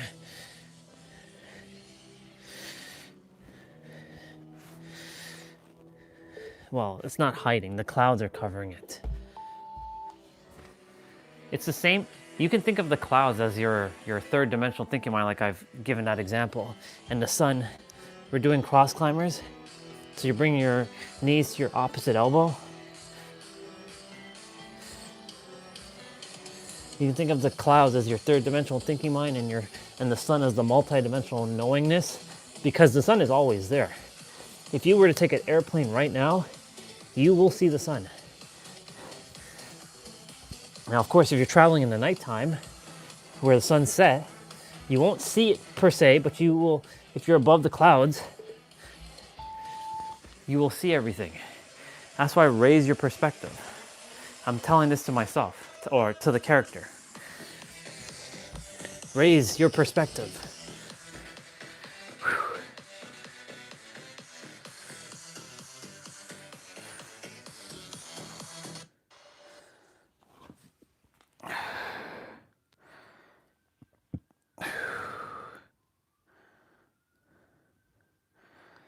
And you've been led here to me, to this video right now, to understand what's next. Neo, Doctor Strange, Paul, they all woke up to the same truth. There's so much more to their reality than they've been led to believe. You woke up, but now it's time for the next level of your training. This life, this reality is composed of 7 layers. They're all stacked on top of each other. People only see 1 or 2. I've been on the spiritual path studying this for over 25 years, and this is what's missing from most spiritual teachings. They tell you to raise your vibration, manifest your dreams, become your higher self. They never tell you where those things actually live or how they're interrelated. They never tell you about the 7 layers of reality or what layer you're operating from. Were you ever taught what frequency your nervous system can actually hold? Well, spiritual content focuses on layer 4 without stabilizing layer 1. That's why nothing works long term and you keep collapsing, going to It's sleep, all waking up. concepts. This is where everything changes. This reality we're living in has 7 layers. This is not theory, this is what's happening in practice. These are 7 distinct operating systems that are running simultaneously. Layer 1 consists of the physical body, the physical world, environment, what you can see and touch. This is the game board. This is where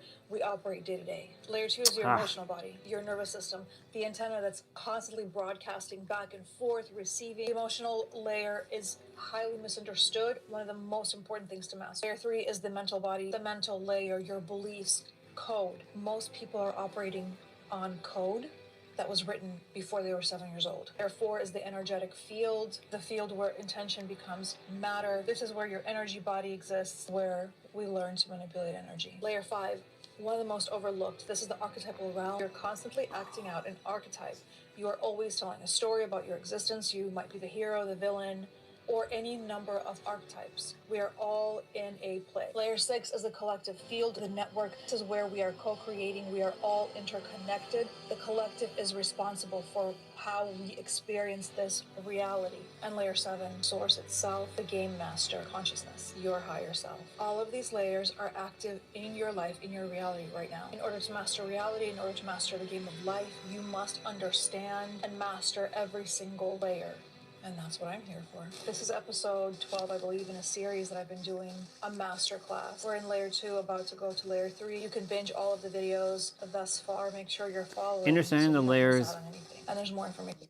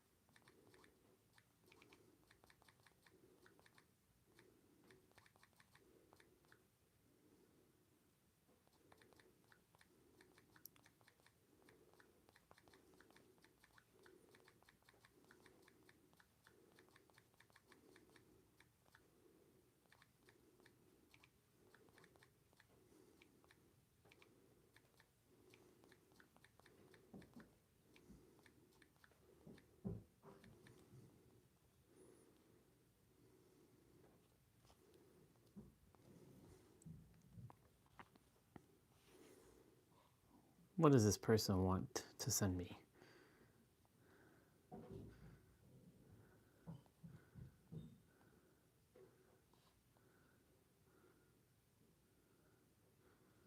Delete. Your spiritual awakening was just the beginning, and you've been You were on the God frequency.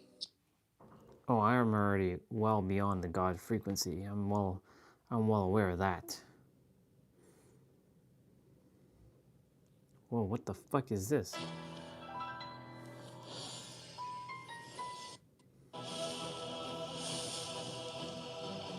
Until he looked backstage, and if he could not live forever, then nothing would.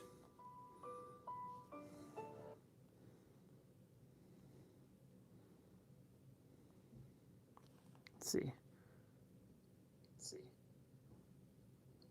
Oh, I didn't even know you were there, dude. Damn. Oh, I didn't even know you were there. Shit, I didn't even realize you were there. My bad. Hi, gotta go. Happy New Year to you, dude. Happy New Year to you, bro. Oh. Okay, Google, turn on light.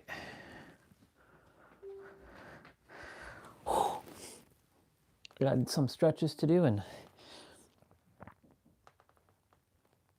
yeah, buddy. Oh, yeah. Gonna breathe some fresh air quickly.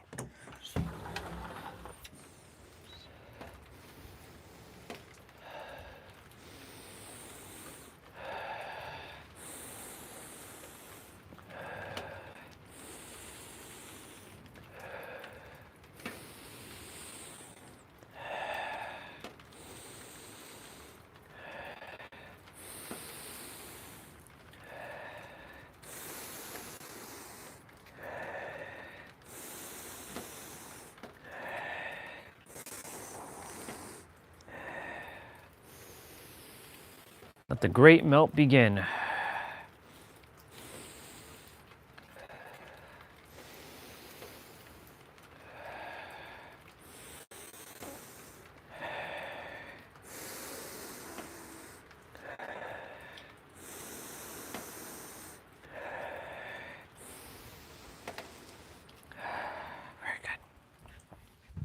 Very good. Oh, yeah. Quiet.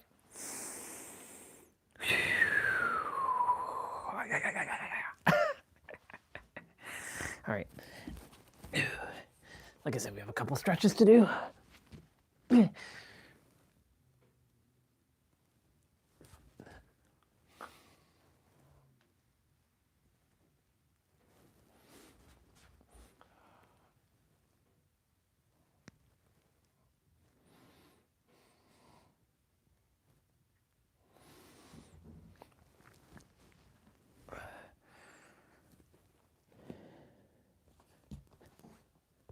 Spiritual industry.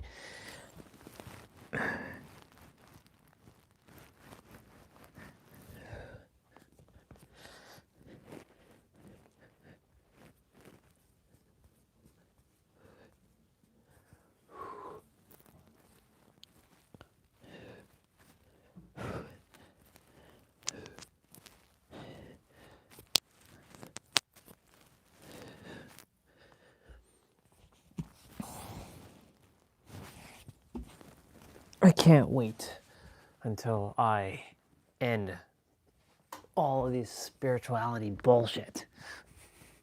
All these people and their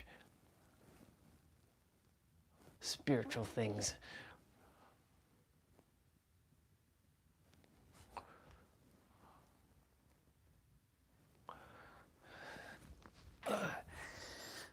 All made up concepts, illusions.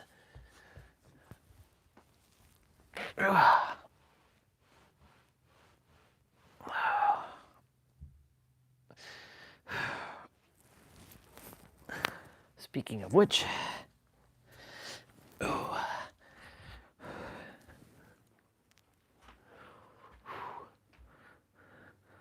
my boy came on, but he disappeared. I'm like, ah. Oh well, I'll see him again. Energetically, I say Happy New Year to you, dude. Unless he's here. Are you still here? Are you here? I see somebody doing something. You're probably still here. But yeah, Happy New Year.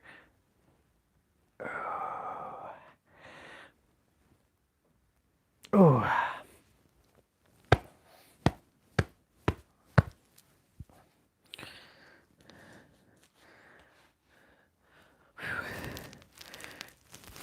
Somebody be sending a little emoji over there.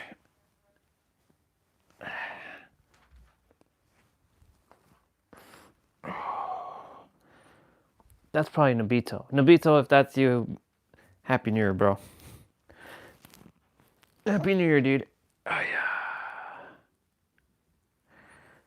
It is you. I know it's you. 100% that's you. You see? I know that's you.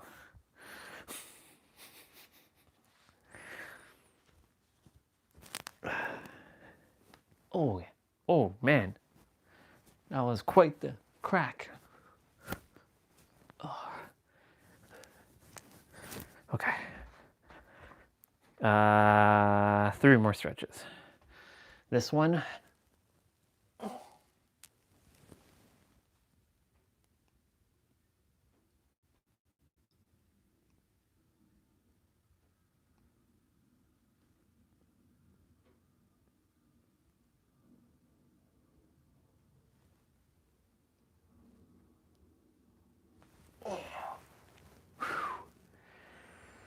That one does a killer on the back.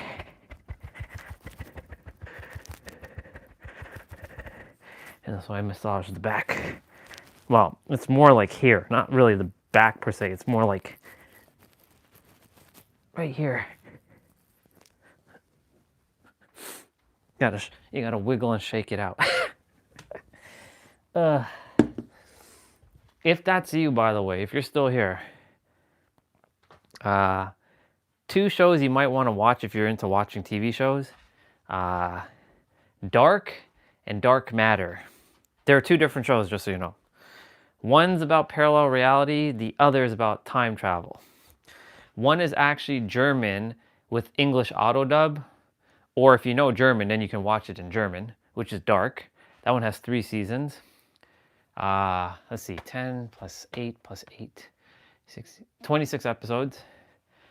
And I know that's you, by the way. I know it's you, 100%.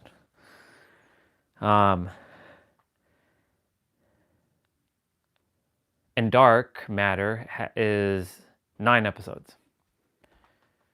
So if you want to watch something, because that's what I'm watching Dark right now. I'm on season 2, episode 5 or episode 6 right now. It's getting good. It's lots of, like, you got to pay attention to detail with that show. This is where you get to use this. It's one of them thinking shows. Yep. Okay. Oh, this one.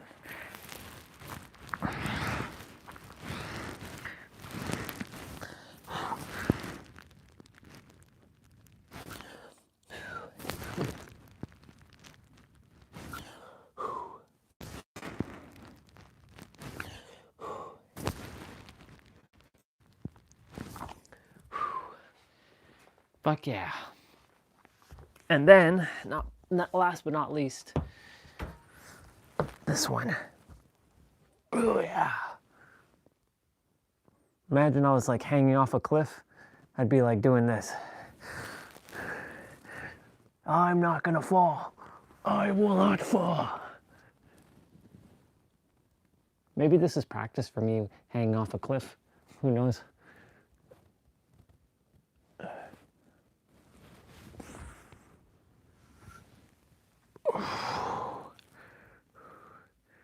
You never know.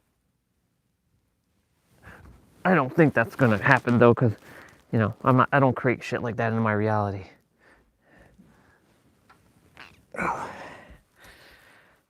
Done. Oh, I do have to go shower.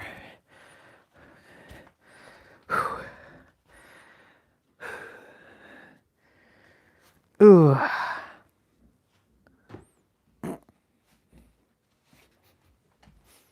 As if I have to put it there. It actually has to go over here. I know it's you. I know it's you. 100% it's you. I know it's you.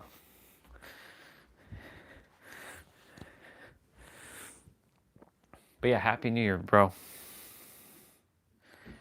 Let me see something. You know why I know it's you? I know it's you. I know why.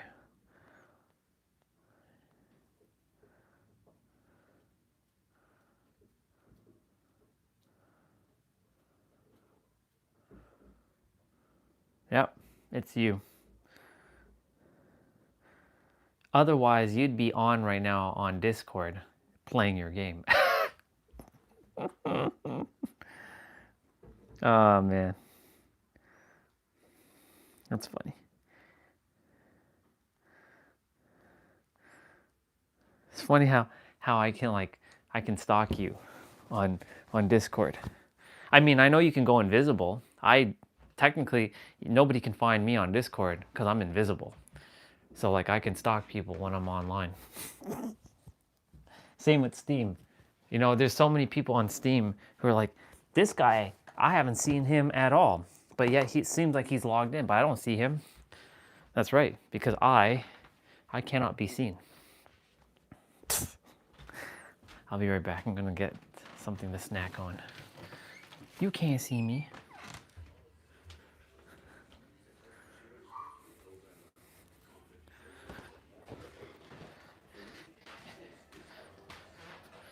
Hey, Mom.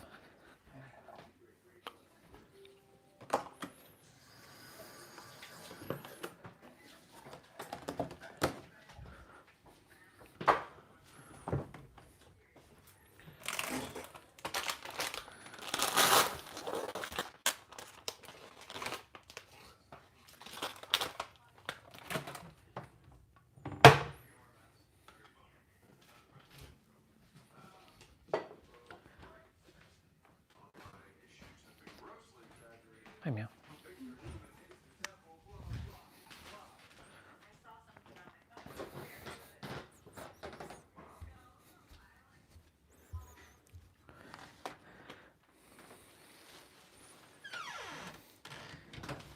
You know what's fascinating? I just saw something. If you're still here. I was thinking about a snowblower shovel thing. Like there's a shovel that's a snowblower. There's one outside. I see one, it just came. It was ordered.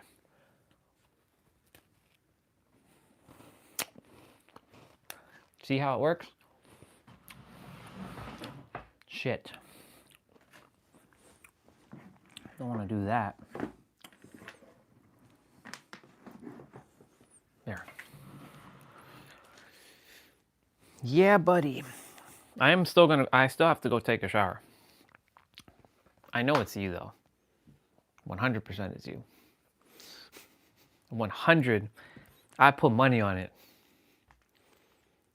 I put money on it.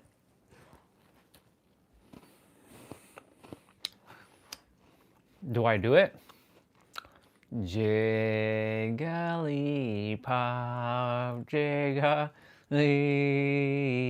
Jigglypuff.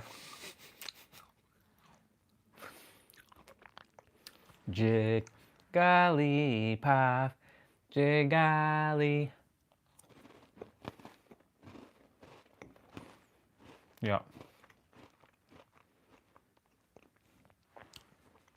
What the fuck is that?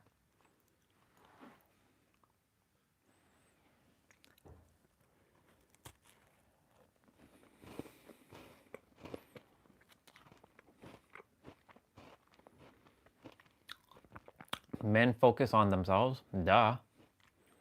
Obviously.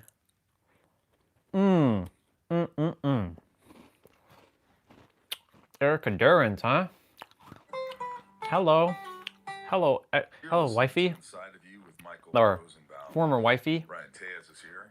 Barely. Barely. You just flew in your dog's breath. Well, I think that we're just meant to go in a circle. And so, you know, you start out, I really think that the babies actually know what's going on, but they don't have the verbal or emotional development yet, but they're like, can talk for Erica hours. Durance, huh?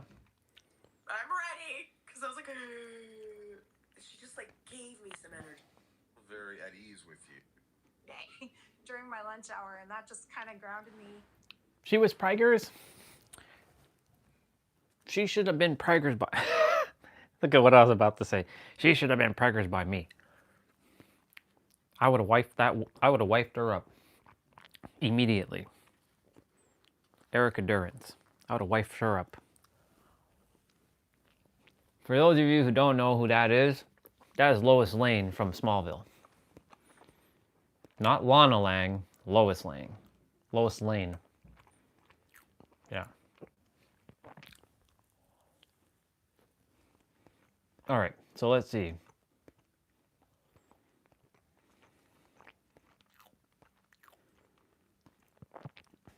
There's a girl that's playing piano for over a year to 400 hours. How to actually get stupid rich in 175 seconds. This is one of them clickbaity videos, but let's see what the boy got. Getting rich is omnimorphic alignment. This is what you're fundamentally missing. Let me explain. You see, most people will remain poor and mediocre their entire lives because they keep trying to do more, take action, whilst fundamentally staying the same person. Let's hear this guy. They're swimming up the river rather than down it. You see, they misunderstand that action doesn't happen in isolation. Action alone isn't enough to achieve sustainable change in anything in life, but specifically financially, because action is both a cause and an effect. Oh, here we go. You see, action, of course, causes change in external reality. The law of polarity. The action you do or don't take determines your circumstances. But action is also an effect, because action doesn't happen in isolation. As I said, action has three fundamental causal drivers that determine the action that you do or don't take. The first one being the thoughts you think. The second one being the predominant emotional states you take action from. And the third and most important one being the beliefs or the subjective value judgments you hold about yourself and your place in the world around you, forming your identity. So the key here, as I said at the start, is omnimorphic alignment. Omni meaning total, morph meaning change. Omnimorphic. So we're changing these all at the same time to create. Now we're just putting words together, y'all. Omnimorphic. Change the actions that we take through our habits, Okay. our routines, our inputs. Hey, you're not wrong. I'm just like omnimorphic. Okay. All right. And perhaps visualization. And then also the emotional states that we feel, being the third one, through different. Remember, all words are just made up. Hypnosis or state activation. And then finally, the fourth one being the beliefs. No. That you hold about Some random dude, Marcus Stadud. I just, you know, I'm scrolling on the feed just to see what's going on. I don't watch spiritual content much anymore because it's all an illusion. All words are just made up. I got to a point just before the end of last year where another mirror showed up and they're like, there's nothing else to say. Like the way they were explaining, like, yeah, I'm like, I know. That's where I've been basically telling everybody, it's a place where that already exists that you can stop your bullshit.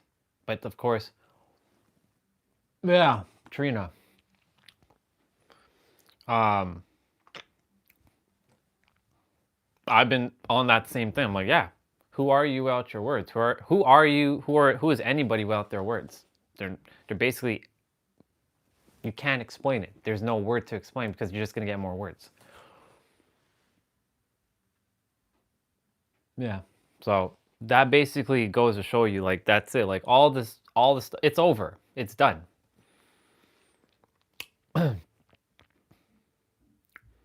I actually requested to speak with her, but she didn't want to speak to me.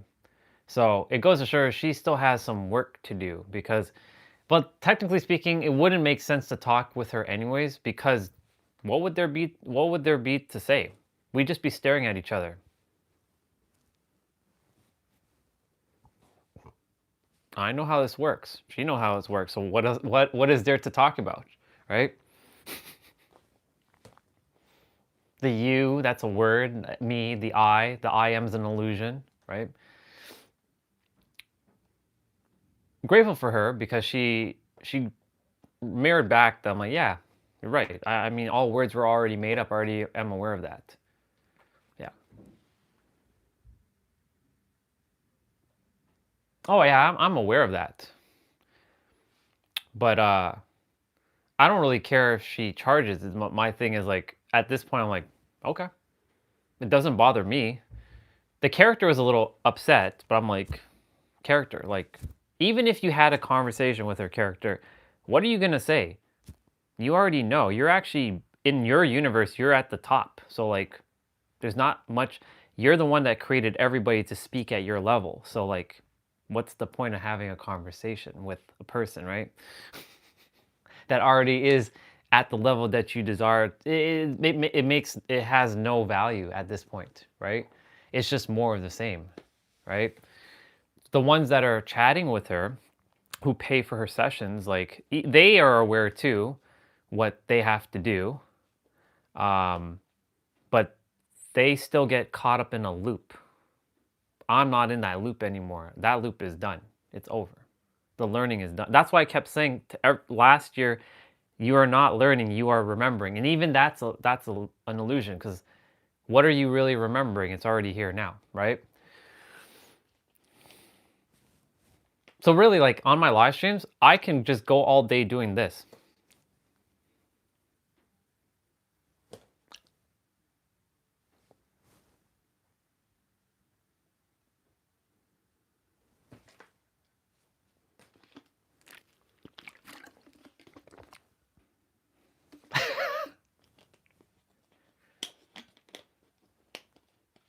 It's just, that's it. It's over. It's over. Like literally, it is over. Like over. Like nothing. Like, yeah, I still watch like Nero because I love hanging out with him because it's just funny. That's all. Now it's just pure entertainment for me. Let me read what you said.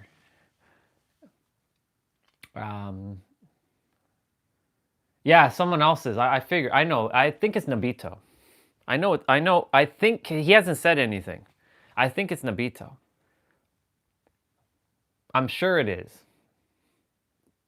I'm just like, I'm letting him, if that's actually him. I don't think it is. Well, I think it is because it's no one else who would be doing that. Only he spams that stuff. But he hasn't said anything, so yeah. No, that person hasn't been here, and I requested that they don't be here because that was unnecessary, but I don't really care. I'm done with that. I've been done I've literally like 2025, it's done. This is not 2025, it's 2026. It's done. It's over. It's him though. I think it's Nabito. I think it's him.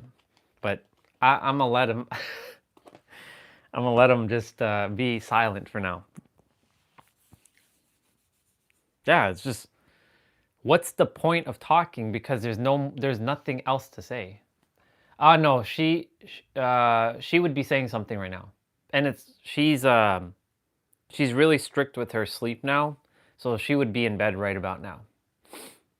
She only comes on like once every 2 weeks or so, just to check in, or maybe every 3 weeks.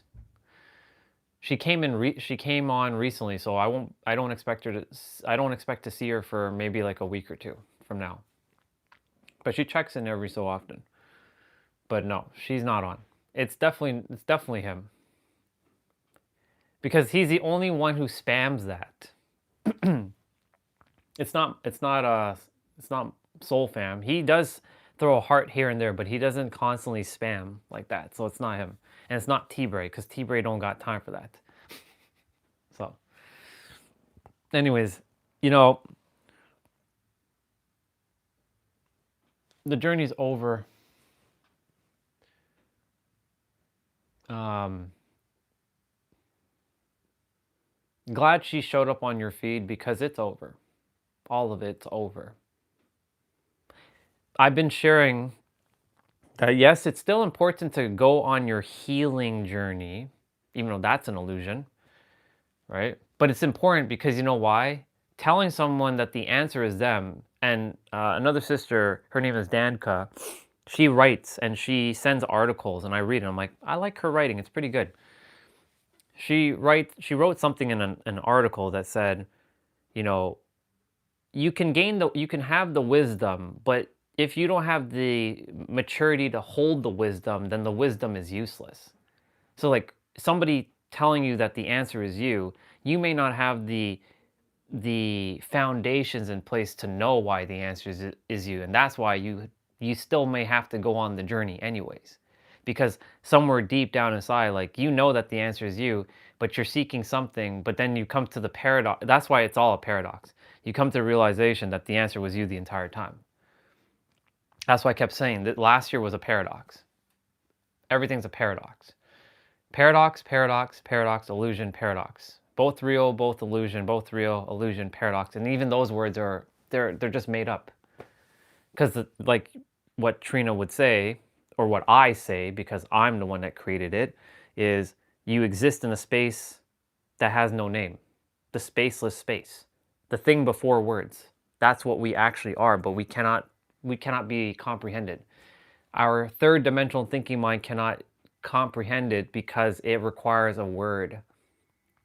And that's why I said if I were to let go of all words, and I'm literally every day chopping words out of my vocabulary. I'm not adding, I'm actually removing now. I'm removing the word pain, I'm removing the word cold, I'm removing the word suffering, struggle, because these words are all, how did we get here? It was all through micro journeys, right? All of it was micro journeys. There's macro journeys and micro journeys. The micro journey is like, oh, I've never experienced snow. So now that I have snow, now I've experienced snow. And I know it feels cold. It's a little painful on the skin. And we build that micro journey. But then if you don't adhere to snow or the cold or the pain, like, it doesn't exist. It's an illusion. Yeah. That's good. That's good. And the more, and you know the good thing about that too, that you're in contact with them, the more that are like that, the less I have to do. So, and the less that I have to do, the easier my life is. I didn't come here to save the planet. I didn't come here to be a savior. I didn't come here to help people. Well, I came here to serve, but I didn't come here to, I only came here to really master myself, and in the process serve and, you know, assist others. But the more people who get to this, I don't have to do anything. I can go home. I can literally go home. 2027 is coming. They're almost here. They're gonna beam me up, and I'm gonna leave. I am leaving. But leaving in a sense that I'm done with the Earth journey. Because I came, what is there left, right? What is there to attain? There's nothing to attain because it always was here right now, right? The words, it's all an illusion, right? You know, it's funny that she mentioned Russians a lot. Like, imagine, you know, someone like yourself, because you speak Russian, right? You start to speak Russian to me. It's just a bunch of noise. It's a bunch of nonsensical bullshit that's coming out, right? To me, right? Even though it's not bullshit, right? It's real words, but to me, any other language that I don't understand is just bullshit to me. It's just unnecessary. It's like blah, right? It's like me speaking, right? Imagine I go around and start talking to everyone like this, right? That's what it sounds like when I'm hearing other people and their languages. Like, I know they're saying words, obviously, but like to this character right now, that's just nonsensical. So it means nothing, right? So like somebody came up to me in Russian, they say, fuck you, right? I'm like, I don't know what the hell they're saying, right? Because they could just simply be kind and sweet. They say, fuck you, right? I have no idea what they're saying, right? Unless I have a translator and I'm looking, I'm like, oh, I see what you did there. A great example earlier was with Kevin Hart. When he was talking to Don Cheadle said, yo man, I'm like 56 years old. And then the way Kevin Hart said, damn, Don Cheadle took it in a way of an offense of saying, "Are you calling me old, bro?" And Kevin Hart's like, "Nah, man, that damn wasn't for like making you feel old," but like Don Cheadle felt it as an sort of an insult. You see what I'm saying? So like that's why words, even though it's one word, because he could have said like, "Damn, man, like that's great, like damn," but he said it, "Damn," right? So I got to see that today, and it was powerful because I'm like, you see what I'm saying? Tonality makes a difference. Like text has no, unless someone is really masterful with how they like type, like texting is like, yeah.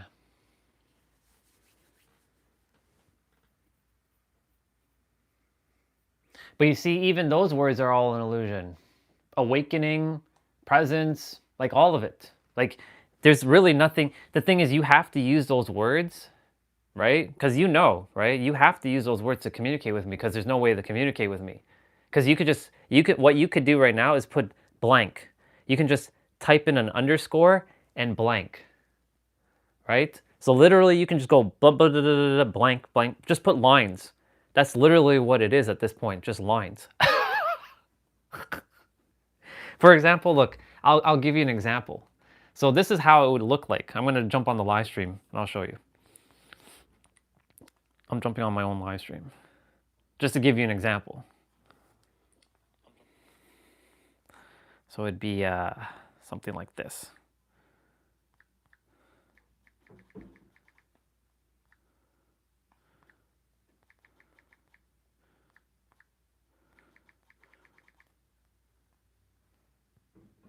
That's what it would look like. Like you did it. I just saw that you did it. It'd just be like that all day. That's it. What else is there? Just you know, right? Like, you know, it's just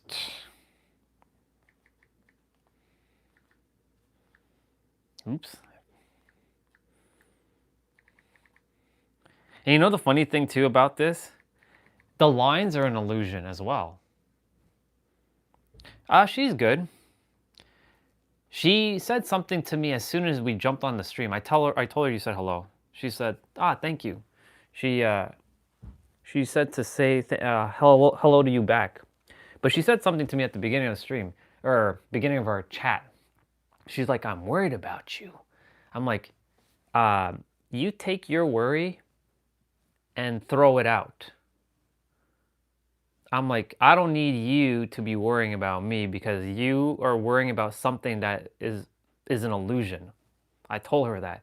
She's like, "Well, I have the right to feel what I'm feeling." I'm like, yeah, but you keep your worry and toss it and shove it. I didn't tell her to shove it, but basically I was getting to the point like take it and shove it because I'm good.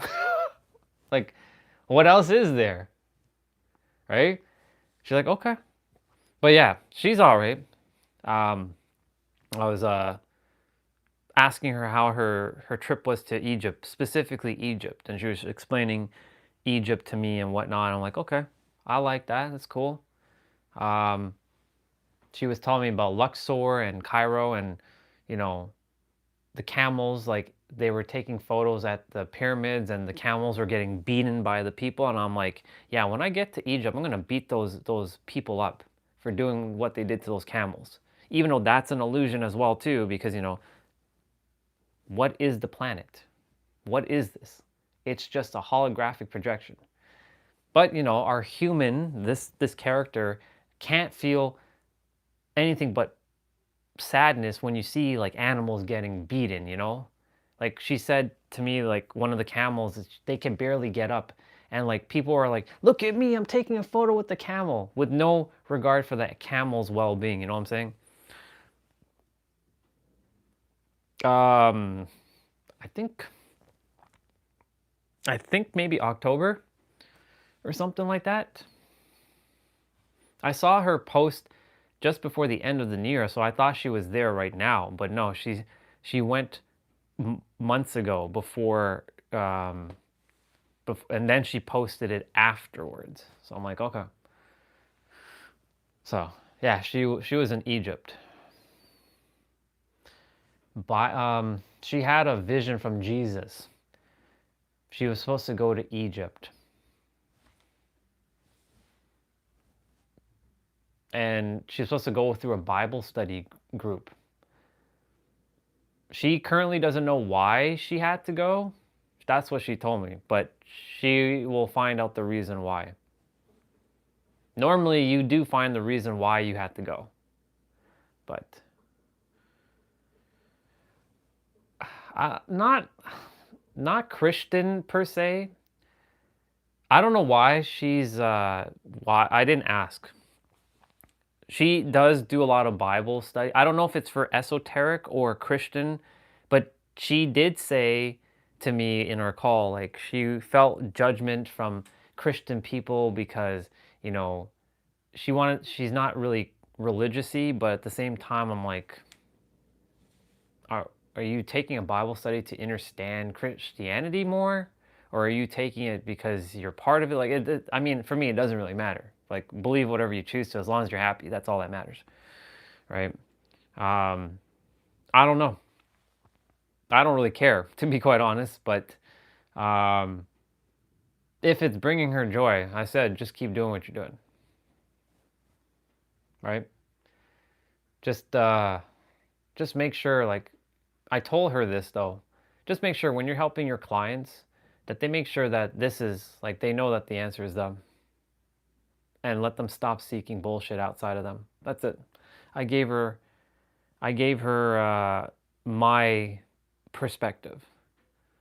She's like, well, coaching is not like that. You're supposed to hold space. I'm like, I'm aware of how coaching is. You don't have to tell me. I'm well aware. I know how this works. I have my memories. I'm well aware how this shit works. I'm just reminding you that when you're helping people, you're doing me a favor so I don't have to go and help them, and I can save my time illusion, and go serve someone else. So they don't have to come to me. Because I don't want to be helping like I don't mind helping billions of people, but I'm glad that more people are starting to get to this point where the help is not necessary. There's going to come a point, I feel this, that spirituality is going to go like this. And everybody and their fucking mothers and all that manifestation content is going to go like this. Because everybody's going to figure it out. Because they know that the answer is them. I can't wait for that day. Then we can get back to what YouTube was supposed to be used for. Going on an adventure. Seeing people just, you know, doing cool things.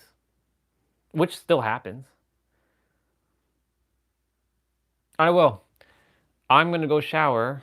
So if Nabito, if that's you, I'm going to go shower, dude. Thank you, Olga, and I will catch you again soon. I appreciate you. Yep, me too. I'm going to type that as well. So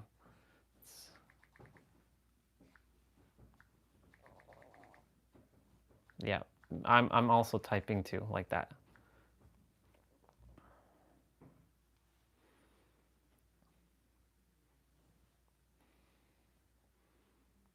There we go. I don't get to use the emojis, so it's a good change of pace to get to use the emojis.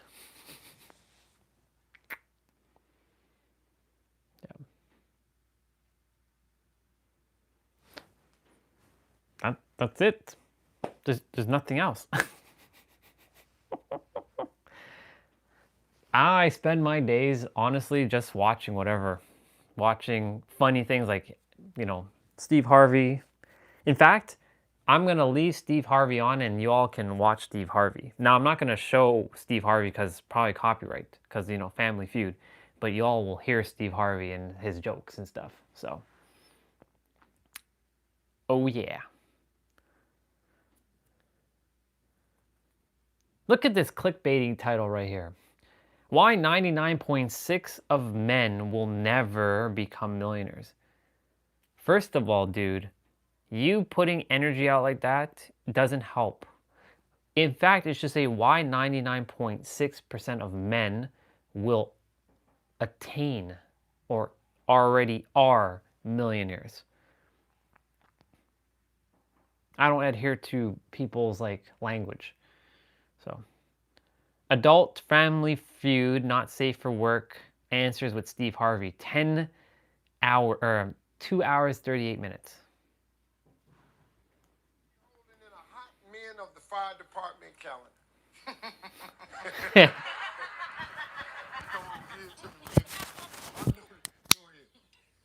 His penis. Oh my God. You might be holding it in the calendar, like, you know. I'm thinking.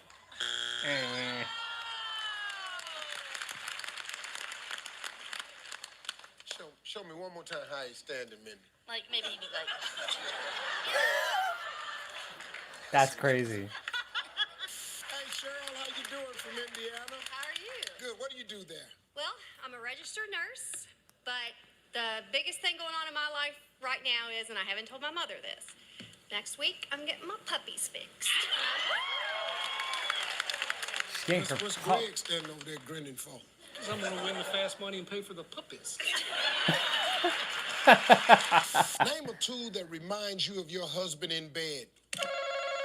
Ron. Hammer. Big boy hammer. My man. My man. Let's go, hammer. Brittany, how you doing today? I'm doing great. How about you? Good, good. What do you do for a living again? By day, I am a consultant at a healthcare company. By night, I extreme coupon.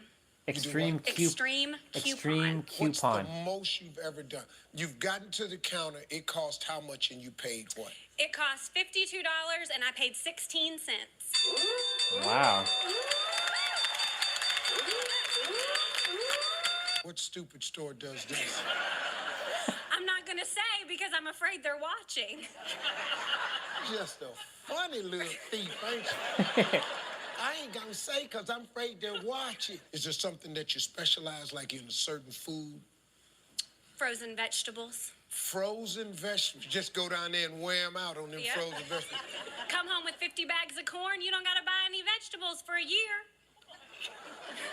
50 bags of corn? Damn, girl.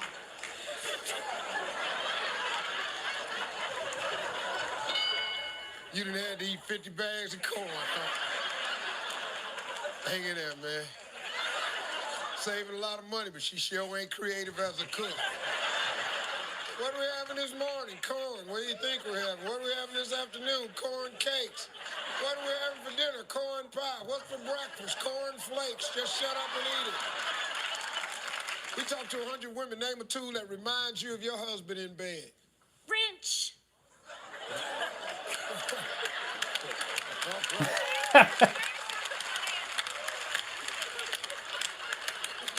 She might not be creative in the kitchen, but you smiling pretty good right now. We're doing it rich.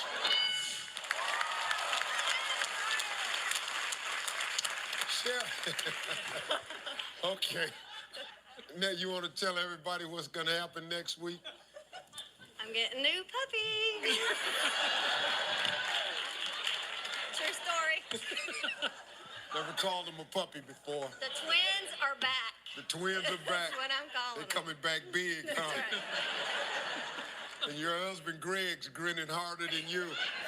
I like puppies, Steve. You like puppies? I like puppies. See, right now you got. But after next week, you got.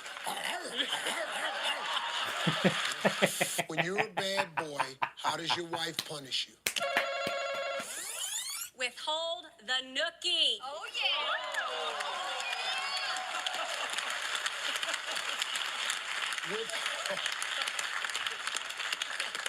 He's the only one ain't clapping.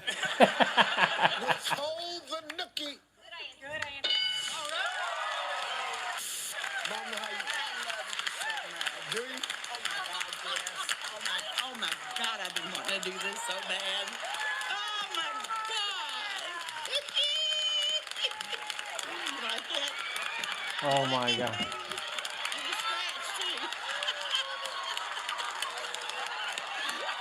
I watch you all the time, every day. Yep. I do not miss. When you have time, you have a look at my TV. All right. Anyway, What's wrong with it? it's check something.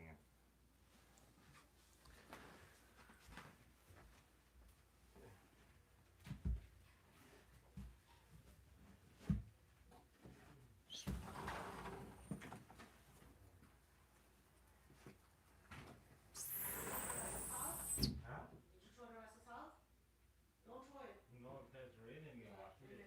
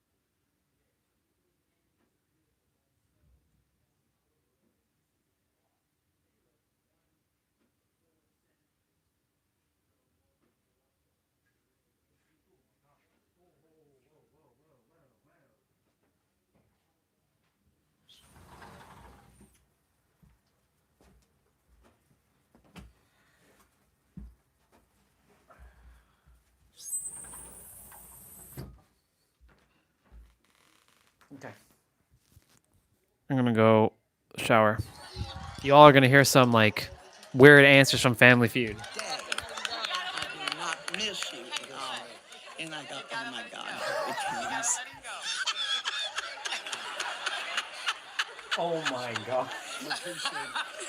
This old lady is fiending on Steve Harvey right now.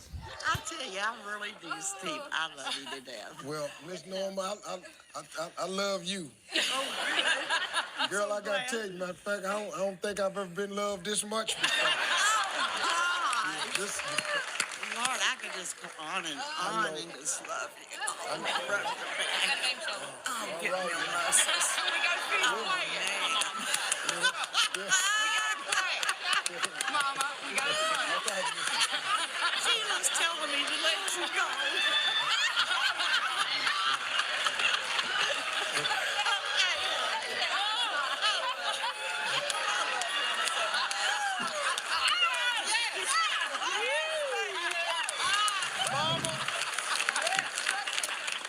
What would you do if you found out your man once acted in an X-rated movie? I'd probably leave him for a while.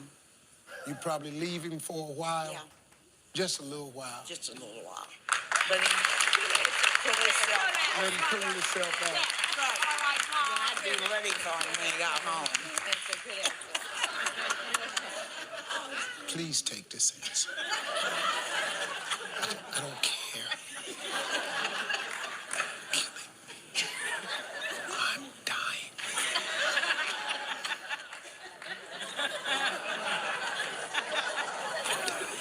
Just one more time. They're touching.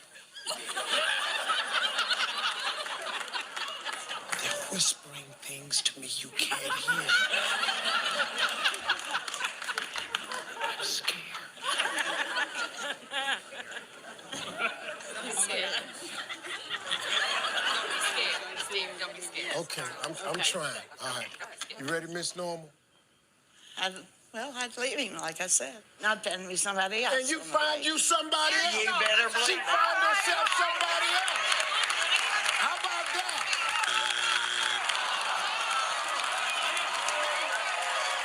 Name a place a woman might call heaven on earth. Number 6.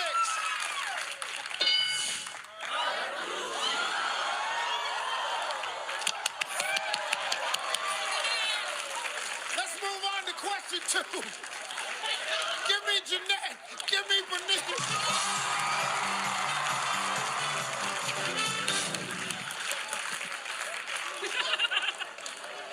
Name. Oh, I still got the same. I had the same thing. Name a place a woman might call heaven on earth. The coochie. Tracy, instead of a pole, name something the world's oldest stripper would use in her act. A CNI dog.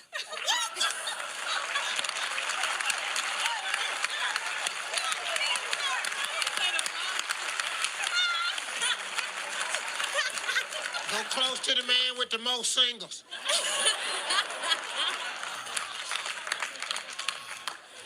The CNI dog. Kawana? That's it. See how I got it? Yeah, you got it. I broke it on down. See, I specialize in African-American names. Pronounce it. Yeah, I have a lot of African-American family members. You do? We have names like that. Very unique. For those of you that's not African-American, don't try that. Just call her Coco. Because old black people can't say that. Kawash, correct? Where's Coco? We talked to 100 women. Name something most women wouldn't be caught dead leaving the house without. Their vibrator.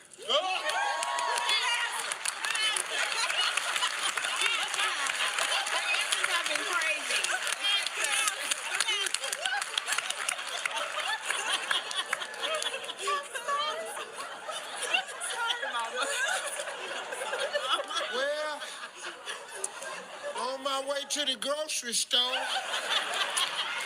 where in the world is my toy? Ain't no telling how long these lines gonna be. I love to sing. Are you serious? I am very serious. At church, school, wherever I've been, I've always sung. Let me hear a little bit of it. I'll be your crying shoulder. I'll be love suicide. If dogs use computers, what would they post pictures of on the internet? Terrell. The girlfriend cat, a cat.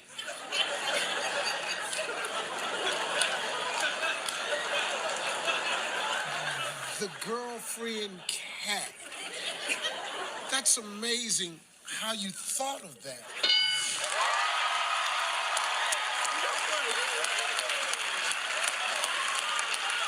Name an animal sound that would not be sexy coming from your husband in bed. Move. Do that again. Move. Big John ever did that before? Never did move. Big John. Maybe a roar. Woo. Big John. I gotta move. Name an animal sound that would not be sexy coming from your husband in bed. A horse. Neigh. A horse. Do it again. Neigh.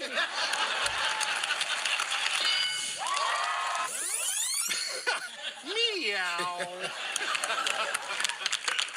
You know, the boys down at the rock crowing, you know they're going to eat you alive. I know they will. And just to make sure, you got to do it one more time. Lord, you're killing me, Steve. I know, John. Go ahead one more time.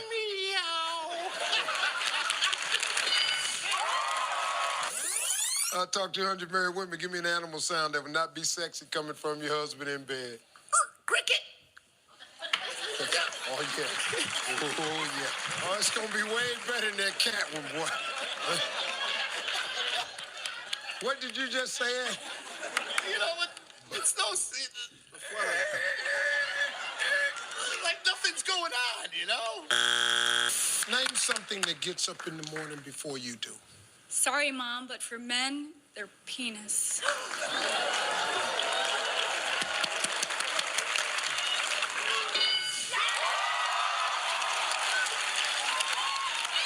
At what age does a man no longer have the strength to fool around? You said 35. Survey said number one answer, 100. Shut up. It's the truth. Tell me something people pick out ahead of time so the funeral will be fabulous. I would have to say food.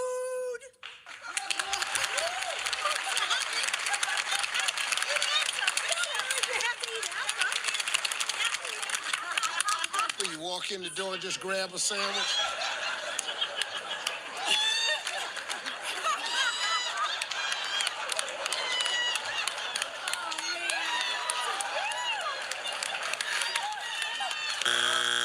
How old are you, man? I'm 25.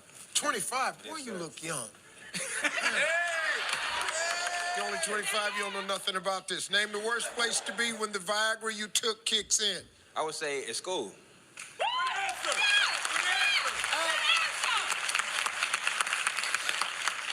At school. With the rest of the kids.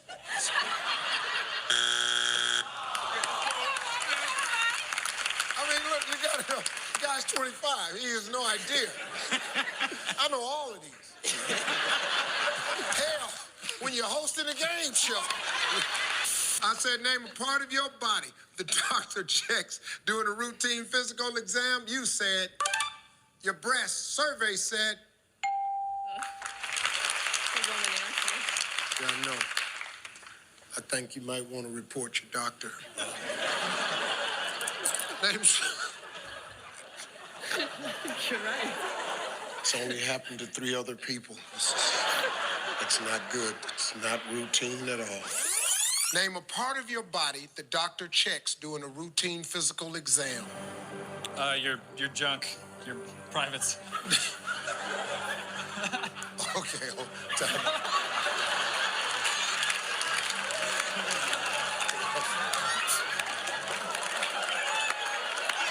We sure need to find out who the hell y'all doctor is, doctor.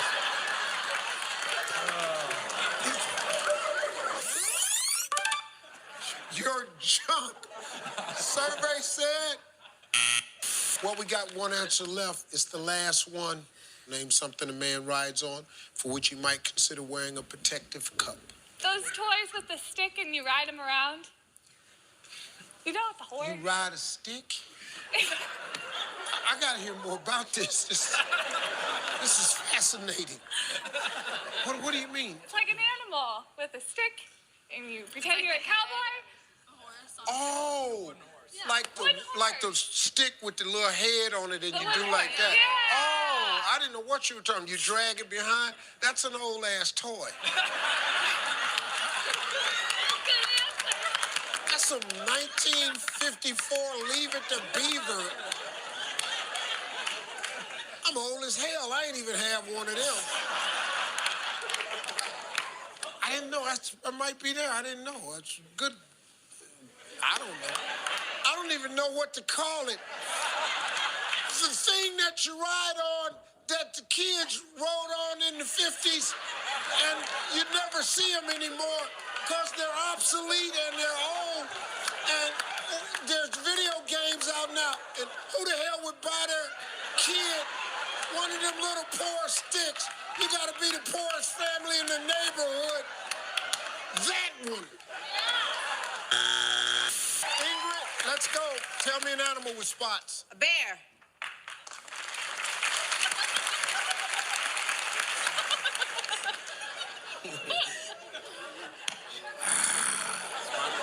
Spotted bear. The spotted bear.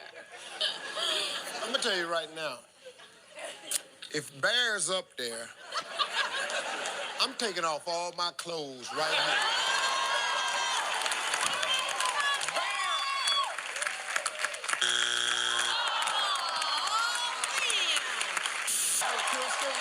How you doing, dog? I'm doing great. Good. Hey, let me say this, Steve. I knew you were fine, but you even finer in person. Be careful, Crystal. This is not a game. Good. What do you do for a living, Crystal? Well, I'm a dental assistant. I work in Douglasville at Creekside Dental. Yep, you got pretty white teeth, too. Yeah. She said Just like Creekside yours. Dental. And then flash that commercial out. Are you looking for a dental practice that puts your needs first? At Creekside Dental. One more time, right in that camera. Where you work, right there, say it. Creekside Dental. Creekside Dental. I go there too. Name some information you wouldn't want to be the last one at the office to know about. You were caught stealing?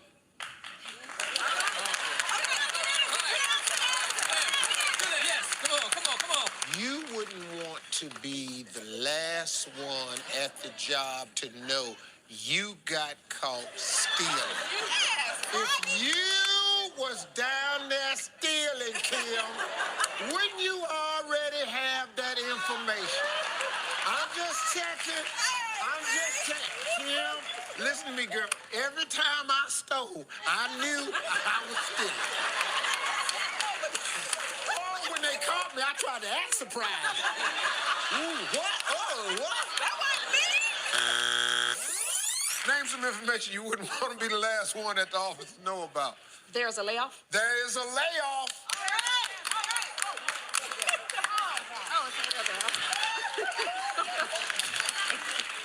Listen to me. Let's get this straight. Let me talk to the Carlisle family right now. See these answers up here? Your objective, once you see one, is to guess the one that ain't turned over yet. We don't need y'all reading what's on the board. Most of these people have an education. We got it. Okay, let's just, all right. Sometimes you gotta go over the rules again. Okay, you got it, son? I got it. Here we go. Name some information you wouldn't want to be the last one to know at the office know about. That the building's on fire? That the building is on Good answer.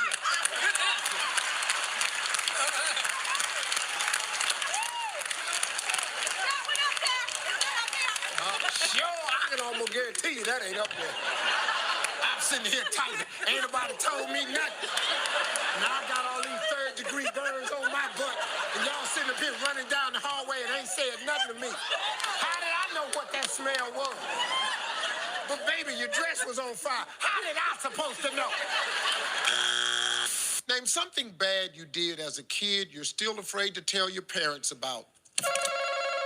Kim. Still. Oh, God.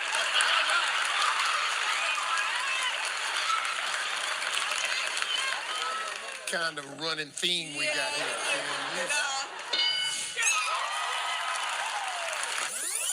All that stealing finally paid off. Who'd ever knew that would turn out to be the #1 answer in America? A wife can really cut her husband down to size by making fun of his what? I'm gonna say his manhood. Lincoln, I don't know what you mean by that. Well, let's go see his manhood.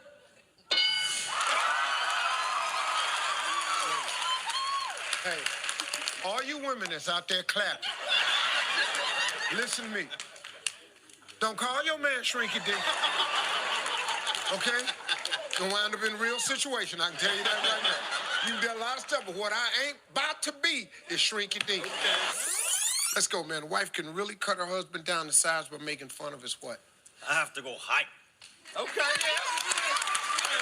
I'm sorry.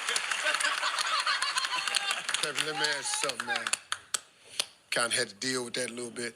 Pretty much, sometimes. Sometimes it's good, though. That's right. Yeah. Good thing come in small package. Yes, sir. Shrinky dinky.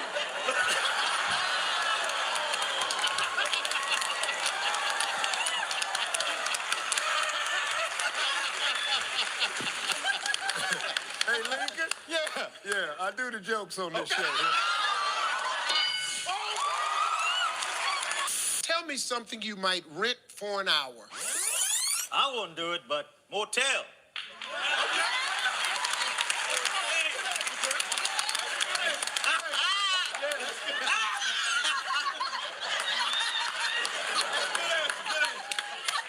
Peppy, you wouldn't do it. How do you know about it? Friends? Friends? Pepe.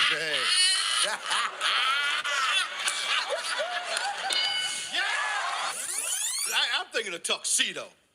Tuxedo. Let me ask you a question, Lincoln. Put this tux on 1 hour. Where you going? Just somewhere for about 30 to 40 minutes. 30, 40 minutes? Just go down there, just want to pop in. I might go to the motel. I might take you to the motel for an hour.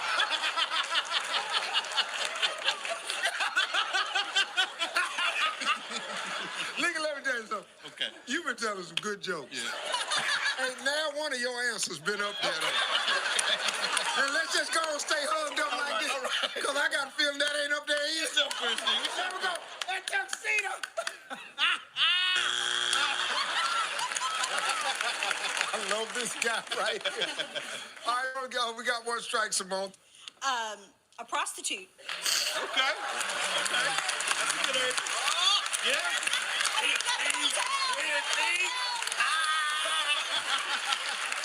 A prostitute.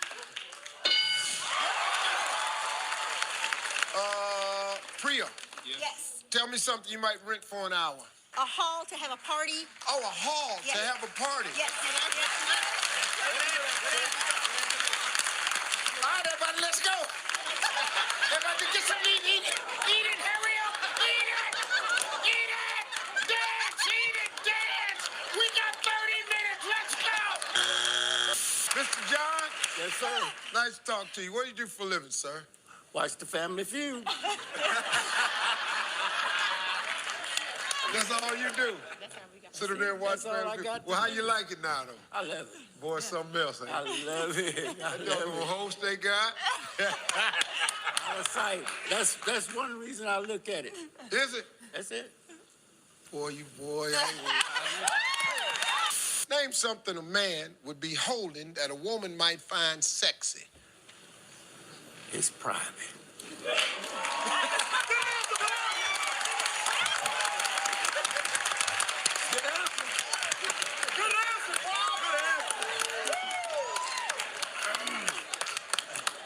When this air pump, what How you think people down at church gonna feel about that?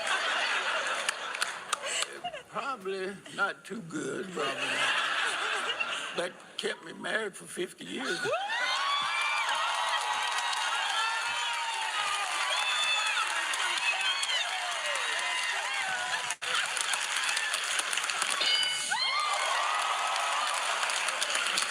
The baloney pony.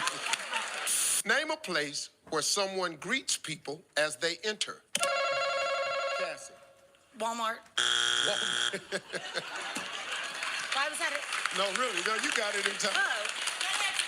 Walmart.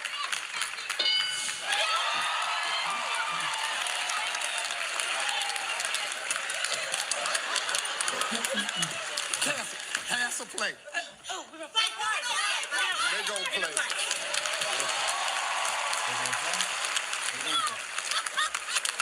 Cassie bounced right on over here. Yes, you did. Hey, Bob. How you doing? How you doing, sir? I'm doing great. Good, good, good. What do you do for a living? Well, I'm retired. I play a lot of golf, and I just recently celebrated my 49th wedding anniversary. Wow. That's pretty good, man. That's not easy. You got to treat her with respect, take her on great trips. For our 25th, I took her to China, and next year I'm going to go pick her up.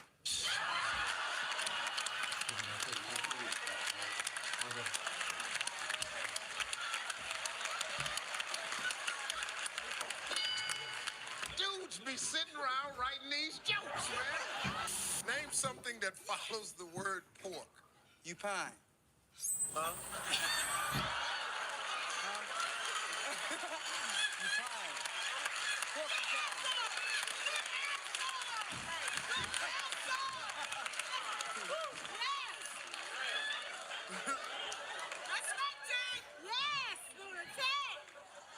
Pork.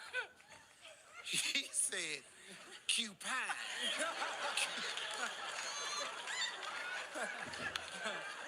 Cupine.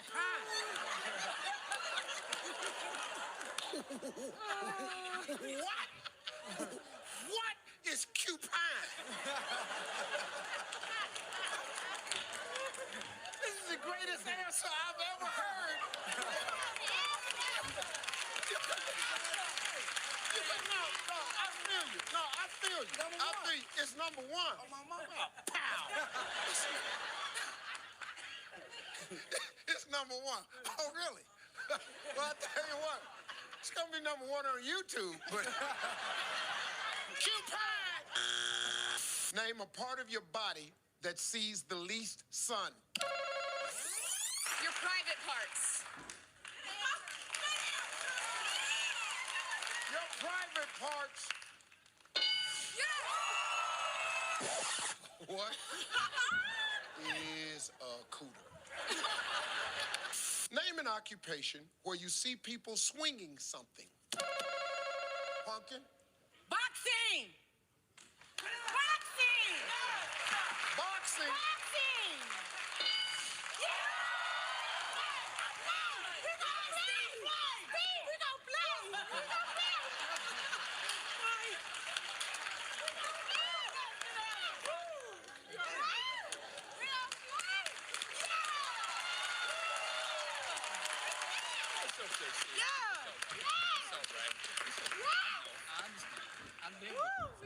Pastor, I'm doing pretty good with you and the fellas. I'm not hurt. Well, I've been trying. I know you've been trying. But who is she? Your cousin? No, my sister. That's your sister-in-law. Yeah. She just hit me in the back. She hit you. Yeah, that kind of threw me off a little bit. You're not gonna file charges or No, I ain't gonna file no charges, but I think they tell you in rehearsal, don't put your hands on the hose. I think they do. We're gonna put that in the rehearsal. I'm gonna talk. Keep your hands off the hose. And she pushed me kind of hard. No, she didn't. Punkin treated me a little rough right now. We're going ahead and wheel, though. All right. We're sorry. That's okay. On a scale of 1 to 10, how much do you like other people's children? 0. Name an occupation. I'm sorry. On a scale of 1 to 10, how much do you like other people's children? You said 0. Survey said, name something a policeman might do to a suspect that he shouldn't do to a woman on their first date.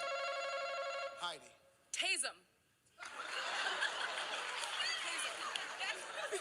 So you don't want to kiss, huh?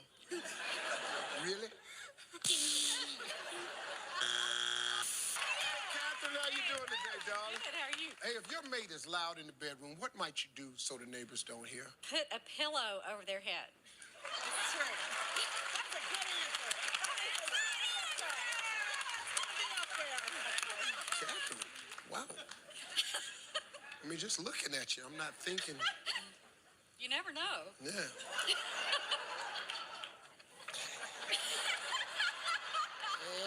Take it easy, buddy. Take it easy, boy.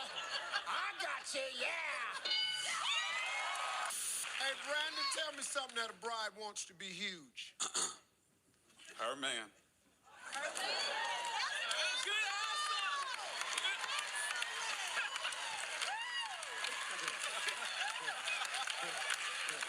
Yeah. Brandon, they need you to be, they want to know, what do you mean by her man? The dome. Huh? The whopper. Say what now? Penis?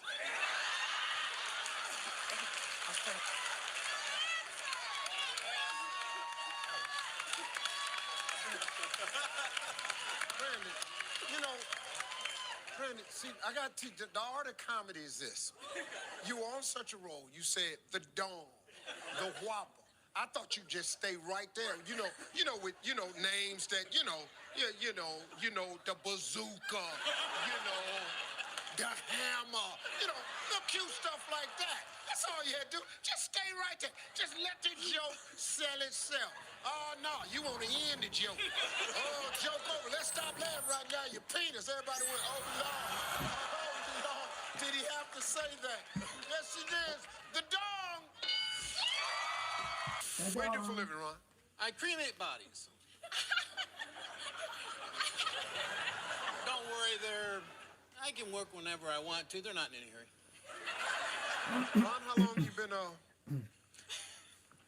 I don't know how to put this no other way. How long you been setting people on fire?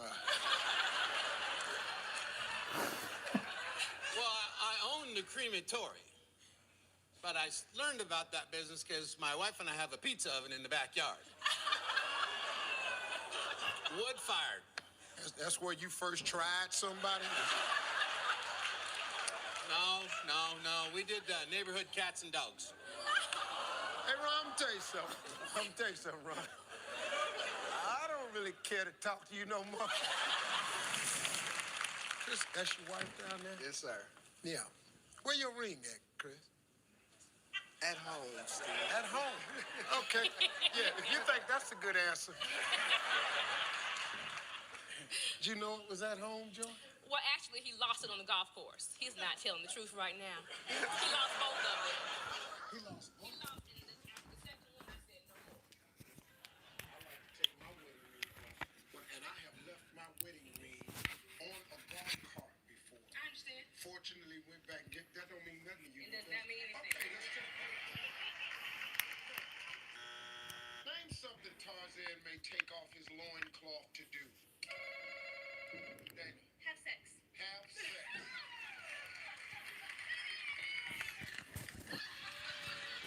Who else's topic? To swing better in the trees. To swing.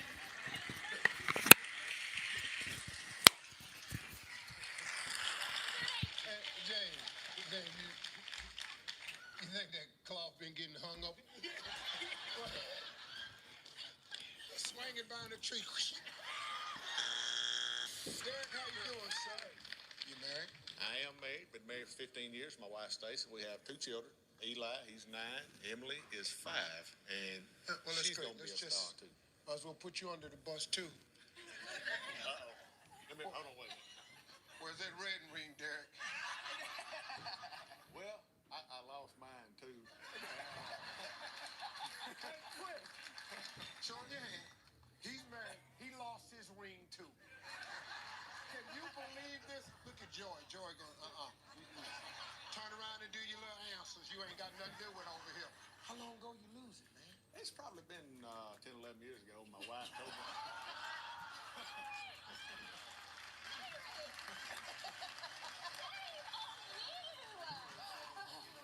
It's been about 10, 11 years ago. I said, bro, I've been looking for it the whole time. Based on his personality, what kind of bug would you compare your husband to? A roach.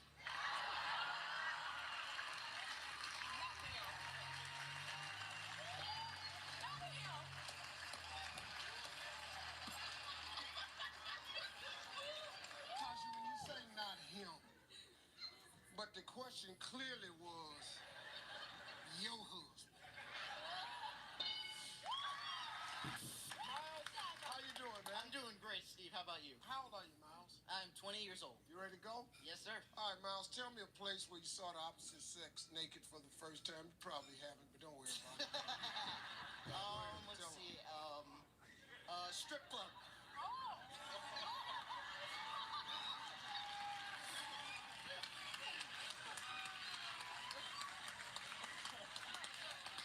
Oh my goodness. Good answer.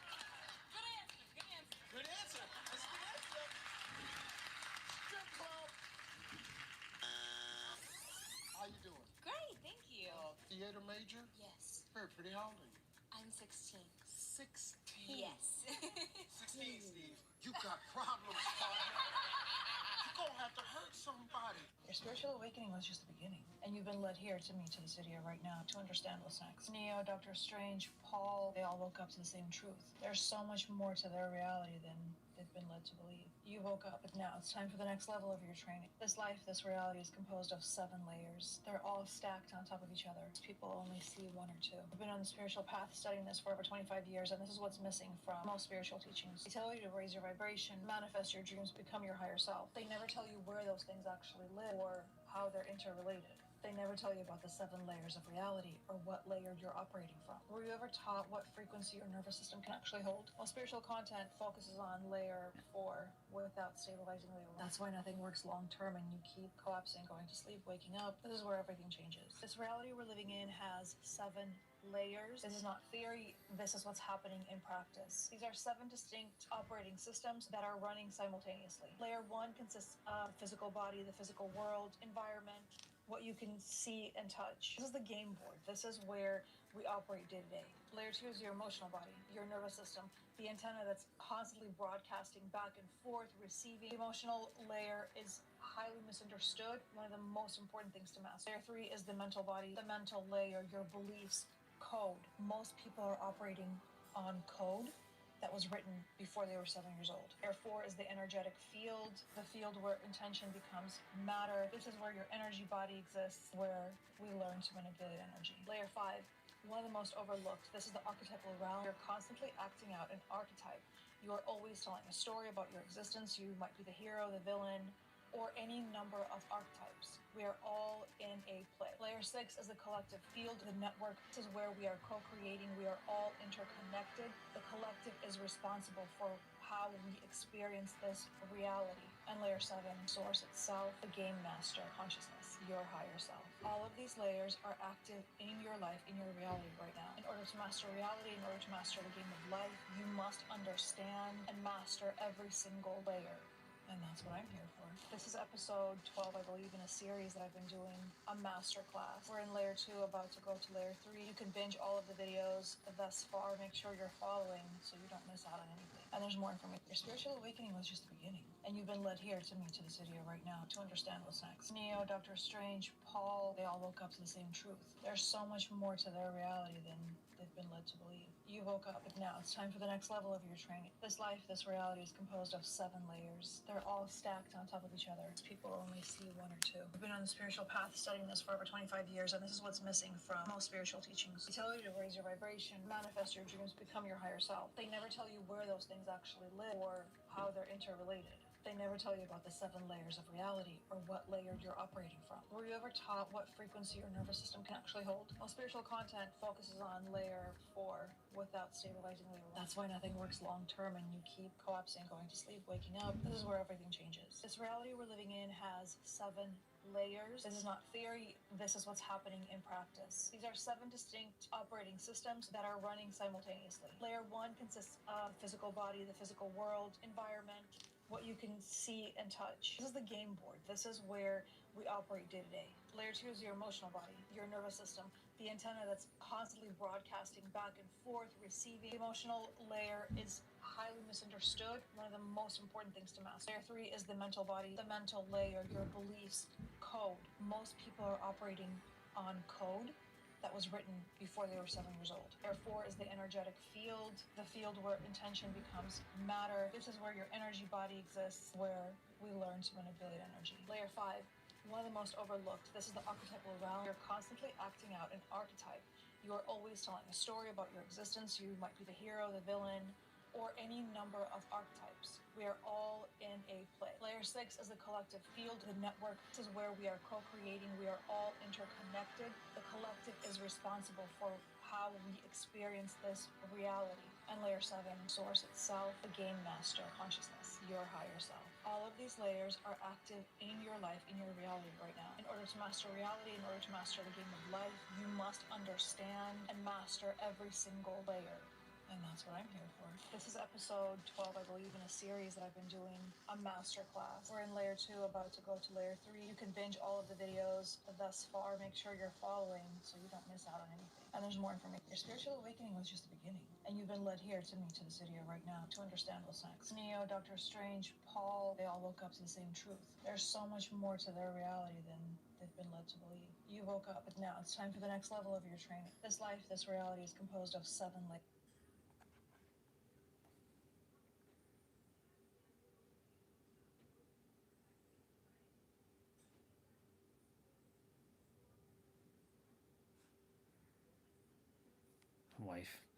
Wife is so silly.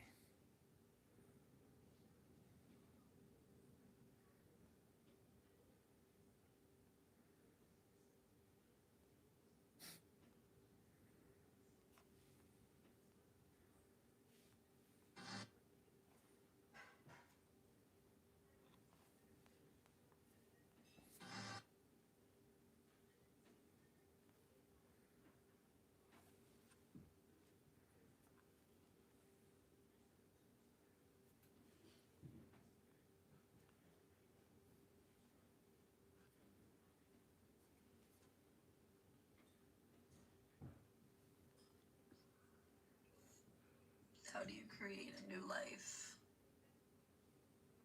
Better life when you don't even know what that's like?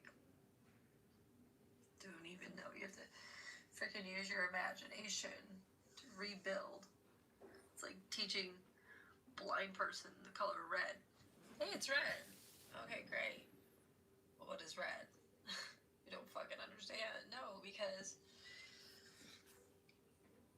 we've never experienced red, the color red. So how can I build from that, know what that is? I don't even know the concept. So I had to take pieces from others to rebuild what it's like to have a loving father, a stable father, someone who's around, someone I can talk to, someone who protects me, not beats the shit out of me, or a mother who's loving, who I actually talk to, who's nurturing and kind and is there for me. Not because of what I've accomplished, but because she actually loves me. Not conditional love, but real love. Or a spouse who is there for you,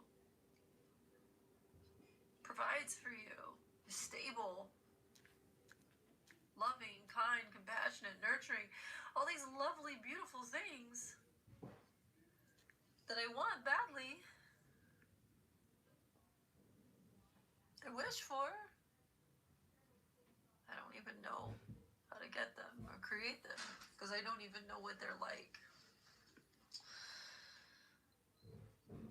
I guess I just gotta get into my imagination and start somewhere.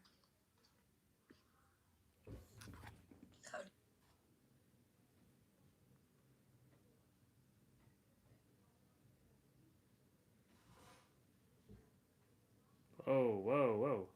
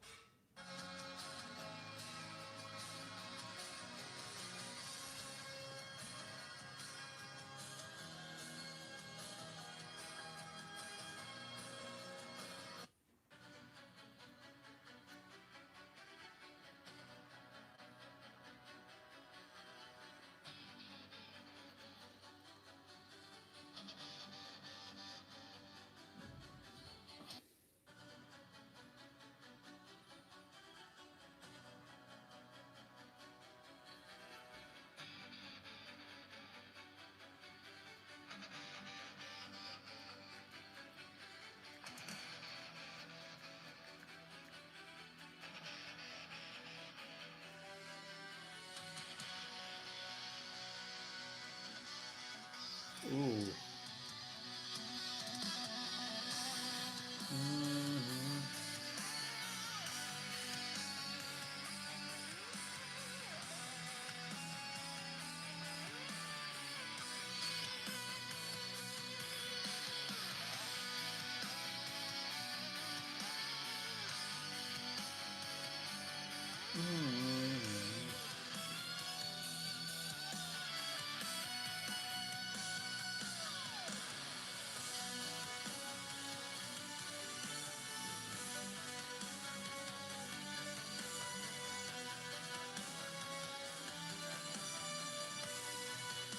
Oh my god, how did we shower? Yakutia. Yakutia?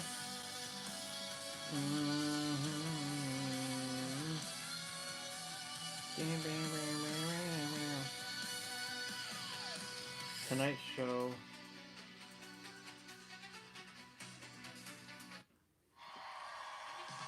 This was 10 years ago, holy shit. It's time to play Tonight Show, family. Sweetheart. Sweetheart. Yes, sweetheart. All right, here we go. Question 2. Folks, we have the top 4 answers on the board again. Here we go. Name something you might do at a concert. Tariq. I'm going to say dance. Dance! Boy, they kill it. Pass or play, Tariq. Concert, gotta give me a good one. I'm going to say get drunk. Name something you might do at a concert. Say what he told you to say. Smoke. So, right after this.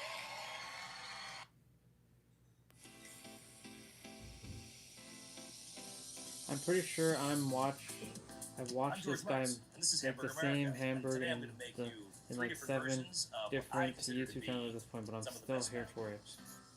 That's pretty funny. Smashburger is the original American hamburger. We call it a Smashburger? the grill. Hot flat top. This is worth cooking at about 360 degrees. So if you're cooking at home, the best way to do is cook it in a cast iron pan inside your house with good ventilation. There's some pretty basic rules to making a good Smashburger. One is obviously the beef.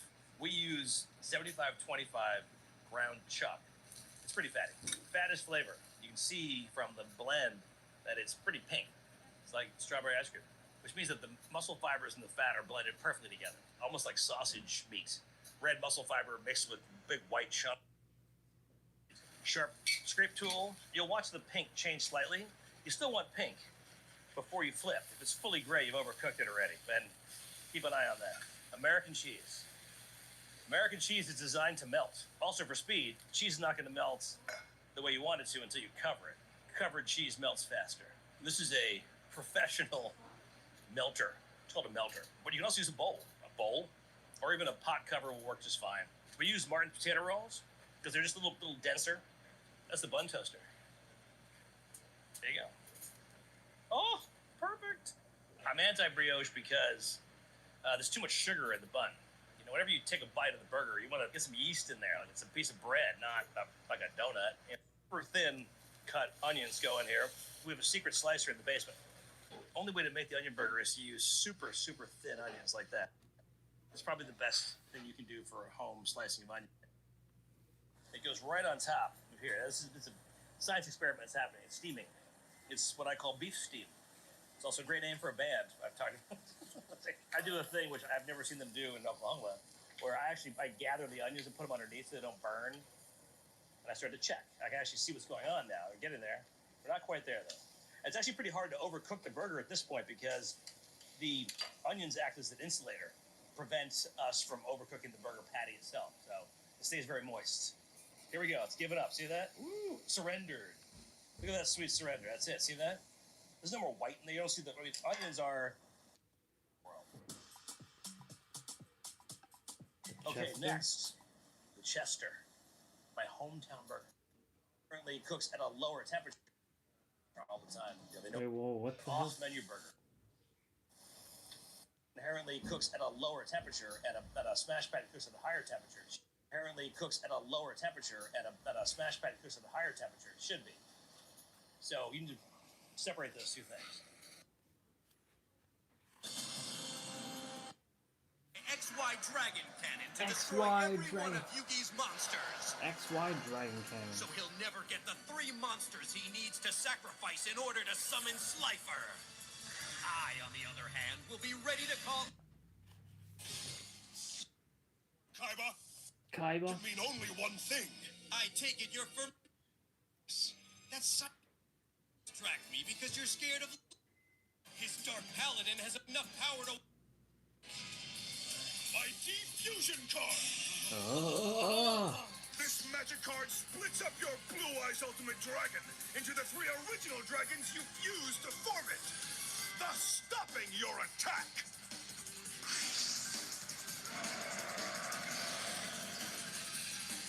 No, I need my Ultimate Dragon to win the duel! I need my ultimate dragon. Now, Kaiba, you have 3 dragons on the field instead of 1. And since my Dark Paladin receives 500 attack points for every dragon on the field, he's now the strongest monster in play. Now it's time for my final move. Just go. With pleasure, Kaiba. All right, the card in my hand will conquer the darkness that now surrounds your heart. So I play my final magic card. Diffusion Wave Motion. You're finished. All I have to do is give up 1,000 life points, and this magic card will enhance the attacking capabilities of my Dark Paladin. Now my monster can attack all 3 of your Blue Eyes White Dragons at once. His Dark Paladin has enough power to wipe out my dragons and my life points. This duel is over.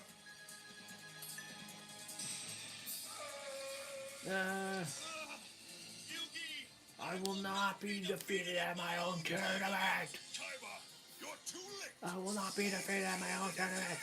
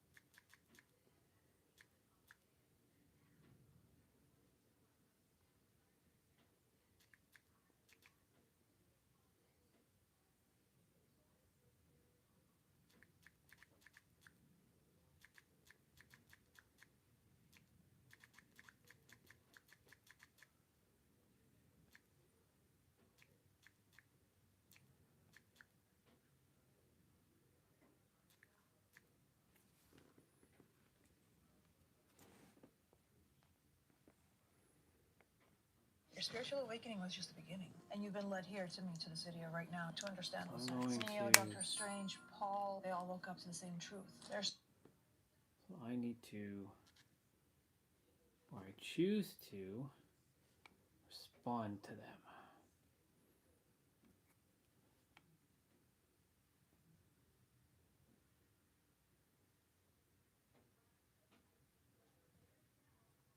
How do you determine?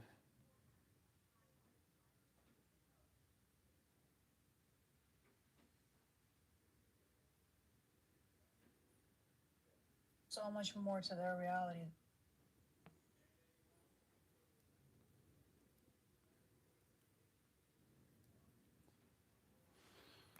All right. Now that I've saved that, let's see how we're going to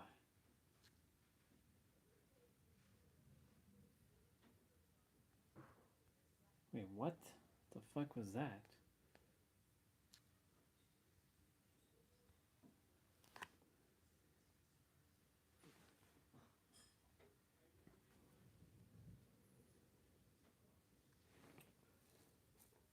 I wonder, what is your criteria?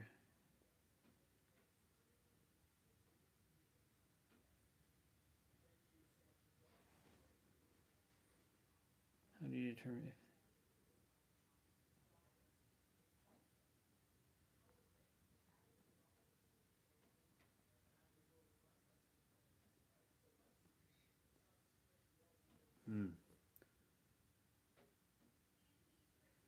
This is going to be an interesting conversation.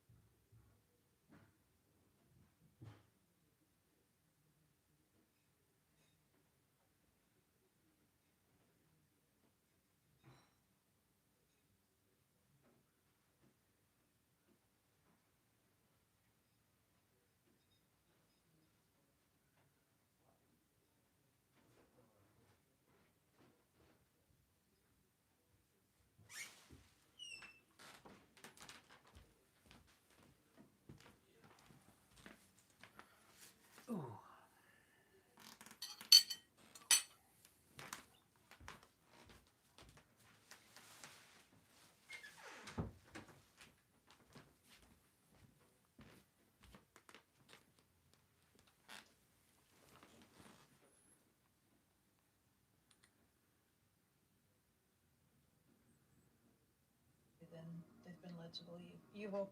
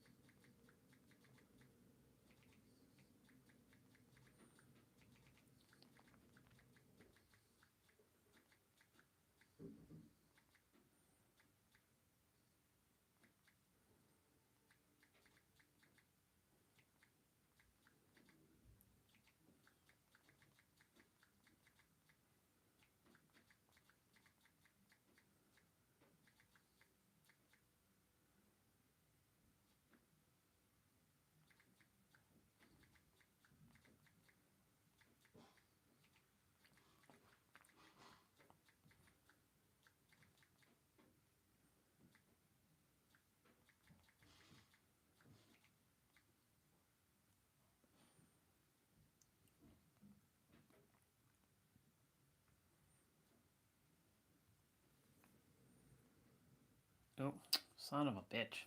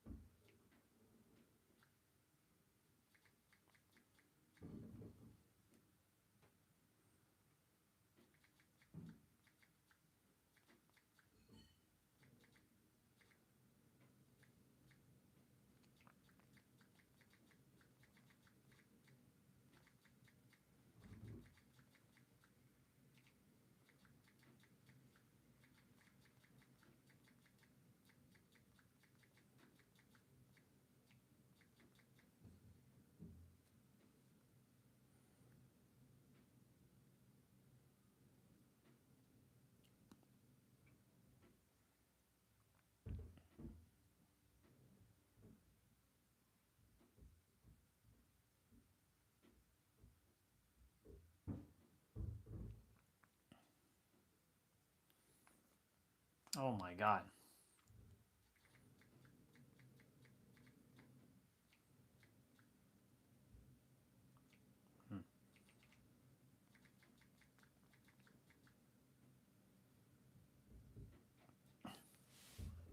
Hey, what's up, bro? Good to see you. I messaging Lori about to eat food. Gonna watch an episode. I was like helping her out with some stuff because she was facing some interesting Facebook issue where Facebook like not blocked her account, but more so I don't know if you want to hear the crunching, so I'll put the microphone a little bit further away.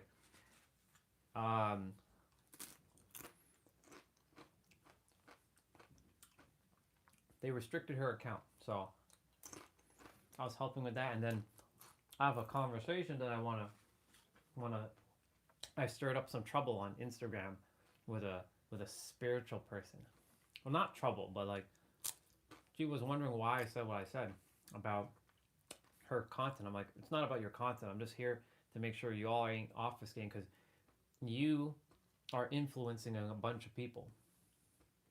And because you are influencing a bunch of people, make sure that you ain't obfuscating shit for them. Because if you do, all you're doing is continue to spinning the wheel towards more problems.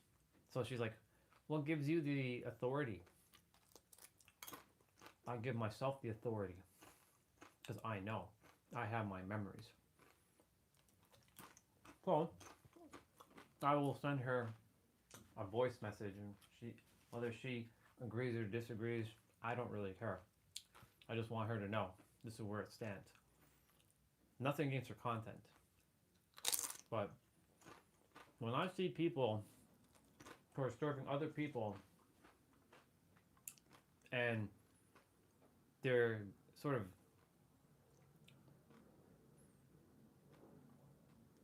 they're helping, but they're not. They're making more problems. No, on Instagram. It's not a problem. Like there's no negative energy behind it. It's just she was genuinely curious why I said what I said. Because a lot of spiritual people, they Make all these things, all of these, and I've done it because I've been there, right?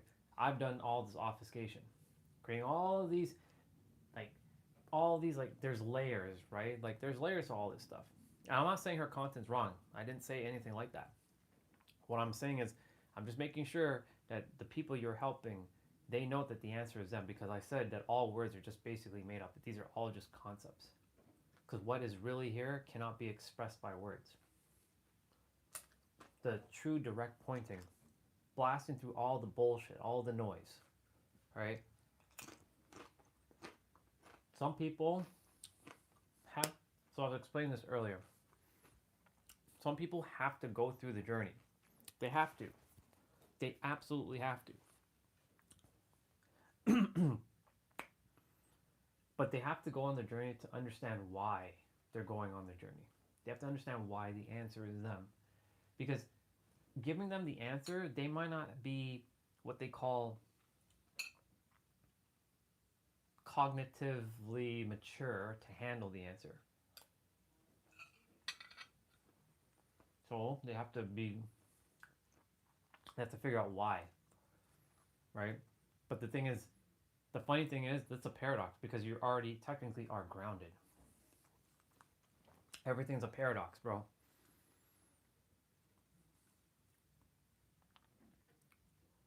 Let's see. Lori was saying, I was speaking to one and added them here before it happened, but they almost fell away after it did. It was really strange how it happened. She's talking about a spiritual person she connected with.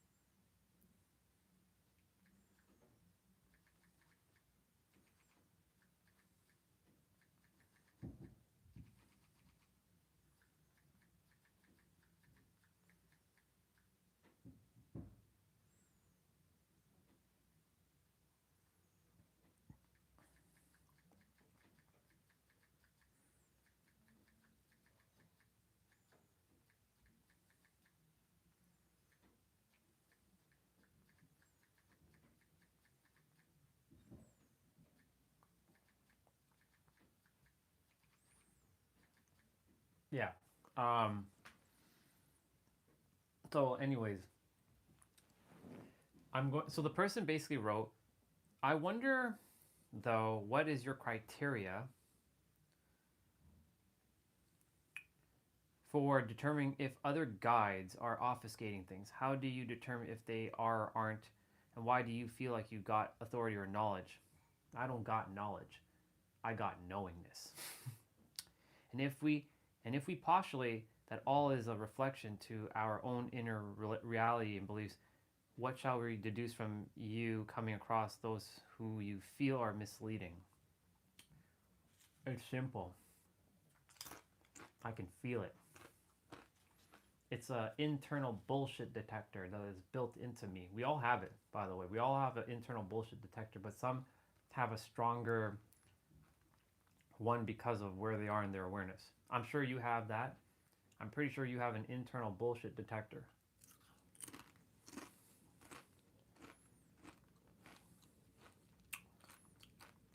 I'm up for this challenge, though, to explain all this to her. This is not Lori, it's someone else. The person's called She the Mystic.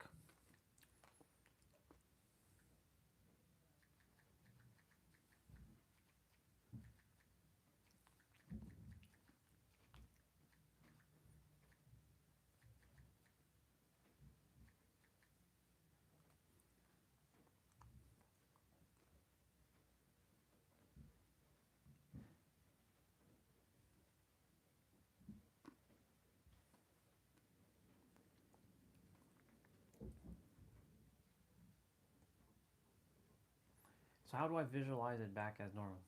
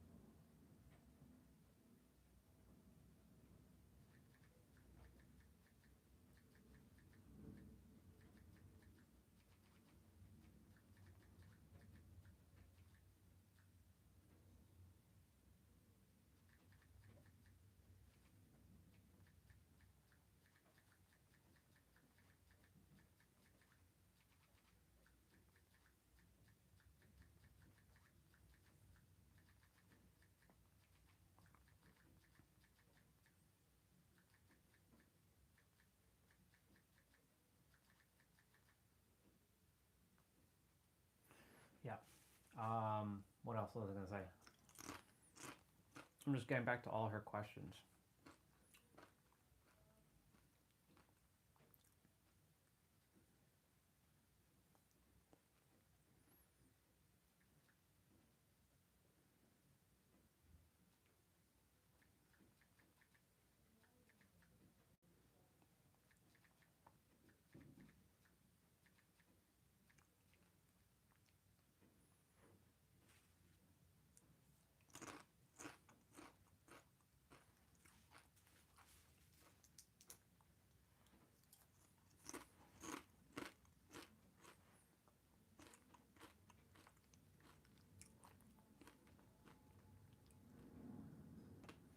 Yeah. I think I answered all of Lori's questions. Yeah. Anyways, back to us.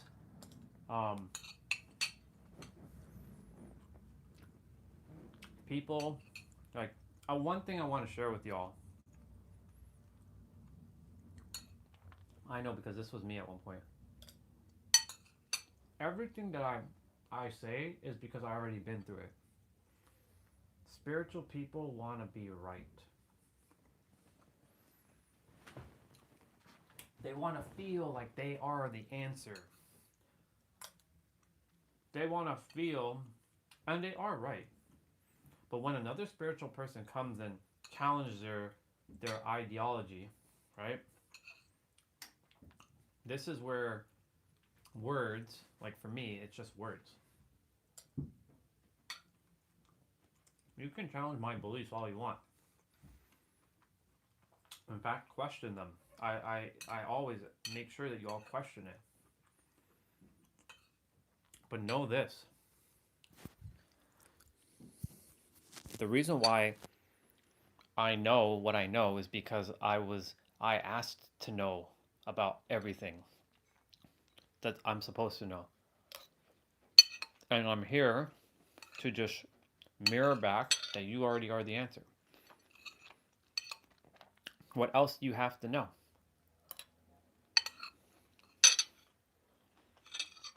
What else is there?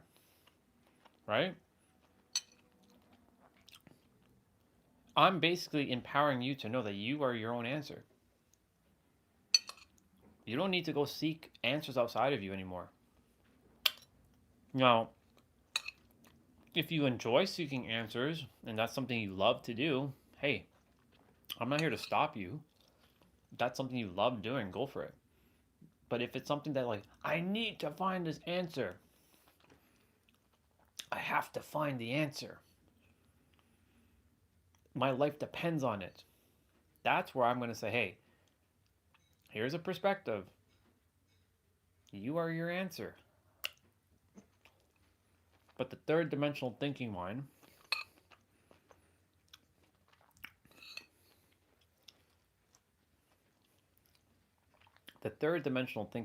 will get in the way.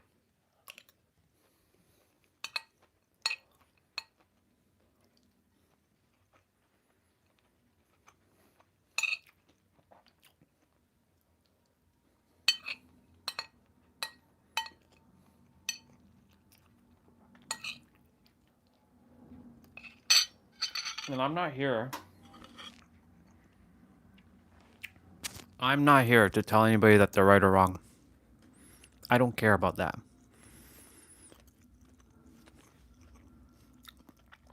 What I'm here to do is make sure that others are helping others and making sure that they know the answer is them so they can stop. Because I understand that a lot of people have this spiritual industry is selling you this idea that you have to go seek answers from someone and you got to keep paying them. And look, there's nothing wrong with that. It's all good. But if people keep having to say, keep going, keep seeking, keep searching, keep figuring it out. Could you imagine a world where everybody right now figured out that the answer is them? What will happen? This is a good question for you, actually. What, in your perspective, if everybody knows that the answer is them right now, what do you feel, from your perspective, what do you feel is going to happen to the world? I'm curious to see what you're going to say.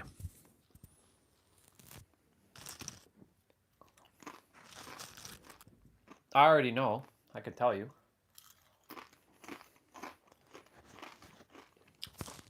Spirituality and all religions will come.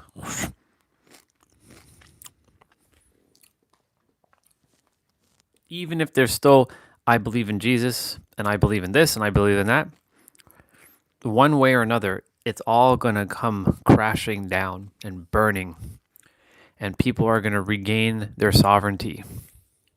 But I want to see what you're going to say.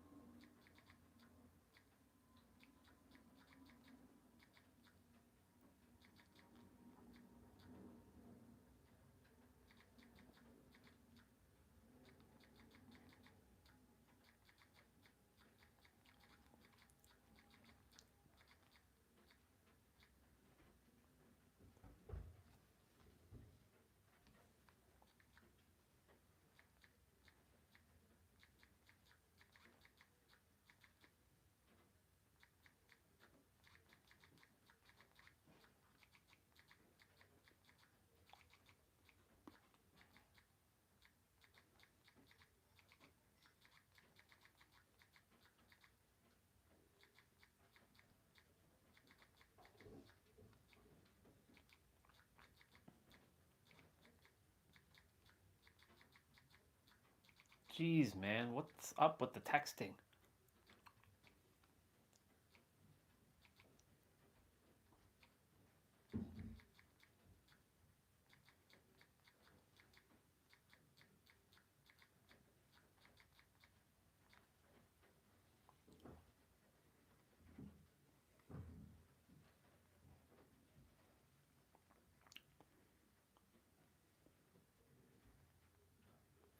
Let me see what you shared. I'm going to actually...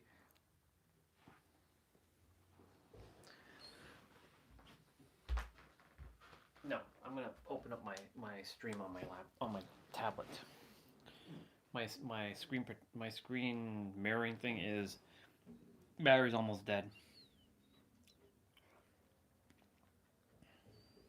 Let me see what you shared. All right. A lot of people would be liberated from the false reality bestowed upon them on how life is supposed to be lived, like what we spoken on the other week about how we live life based on other people's inventions. Yep. What else would you add? Those were powerful, by the way, just so you know.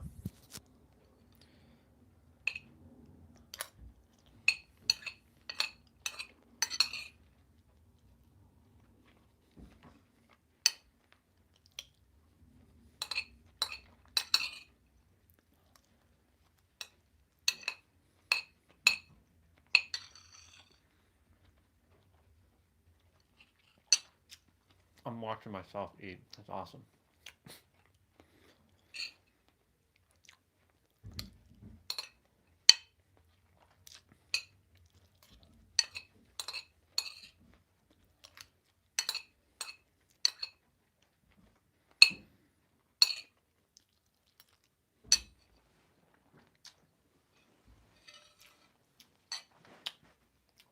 So people would wake up if they knew the answer were inside of us this whole time. Yeah, they would.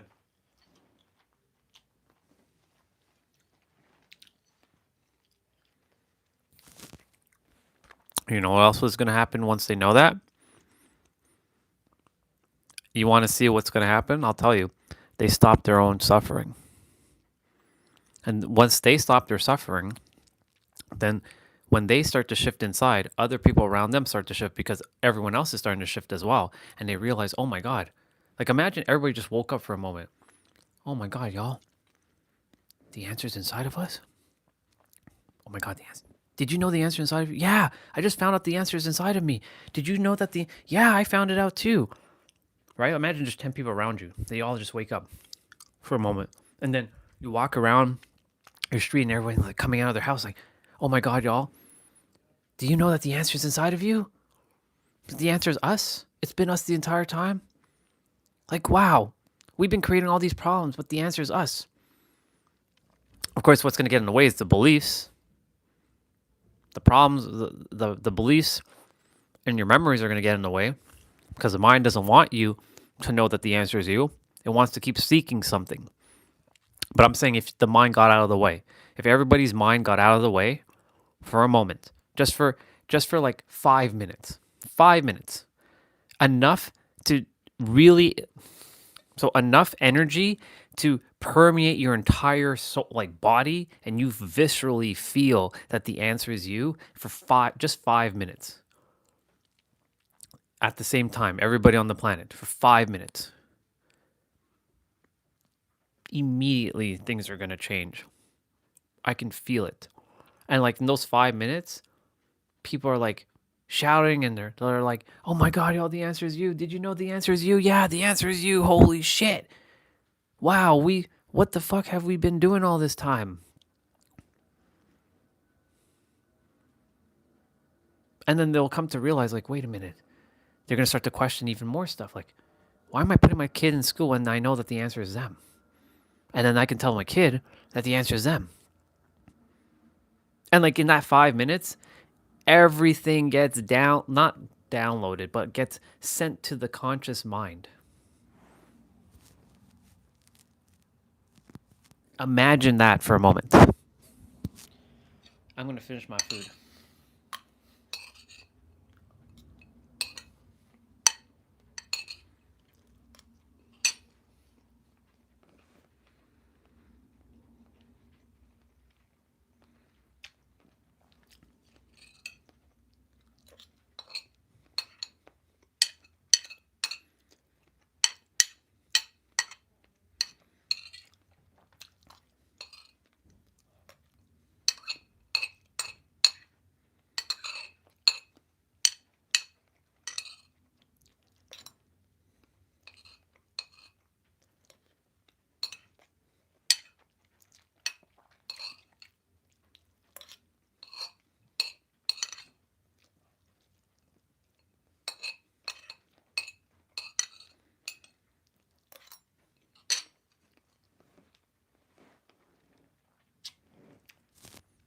I'm telling you, just 5 minutes is enough. 10 would be great. Even though time is an illusion, but let those 5 minutes feel like it's infinite. Because you'll viscerally feel infinity in that 5 minutes. Like you can feel everything in like a zeptosecond. A zeptosecond is the smallest measurement of time, by the way, just so you know.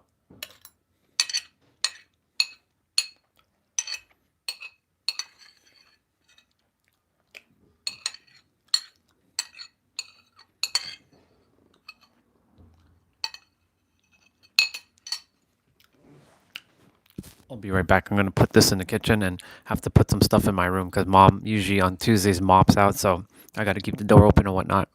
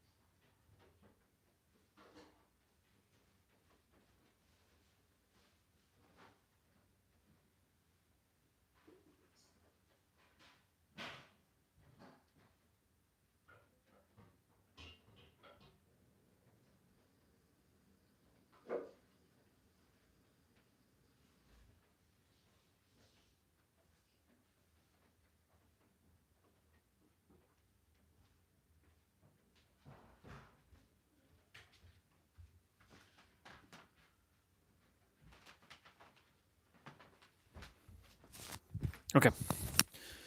Let's see. Yeah. Now I have some chips.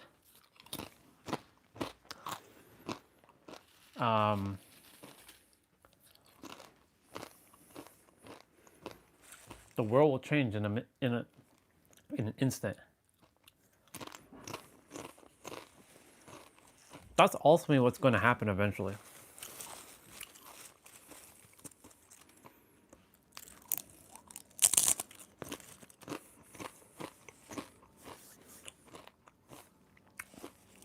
Oh, by the way, before we continue, did you do any breathing thing last night? If yes, how was it? If no, no big deal.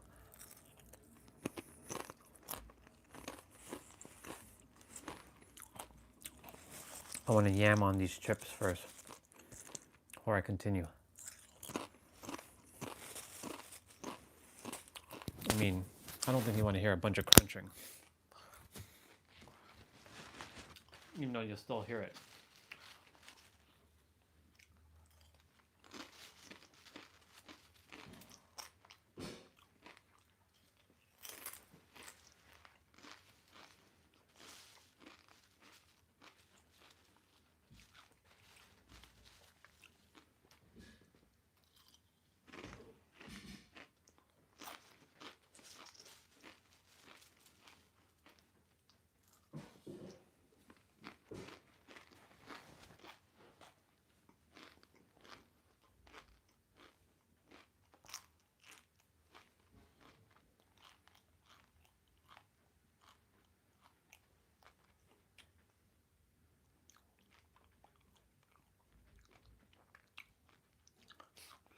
Wife is funny. Wife is like super funny.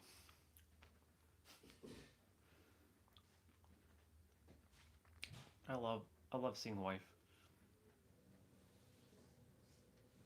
Come on.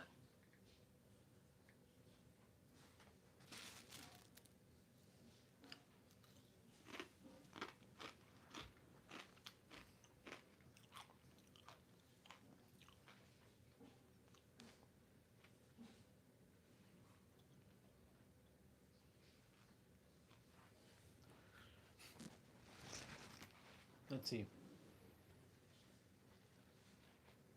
No worries. I mean, it's always going to be there, right?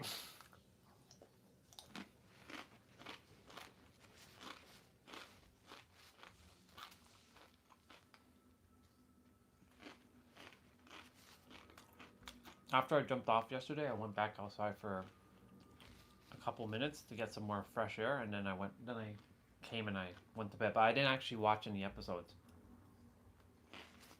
I was watching Family Feud. There's a lot of compilations on YouTube of Family Feud, so that's what we're watching today. A bunch of Family Feud compilations.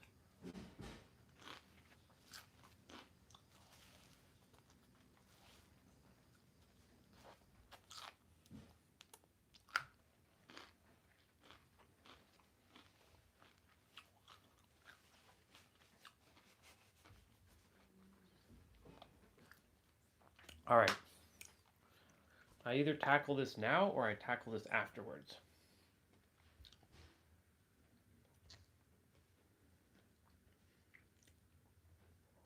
This person hasn't seen my comment though. So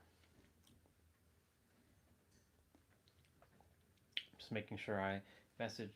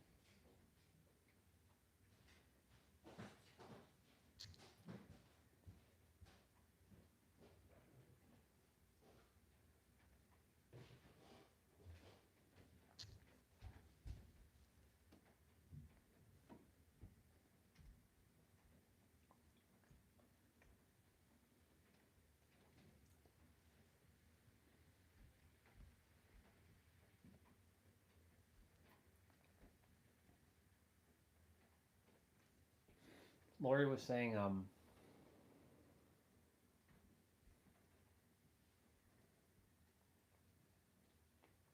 Jade, you help to remind the mind that I forgot about that. And you're right, it does do that.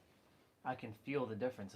Now, the only thing about with mine, when I'm breathing, right, what happens with me? It feels like some frost gets caught up in the nose, and then I'm blowing out, well, unfortunately, I'm blowing out, my nose gets so dry that blood comes flying out. But I don't concern myself with the blood. It just means that it needs to be purged. That's it. My nose doesn't bleed, right? But like when I blow out, a bunch of blood just comes gushing out. Not gushing out, but like, it comes out. That's the only thing. But that actually happens even in the summer too at times. So, but there's no problems because like usually my nose is clogged, but I do my best to, blow. I do that a lot. Like when I'm in the washroom, I'm like, you can tell that this one is more clogged than this one though. This one's all right. This one, not so much. So this one is clogged. So I make sure to and do my best to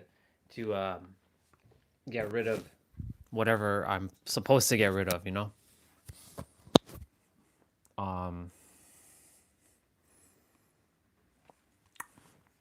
Let me finish messaging her.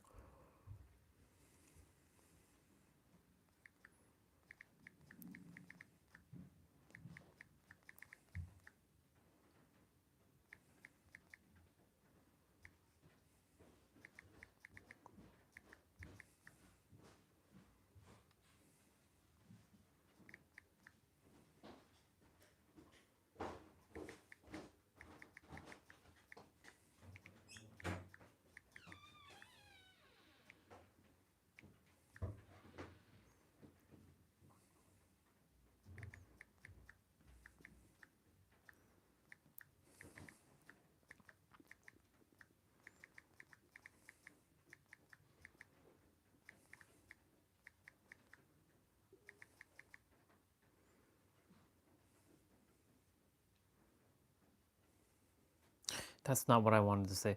I run into too many.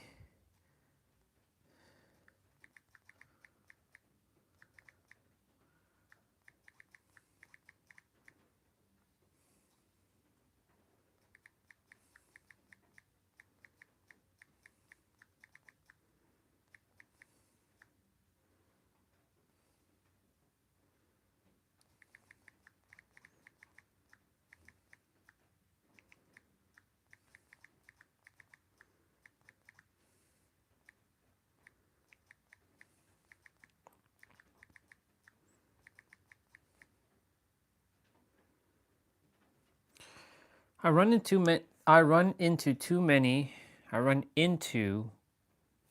I run into many. Not that. Yeah, I run into many of those who make things more complicated and not blow through the nose.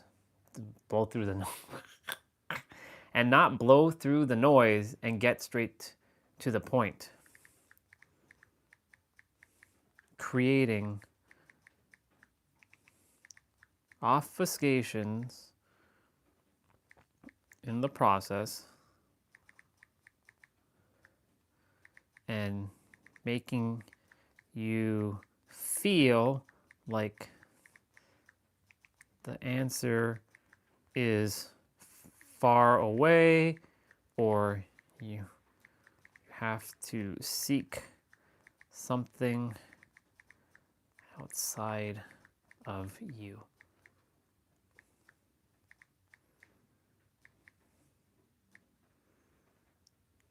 Jeez, I really hate when I type sometimes.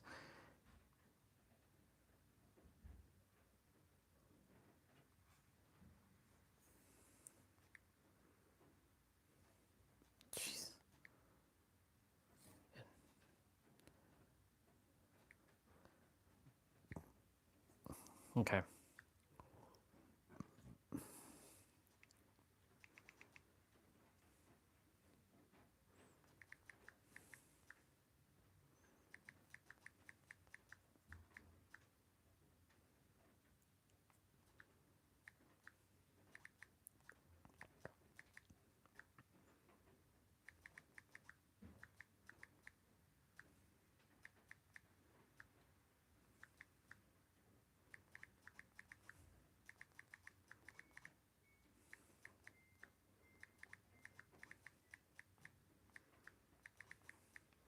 Doesn't mean, I'll read your thing quickly. Doesn't mean it.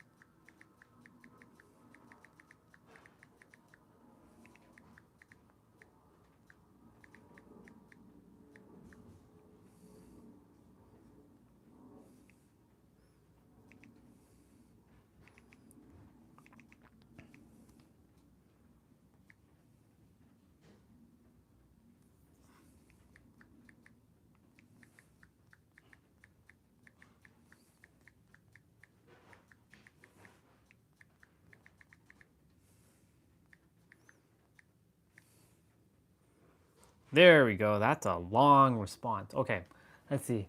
I realize the more I'm indoors, the more I tend to get sinus congestions. Yes, I agree.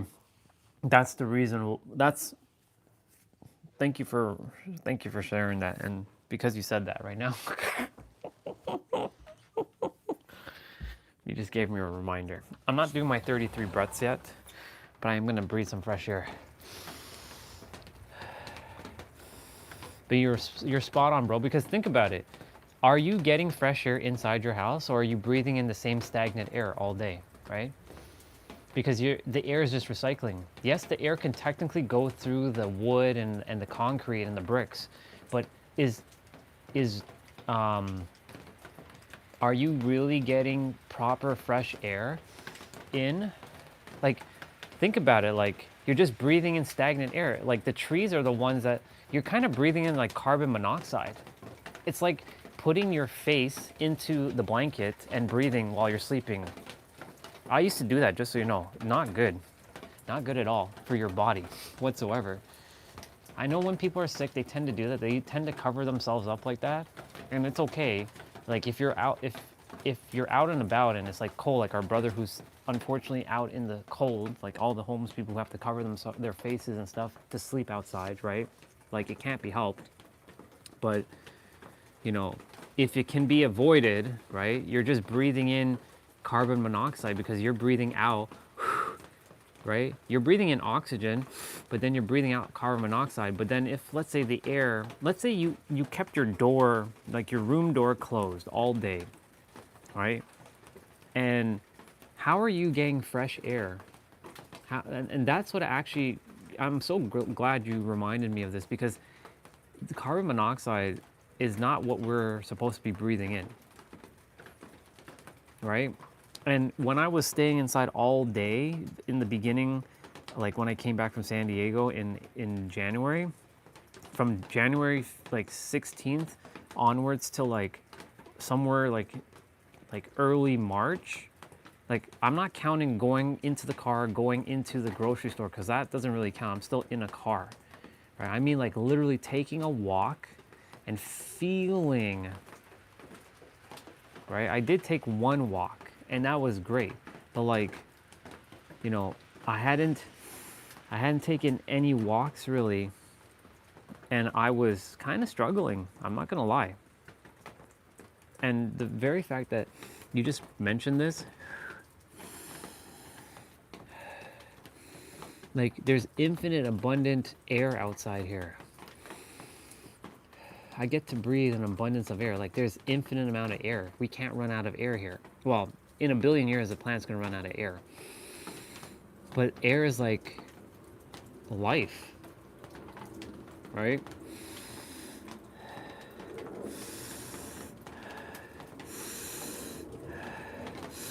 And as I'm breathing in from the outside, my nose is clearing up.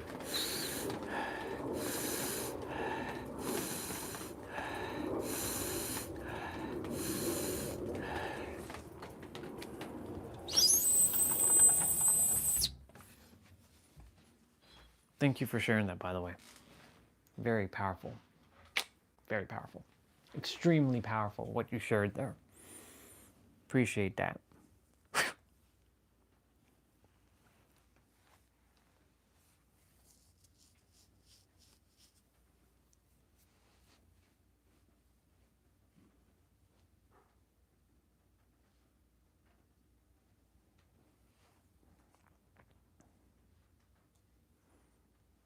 And, oops.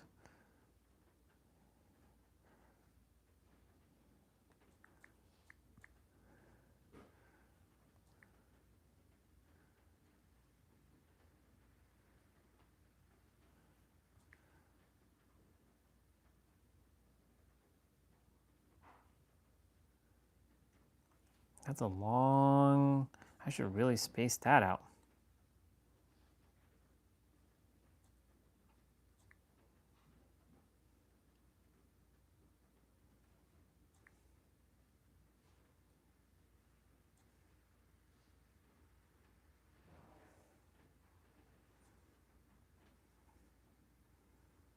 It's easier.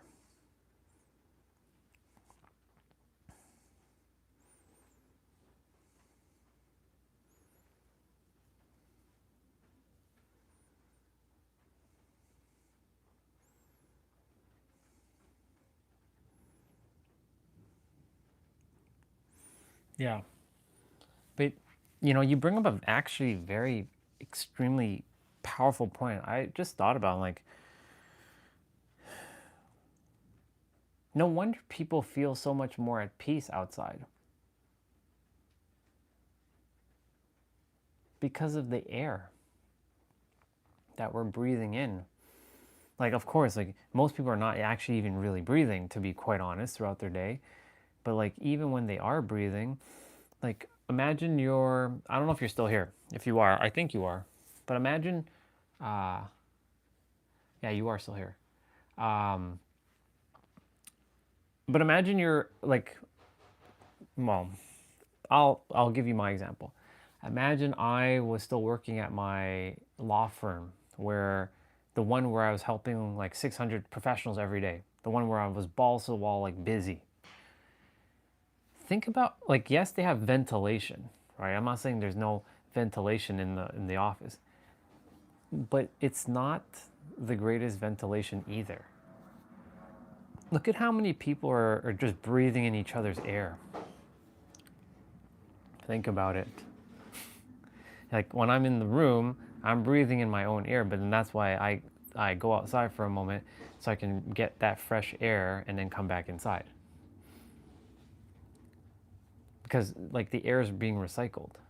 Like I don't say that carbon monoxide destroys us, because that's a limiting belief, right? Because it's an illusion.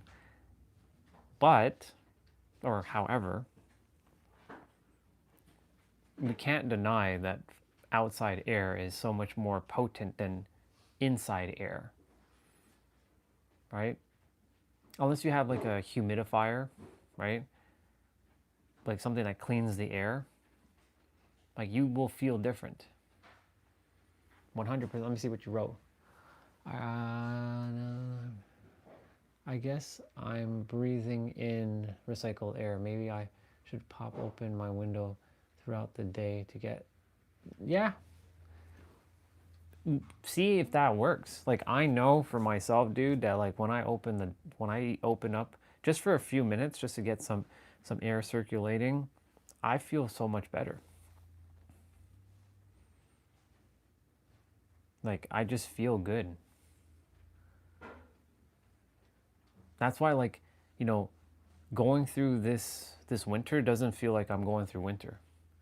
It just feels like summer, but inside. Alexa, play notification. One new notification from Amazon. From Amazon. On Wednesday, there's a chance of snow near you in West Cumber Clareville. Snow? Starting around 12 a.m. and stopping around 2 a.m. Oh.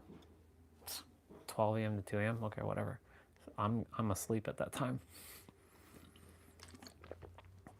It doesn't bother me.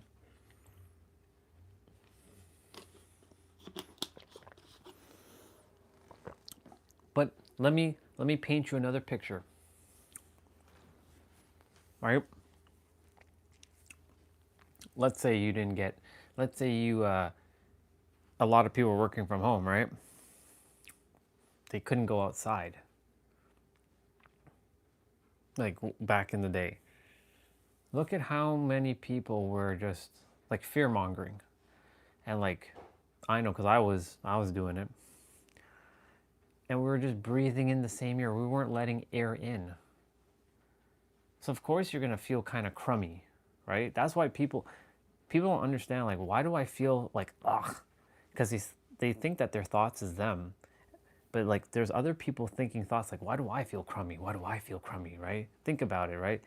If everybody around the area was stuck inside and they feel crummy and the thoughts are going out and then it's hitting someone else and then, you know, because they haven't been outside too and then they haven't been breathing in clean air either.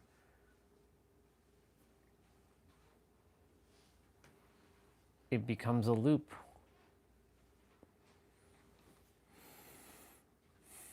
Again, you know, I'm not saying houses don't have proper ventilation, right? But nothing beats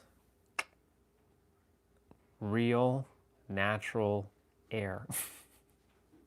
Not artificial, manufactured air. I mean, technically air is not really manufactured, but you know what I'm saying. I'm talking about like going out, unfiltered air.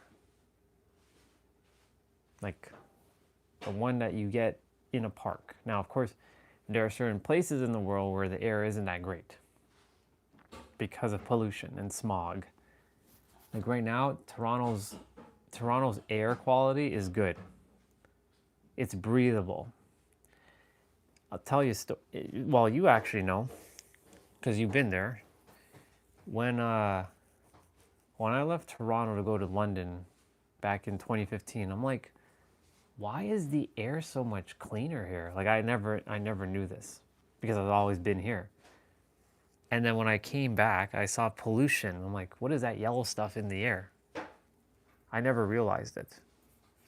And every time I would go back, I'm like, the air feels fresher here. It feels clean. Like it feels really clean to have clean air. Does the body good. And I'm like, okay, well, and I felt really good there. I never really had any, well, to some degree, yes, I was annoyed by a lot of things, but it wasn't because of nature. It was because of people. But like when I'm out and when people are out and about, they're generally like, they feel good. nature has a healing effect. We were never meant to be in these houses, ever. That's not how it was designed. And humans were not meant to live in cold either. Though we had to build things to adapt.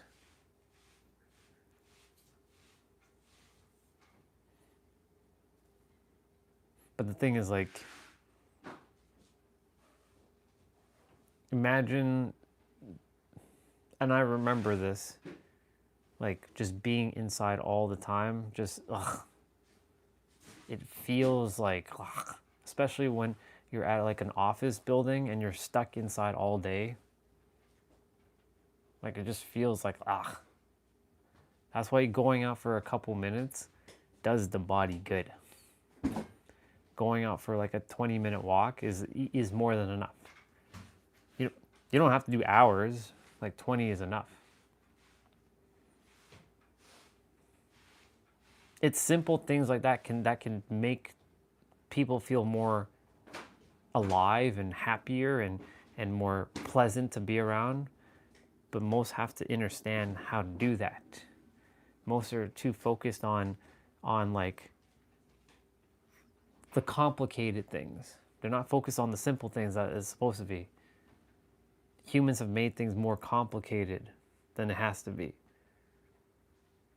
I know because I did it for years. I stopped doing that. I make things simple. And if anything, if anybody attempts to make my life more complicated, I literally, simplify. Keep it simple.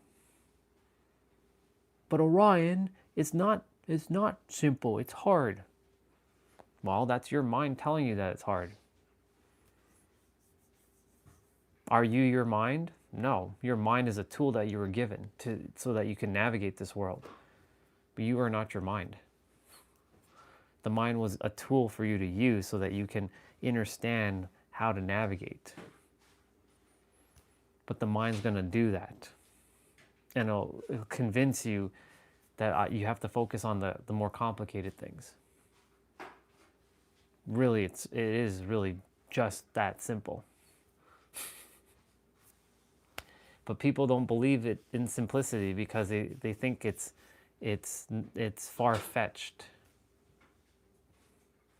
That the answers are outside of them or like the simple things are not the most effective things. Like, just breathe. You'll feel so much better. When you breathe,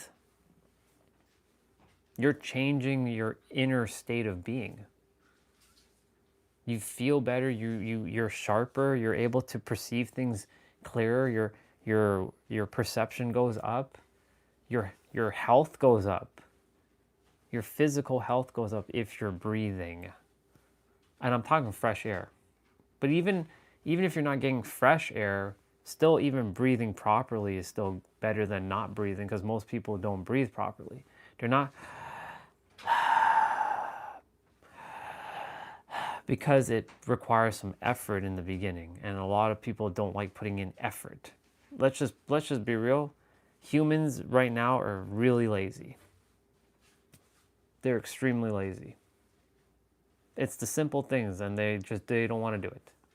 But yet they have the discipline to spend 2-3 hours doing something that they know that they're not supposed to be doing, when they could just spend 5 minutes to do the thing that can help them, but they still don't do that.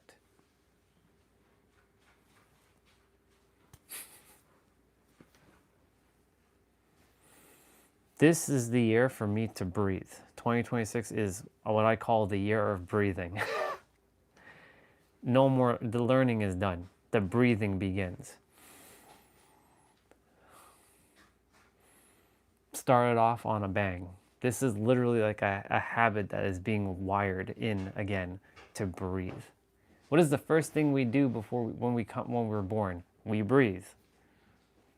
The heart is pumping for you to breathe. I'm going to read what you shared. Yeah, exactly. It's like your soul is snatched from you. Your spot. Yeah, dude. That's what it feels like. I was downtown today in Edmonton, and everything feels so robotic, like the Matrix. Everyone is glued to their phones. Yes, you're gonna see that. And let me ask you, as they're glued to their phones, right? Do you think they're breathing? Yeah, they're doing.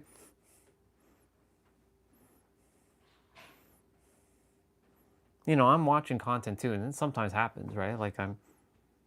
But are they actually reminding themselves to breathe? Right? Like, that's why Huang had me write the word breathe, feel it, and be present around the room. Like on the window, I put a piece of paper on my bed. I put one here at the time when this wasn't here. I put one on my desk that's over here to remind me to breathe. Did it work? Well, every time I jumped on a Zoom call, he made sure I was breathing.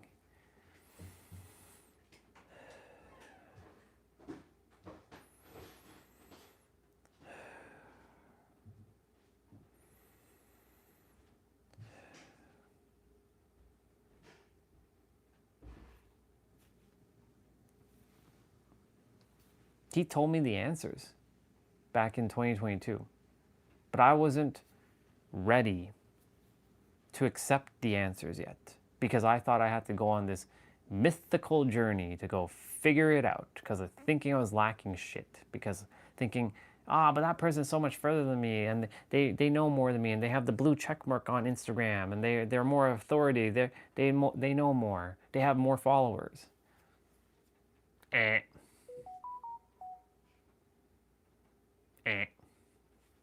Cross.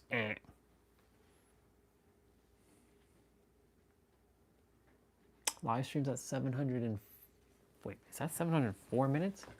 It is. Just making sure. What is this? Oh, whatever.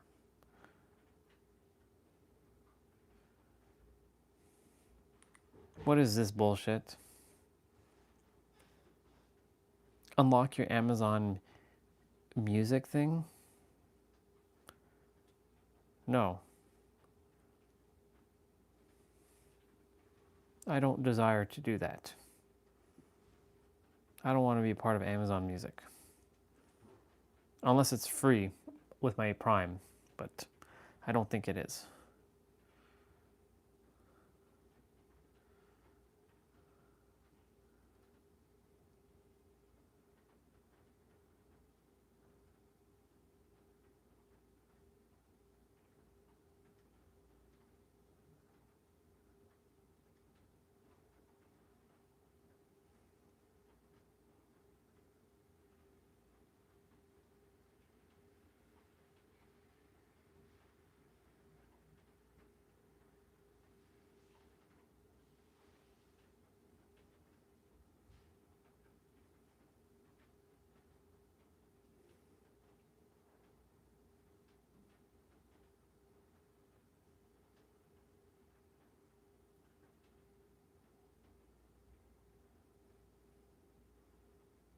Yeah, she has a couple things to read. As for that other person, I will respond to her when I choose to respond to her.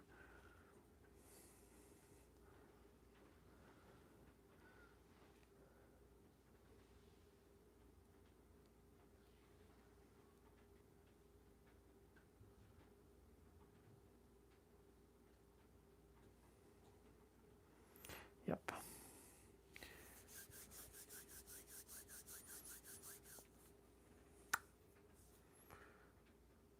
Where was I going? Yeah, anyways. So, Huang reminding me to breathe every day. Dude, every day in 2022, I'm telling you this. Every day in 2022, well, from January 1st to like November November like 20, no, like November 15th. That span, I was on Zoom with that dude and Jessa. Jessa didn't really tell me too much to breathe. She was more another mirror for other things. He was my mirror to breathe, feel it, and be present in the now. The three things.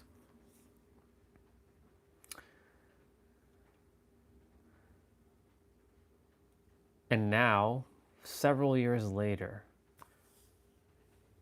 going through all kinds of learning and trials and tribulations and obstacles and reading and podcasting and all this stuff, I'm like, oh my God, it's so fucking simple. It's so damn easy.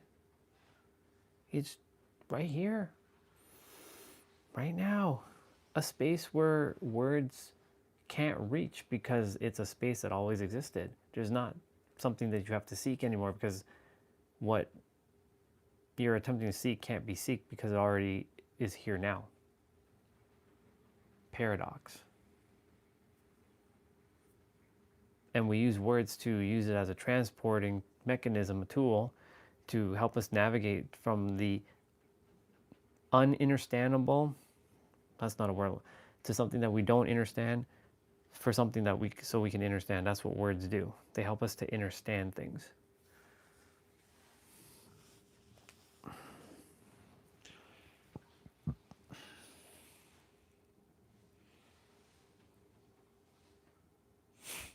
It's crazy.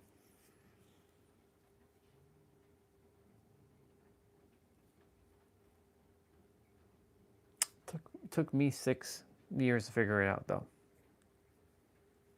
6, which isn't bad.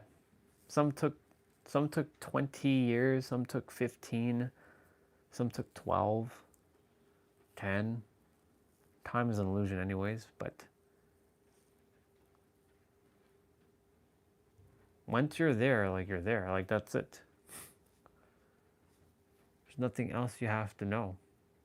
That's why earlier when our sister Olga showed up, she ran into Trina as well, the other mirror that I was talking about, who's talking about questions like, who are you without your words? Who are you without your beliefs and your thoughts and your concepts?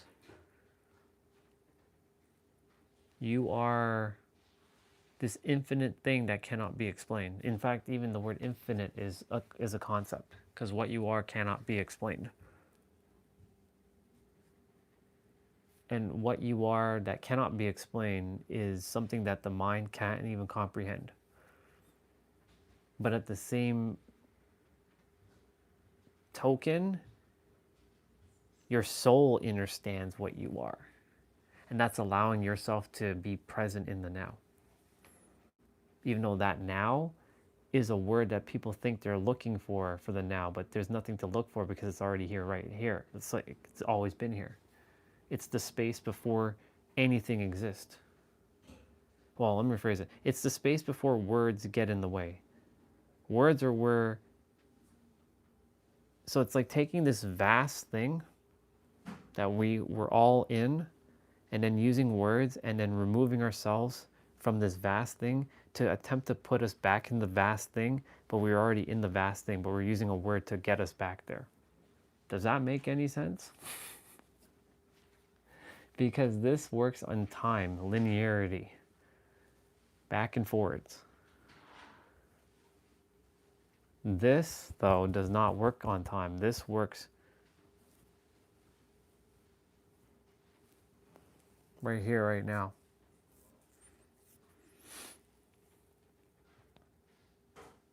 It's a wild ride, by the way.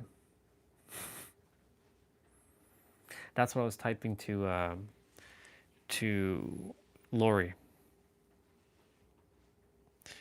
Because Lori said she runs into a lot of false spiritual people. Like she's like, there seems to be a lot of false spiritual people in these spaces. And I told her, I run into many of those who make things more complicated and do not blow through the noise and don't get straight to the point, creating obfuscations in the process, making you feel like the answer is far away or you have to seek something outside of you. Due to the fact that I got to where I am now, even though getting is an illusion because it always was here, I can see right through most things. Doesn't mean it can't be helpful, because there are stages, phases, layers, and levels to this journey to build fundamentals and foundation to understand why you are the answer. And I used it for years myself. It becomes like, wow, I didn't and did have to go on this journey when it was right there all along, aka paradox, my favorite word.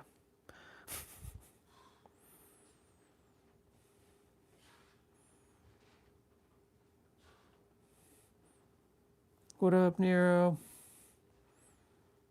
Your internal state matters first. Exactly. It always has and it always will.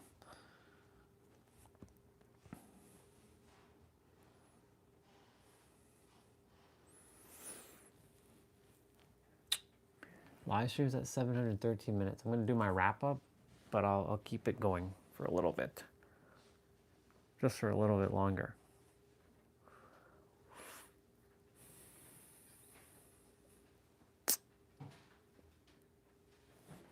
Let's see.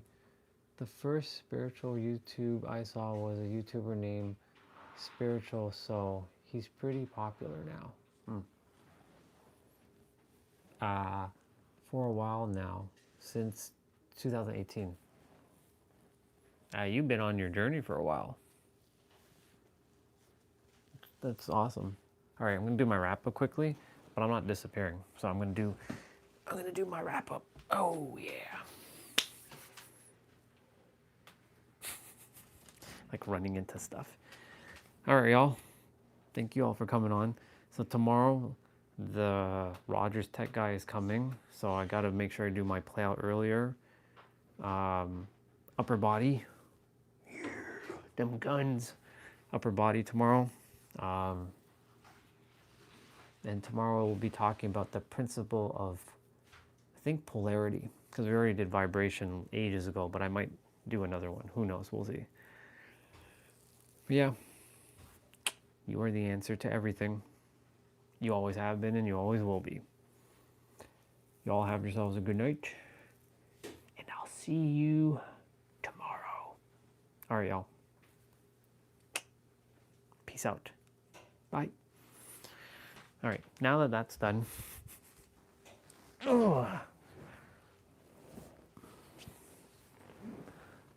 So you said spiritual soul.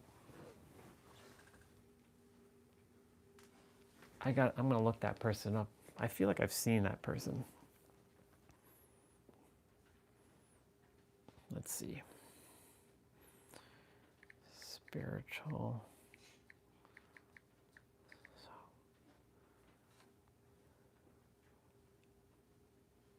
Gotcha, okay. The drinkers, the watchers. Dare, thank you, LIL. He looks like an interesting character.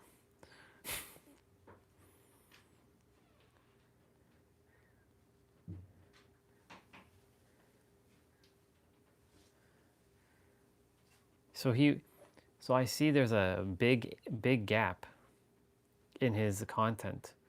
He went 6 years and then he posted 11 months ago and then he came back.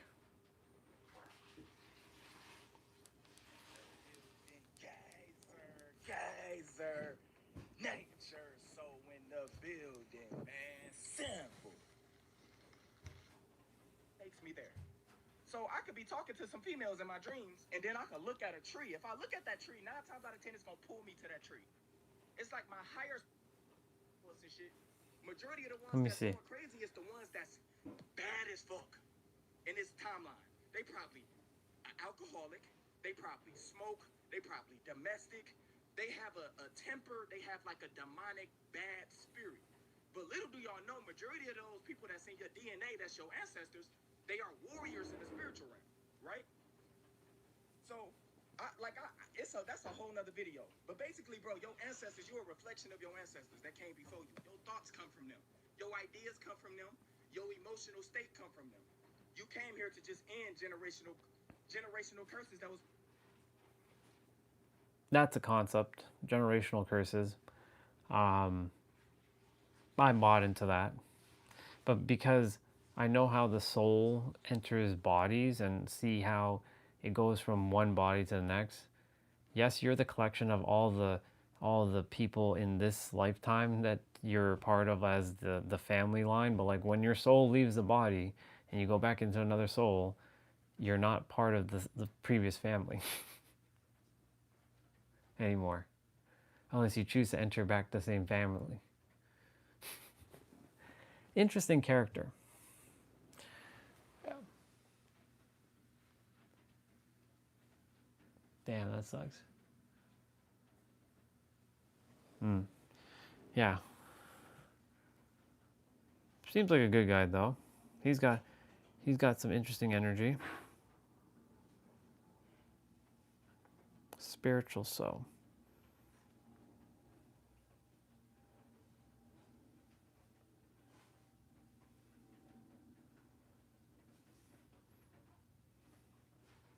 And he's got another channel. Soul Illuminati. He's got a lot of subs. He's got 2 channels over 2 million, basically like he's got like over 3 million subs. That's pretty good. Might check him out a little bit more, see what else he's about.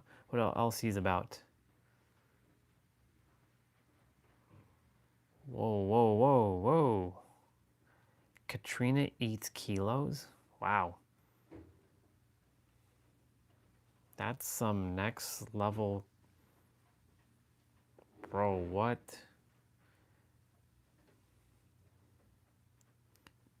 Amazing cooking chicken KFC recipe in my countryside.